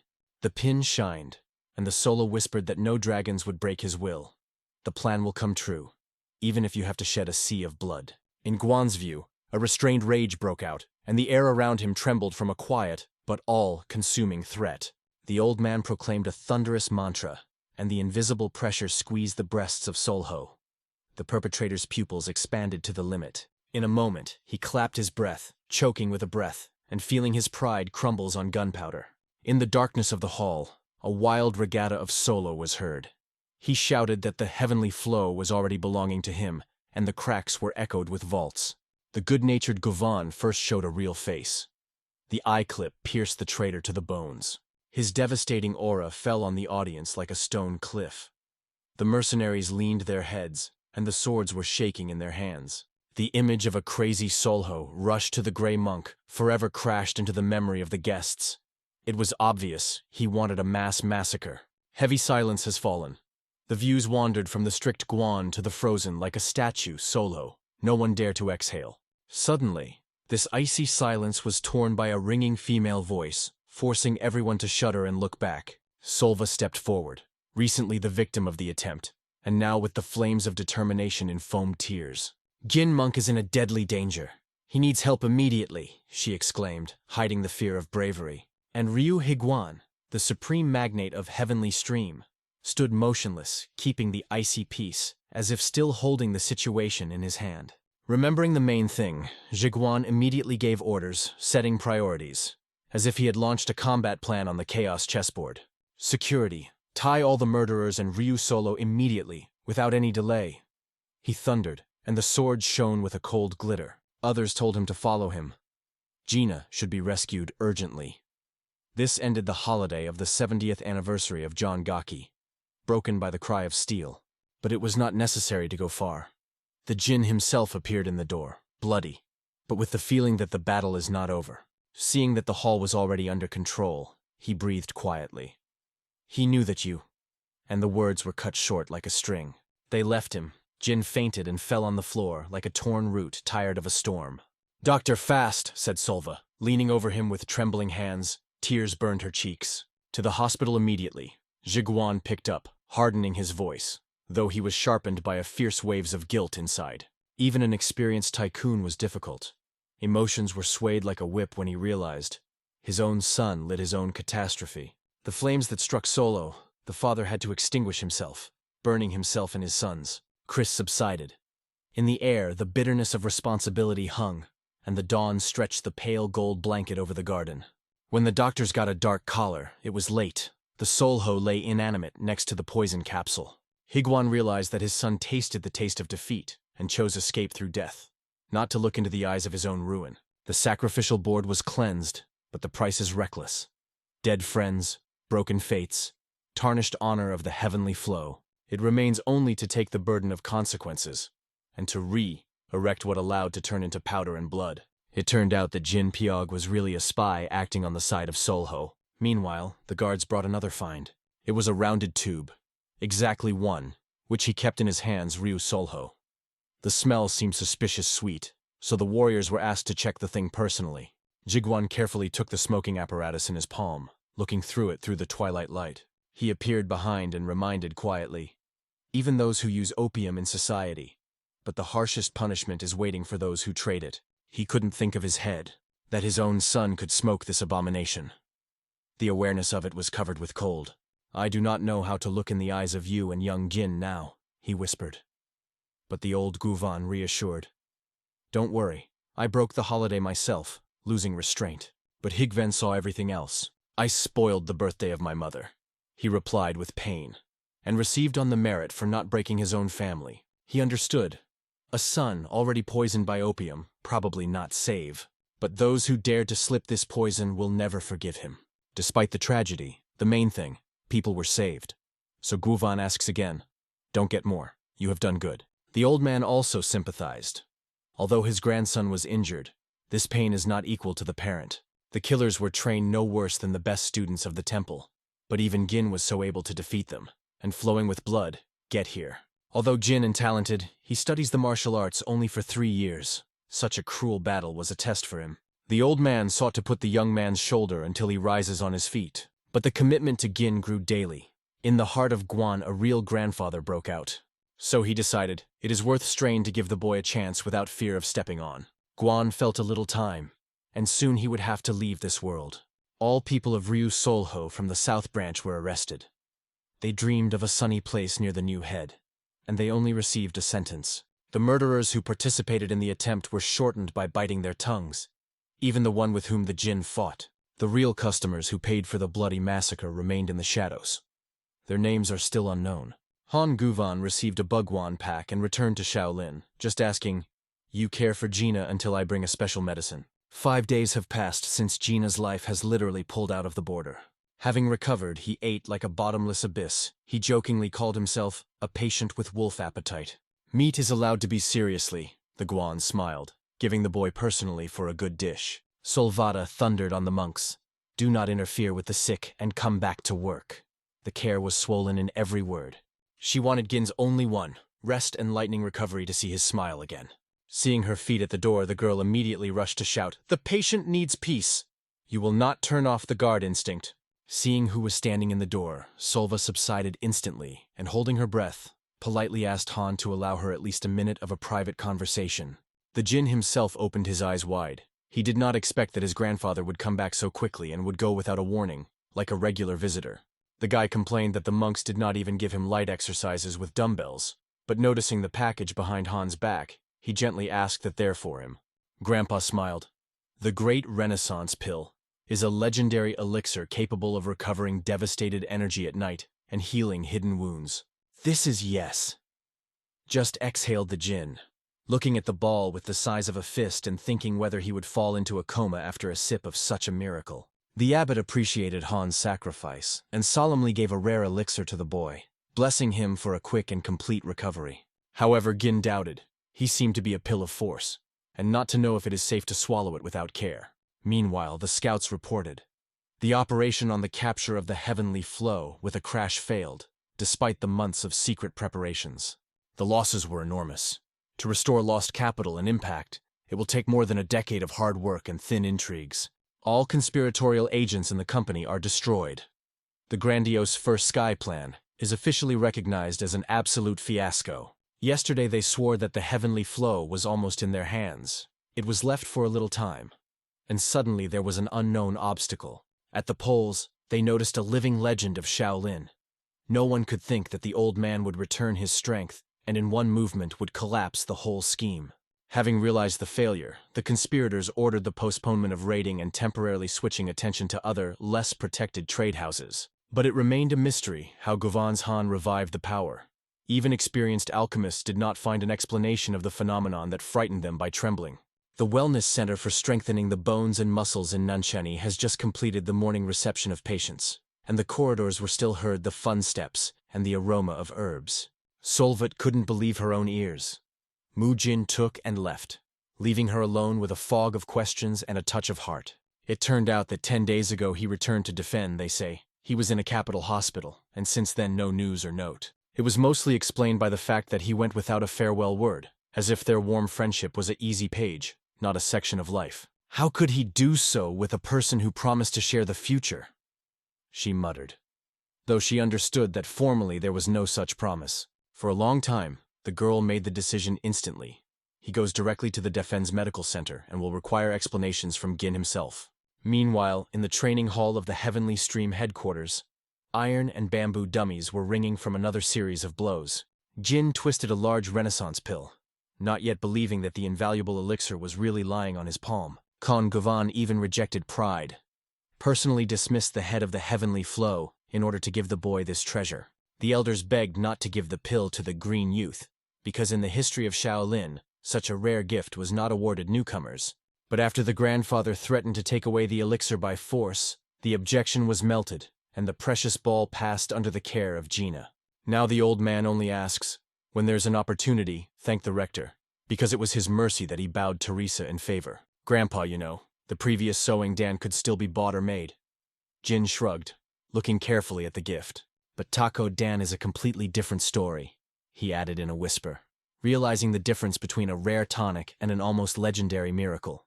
Over the centuries, only 2 or 3 such pills appeared at a time, so the ants ran back from one thought. True invaluableness fell to the hands. The main ingredient is the spiritual grass that ripens for decades and sprouts only in a truly sacred place, where the earth itself swells pure energy. Even future abbots rarely get such a rarity. Only those who are recognized as the best among the best get a chance to taste its strength. Mujin, martial arts fan, is well aware of it and asks his grandfather to give a pill to one who can save the whole world one day. You are right, smiles Khan. That's why I give it to you, Muzgin. Let your future be a beacon for everyone. As soon as these words fly into the air, the pill seems to reach the guy himself, inevitably heading simply to his mouth. The old man lightly clicks on his finger, and the magic ball flashes a soft glow, as if obeying the power of his flawless control. The only impetus, he pushes the elixir Muhin to his mouth. The strength of the old man forces the emerald sphere to slide the throat without any resistance. Swallowing, Jean remembers how he was confused with the previous pill, and this time he even feels a light sweet note on his tongue. The past pill simply enhanced the internal these, and this felt works quite differently. Deeply and ruthlessly changes the very base of the body. It seems as if it had been blocked for many years. Energy channels are rapidly revealed towards a new power. Suddenly, a sharp stench pours in the room, like the dampness of the old cave, forcing the monk's eyes to tear from the unexpected wave. "Do not be frightened," says Khan quietly. "These impurities come out of your pores. Any darkness leaves the body when it encounters true light. Each cell pulsates with healing heat." However, his grandfather assures, this is not all the power of the great Renaissance pill. This is just the first breath. Each grain, these, expands his meridians. It seems that the body is about to explode from the inside. Mujin is not sure whether it should happen. "Not the destruction of the vessel, but the breakdown of the boundaries," explains the voice of Han through the hum of energy. "You do not crumble. You break your own restrictions." The pill immediately unlocked the clogged meridians, opening unknown channels through which these rushed, like a mountain stream after rain. At the same time, it expanded the vessel of these, which still kept the crumbs of power, turning it into a tank, ready to absorb the most powerful storm. At that moment, Gin broke his own ceiling. The body was ringing, as a hardened steel, and consciousness was above the former restrictions. Condidus, smiling through the gray mustache, greeted the student with a breakthrough and asked unobtrusively whether to restore training in the morning. The veins of the boy were exploded on the veins, and the short "no" made it clear that he was not going to wait until the morning. "I start right now. Even a host Solvat will not stop me." Jin threw and rushed to the simulators. In a minute he stood near the bar. His palms trembled from the desire to experience new boundaries of strength. The problem is one. Though the energy and where to start, a sprint, bag, or heavy thrust, the mind hesitated. The purpose was to master the Viraz, the technique of instant sparrow of accumulated power, one of the highest steps of martial art. Treats call it impotence, a condition when the mind is empty and the body is made with a clean conductor of energy. Then these streams merge into the nucleus without interference, concentrate into a fist or blade, and shoot a material projectile. It is a blow that cracks the enemy and close, and at a distance, so for the masters of handful who wants to become Jin, the technique is vital. Looking at his palm, he remembered the advice of his grandfather. First, feel these motion, then spilled it in shape. The old man advised to grind familiar executioners, and at the same time watch the wave of energy washes the channels, carving every movement. When the flow becomes visible inner vision, the form itself will be born of shapelessness, and Virozi will turn into a natural breathing of the battle. Jin focused. You need to collect these in the palm of your hand and direct it out, as your grandfather taught. The first attempt is the bond of fists. Movement is familiar, the body listens, but something is wrong. "Damn," he whispered. Vibro's these proved to be much more complicated than even in the worst ideas. Now he began to think, how could Guinea so easy to do? It turns out that she was much steeper than he thought. He fell to the floor, looking into the ceiling, and thought, his grandfather chewed everything as clearly as possible, so he does not want to bother him again. How could it be cool to get advice from someone like Ginhe's lord? So he decided, it is better to talk to her. But as soon as he thought, he immediately mentioned something important. As if we agreed with her about a duel. The problem is different. He has no idea where to look for it. Besides, he did not even tell her that he was returning home to the chief medical officer in Defen. Meanwhile, in the women's hall, the expectation of the medical complex, she was sitting. Ginhe. She overcame the long journey, but she didn't go from here until she met Jin personally. And from the very thought that Jin may have been treating girls here, she was already clinging. Although, honestly, Jin had no business with the women's ward. She came out with a friend with a friendly smile. How can I help you? It was a soulmate, responsible for treatment in the female wing of the complex. But the Jinchi said, I did not come to you. My treatment should be done by Jin. And the point. Jin focused. You need to collect these in the palm of your hand and direct it out, as your grandfather taught. The first attempt is the bond of fists. Movement is familiar, the body listens. But something is wrong. Damn, he whispered. Vibros. These proved to be much more complicated than even in the worst ideas. Now he began to think, how could Guinea so easy to do? It turns out that she was much steeper than he thought. He fell to the floor, looking into the ceiling, and thought, his grandfather chewed everything as clearly as possible, so he does not want to bother him again. How could it be cool to get advice from someone like Ginhe's lord? So he decided, it is better to talk to her.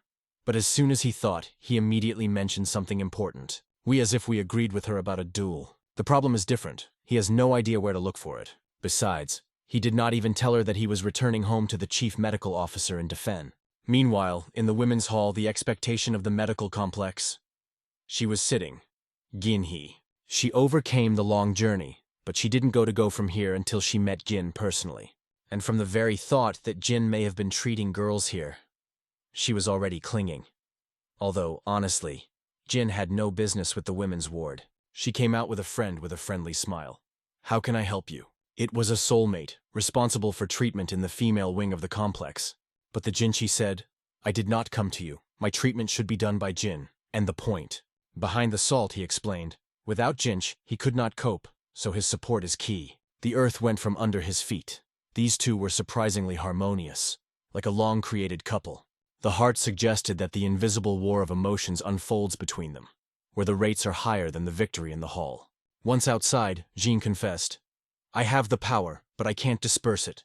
There is no right vector. Ginhe was surprised to grow up in a matter of separation, and immediately demanded to find out the details of the change. Without hiding, the girl offered to train together, putting up nostalgia for later. The Heavenly Stream training platform came to life again. The old racks were chased from blows. The base is a large these and extended tank. Now we need to master spiritual art and accurate energy. The essence is to cover the body these, to accelerate it and to tear it out. A universal reception of touch and impact. When you understand the principle and develop practice, the splash these will become natural, as if breathing while running. The basis is the ability to direct the flow through thin meridians, not destroying structures, but revealing the potential. Ginhe commanded to start with the feeling of thinnest matter, and then learn to invest these even in foreign objects. For example, she created an iron wind. One fan movement has broken whole wooden blocks. The girl promised, I will direct your energy until the movement becomes perfectly accurate. Jin looked at the scattered remains and exhaled enthusiastically. This technique is really fantastic. That would be perfect. In exchange, Jin offered Ginhe his own technique of strengthening the body. The stronger the muscles and tendons, the more obedient these and more accurate vibrations of energy during the battle. The girl willingly agreed, hoping that physical hardening would complement her spiritual practices and open new limits for speed and endurance. In her thoughts, she had already tasted a revenge after a long separation, imagining how she checked the studied techniques in the ring in a fair sparring with Jin. Jinchi said aloud about her plans, not suspecting that Solva was listening to the column, and the flame of jealousy makes her breathing fragrant. The Jin caught a stranger, but did not realize why Solva was hiding instead of joining. The situation seemed strange and a little funny to him. The female soul is a mysterious maze. He smiled at himself, feeling the invisible tension thickened between the two beauties. So he said loudly, Ms. Solvat, if not busy, I have a small request for you and very much count on your kindness and experience. Explained that he explores a special topic and would like to attract it. This does not apply to martial arts, rather personal interest in therapeutic methods. Soon the evening shadows slid into the yard. The working day was over, corridors were emptied, and a cozy silence prevailed in the territory. Salva thanked the maid for a fruitful shift, dreaming of hot tea from herbs when a Jin suddenly appeared on her way. The guy waited patiently at the exit to make sure that she was free from business, and was barely noticeable, squeezing the wrapped package. The day seemed grueling, she sighed, and then she swayed, noticing what tenderness Gin looked straight in her eyes. He stretched her a book wrapped in a thin fabric. The symbols of ancient handwriting and a jade seal glittered on the cross. This is a non-Fredic virgin treatise, Gin explained. They say the exercises make the skin elastic and radiant. Not combat equipment, but it can be useful for you. He added that this is a modest gratitude for her tireless work and care, hoping that the gift would bring Solokvi as much joy as benefits. I'm counting on your help, Mrs. Salda, Jin summed up, bowing politely and barely touching his package. And then smiling, he added, I cannot but note how you blossomed lately. Really stunning. These words knocked out Assault from the track. It frozen, like a statue, not sure, to rejoice or blush from unexpected praise. Jin said goodbye and moved the corridor, leaving it with warm dizziness and 1,000 unspoken questions. Standing on the spot, Zelda felt the heart beats madly, and the breath whispers, as if after a long run. Earlier, when she gazed with Jin, she didn't worry. Or maybe she just didn't notice? Now she realized that he feels protected, like a stone wall, and believes that she would handle him with any trouble. But it is also painful to see Gina next to other girls. Jealousy flashes like a spark in dry grass. Understand the main thing. She worked so carefully on the appearance to meet Jin with dignity. No doubt, she fell in love, and finally admitted it. Not suspecting, Jin plunged into an everyday rhythm. In the afternoon, work at the medical center. In the evening, training with Genie, mastering spiritual art. After the sparring, he went to Solkva to teach her exercise, the Nefrita Virgin, carefully monitoring the correct movement. The donated treatise eventually made a less restrained and readily asked a question, although in her glance it was now a light soap. Jean was amazed at the female soul. Indifference disappeared instead. Warm attention and a barely tangible blush on the cheeks of a student. The two of them went significantly. Solva mastered the basic respiratory cycles, and Jean learned to feel thin meridians for the future vibros these. The progress was obvious. Every lesson was bringing them closer to the skill. The body was strong, the energy flowed freely, and friendship was slowly turning deep. Without direct intervention of consciousness, Gin felt that it became easier to control the flow of these. Energy was obediently slipped by the meridians, like a spring river coming from the ice. He realized, if you train at the same pace, he will soon be able to change the shells freely to translate these into any form for attack or protection. With one blow, Jean left a deep dent in the metal plate, and for a beginner it was a real miracle that wounded the mentor. Jinchi crossed her hands and said, "I will come home as soon as I give you all the basic secrets." And Jin confessed that he was currently throat. But suddenly behind his back he sounded, "It has not been in the monastery for a long time. Comrades need to be explained." The voice, familiar and strong, made him shudder. Jin frozen for a moment. Who could so openly demand the meeting? Suspicion and curiosity came together in the eyes, like two blades in front of a duel. I heard laughing and cheerful. "Mu Gun, let's go together. Fu, Mu Jul, don't cling to me." The jokes of the masters were spreading corridors like echo battle. "You're a real monkey, Moyul," pentoned a friend, and even the harsh walls of the hall shuddered from the cheerful noise of old friends. A week has passed since Jagalgini's workouts, and Gin already felt these was buzzing in the veins, like a fighting drum before storming. He accurately performed each of her instructions, and then tried to repel her lightning blows, so he grew up every day. Jin realized that for a real vibration, it is necessary to create his own image of these, which corresponds to the nature of his strength and character. Squeezing his fist, he concentrated the energy, as if he had charged a spring. He felt the whole powerful compression in one nucleus. He imagined his palm with a gun. The shutter is erected, the store is connected, the mode is single, the fuse was eliminated, and these are a finished ball. It remains to click on the trigger, to break the barrier between thought and action, to direct energy forward with a rapid whirlwind. The shot came out like a shot. The air was shuddered before his fist, and a distant mannequin, as if struck by a bullet, flew by crackling of wood and metal. Their blows came together in one flash. These Jin and Ginny were weaved into the heavenly lightning. True Viraz, a grand breakthrough that confirmed, the technique is mastered. Ginhi was stunned. Usually the years come and he coped in a week. Jean dreamed of putting a pull gun turn, but he understood that they were far from continuous vibrations. He does not know all 72 of Shaolin's techniques. He only combines a few loved ones and creates his own style. The girl remembered how he shared plans. A truly path of a great master who breaks the rules. The lesson ended. Teaching a guy more to her, he escaped beyond the course. She realized the secret of his fierce progress. A trained body and an iron basic force to the edge. The stronger the body, the fewer sinks from mixing techniques, and the vest grows harmoniously. That is why Jin is so obsessed with physical hardening. Ginhi decided to start strength training at home. Gin is also time to go back to Shaolin, where new trials and old honor debts are waiting. The head of the heavenly flow thanked him, knowing that for such kindness you will not pay for life. Old, ordinary servants and patients themselves, all were infinitely grateful for peace and saved lives. For Gina, it was only part of the path. A world where the weak ones will not be afraid of the strong will be retaliating. And despite the fatigue, a new fire was already burning in his eyes, ahead of training, battles, and the long, awaited revenge. Before moving on the road, Gin politely turned to Mrs. Sulkva. "I hope we will see you," whispered, and the girl's cheeks flashed at a carmine. But time was not waiting. The guy squeezed his hand for goodbye and went on the way, grabbing her smile instead of a souvenir. The separation is always depressing, but everything is different with Gina. He never breaks the word, so the farewell is fulfilled by a quiet faith. A few weeks have passed, and here it is already in front of Shaolin's gate, feeling the air saturated with the rest of the mountain slopes. Before leaving, Guinea shared the bright news. The Dragon and Phoenix tournament will soon take place, a meeting of the best students of all schools. Young masters of large and small sects will come together to test each other for power, honor, and sophistication of techniques. Before the start of the competition, it remained 2.5 years, just as much as to bring your skill to shine. This coincides with the second part of the history of the Emperor-Warrior Sado.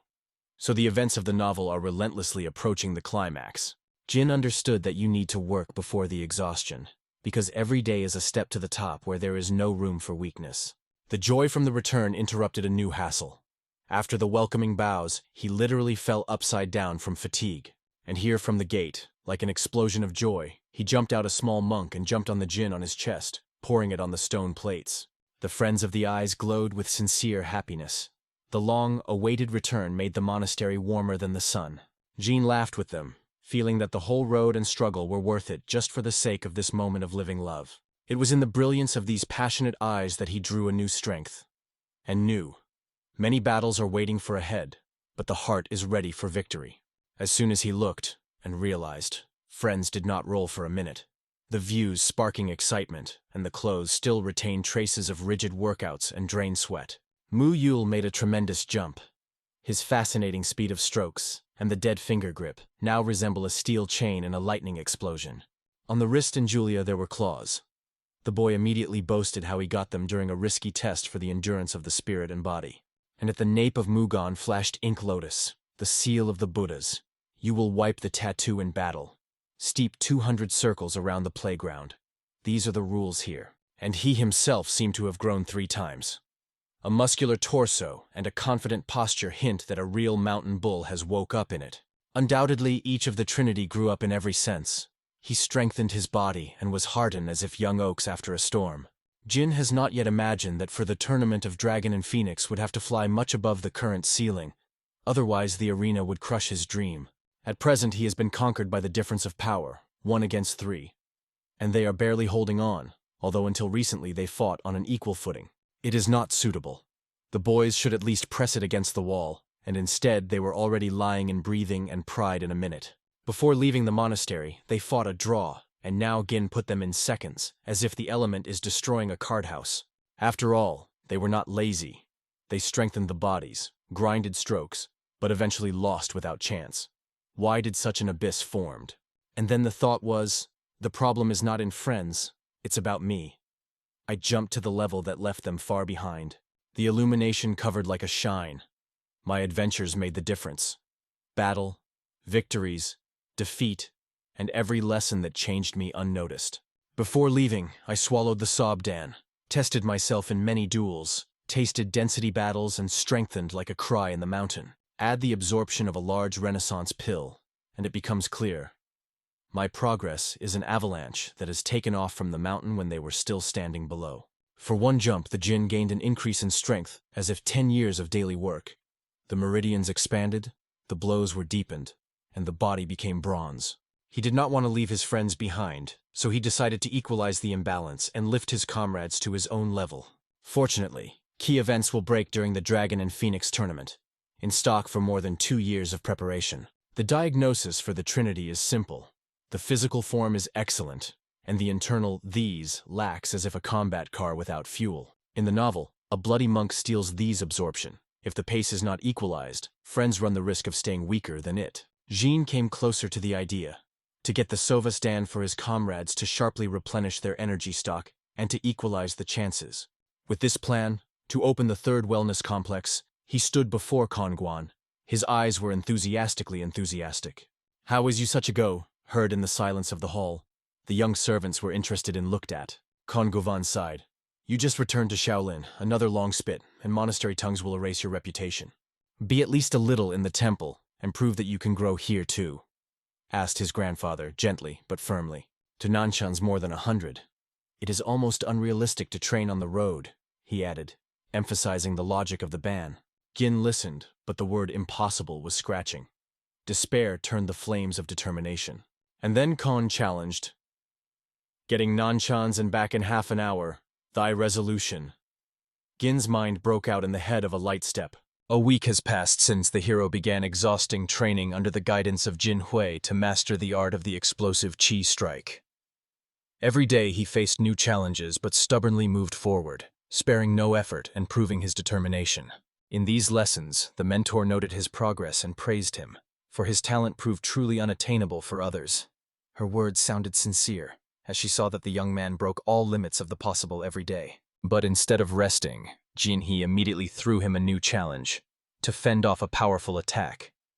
Her voice carried a test, and her gaze showed curiosity about whether he could handle this task. The hero, concentrating, closed his eyes and clenched his fist, trying to create his own inner image in his imagination.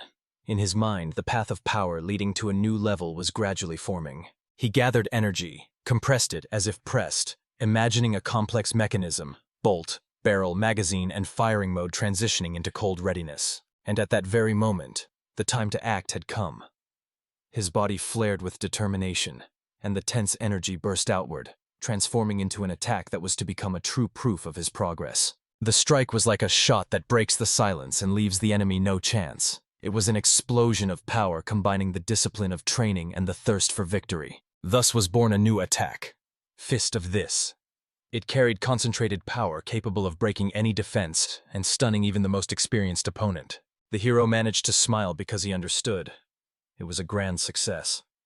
The triumph became proof of his talent, which was embodied in action and opened new horizons before him. Ginny was sincerely impressed. She did not hide her surprise, as usually, to reach such a level. Students spend no less than 2 or even 3 years, and he managed it in just 7 days and nights. To her it seemed incredible. Before her stood a real monster born for battle. She recalled their conversation when he admitted that he had not studied all 72 teachings of Shaolin. Instead, he freely combined several techniques and skillfully used them as his heart guided. Truly, this was the path of the great master. Jinhee concluded that today's training was over because she simply had nothing more to teach him. At the same time, she was intrigued by the strange words bolt and barrel that he uttered before the attack. She guessed what they meant, but never received an answer. He deliberately avoided explanations, leaving the mystery. However, she understood.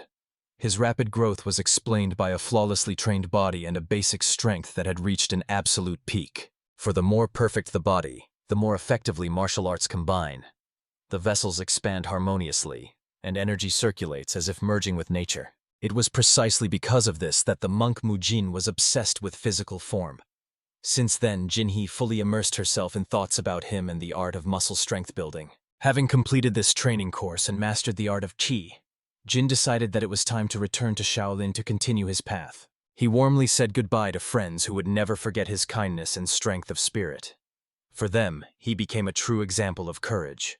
Jin asked to send greetings to the great master Yun Guan, who had set out on the road several weeks earlier, leaving behind respect and gratitude. Behind the hero stood Solwa, silent and a little worried, as if unwilling to let him go. "I hope we will meet again," Jin said to her. And at these words, the girl could not hold back a slight blush. Farewells are always filled with sadness, but with Jin everything was different. After all, he was the one who always kept promises, and his words "until we meet" carried real weight. And soon, after these parting words, he was again standing before the majestic gates of Shaolin, filled with determination. But before leaving, Jinhee informed him of important news that made his heart beat faster. She said that all the younger generation students, regardless of schools and levels, would gather to demonstrate their art in battle. This competition was called the Dragon and Phoenix Tournament. The event was to take place in 2.5 years, and from that time began the countdown of new trials and preparations. Now Jin could confidently tell himself that a new stage was coming, the second part of his story. The plot of Emperor Warrior Sato was just beginning to unfold, and that is why he had to use the remaining time to the fullest to prepare for the upcoming challenges and reach the top. But just as he was rejoicing in the new content of life, a new, no less dangerous problem appeared before him, preparing yet another trial for him. As soon as the hero stepped over the threshold of the house, a little one suddenly jumped on him, leaping with all joy into his arms. He knocked him to the floor, not hiding his happiness from the long-awaited meeting. Laughing with joy, the boy hugged him tightly, pressing him as if afraid to let go. This moment filled the room with sincere warmth and cheerful noise. Glancing at his friends, the hero realized that they had not been idle either. Their eyes shone with confidence, and their movements showed constant training and determination. Soon Jin was sitting before the elder, ready for a serious conversation that could change their future. He expressed a request that the wise mentor teach him and his friends the art of body lightness, as he felt that without it, they could not rise higher. This is a combat technique based on controlling one's own weight. It grants lightness and allows, depending on the level of mastery, to develop explosive speed. It is on it that high-speed movements and jumps are based, which are so often used in the world of Murim, where speed decides life and death. The elder, having gone out with them into the courtyard, said that from now on they would all study this art together, but before starting, something else needed to be strengthened. A month passed, and in the mountains beyond the walls of Shaolin they trained tirelessly, laying the foundation for mastering higher techniques. Standing before the mentor, Mujin asked why they did not start immediately with body lightness, why they wasted time studying Mirad Ki. Mirad Ki is an art that allows changing the body's weight using Ki energy. Only by mastering this can one truly learn to move faster. The boy did not understand why to regulate his own weight, but Jin explained simply, if the body becomes lighter, you move faster, like the wind. The elder added that this was only half the truth. In reality, it is more complicated, but he promised that the students would understand the meaning later. So, to make the introductory training more interesting, he decided to add fun and proposed an exercise that would also serve as a test. The mentor took out wooden plaques and ordered each to find their own, using all available techniques. He hid them in the mountains, and on each was written the owner's name, so helping a comrade or taking someone else's plaque was impossible. The order to prepare was sounded, and then, forward. And the boys eagerly rushed into the search, filled with the spirit of competition. On the way, they decided to arrange a small sport. Whoever loses will clean the territory for a whole 7 days. One thing was unequivocally clear. Ahead awaited a joyful and intense trial that would reveal the true strength of each. Meanwhile, the old man decided to carefully observe whether these children, chosen by fate, were truly capable of becoming the future support of Shaolin. For it is on those like them that his power and glory will rest in the times to come. Only 10 minutes had passed when the training unfolded at full strength. In the thickets and among the trees, wild beasts suddenly began to appear, creating conditions as close as possible to real combat. The hero felt confident and comfortable, easily adapting to any surprises, using branches and stones for movement. His movements were so smooth and natural that he resembled a true wild monkey freely leaping through the underbrush. Mujin applied all the learned stepping techniques, combining them depending on the situation to move even faster. His speed turned out to be the highest among all four. He also had excellent acceleration and could instantly analyze circumstances. In contrast, Gyun, due to his large stature, could not always afford high speed like Yul or Gene. However, he did not care whether he got scratched, hit, or harmed. He confidently and relentlessly moved forward, step by step. Each of the three, relying on the basic techniques of their mentors in the art of Mirad Chi, mastered body lightness in their own way. But there was one whose progress was much harder. Mujin, having sped up too much, suddenly hit a tree and stopped his movement as if he had collided with a wall. His body lost balance for a moment, and the training turned into a painful lesson. For the other boys, this moment seemed like a real earthquake. The ground beneath their feet shook, and the crack of the tree made them look around in confusion. From the impact, he was thrown back and fell on his back, but the troubles did not end there. A new unexpected surprise awaited him from above. The branch he had previously deflected using weight control broke and fell right on him, adding another painful sensation to this training. At that moment, he realized a simple discovery. If you throw something light with all your strength, like a leaf or a feather, it will fly slowly, but adding weight at the moment of the throw will give it unprecedented speed. Now he understood what the old man meant when he spoke in riddles about the true essence of this art. He realized he had been too focused only on lightening his own body, while the true essence lay in controlling weight to increase speed. Jin decided to try again. He concentrated on his knees to find stability in his own center of gravity. Everything happened step by step. Before the bar, he increased weight, added inertia, and broke through further, then gradually reduced mass so that the flight was smooth. Reaching the goal, he instantly made his body heavy again to confidently stop at the right place. Only in this way could one be timely and control movement down to the smallest details. Later, he was glad that he finally understood the principle of this technique. You only need to refine the sequence of actions to learn to directly control speed. The art of body lightness turned out to be not just a combat technique, but a combination of physics and metaphysics that controls movement through influence on the body. Turning back, he saw the landscape trampled by his training and realized how far he had already advanced. At that moment, a new idea came to him. To give a name to the technique he had finally mastered. The best option seemed to be the name Thunderous Advance, which embodied the power and speed of his movement. Inspired by this thought, he rushed forward, and the elder watched him, already understanding that the boy had independently grasped the essence of the technique. The elder did not hide his admiration and uttered only one word worthy of this moment. Excellent. At the same time, the other children also mastered their methods, refining their own style within the art of lightness. The elder was satisfied because he understood. Mujin had brought truly talented boys, and at that moment he even considered giving them combat pills. A prayer for the future arose in his heart, where this quartet could become the support and greatness of Shaolin. The only thing that troubled him was the mountains. At this pace of training, there might really be nothing left of them. 3 hours passed, and before the elder stood a familiar silhouette holding a plaque. It was Jin, who found it in the same cave where he once meditated facing the wall. He was glad he made it and proved his skill. And immediately behind the old man appeared his 3 companions, which caused even more surprise. When did these rascals manage to get here? Thought Jin, not hiding his irritation. The guys did not miss the chance to tease him, calling him a loser and rubbing salt in the wound. They jokingly said they almost fell asleep while waiting and advised him to prepare to clean the temple for them for 7 days and nights. But what can you do? Sport is sport. The 4 of them again took up practicing the art of body lightness, not losing enthusiasm. And when they reached a certain stability and success, they were finally allowed to head towards Naian, where new trials awaited.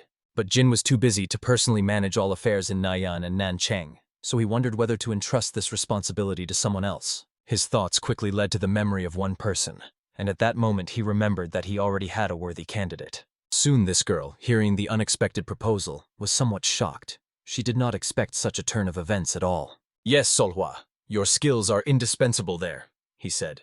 "Your healing and cauterizing skills have grown incredibly, and I sincerely need your help." He added that he had already secured the support of the leader and officially had permission for this matter, so her presence would be the key to success. In the girl's mind, there was only one thing: love and affection for him. All her thoughts were filled with feelings she tried to hide, but soon she settled on one clear thought that began to guide her decision.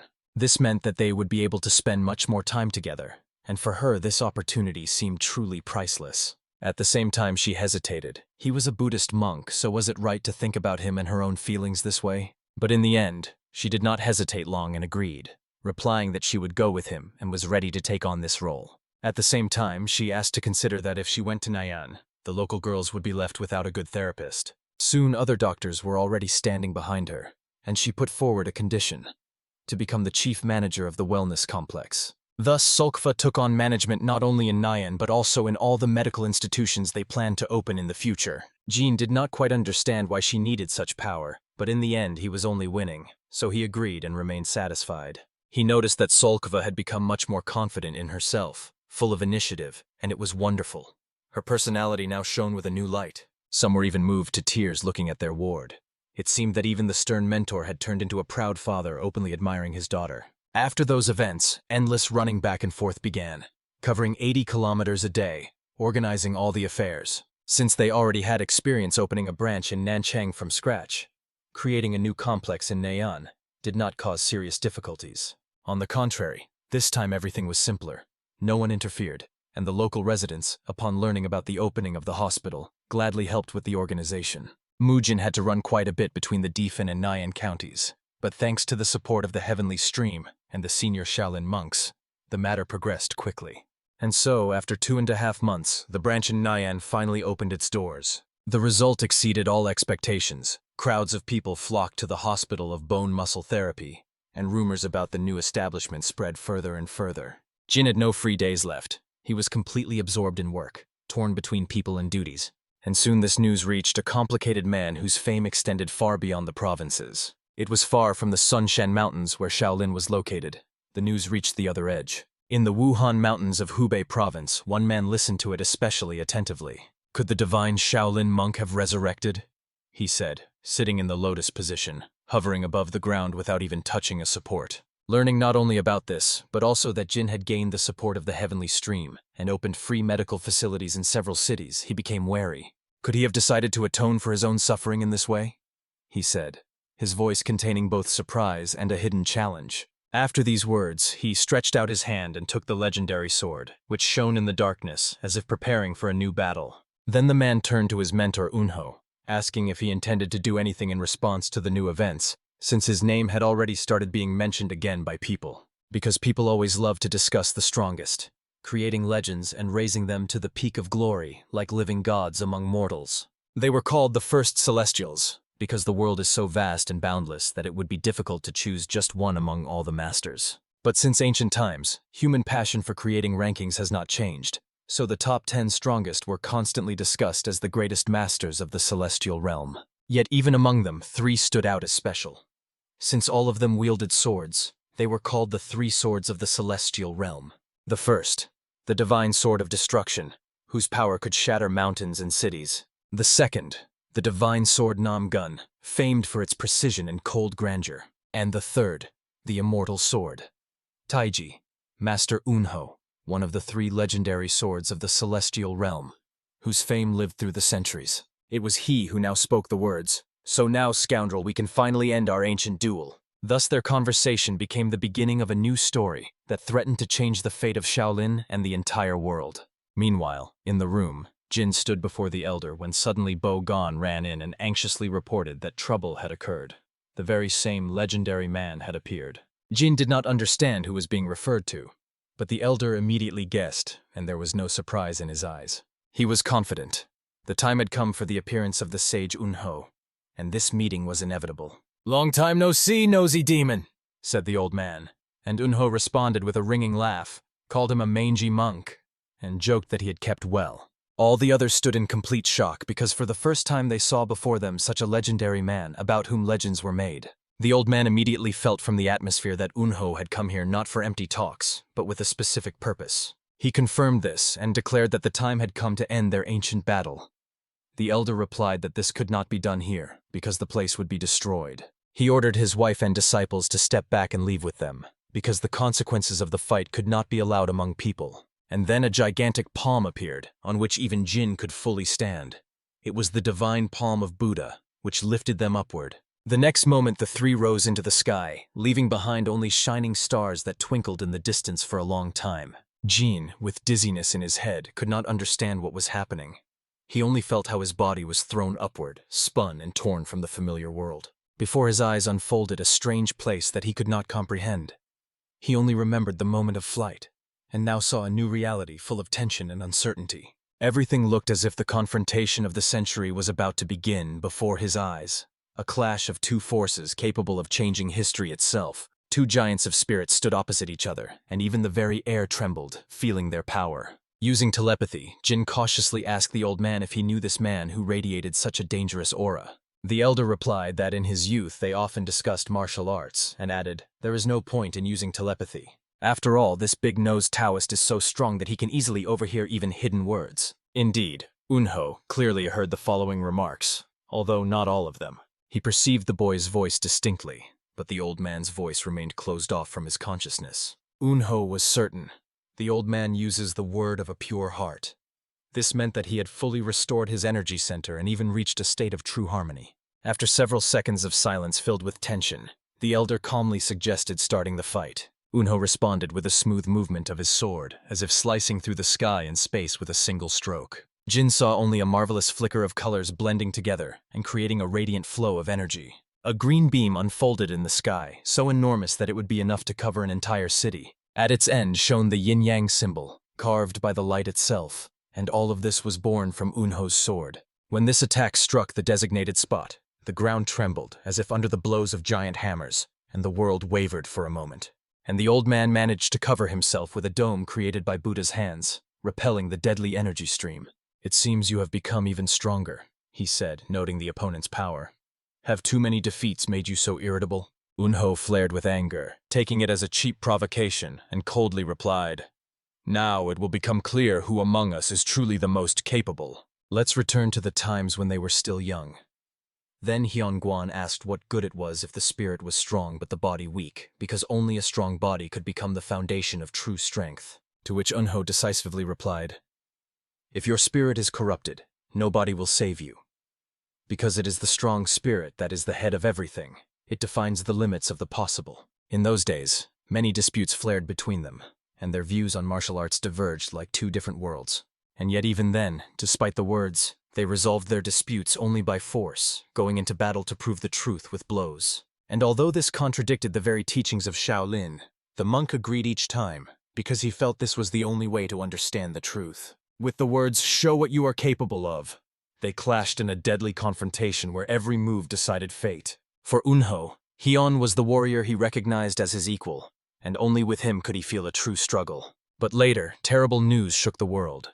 This great warrior became a sick cripple, and his glory faded. Rumors went that the legend of the divine Shaolin monk was coming to an end, and his path was concluding in disgrace. And for Unho, this was the hardest blow, because it was with him that he wanted to face in the decisive duel for the title of the first under heaven.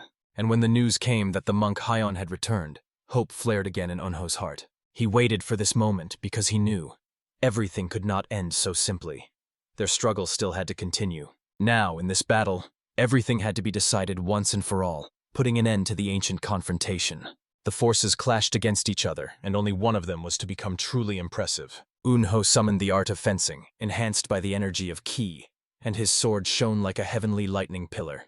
The sky split, and several huge swords, similar to trunks of mountain trees, crashed down to the earth. They smashed everything around, but the monk decisively rushed forward, not retreating a step.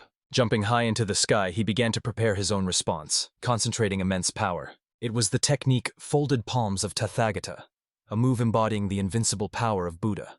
And at that very moment, the palms closed at the place where Unho had just stood, shattering the space. But the Taoist still escaped the line of attack, dodging at the decisive moment and preparing his own move. He summoned the aura of an unshakable sword, covering himself with the glow of adamant steel. His technique, phoenix-piercing beak, rushed forward like a fiery bird cutting through the skies.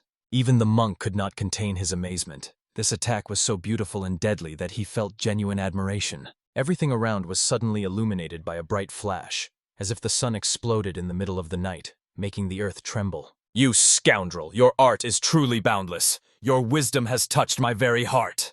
exclaimed the monk, performing the call of the heart between heavenly palms. He blossomed in the glow like a lotus, and even while performing such a complex technique, he did not stop talking to Unho. "Isn't it strange to summon me after 5 consecutive defeats? And now I count only to 1, Unho replied calmly. "I want to put an end to our confrontation once and for all." In these words, his unwavering determination was felt. For him, the point meant victory he sought to achieve. But who will win now, when both decided to use their strongest techniques? Their clash produced a powerful explosion, a loud burst of energy that rose into the sky and spread across the land, making the world shudder. Even several kilometers from the battle site, animals fled in terror through the forest, feeling the incredible pressure of energy emanating from the clash of two legends. This is a true battle of monsters. Jin watched in amazement, and now for the first time he realized the truth about what a duel of the strongest in the world really looks like. At that very moment, he asked himself, will he ever be able to rise to such a level to stand alongside them? Clenching his fist, he firmly told himself, I must not give in to doubts. To survive and become stronger, I am obliged to reach this level. After all, grandfather shows him all this not just for nothing. It is a lesson given for a future that is yet to unfold. And he also did not take him to this battle by chance, because he wanted Jin to see with his own eyes the power of true masters. Watching the duel, Jin noticed. Unho's wrist twitched for a moment, as if something had weakened him, and his face suddenly twisted in pain, although he tried to hide it. Could he also be sick, just like grandfather? Jin thought anxiously, realizing that even legends are not omnipotent. At that very moment, the monk also felt that something was wrong with the elder. Their bodies both treacherously reminded them of their age. The sword fell from his hand, flashing in the air, as if admitting that the owner was not in the best shape. They exchanged words, but Unho did not admit directly that his body was betraying him, although it was clear something was wrong with him. The elder replied that slight numbness was not such a big problem, although his voice did not sound very convincing. But immediately a question was asked. Are you avoiding treatment? Is that a healthy thought?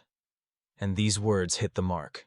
In Unho's eyes flashed a memory. He saw the silhouette of young Hyun after a hard battle, with the same suffering in his gaze. And then, smiling through fatigue, he himself asked the monk if it was time for him to undergo an examination, habitually calling him a mangy monk, as in his youth. At that moment, the elder called Jin, deciding that the time for his intervention had come. The battle was paused, as if both warriors simultaneously understood. There was something more important. Jin approached the elder and took his wrist, feeling the pulse and checking the condition of the body. He showed how to properly stretch the arms, clasp the wrists, and lower them down to reveal symptoms. After the examination, he concluded, this was a classic carpal tunnel syndrome and tenosynovitis. The illness arose due to constant strain from sword exercises, and now it was fully manifesting itself. It is treatable, although recovery requires a lot of time. But even now, it is possible to begin alleviating the syndrome's manifestations to reduce pain. Unho at that moment trusted the young man, having heard of his fame as a master of healing arts, who was called the indomitable Mujin. But that was not all. The elder asked the young man if he could fulfill one special request, and in return promised to realize his own dream. If it is within my power, I will help, Jin replied, looking him straight in the eyes. But he himself did not understand what to ask for, because it was difficult to comprehend what could be demanded from one of the three swords of the celestial realm. And then in Jin's thoughts flashed the name of another legendary sword, which always inspired fear. One of the three swords of the Hakkion universe, known as the most cruel of all, whose malice knew no bounds. It was the divine sword of destruction, Jingan. And it was then that Jin dared to ask, "Can you punish this bloody villain?" "Impossible," he replied. "This will cause countless deaths, and the world of martial arts will once again plunge into darkness." Unho also wanted to understand why Jin, being a monk, so openly wished death upon a cruel man. Jin pondered very deeply, trying to find a way to give his words meaning and turn the request into something weighty. And then an idea came to him. To say directly that this man destroyed his family. Yes, it was somewhat fabricated, but the reason seemed more than convincing. He began his story from childhood, born in a small village in a family of doctors, where knowledge of medicine was preserved from generation to generation. Their art was different from the ordinary. It never had great fame, but no patient was ever refused help. It was long ago, and he remembered little, only that the healer was always full of people both day and night. One day a warrior came to their village, bloodied from head to toe, barely standing on his feet. Together they tried to save his life, for there were many wounds on his body, each threatening death. Who could have thought that this kindness would become the beginning of the end? For the warrior's treatment was not yet finished when disaster was already at the door. The people who came to the village were not at all those they were expecting, but those from whom no one could escape. It was the very head of the demonic path union, which united 7 dark sects, the ruler of the severed sword sect, the divine sword of destruction, Hyok Jingan. The warrior they saved turned out to be a fugitive from this union, and because the family of doctors helped him, they were punished. Their house burned down, and the entire family was exterminated in an instant. Thus ended a life that was once full of kindness and mercy. Only a child managed to escape, hiding in a wooden box, miraculously saving their life. And that child was me. Jin concluded his story, his voice trembling with memories. He added that he was too young then to remember the details of the escape. But it seemed to him that his parents saved only him. Unho immediately asked, how did he end up in Shaolin? Jin thought more deeply but found no answer, as he himself did not know all the details of his past. At that moment, an old monk spoke. He said he knew how everything really happened. One of the disciples, carrying out an assignment nearby, took pity on the boy and brought him to Shaolin, giving him a second life. Having heard this story, Unho was ready to punish the criminal. The heavenly net is wide and vast, but it is impossible to slip through it. Sooner or later, he will get what he deserves. Thus, the big-nosed Taoist proved to be prudent, and even this surprised the monk, who expected a harsher reaction. Meanwhile, Jin released his images and pain, and now it was possible to return to treatment and postpone the duel. The decisive fight was once again put on pause. No one could even imagine that it would have to be stopped due to urgent treatment. Life is always full of unexpected twists, just like in the old parable about the peasant from the borderlands and his horse. At that moment, the old man sent Jin back so that he would not interfere further. And at the same time, he asked Unho, would the boy hate him if he continued to treat him so strictly? "It's all right," replied the monk. "This boy is kind and understanding, especially if you point him in the right direction. Today's events will be a good lesson for him." But he wanted to hear from Unho himself, why he personally brought his famous student. Unho sighed and answered that he simply saw no equal to him in this place. The monk in turn threw a few words that irritated him, hinting, Do you want to put on his shoulders a burden you yourself could not bear? This is a terrible legacy. Unho also did not hide his concern, deliberately testing the monk and trying to understand if he regretted the postponed duel. But the old man answered calmly, "It is not yet time for nirvana. I have about 5 years. Come on, I have known you not for a day or two," he said. The reason lies not only in watching the children grow up. There is something much deeper here than just ordinary care. The smell of blood lingered persistently in the air, and the monk felt it sharply, understanding. The real reason is hidden in the struggle that is approaching again. They both gathered strength to rise once more. "I strive for nirvana, but for the sake of our children's future," he said, and his voice sounded like a vow. "For the sake of this future, it is not yet time to leave. As long as my strength lasts, I must help the new generation overcome the enemy. To create a better world, where there will be no darkness and suffering," he added, and these words sounded like a testament, because the task of the young generation is always to build.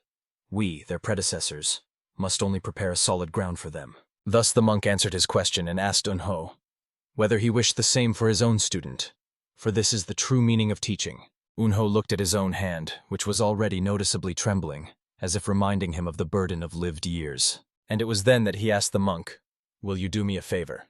Send Shaolin students to me." At first the monk only smiled, but then admitted he was right, because their mission is to pass the world to the next generation.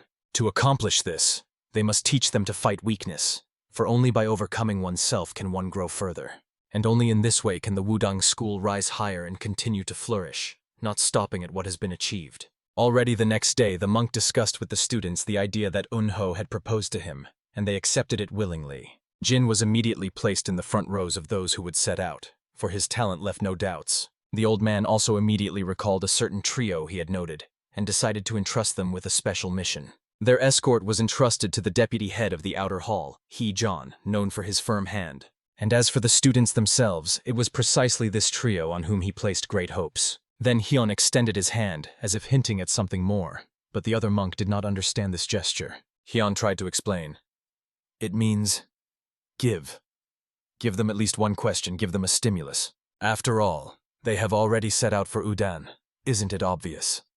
They need to be given at least Sowandan to recognize their merits and so they don't get lost among Udan's students." It cannot be said that the elder did not understand this before, but now it became clearer to him than ever. After the abduction by Master Tawadan, Hyunjong decided not to waste time doubting and to act decisively. So they all successfully mastered Sowandan, gaining a new stage in their development. The boys sincerely hoped that the mentor accompanying them had already forgotten about the sword incident that once cast a shadow over them. Mentor John only smiled and said that all this would be truly interesting, as every new path tests the student. Udan, like their Shaolin, was considered a sanctuary of martial arts, so they went there to study in order not to disgrace the honor of their house. And finally they awaited horses loaded with heavy boxes and packages. All these were ordered goods that were to become the basis of their new training and preparation. Although the main goal was the transmission of martial arts, Jin decided to add weight training to the program because it became an important part of the education. He anticipated that the equipment might be insufficient and showed them the new gear, which made the students' eyes light up with fire. There were kettlebells, dumbbells, and even barbells, everything to temper the body and spirit simultaneously. Jin knew that their mentor John, who once accepted the crane from Yule and even organized performances, would be sincerely glad of such sports enthusiasm. And he really suggested on the way to Udan to arrange something interesting to make the journey useful and exciting. The boy immediately shone with joy because he loved adventures above all, while Jen asked in surprise what exactly it was about. And at that very moment, everyone except the carefree Mu Yule felt the spirit of true Spartan training.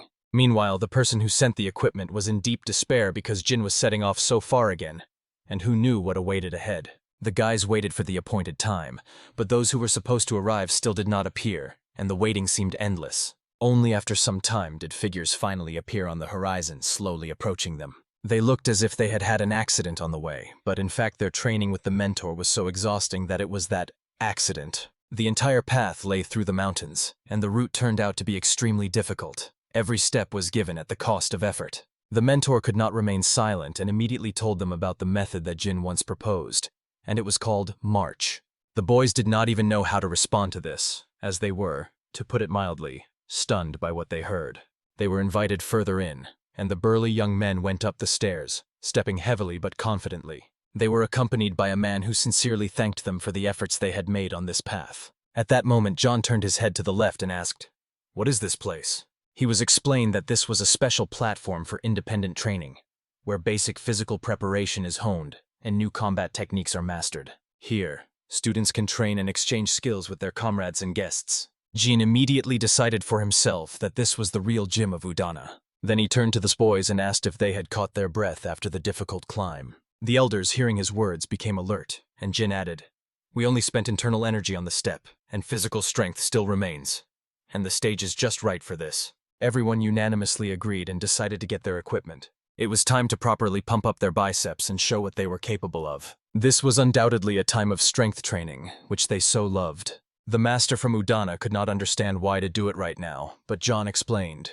In Shaolin, such exercises are considered basic and help restore strength. The students of Udana were no less surprised when they saw such a strange practice from the guests. Jin had long been unaccustomed to such exclamations of surprise, since from the moment his methods were officially recognized, he rarely had to hear doubts. But he understood. If everything continued the same way, such reactions would begin to repeat more and more often. And indeed, soon they heard the words, "We expected more from those brought by the Master Unho himself. And these cheap tricks are just a waste of time." Two students even openly said that the duo Jen and Gyun made no impression on them at all. Jin heard these words behind his back, and they felt like outright indignation. They did not understand at all how useful strength exercises could be. "Stand your ground," he thought, because even our elders initially reacted the same way. He added aloud, "No need to fuss, the main thing is to work." It was the same in Shaolin, and eventually our efforts were recognized. While they were talking, students of Udana appeared on the second balcony, attracting attention. Jin immediately noticed that they had interesting tools for training and fighting in their hands. Another boy also showed interest, as he had already heard that these were probably monks from the Shaolin temple on Mount Sunshan, and in the hands of one of them was a sword, whose shine left no doubt. Real warriors stood before them. It was Cheonsu, known as the Sword Dragon of Wudang, one of the three great disciples of this school, whose fame echoed far beyond the mountains. When dusk was already falling outside, Jin was still on the platform, holding a dumbbell and not understanding how much more work he would have to clear up here. But suddenly he felt someone's presence behind him and quickly turned around. The boy who approached politely apologized for disturbing him. Then he introduced himself. "My name is Cheonsu, one of the three great disciples of the Wudang school." He immediately showed good manners and noted that since they were both students of great masters, Jin need not show excessive formality. At that moment, Jin recalled that this name was familiar to him, as he had seen it in the stories of the Gakyo universe. Cheonsu appeared in the work Return of the Demon Lord, where his role was not main but significant. There, the main hero Namgun Jincheon from the Orthodox faction opposed the evil of the demonic cult, and alongside him fought this secondary character, Cheonsu. It is probably him, Jin decided, looking at the boy and thought, perhaps here, in the prehistory of the holy Shaolin monk, his role is much more important. At that moment, Jin extended his hand to him, saying, "Although I came here for a regular exchange of experience, it would be great if we could become friends." And then they shook hands, sealing this moment as the beginning of a new acquaintance. Feeling Jin's inner energy, Cheonsu shuddered. The power was palpable from the first touch. Likewise, Jin realized that before him was not an ordinary student, but a true fighter with enormous potential. For the Sword Dragon, this became a reason to ponder. Is there something in Jin that he still cannot comprehend? Then he said that he had glimpsed Jin's training out of the corner of his eye, and frankly stated, "No matter how you look at it, this seems like an absolutely useless technique. Don't you think so?" "Sorry, why so harsh?" Jin replied, surprised by his words, and explained that in their school there are many exercises, and weightlifting is only one of the components. After that, Cheonsu lifted a dumbbell, threw it on the ground, and coldly apologized. But it looked as if he did it on purpose. At that moment, Jin barely restrained himself from calling him a bastard, because rage was already boiling inside him. "Do you know the first precept of the Wudang school?" Cheonsu asked. "Only a strong spirit forges a strong body," and added, "Honestly, I'm not sure that your primitive methods of body development are equivalent to our spiritual techniques." Then Jin asked for the floor and replied, "We also train the body and mind, because we believe in harmony that leads to perfection. But we believe that a healthy spirit is born in a strong body, because even if your spirit is strong, without an enduring body it is powerless." Cheonsu only smiled. I'm afraid you haven't convinced me. For a person with a strong spirit, nothing is impossible." Thus began their dispute, which lasted a long time, shifting from arguments to increasingly sharp words. and it almost turned into a quarrel when every sentence sounded like a challenge. Soon they stood face to face, ready to move from words to action. Meanwhile, students gathered in the stands, eagerly awaiting the start of their duel. Among the Udang students, rumors circulated. It was Chonsu who proposed this match, and now everyone expected a spectacle. On the roof of one of the buildings, he sat calmly watching the arena, as if awaiting a real spectacle. In his thoughts, the idea did not leave him. Here he is, monk Mujin. So this is the new pillar of Shaolin, chosen by Hyunguan himself. And now Eunho had the opportunity to see with his own eyes whether the judgment about the one who would lead a new era would come true. The future great genius of Udang, or the future greatest genius of Shaolin. This confrontation was meant to give the answer. On the dragon sword's belt hung a real blade that gleamed in the rays of the evening light. And then a voice sounded, announcing the start of the duel. Jin entered the fight with bare fists, having not the slightest doubt in his own strength. He really needed nothing more, while his opponent drew a sharp sword. Usually, when a fist fighter faces a swordsman, the latter has the advantage, as he can cut from a distance. Because of this, fist fighters usually dodge and look for a moment to strike. But this time everything was different. The fighter from Shaolin did not retreat, but went straight forward, breaking all the usual rules of combat. Jin went headlong, and his determination radiated iron confidence. When his fist struck the blade of the sword, a metallic ring rang out, as if two steels collided. Just by looking at his burning fist, one could understand. He was using the iron body technique, and soon it became clear to everyone why Chonsu drew a real sword. Only this way could he test the strength of his opponent. Eunho perfectly understood that the skill level of the unbreakable monk impresses even the most experienced. It seems that old man was not just talking nonsense, he thought. It will be interesting to find out how all this ends. The dragon sword dove down, sharply went under the arm, and struck, cutting through the air like lightning. But Jin easily caught the strike, stopping the blade with his hand as if it were an ordinary knife. He thrust his hand forward, and the next moment Udan's disciple flew aside as if struck by a thunderhammer itself. "Well, is the warm-up over?" Jin said calmly, a challenge and confidence ringing in his voice. He decided it was time to show true power, and began to use the Chi Fist. His thunder attack flew straight at Cheonsu, who was already standing fully ready, not moving from his place. The next moment the arena lit up with a dazzling flash as Jin reached his target. All the spectators froze in silence, expecting the worst, the tension hanging as if before an explosion. Only Mu Yol sat with eyes wide open, shining with amazement and admiration at this incredible battle. Before him unfolded a duel of two warriors who could become the strongest in the world. And at that moment Jin felt a slight pain. A cut appeared on his cheek. After all, the sword dragon also possessed a chi strike, and with the help of his blade he was able to harm even an iron body. John, watching this, could not even recall the last time he had the chance to see such a clash. It was probably the first time since joining Shaolin that John witnessed such a duel, where it was difficult to definitively determine the winner. Before his eyes appeared two warriors so talented that each of their movements wove into a single picture of strength and skill. It seemed as if the times of the fierce battles of Master Hyunguan and the great sword master Eunho had returned, when the earth trembled from their clashes. The scene he saw now reminded him of those legendary moments, and was no less intense. Jin looked especially impressive when he used the technique, Dance of the Dancing Wind, which merged speed and elegance. And his opponent, the sword dragon, played his own trump card, a swift sword dance, dangerous and refined at the same time. The fight was so intense that it seemed sparks would fly from each of their clashes at any moment. And in a moment, it became reality. Between them, a rocket seemed to explode, flashing with dazzling light. The warriors flew apart in different directions, throwing each other back with the force of the strike. Jin confidently found the foothold, preparing to use his thunder advance. He sharply pushed off the ground, turning into an arrow flying straight into the heart of the battle. His opponent did not expect such speed and barely managed to raise his sword in front of him. The blade flashed as he put it forward, trying to stop the inevitable strike. But Jin's strength was so great that the sword trembled in Chonsu's hands, almost slipping from his fingers. Blocked! Could it really be? Flashed through Jin's mind, although he himself understood how fragile that block was. However, for both fighters, this battle turned into something more than a duel. They were getting real pleasure from the challenge. But suddenly, raising his gaze upward, the sword dragon momentarily forgot to watch his feet and stumbled over a piece of stone. Jin immediately noticed this and realized that now his opponent would fall. Everyone around froze in amazement, expecting the worst, since the fall could unfairly decide the fight. But Jin did not allow this. He stopped the duel and caught Chonsu, not letting him fall. The fight was interrupted, and the sword dragon looked at him in surprise, not understanding what was happening. "Don't you want to win now?" he asked, since it was a perfect opportunity. But for Jin, such a victory would be worthless. He explained that a victory over an opponent who simply stumbled would have no meaning at all.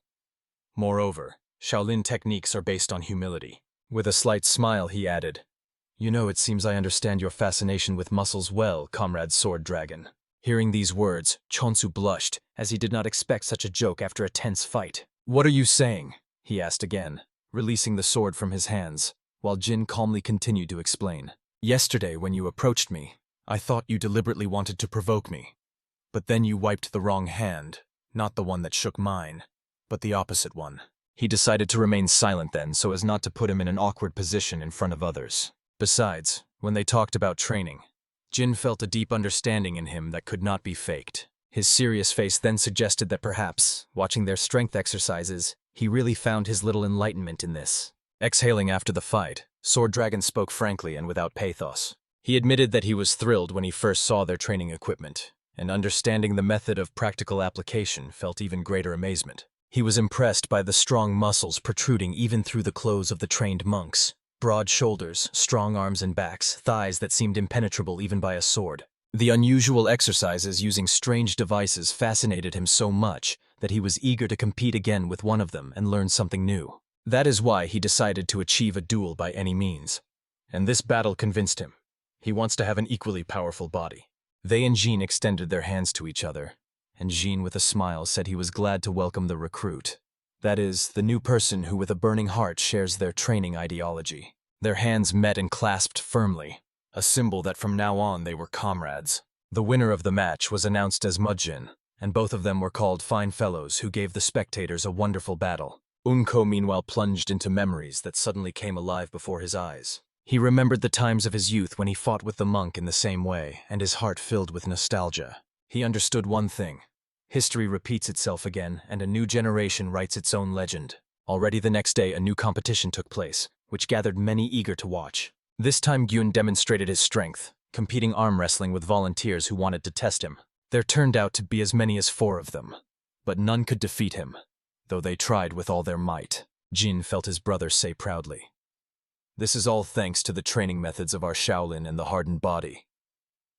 I will help you become as strong as I am." Having passed by everyone and carefully looked at each of the students, Jin realized, here it is, the true beginning of a great cause. On the floor he noticed an ab roller with handles on the sides, which required rolling the body forward and backward. Chonsu listened carefully to Jin's explanation, who was describing this apparatus in detail. After the recent match where Jin proved the strength of Shaolin, he felt the ice between him and the Wudang students gradually melting. That initial coldness and skepticism were slowly disappearing, giving way to curiosity and respect. However, he understood. For people in high positions, it takes a little more time for them to fully accept the new. Conservatives, who did not understand at all why these strange exercises caused so much admiration, still maintained their restraint. But when the first awkwardness passed and their horizons slightly expanded, attitudes began to change. Then Jin, which he had not noticed before, began to look more attentively at everyone around and noticed one common trait. It seemed almost everyone had health problems. Some had wrist pain, others had trembling wrists, and even among the young students signs of overload were visible. He even recalled Grandpa Guan, who also had not received treatment for a long time and suffered because of it. At that moment, a boy approached Jin and said excitedly, "Young healer, I have been looking for you. You are called by the great master Unho. He asks that you come together with Chonsu," he added respectfully. And after some time, Jin was at the place, ready to meet the one who called him. Jin looked at Unho, who was sitting with his back turned, or rather, hovering in the air, not touching the ground, and from him radiated such divinity that it was clear. The strongest in this world truly differs from all others. The master turned his head and asked Jin, who was already standing next to the sword dragon, "Do you understand why I called you here separately?" To which Jin answered honestly, "Not quite. It's all because of the old monk and his promise," said Unho. "He asked me to watch over you while you are in Udan. If you only had ordinary skills, I would entrust your training to my students. But after everything I have seen, I think I will have to take care of you personally." From these words, Jin understood 2 things. First, that the great master Unho had seen his duel with his own eyes, and second, that now he wants to take him for personal training. But before that, Unho wanted to clarify something else. "Do you remember my request that day when I fought the elder? Have you found an answer here in these few days?" His voice sounded like a calm wind, but there was hidden strength in the words. Jin did not try to be clever and answered honestly. It seems to me that not everything is smooth in Udan. Those images surfaced in his memory. The hands of students with painful wrists, trembling fingers, and hidden pain. This is exactly what he told the great master. Perhaps this is the greatest weakness of the Udan school. As was to be expected from the young healer, said Eunho, and his voice resonated with approval and respect. He explained, "Our school is based on the principle of softness. We train so that at the right moment we can release tremendous power through soft techniques. But this creates excessive strain on the wrists, because we often use techniques that engage bones and joints. Many of Udan's students have the same symptoms as I do. This is the root cause of the weakness you noticed. You earned the nickname Young Healer because you healed many monks. Now I will get to the essence of my request," said Eunho, looking him straight in the eyes. "Your mysterious technique with which you healed me back then. Could you tell me about this method of treatment and care? If you agree, I will grant you one wish, if it is within my power." Having said this, he sighed as if he had finally lifted a burden from his heart, for this was exactly what he wanted to express. However, Eunho understood. Perhaps Jin would not be able to answer because of the promises made to the heavenly stream. Having learned about this vow from the elder, he was already about to turn and leave without waiting for an answer. But then Jin said, "Is that really necessary?" He asked, not to be misunderstood, and explained.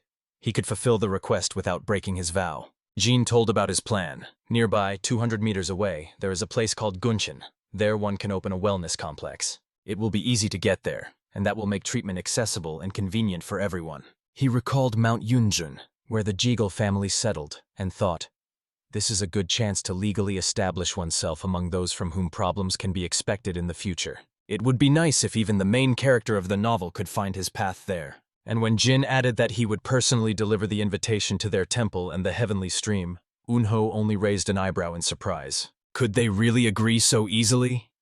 He did not understand. But Jin replied, "Can we refuse treatment to the suffering? Our creed is the salvation of all living beings. Even if before us stands a fighter, a school, or an enemy, the sick remain sick, and helping them is our duty," he said firmly. These words made Eunho think deeply. He realized, this guy does not divide people into categories. Now he understood why Hyun-Guan chose him, and only regretted not meeting Jin first. And now a true fighting spirit flared in Eunho's eyes, and he seriously asked the guy if he knew the first commandment of the Udan school. A strong spirit leads the body to greatness. He immediately added that Jin would definitely have no problems mastering it, because he felt inner resilience and unwavering determination in him. "The martial art I will teach you is Taijikwan," said Eunho, and his voice sounded as if opening a door to a new world before the student. This word was already somewhat familiar to Jin. He had heard it before and felt a hidden power in it. Once he saw a superficial demonstration at a martial arts exchange. But then it was just a spectacle, as the true fundamentals were never revealed to outsiders. Now Eunho decided to show him the real path. Simple, clear, but only through real combat, where every move reveals the essence of the technique. And at that moment a thought flashed through Jin's mind. If I study under the strongest in the world, I will definitely take this chance.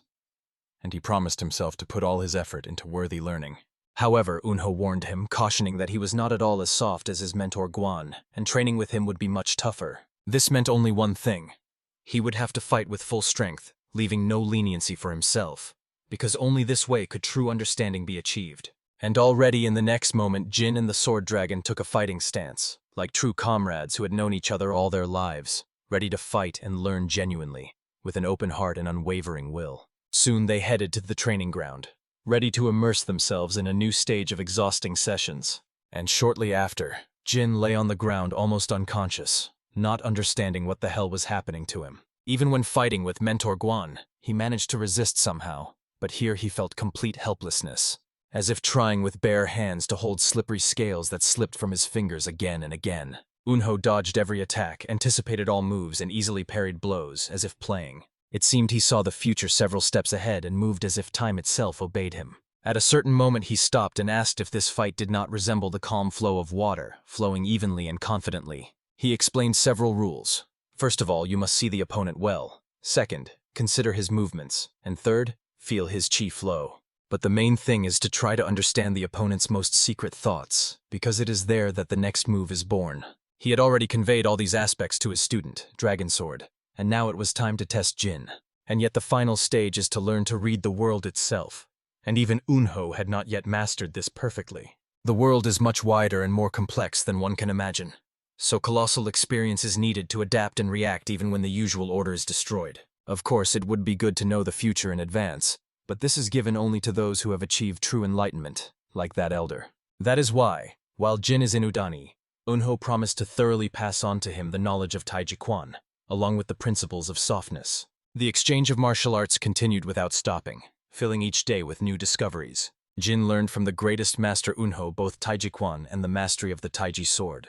The rest of the trio simultaneously mastered similar in spirit but different techniques that developed their skills. One day, when the health master was doing a squat with a heavy barbell, two Udani students approached and asked in surprise what kind of strange exercise this was. About 10 days of joint training between Shaolin and Wudang students passed, and the atmosphere began to change. Wudang turned into a real hall of collective programs, where everyone honed body and spirit. Jin was a little angry because the scoundrel Mu Gyun stole part of his fame with his performances. But he could not help but notice. Now even the most influential elders of both schools recognized them. After all, they not only defended Shaolin's honor in sparrings, but also healed the hands of those suffering from wrist pain with therapeutic techniques. Jin assumed that if they completed the full course of treatment, they would become even more friendly and open. And it was at this new level of trust that the exchange between Shaolin and Wudang unfolded in full force. Another 10 days of training proved sufficient to completely eliminate all previous misunderstandings. Unnoticed, the day of farewell between the students of the two great schools arrived, and a slight sadness remained in their hearts. They acknowledged that they would now miss their friends. But John knew the truth well. After every meeting comes a parting, and after every parting, a new meeting. Jin reminded everyone that next week a new healing center would open in Gyunhen County, where they could complete the healing course. The sword dragon even lost track of time and admitted that if he had known it would fly by so quickly, he would have asked for sparrings even more often. He still had so many questions and a desire to share his thoughts, but Jin reminded him that in half a year there would be a great combat tournament. It was there that they could continue their conversation. The dragon asked him to become even stronger by that time, so they could then have a true battle worthy of their ambitions and aspirations. That was their agreement. In the future, a duel awaited them, one both could be proud of. On that note, they said goodbye, shaking hands as equals, and at the same time as rivals destined to meet again. And so the boys returned back to the Shaolin Temple, carrying with them new experience and an even stronger spirit. For the monks returning from training, the mentors prepared real trials to test their acquired skills. The boy faced a leopard. This was his test, demanding courage and bravery from him. Yoon also showed excellent results. His strikes became more powerful and precise. His mentor continued to teach him the divine palms of Tathagata, for firm determination and an unwavering heart formed the foundation of the 108 Arhats. The principles of softness learned in Udan proved extremely useful and significantly accelerated his progress. The mentor wanted this boy to grow even further. Efforts would surely bear fruit if he did not stop. Meanwhile, Jen was also undergoing trials. His mentor saw progress in him and prepared an even harder task. The next trial belonged to the 72 highest arts, the diamond fist that conquers demons. Falling to the ground after the exercise, Jen smiled even through the pain, feeling himself grow stronger. His mentor soared into the air, demonstrating power and grace. Jen raised his hands, setting a block, hoping it would help withstand the blow from above. At that moment, Jin sat on the floor, meditating and fully immersed in his own thoughts. He pondered that his techniques, iron clothing, the art of the Jade Maiden, the Chi Fist, and even Taiji Quan combined with muscular strength, were developing quite well. But that seemed insufficient to him. He was dissatisfied because he knew these skills would not be enough against the strongest enemies. To have a chance to win in the future, he had to participate in the Dragon and Phoenix tournament and obtain the desired prize there. His thoughts were interrupted by a voice behind him. Someone noted that he was too absorbed in worries and joked. Maybe it was worth passing on an interesting technique to him. It was his mentor who approached and said these words with a barely noticeable smile. He explained, "When you release Qi over a long distance, the power loses its form, but there is a method that allows preserving it pure and unwavering even from afar." And the old man immediately demonstrated this. His movement was lightning fast, filled with incredible speed. The attack soared upward, and a golden ray pierced the sky. It was the divine finger at 100 steps, but for Jin, the mentor called it the divine fist at 100 steps. The wise elder, as he called himself, decided to show the boy this secret teaching, hoping it would help him during the upcoming tournament. A fire flared in Jin's eyes. He was thrilled by such words. But at the same time, doubts and serious reflections overwhelmed him. After all, he had not told his grandfather that he planned to participate in the Dragon and Phoenix tournament. He was not even sure if he wanted to go there. It turned out very interesting, as if fate had already decided for him, pushing him forward even if he himself was still hesitating. In the province of Sopso Bogyo, on a clear sunny day, representatives of Murem gathered, for the first time in a long while, to discuss news about the upcoming Dragon and Phoenix tournament. It was here that Jagal Hyun, elder of the Jagal clan and member of the Alliance, raised a troubling issue.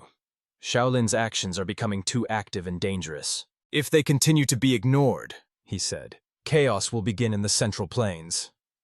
It is our duty to restrain them in time, isn't it? He recalled how 38 years ago demonic cults invaded the Central Plains. Then, to oppose them, righteous factions were created, united in the Murem Alliance. The bloody war lasted for years until the demonic cult was finally destroyed. But the alliance did not collapse, remaining as a guarantee in case of a similar threat recurring. And although no major catastrophes happened anymore, the participants met only for the Dragon and Phoenix tournament. But this time, hearing the call of the Jigal clan, they gathered together for the first time in a long while. Jigal Hyun stated directly, the activity of Shaolin can no longer be ignored. Moreover, they cooperate with the heavenly stream. This only strengthens their influence. Each of you felt it, he said. Shaolin seeks to separate and focus on the 9 great schools. So Hyon proposed, if the 9 unite, then a union of the 5 great clans must be created to balance the forces. Meanwhile, a meeting of the young talents of the Alliance was also taking place. Jigal's sister stood on the balcony, gazing into the crowd. A girl named Tang ran up to her, who was bored and wanted to spend time with her friend. She complained that everyone was just flattering Nam Gun Jincho, calling him the future winner. The atmosphere seemed disgusting to her, and she simply ran away from this gathering. The girl Tan Somi was annoyed. Where does the confidence come from that this Nam Gun will win? Jigal's sister called him only a step on the path, and she hinted that she had another candidate, much more promising. Somi immediately thought it was about Udan's protege, Cheonsu, but the sister did not answer, going to train, leaving her friend in thought. Somi was tormented by the question, who is this mysterious chosen one? She was sure of only one thing. The sister's gaze shone with obvious admiration. Who could have turned the cold and sensible Jigal into a lovesick fool? Meanwhile, evening came in Shaolin. Jin was haunted by Eunho's words. The world is much wider than you can imagine. You must be able to react and adapt, even if the usual order changes. The boy decided to write down these wise words, understanding. The old man probably really knew his state and consciously gave him this lesson. And now Jin understood. It was time to make a decision. Becoming Mujin, he survived only thanks to the power of Qi, a strengthened body, and the help of those around him. Now it is necessary to act carefully, like the butterfly effect, to create a better scenario than in Return of the Demon Lord, the story of the Emperor Warrior Sado, or the appearance of the holy Shaolin monk. Jin decided to systematize all the knowledge from the novels. Although many details were erased and blurred in memory, this information could still become a guide in future trials. The realization that his appearance in this world was hardly accidental made Jin carefully recall and investigate every fragment to save as many people as possible. Already now he was building a plan of action after the tournament ended, trying to calculate every step. Engrossed in working with papers, he did not even notice when the mentor appeared nearby. He spoke calmly. It seems you have finally made a decision. Act so that you will not have to regret it. These words made Jin wary. Could the old man know everything? And when you finish your affairs, return to Shaolin. I still have much to teach you, the mentor added. As soon as I finish, I will definitely return. Jin replied, bowing his head. The old man laughed and reminded him. Great hopes were placed on him, so retreat was not an option. When preparations were completed, representatives of the great clans set out for the tournament, armed and ready for trials. The boy was overwhelmed with emotions from the crowd, and Jin also felt a different atmosphere, much more serious than at the previous tournament. Jin walked behind Hyun, not understanding why he was registered as Hugida, a promising student on whom special hopes were placed. During numerous disputes, everyone followed the elder, who was called the Reverend Hyun. He was the head of the inner hall of Shaolin, and the official representative of the order at the clan meetings. Jin glanced at the Udang students, hoping they had shown all they were capable of. And suddenly he noticed the one he had long wished to meet. It was the Sword Dragon. As soon as he saw Jin, he immediately rejoiced and rushed to meet him. So much time had passed. Jin briefly explained to his friends that he would step away, and they headed to the garden. Barely approaching closer, Jin felt how much stronger his companion had become since their last meeting. The sword dragon pointed with his finger to the side and asked if Jin knew that girl. She was openly shy but did not take her eyes off him. It was Jinhee, and even the dragon noticed her gaze. It was enough for Jin to just say her name, and she immediately blushed. Coming out from around the corner, Jinhee showered him with compliments, barely containing her excitement. But around the next corner, others were already lying in wait. At first, it seemed like there were 2 boys secretly peeking, but in fact, there were 4 of them. They were closely watching Jin, discussing how he first talked with Cheonsu, and now also with her. And among them, someone noticed that the hostess seemed to prefer monks. Only one sat silently, Hong Soil, a disciple of the Huashan faction, the new dragon of this school, who was deeply devoted to Lady Jigal Jinhee. Hong kept replaying the conversation with that girl in his mind, trying to understand her words. She told him that the heart of the Cold Queen Jagal was melted by someone else, and added that he should find out the truth during the upcoming tournament, as he would also participate in it. It was Somi, and she was the one who revealed that there was a man who made Jinhee's eyes sparkle. "Aren't you curious about what kind of relationship they have?" she said, fueling his curiosity. Then Hong instantly realized that scoundrel with the ridiculous hairstyle was a monk who dared to covet the woman who should belong only to the Huashan dragon. Their conversation was interrupted by someone's question, which sounded completely inappropriate. Jinhui immediately turned around and asked coldly, "What do you need?" Hong, looking at her, only thought bitterly, "Why do you smile at the monk but are so cold to me?" But he did not show it. He only laughed, stated his name, and announced that he was the new dragon of Huashan. "Oh, the very dragon I've heard so much about? Nice to meet you. I am Mujin, a 3rd-generation Shaolin disciple. Sometimes they call me a miracle healer," Jin replied calmly. Hong pretended not to have heard his name before, only glancing disdainfully. "It seems the fame of Shaolin is coming to an end. What a pity," he said with feigned regret. Could there be so many of them just because of the upcoming competition? Jin thought, watching the crowd. Judging by the clothes, this new rival was from Huashan, but no matter how hard Jin strained his memory, he could not recall his name from the novel. He did not understand. Why exactly was this guy picking a fight? What benefit did he have in provoking in front of everyone? Jin turned his head aside. There he noticed how tense Lady Jinhui had become. She was barely restraining the thirst for blood, and even the sword dragon barely kept himself in check, ready to burst out at any moment. It was clear to everyone. They were holding themselves back only because there were too many people around, and any outburst of power would affect everyone. At that very moment, a broad smile appeared on Jin's face. What the? Is he laughing? The opponent couldn't figure out. Sorry, I just remembered something funny, Jin said, barely holding back laughter. He added, sorry if we're too noisy on your territory. And yes, I came here precisely for the duel. Assessing the situation, the opponent decided. This monk before him probably understood nothing. So the best thing would be to scare him first and then crush him. But when he shook Jin's hand, he suddenly felt something. Inside, an incredible power was raging, emanating from the monk. His figure, though ordinary, concealed something demonic. So the question arose differently. Who really scared whom? Because it seemed that it was this demonic silhouette that held the opponent in its hands. Having shown his demonstration to the potential enemy, Jin calmly turned around and said he had to go. Brother, judging by how you scared him, he is running away in panic. Comrades of that scoundrel encouraged from behind. But he understood well. Everything was the opposite. And now it became absolutely clear to him.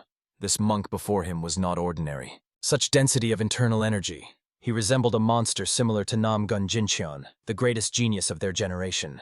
Meanwhile, Jin had a few words for his friends. Turning to Jinhee and Sword Dragon, he calmly said, I, like you, just adhered to decency. After that, the monk headed to the gloomy place that everyone called the guest house. Even a rotten smell came from there.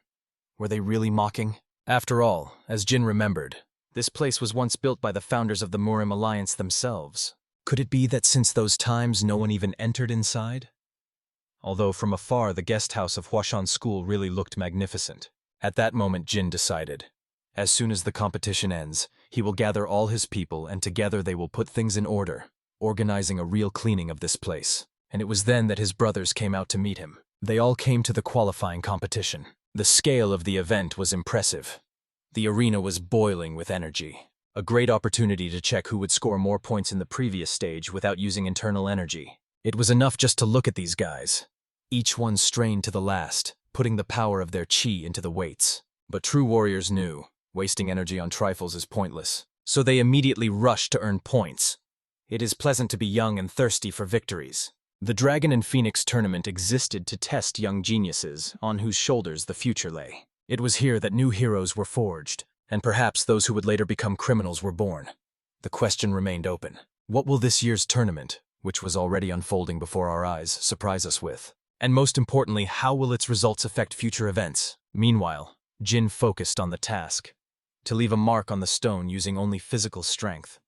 He had not trained without chi support for a long time. He decided to strike as he once did before reincarnation, and he executed a straight punch, a technique he learned after his new birth. A dull sound rang out as the fist struck the stone. A crack appeared on the surface, and the judge declared that he had passed. But the crack was too thin, and everyone standing behind thought that this year there was no need to worry about the Shaolins. They were weak. Did he really leave a crack using only muscles? Jin's brother was surprised. Jin himself thought differently. Why waste chi on such tests? True strength should be reserved for a real battle. Only then does it shine the brightest. Jin smiled, thinking, could anyone else make even such a crack? His thoughts were interrupted by the announcement of the next participant. It was Mr. Do Wolchon from the Chongsoman school. Is it really him? Whispered Jin quietly. He looked intently at his back, and understood. Before him was exactly that person. Memories surged like a wave. As a child, he heard words that this young man was capable of becoming the greatest swordsman of the Celestial Empire. The novel said that he was the first to uncover the conspiracy of the Jaegal family and destroyed them. And also, that this hero, called the greatest swordsman of the Celestial Empire, possessed an incredible sword technique, impossible to counter. Before him stood the future legendary swordsman from the unorthodox faction, one of the main heroes of the story. The hero of the novel Tyranny of the Unorthodox Faction, and now he himself stood here, ready to leave a mark equal to his future. Du Wolchon, the future greatest swordsman of the Celestial Empire, #1 of the Unorthodox Faction. The word protagonist has Buddhist roots. Originally it meant an enlightened person, but over the ages it came to mean the main character of a work. And now the moment has come when the protagonist of one novel met face to face with the protagonist of another. Had anything like this ever happened before? Wolchon quickly passed the test, without even thinking about this question. He simply turned around and walked past Jin, not even guessing who stood before him. But Jin knew him too well. After all, this novel was once his favorite, and he remembered. After the tournament ended, Wolchon would lose his entire family. The destruction of the clan would be his awakening. From then on, he would follow the path of a tyrant seeking revenge. And to preserve the canon of the novel, Jin understood. Now he could not touch him. Only then would the hero awaken, become a tyrant, and meet the dark backstage. Yet Wolchon was not just a book character. He stood before him alive. And Jin could not simply look away, knowing what tragedy awaited this hero of his childhood. In doubts and reflections, time passed. 3 days went by, and the beginning of the main tournament arrived. His opponent was Huan Boan, known by the name Poisonous Spider. But for Jin, he turned out to be too easy a trial. And in a moment, the Poisonous Spider lay defeated. A loud gong proclaimed the victory. The crowd wildly raised their hands, rejoicing in the triumph. The spider himself never understood how some rookie managed to defeat him. Meanwhile, Shaolin disciples were gathering in the room. The strongman was reviewing the list of upcoming matches. And suddenly he shouted, "The next fight! Namgun versus Do Wolchon." Jin knew well that this clash would become incredibly fierce. Therefore, he decided to leave briefly. His path led to the heavenly stream, for he already knew the outcome of the battle between the two future legendary swordsmen. The spectators held their breath and placed bets. Everyone was waiting for this fight. It was then that a gentle maiden's word sounded. "Ah, the Dragon and Phoenix tournament is the place where the future of all righteous clans is gathered. There should be no place for unnecessary blood here." She asked, "The Heavenly Stream Guild vouches for this. Do you trust us?" It was Solkva. The Dragon and Phoenix tournament is a competition where all outstanding talents of orthodox clans clash. It is an arena of glory, not deaths and quarrels.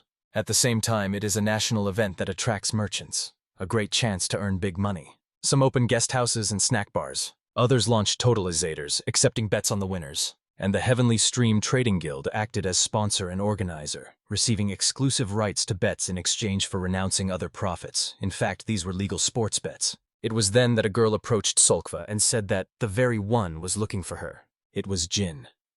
Seeing her, he only nodded, and she immediately reported that their guild had made a large anonymous bet precisely on him. She believed such a man would definitely prove himself. But Jin was interested in something else, his recent request. Solkva replied that everything was prepared, but reminded him he would receive it only after the tournament ended. The carriage and disguises were already ready, but providing a forged identity was more difficult. Looking at his mysterious face, she thought, could it be? And Jin smiled and confirmed, yes. And he said directly, he is going to escape from Shaolin. These words stunned the girl. Meanwhile, the announcement of the end of the next fight was made. Jin awaited the result, confident that everything would be like in the novel. The young master Namgun Jincheon won. He became an impregnable wall for the protagonist and the first step on his path to greatness. The second will be the destruction of his family. Time to act according to the decision, thought Jin, bowing to the girl. He promised her, if everything succeeds, they will be able to see each other more often. For her, even this one word was enough to agree to help. Meanwhile, Do Wolkon was moving forward after a tough battle, still recovering from defeat and thinking, there really are many strong people in the world. He decided he needed to train even more. But suddenly a monk appeared before him. Seeing him, Du immediately asked, "Are you the one who defeated Huan Boan?" Jin replied in response, "And you are Do Wolkon, right?" "I was impressed by your victory in the first match," Du admitted. "I myself haven't even won a single victory. Just unlucky with the tournament bracket," he sighed. "You know, Namgun is the favorite, but the fact that I withstood several of his attacks says a lot." He was pleased that even the monk praised him, so he thanked him sincerely. And then with a slight smile added that he would go rest. A few steps later, he was already behind the monk. Quietly but confidently, Jin said, "The scar on your left arm. It appeared from sword training in secret from your parents. You still carry anxiety in your heart for your family, especially for your younger sister, and you endured the pain from all the wounds alone, without telling anyone a word." Du froze in shock. How could this monk have known that? But Jin continued, "Your sister is a real prankster. She even now steals moon pies from the kitchen, eating them secretly. Because of this, you even quarreled, and the lady was forced to hide the treats under lock and key. But you still love them, especially those baked by your mother." His words transported Du straight into childhood memories. Before his eyes appeared his mother with pies, and the boy barely found his voice to ask, "Who are you? How do you know about my family?" "Studying Buddhism, I have learned, though not much, to read fate," Jin replied calmly. "Listen carefully. Very soon your life will change forever. The Heavenly Sword Clan awaits collapse. But do not be afraid, fate can be changed. I want to help you avoid this trouble. I will not always be able to be near, as I have my own path, but I can give you strength so that you yourself overcome all trials." Jin took out a small item. It was a method of working with qi and a pill for accumulating energy. The legendary Shaolin pill. "Suffering is a test we must pass ourselves. Du Volchon, you must become a great man at the center of great events. For this, you must be strong. Know the limits of your talent and exceed them with the strength of spirit." I thought I had already reached my maximum, but Jin warned, "Suffering alone is not enough. You must humbly refine one basic technique. Talent is not the only answer. If you master it perfectly, then you will unlock a sword capable of cutting through the very heavens, a technique that no one can stop." Later, Jin returned to his comrades who had been waiting for him for a long time. He had managed to accomplish so much, but now everything else lay on the shoulders of this boy and his fate. Jin glanced at the arena and was surprised. The fight was truly worth watching. Jinhee was facing Han Soil. Her fan sword shone with new power. Her movements became much sharper. She had become incredibly strong.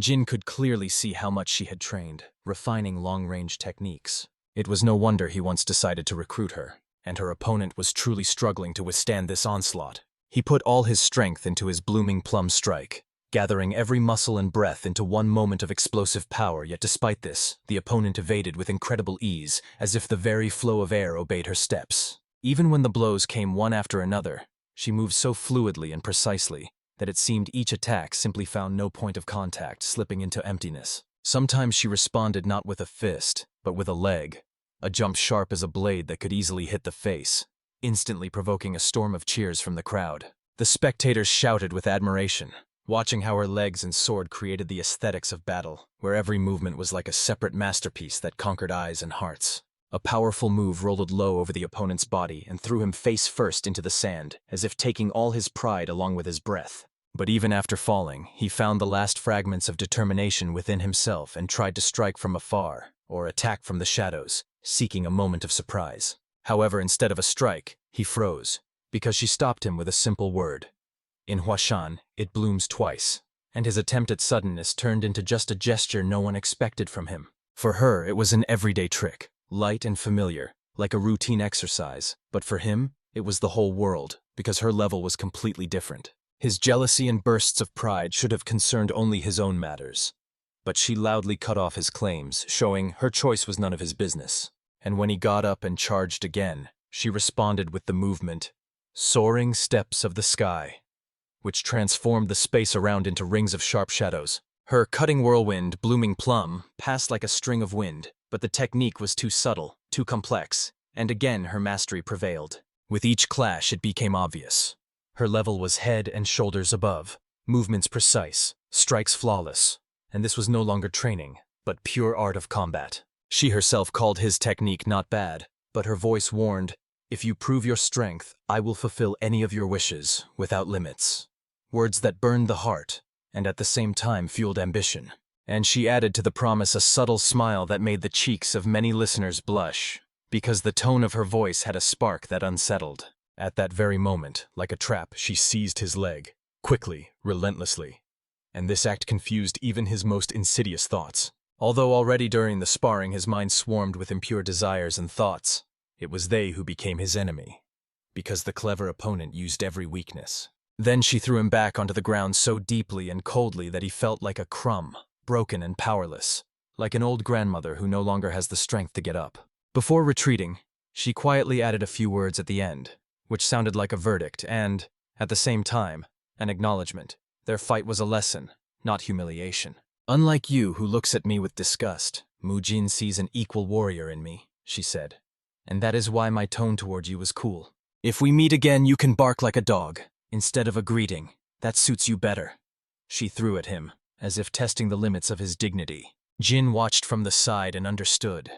Such results are the fruit of disciplined training, where every movement is polished to perfection and character tempered by trials. Thanks to strict methods, countless repetitions, and Jin's personal mentorship, all monks at the tournament demonstrated remarkable results, and this could not but affect Shaolin's reputation. And indeed, such performances seemed to raise the Shaolin flag high, strengthening respect and fear in the hearts of enemies and friends. The next match promised to be interesting.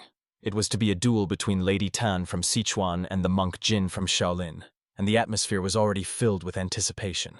Her master warned, "Don't relax," because the judges and spectators were closely watching every move, and every mistake could be costly in such a tournament. But Lady Tan, warming up, reassured the elders, "Everything will be fine. I have a secret technique taught to me by my aunt." And confidence shone in her eyes. Looking at Jin, she felt there was no better companion to demonstrate strength. It seemed everything had come together in the best way. At the same moments, other thoughts were already ripening in her mind. Her desire to trample him into the ground, knock him from the sky, humiliate the one who dared to approach Jinhee. Feelings of jealousy and possessive pride whispered opposite commands to her. These impulses, which she tried not to show, made her swear to herself, "I will not allow it." And this quiet resistance hardened her determination not to give up her place to others. In the air hung a tense balance between honor and desire, between showing mastery and deep human weakness. And every tournament participant felt that at stake was not just a fight, but personal dignity.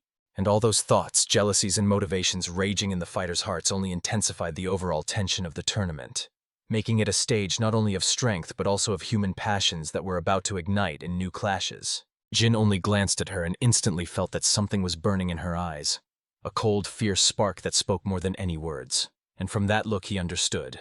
Today she was very angry. He could not comprehend the reason for this anger, whether he had done something wrong or simply happened to be caught in the fire of her displeasure. But that look remained unfathomable and cold, like a blade beneath the veil of a smile. Instead, the participants were announced to enter the arena.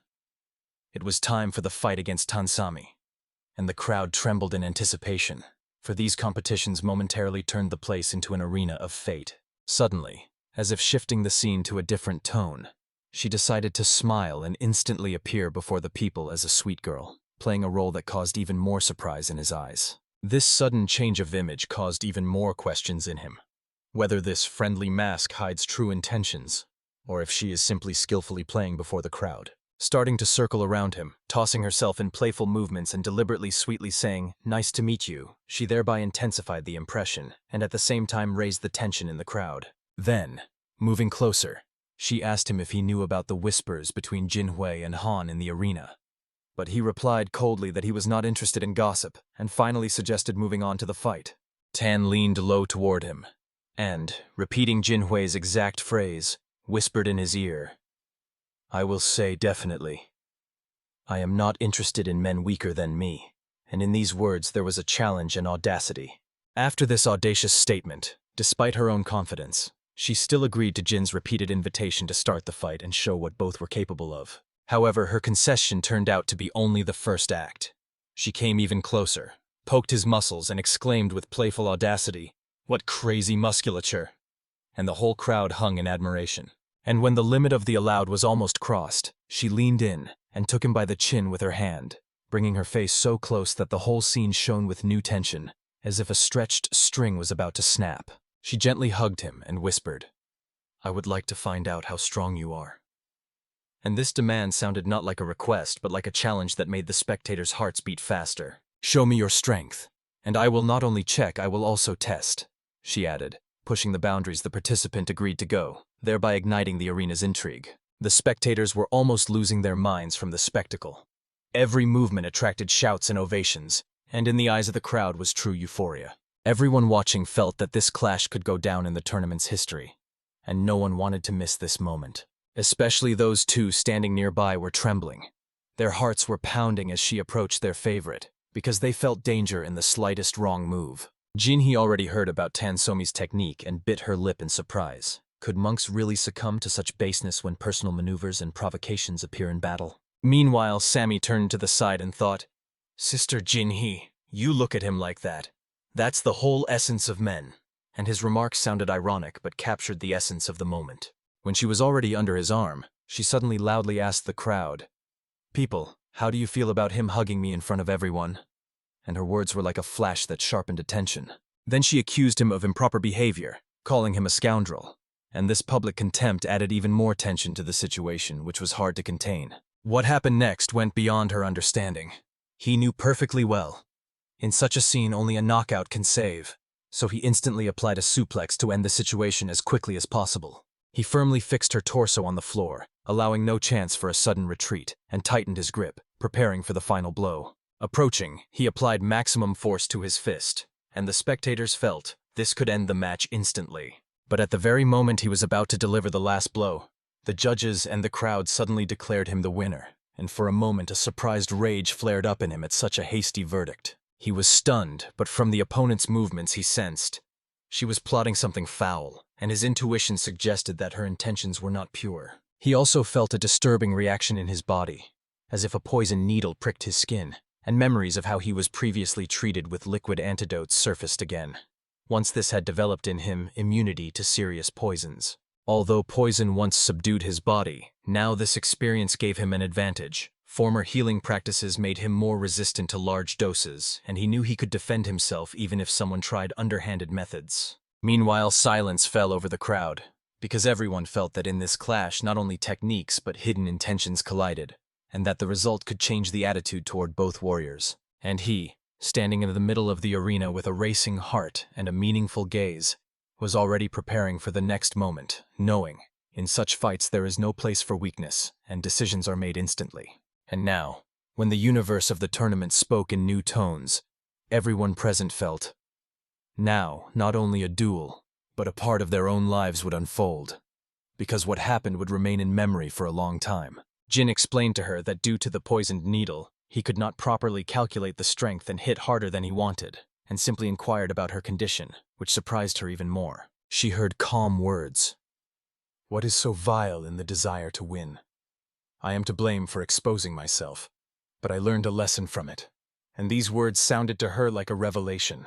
For the girl, it was as if the world had turned upside down, because she expected reproaches but received only understanding and simple confidence in her own guilt. With the face of a defeated but still proud girl, she returned to her place, and in her heart the desire for revenge and another chance to test him was already boiling. As she passed by Jinhee, she coldly uttered only 3 words, "Still no."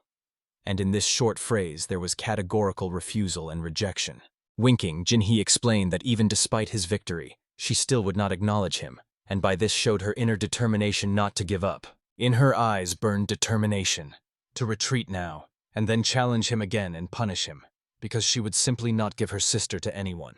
Meanwhile, Jin's comrades ran up to him to support him and help him recover after the exhausting fight, because he really did not feel his best. His brothers immediately stood beside him, worried about his condition, because they understood that this fight took a lot of strength, although outwardly he tried to remain calm.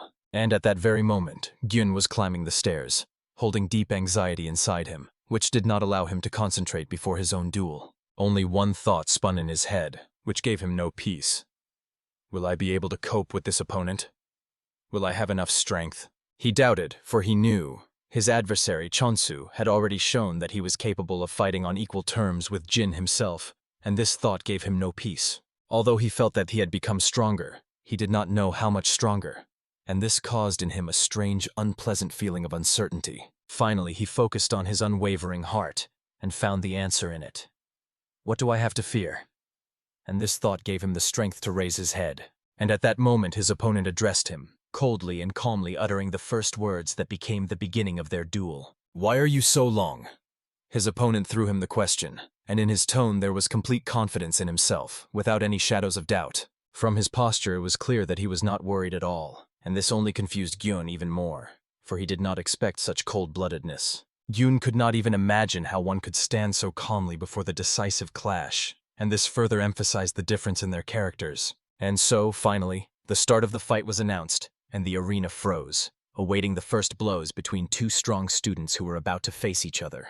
The first thing Gyun used was the energy of the great Yang, and at that moment his palm was illuminated with the radiance of power, embodying the palm of Buddha. A powerful movement turned his hand into a true divine weapon, and with the very first strike, he managed to push his opponent back. This sudden and powerful start stunned the spectators, for they expected reconnaissance, but instead immediately saw the signature technique. The monks who came to support him found it hard to believe what they saw. He used such a technique so decisively and unexpectedly. But Cheonsu, the sword dragon, managed to stay on his feet. Although he made several spins, yet his stability was impressive. Without losing momentum, he instantly pushed off the ground and, rising into the air, launched an attack using speed and sharpness. But even there, in the air, his power was intercepted. A monk grabbed his leg and with all his strength threw him forward, hitting the ground. And even after that blow, the dragon got up, once again proving his endurance, and even admiringly acknowledging the strength of his opponent. He directly asked to show even more strength, and in his calm there was tremendous confidence, while the monk clenched his teeth from tension. And again, the Buddha's palm, this time met with a block from the left performed by the dragon. Their movements merged into a rhythm like a dance.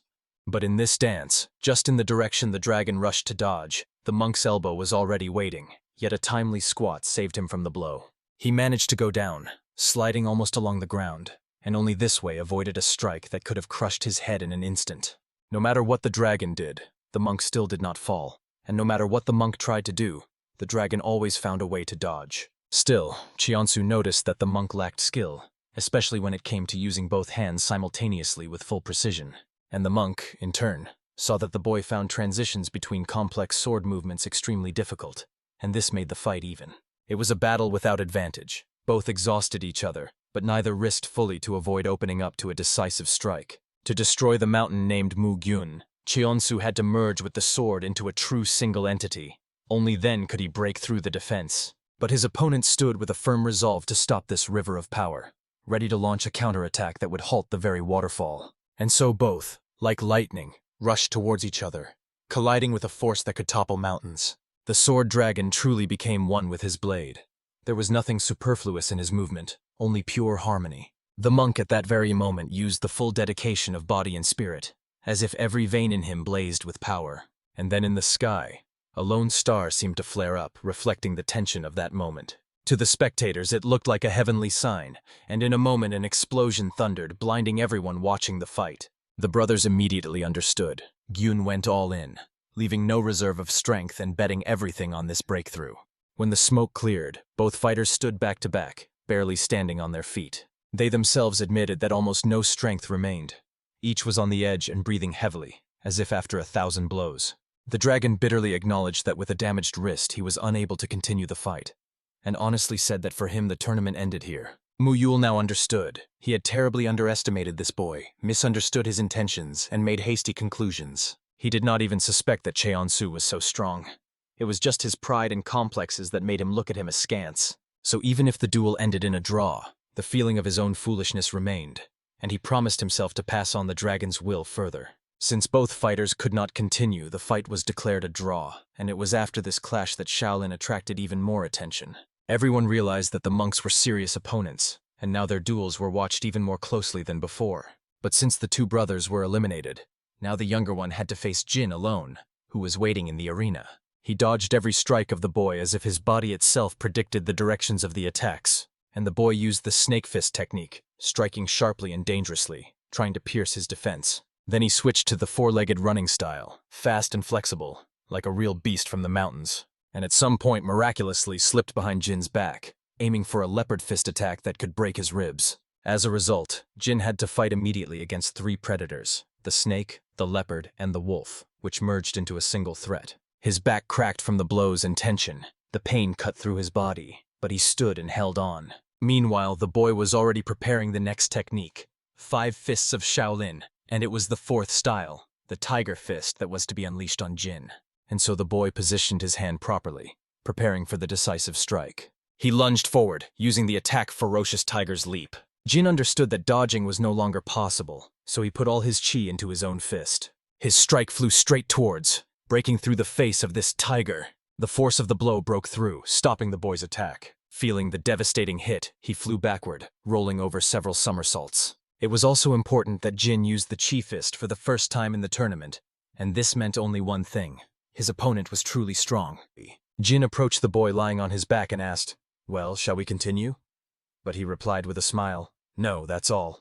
He admitted that his chi was exhausted and he could not fight any further. Although Jin won, he was overwhelmed by the feeling that this time he had lost more than he had won. He helped his little brother to his feet and confessed that this was the first opponent who truly made him give his all. Thus ended the first stage of the tournament, where Shaolin showed the strength of the young generation in all its glory. On this day, a completely different image of the school remained in the minds of the warriors, as a temple of true masters. Especially impressive were all the fights of the 4 Shaolin novices, who demonstrated unprecedented courage and skill. They were called the Shaolin 4 throughout the Central Plains, and their fame spread instantly. Late in the evening, a plan was discussed.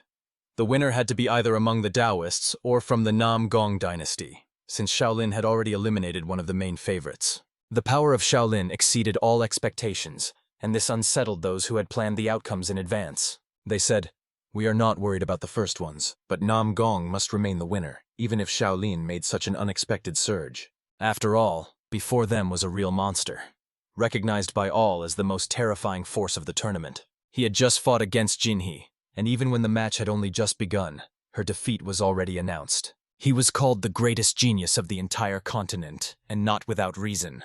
He was a monster born from the combination of power and authority. A man approached him and suggested resting before the next fight, but he just waved it off, saying that he did not need a rest. He ordered the next opponent to be brought out immediately. Jinhee looked at him through her closed eyes and could not understand. Could it be that he really did not spend even a drop of energy? Deep down, she so wanted to fight Jin, who had grown during this time. But now all that was left was to ask for forgiveness. Having said this, she fainted and fell. They carried her on their shoulders, and everyone around whispered, "Could this really be the power of the strongest in the Murim alliance? He is not even wounded." But Jin saw in him only a greedy bourgeois, not quite understanding what to do next, since his next opponent was supposed to be Mugen. Jin only hoped that the little brother would not be scared going up against such an opponent. But there was no need to worry. He smiled and moved toward the arena. His appearance made Namgun squint and say, "Oh, this is an interesting guy." He mockingly asked if he could entertain him. "About your wedding, I'm not sure, but I will definitely have fun," he said boldly. A few moments passed, and Namgun's foot pressed on his cane, while the sword chilled his throat. The smooth movement of the blade demonstrated there was an abyss between them. The difference in level was too obvious, but even in such a dead end, the monk rushed into attack, using the diamond fist that tames demons. Namgun dodged without the slightest effort. Even the furious speed of the strike did not make him tense. A moment later, his sword again sliced through the air. This strike was impossible to ignore. A huge blue beam flashed before his eyes. This is what the monk saw in his last moment of attack. The explosive wave rolled across the arena, raising dust and screams. By some miracle, he dodged, acknowledging that this power was different from thunderous or lightning techniques. His leap backward resembled the movements of a monkey. But it was Muyul who was supposed to be the monkey, not him. But it didn't matter, because right now he had seized the initiative and launched an attack. Although it was only an illusion, Namgun calmly parried all the blows. And then he used the iron sword of 10 blades. But even this storm did not stop the monk, who managed to get behind his back. In the air, he gathered strength, preparing for the decisive move. His hands intertwined, and before him appeared the silhouette of a giant fist. First one, and then immediately 10. This was the iron fist of 10 strikes. "What audacity! You dared to copy my move!" Namgun exclaimed indignantly. A powerful combination crashed right at the spot where the opponent stood. However, the monk himself did not understand what to do next. Although he had stolen the technique and counterattacked, the gap in strength remained boundless. It was then that a thought gnawed at him, driving him mad. Could this arrogant turkey really be winning? In the next moment, the blade sliced through the air, and the sword struck directly into the hand with which the monk was gripping the staff. A little blood shone on the staff, and suddenly the weapon cracked in half. 2 parts fell to the ground, but this did not break his will. He only clenched his fist even tighter, feeling every vein fill with determination and readiness to respond with a strike. This clenched fist was already charged. He summoned strength within himself, raising his inner energy to the limit, and now the monk rushed again, applying the same ruthless technique meant to break the opponent. He launched his Daimon fist into action, that blade of the spirit that conquers demons, every movement of which was meant to shatter defense and provoke a breakthrough in the captivated audience. The attack was not a performance. It was a verdict. But would Namgun allow this to be imposed on him so easily? The thought raced across the arena, for that master was not an ordinary opponent, and would not passively wait to be torn apart. Folding his hands before him, Namgun coldly composed himself and summoned the sword into the emperor's position, as if transferring the very weight of rulership into its steel blade. No unnecessary movements, only a clenched intent and cold mastery. This was only the first form, only the beginning of what he expected. He prepared to meet the diamond fist with a direct strike, but also prepared a response filled with dominating power. Then, without hesitation, he unleashed the emperor's technique, Heaven's Tremor. And unnoticed by many, the air around filled with the heaviness of a strike that was about to shatter the sky and the souls of those standing nearby. At first, the monk was overwhelmed with surprise, for the power and scale of this technique exceeded his expectations, and for a moment he felt as if standing before something unseen, beyond the bounds of an ordinary duel. Then, through the bright light, only the reflection of his face remained in the arena. A silhouette, contours, eyes filled with shock, and then followed a new loud explosion of power that echoed throughout the stadium. This was already the second explosion in the fight. A wave of power spread across the arena and made the spectators hold their breath, for now it became clear. The confrontation had gone beyond the usual and touched pure destructive energy. Everyone nearby watched in shock, eyes widened, hearts pounded, for even the strongest rarely saw such outbursts that threatened not only honor but the very lives of the warriors. The brothers, who were watching from the sidelines, were also worried. Their anxiety grew because they did not understand where Jin was going and why he disappeared in the whirl of events just when his presence was most needed. Whispering, they guessed, "Where is Jin? Could it be that he left again?" And the fear for their friend mixed with helplessness, because at the crucial moment he was not in sight. And at that very moment, Namgun's hand, which had already gripped the stick, suddenly stopped, because Jin unexpectedly burst onto the field, and his appearance left everyone with a lot of questions. What is he doing here, and what is he willing to risk? Namgun asked directly, surprised and angry. "And what are you doing here? Do you realize that after repelling my attack, he dared to use a deadly move against me?"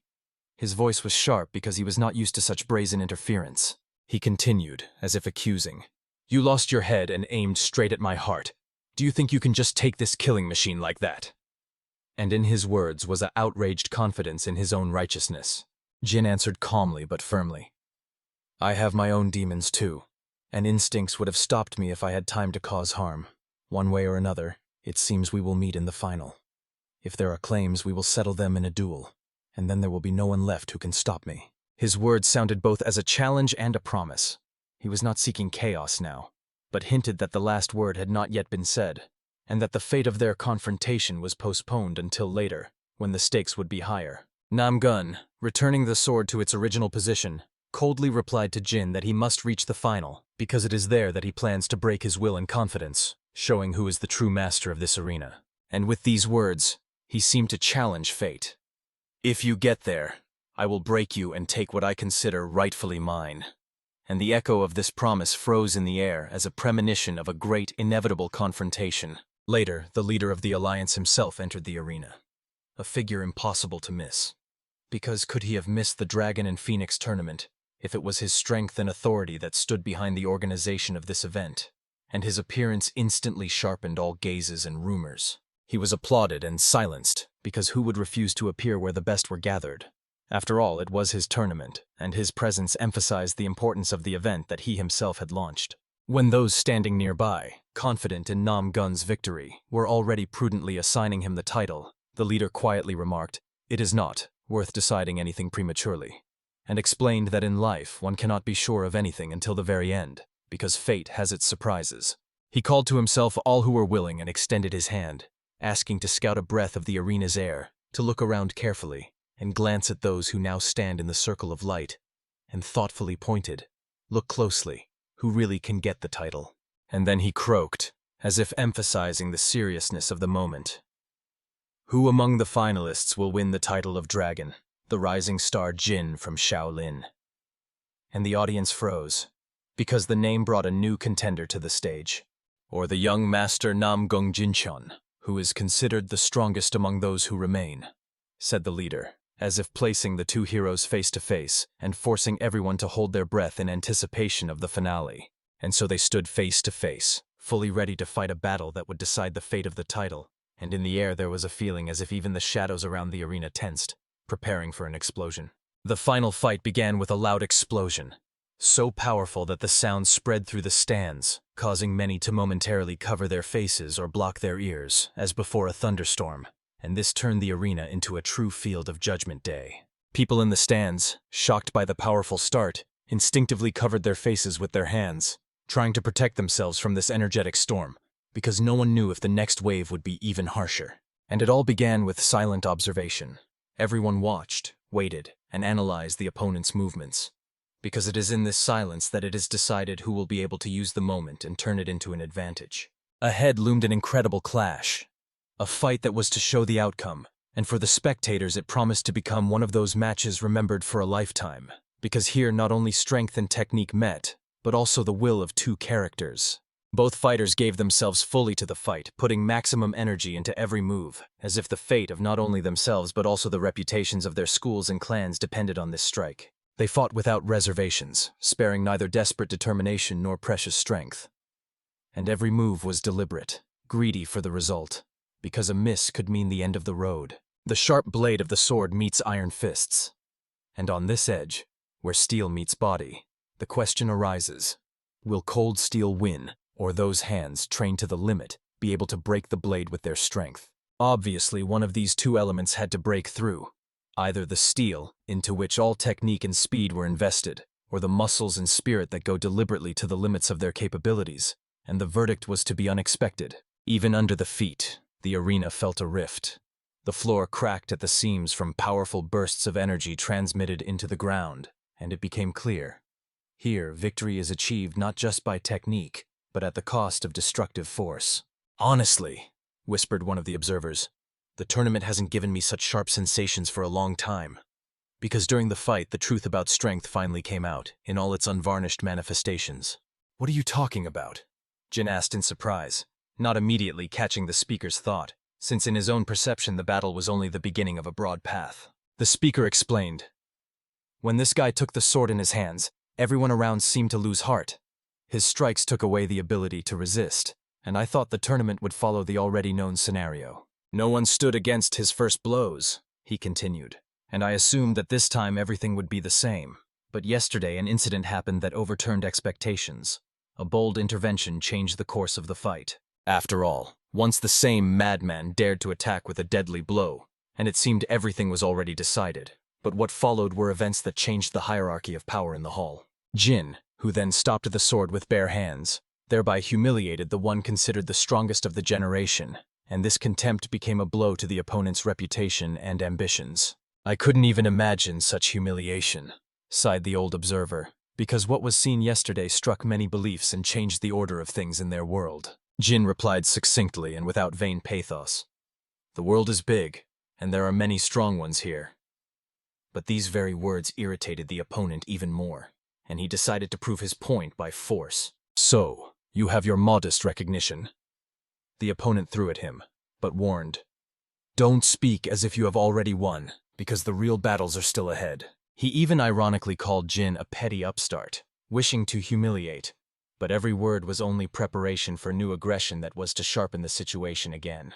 The opponent, painfully wounding with words, also proved his position with actions. With one blow, he knocked the sword out of the opponent's hand, demonstrating that here not only physical strength is wielded, but also the power of control. And although the enemy spoke of humiliation, he did not stop. He went on the offensive with his hands, hoping to grab the monk by the neck and finally humiliate him. But in this decision, he missed one important point. The last move was hasty, because the gaze of the crowd and the instincts of the fighter forced him to rush forward. But haste often becomes a reason for a mistake. And the arena was already waiting for the one who would err first. And at the moment when the opponent made a throw by the scruff of the neck, a broken gap opened in his defense. A small but fatal mistake that could turn into a verdict in the hands of a cunning and patient adversary. At that moment he realized that his true weapon was the sword, not his hands, so he sharply glanced back, stretching his whole body toward the hilt as if his life depended on it. Gathering all his strength, he lunged forward, trying to grab the opponent and snatch at least some advantage for himself, clenching his fingers like iron pliers. However, he did not take into account one thing. Jin possessed the thunder step, and this technique made him so fast that catching him with an ordinary hand was practically impossible. Yet he managed to reach the hilt and, gathering determination, prepared to use his pride, the iron sword of 10 blades. A hot hand and a cold blade rushed toward each other with furious speed, creating sparks in the air from the tension, as if fate itself was deciding who was worthy to be called the victor. The spectators saw for the first time how the invincible Namgun found himself in a difficult position, and this spectacle caused them genuine shock. After all, the one everyone considered unbeatable was truly sweating this time, proving that before him was an opponent equal in strength and spirit. This meant only one thing. He had finally met a worthy adversary who forced him to fight at the edge of his capabilities. Jin, seizing the moment, intercepted his hand, applying titanic effort, and pulled the opponent down with an iron grip. The next moment he performed a hip throw, increasing the amplitude so much that Namgun's body, like lightning, crashed into the ground. A powerful blow to the back made him spit blood, and for a moment it seemed that even the arena trembled from the force of the fall. But he would never be called the strongest if he gave up after one fall. So, gritting his teeth, he got up again. Namgun tried to attack again, but his sword hit Jin's unyielding block, the very hand that did not yield to steel, and it was visible to the naked eye. No matter who was physically stronger, morally it was Jin who pressured him, making him feel the weight of his own defeat. Then Namgun decided to use the Imperial Sword, first form, Heaven's Shake, hoping to make Jin look at him without superiority. It was the same attack the spectators saw yesterday, but this time it looked much more powerful because the very intention to win was stronger. A beam of energy rose so high it seemed to fly straight into space, cutting the sky in half. But Jin crouched in time, ending up right under this radiant beam, allowing it to pass over him like a thundercloud. Gathering all his strength in his legs, he pushed off and delivered an uppercut. Divine Fist at 100 steps, aiming to lift Namgun into the heavens. His blow exploded so much that it seemed he really lifted his opponent higher than the arena itself, as if forcing the sky to bow before his will. And now in the sky, next to Namgun's heavenly ray, another beam flashed, this time golden, born from Jin's hand. The strike hit the target exactly, causing the opponent's body to stagger under the pressure of light and power. The referee's voice rang out so loudly and clearly that it immediately spread throughout the arena. The winner is declared Mujin. The leader of the alliance only nodded, having confirmed his own words spoken earlier. True strength always reveals itself at an unpredictable moment. He immediately headed to the arena to personally congratulate the new dragon and celebrate his victory before everyone. After all, one cannot remain in place doing nothing. The one who has won is obliged to rise higher with each fight, proving that his path is only beginning. And it was then that a mysterious silhouette appeared in the sky above Jin's raised fist, slowly descending as if the heavens themselves were greeting the victory. The silhouette landed and said, "We welcome the victor, the formidable warrior Mujin." And his words sounded like a verdict of fate. It was the leader of the alliance Jihak himself, one of the 10 most powerful masters of the Celestial Empire, head of the Combat Alliance, known as the King of the Fist, and his appearance confirmed. There is always someone even stronger.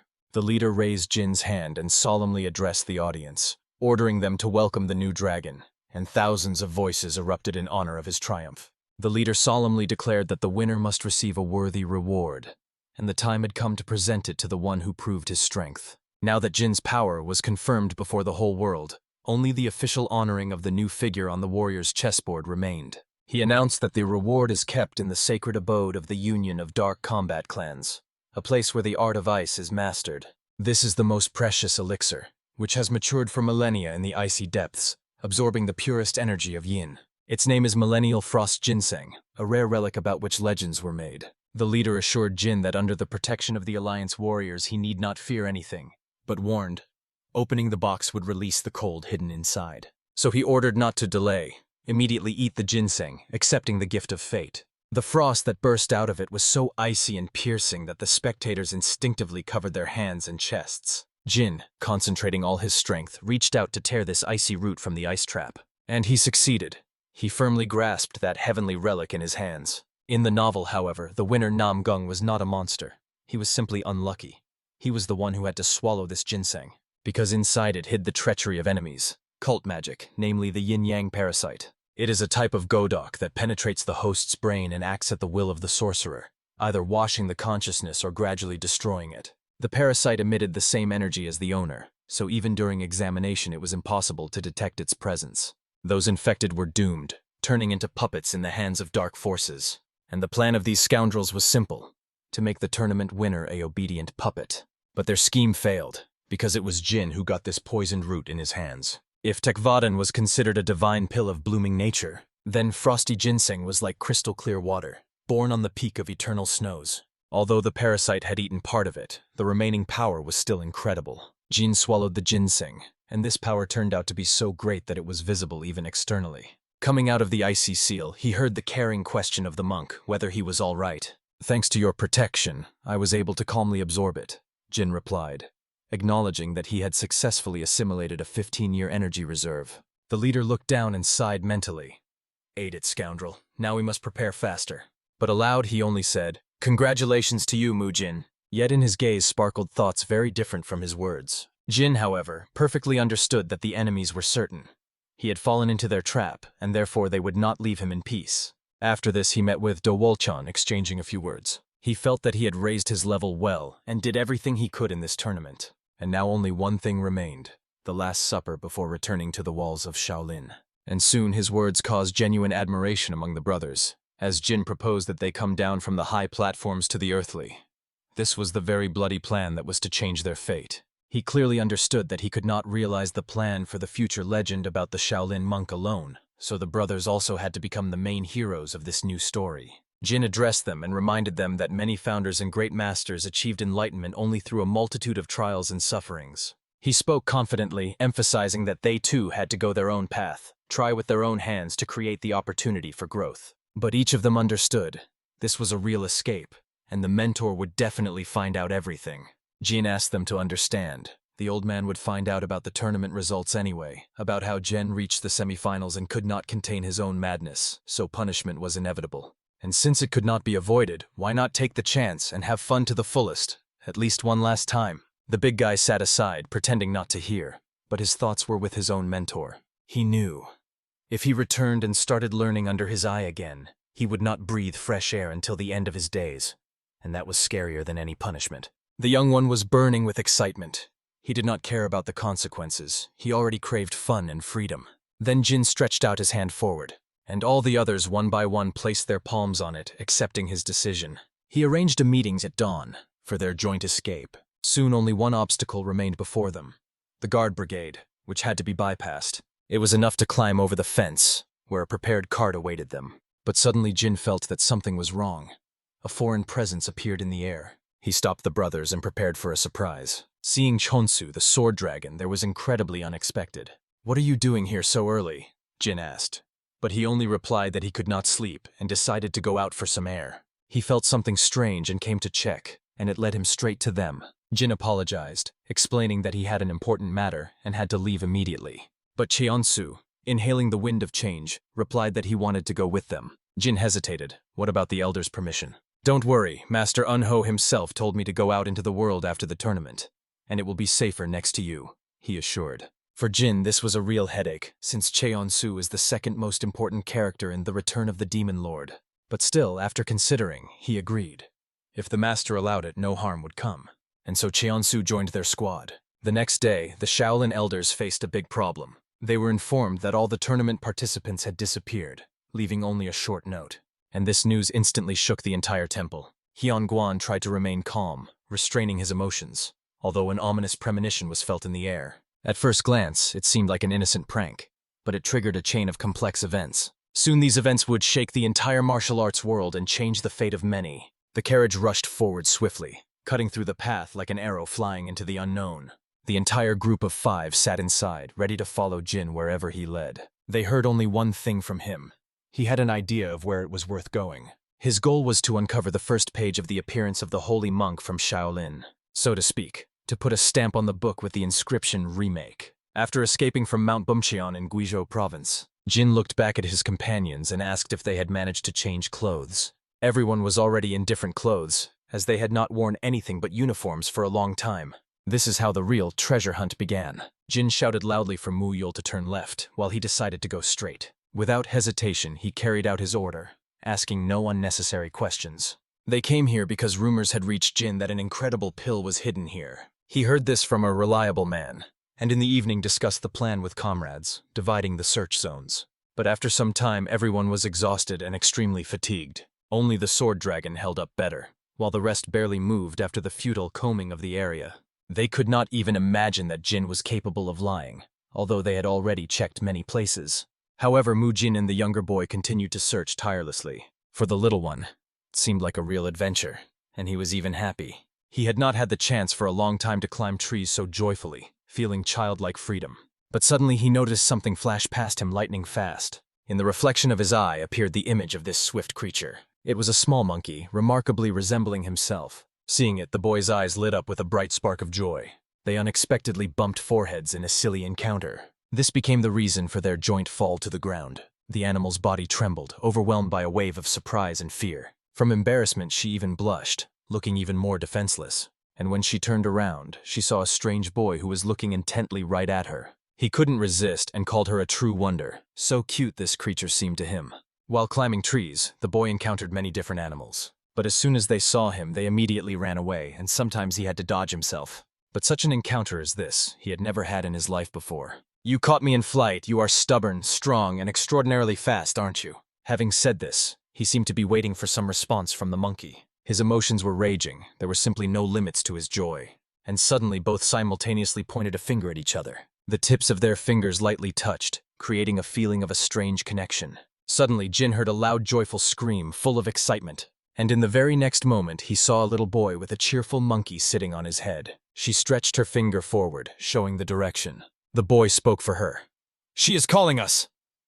"Let's go. It seems we have found the pill," he exclaimed. Soon they reached the place indicated by the little helper. The boy looked around and asked Jin if this was the place he meant. The author emphasizes, the tyranny of the unorthodox faction always left deep marks.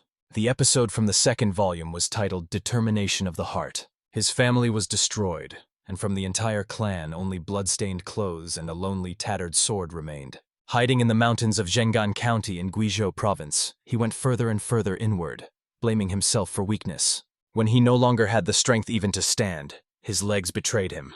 At that very moment, he stopped in the field sown with bright red flowers. Under the rock overhang that formed a hollow, he decided to put down his things and rest a little, admiring the blooming buds. Those flowers reminded him of the warm smiles of his younger sister and mother. The original text said that here he found a pill, but the story changed, and this pill lost its significance. After all, at the tournament, Jin had already given him another one, and kept this one for himself. Then the boy said that this place was once home to a monkey, although Jin did not remember that in the novel. But he noted that she said was home, not is. At first she lived here with her family quite well, enjoying the peace. But later cruel beasts appeared and drove them out, and it was then that a giant boar emerged behind Jin's back. And it was hard to call it a boar. It was as big as a real rock. Hearing the loud noise, 3 others immediately rushed to help. They ran to where the thunderous cry was coming from. And, approaching, they understood. This was exactly the place Jin meant. Before them opened a steep slope, behind which the event unfolded. But the scene was striking. An unconscious gigantic boar lay on the ground, and a small one happily rejoiced beside it. They craved at least some explanation. What kind of wonder had happened here and where this giant beast came from? Jin only promised to tell later, pointing at the creature, and said he had obtained a pill that could now be safely taken. But what did it really mean? Caught the pill. Could it really have been that very creature?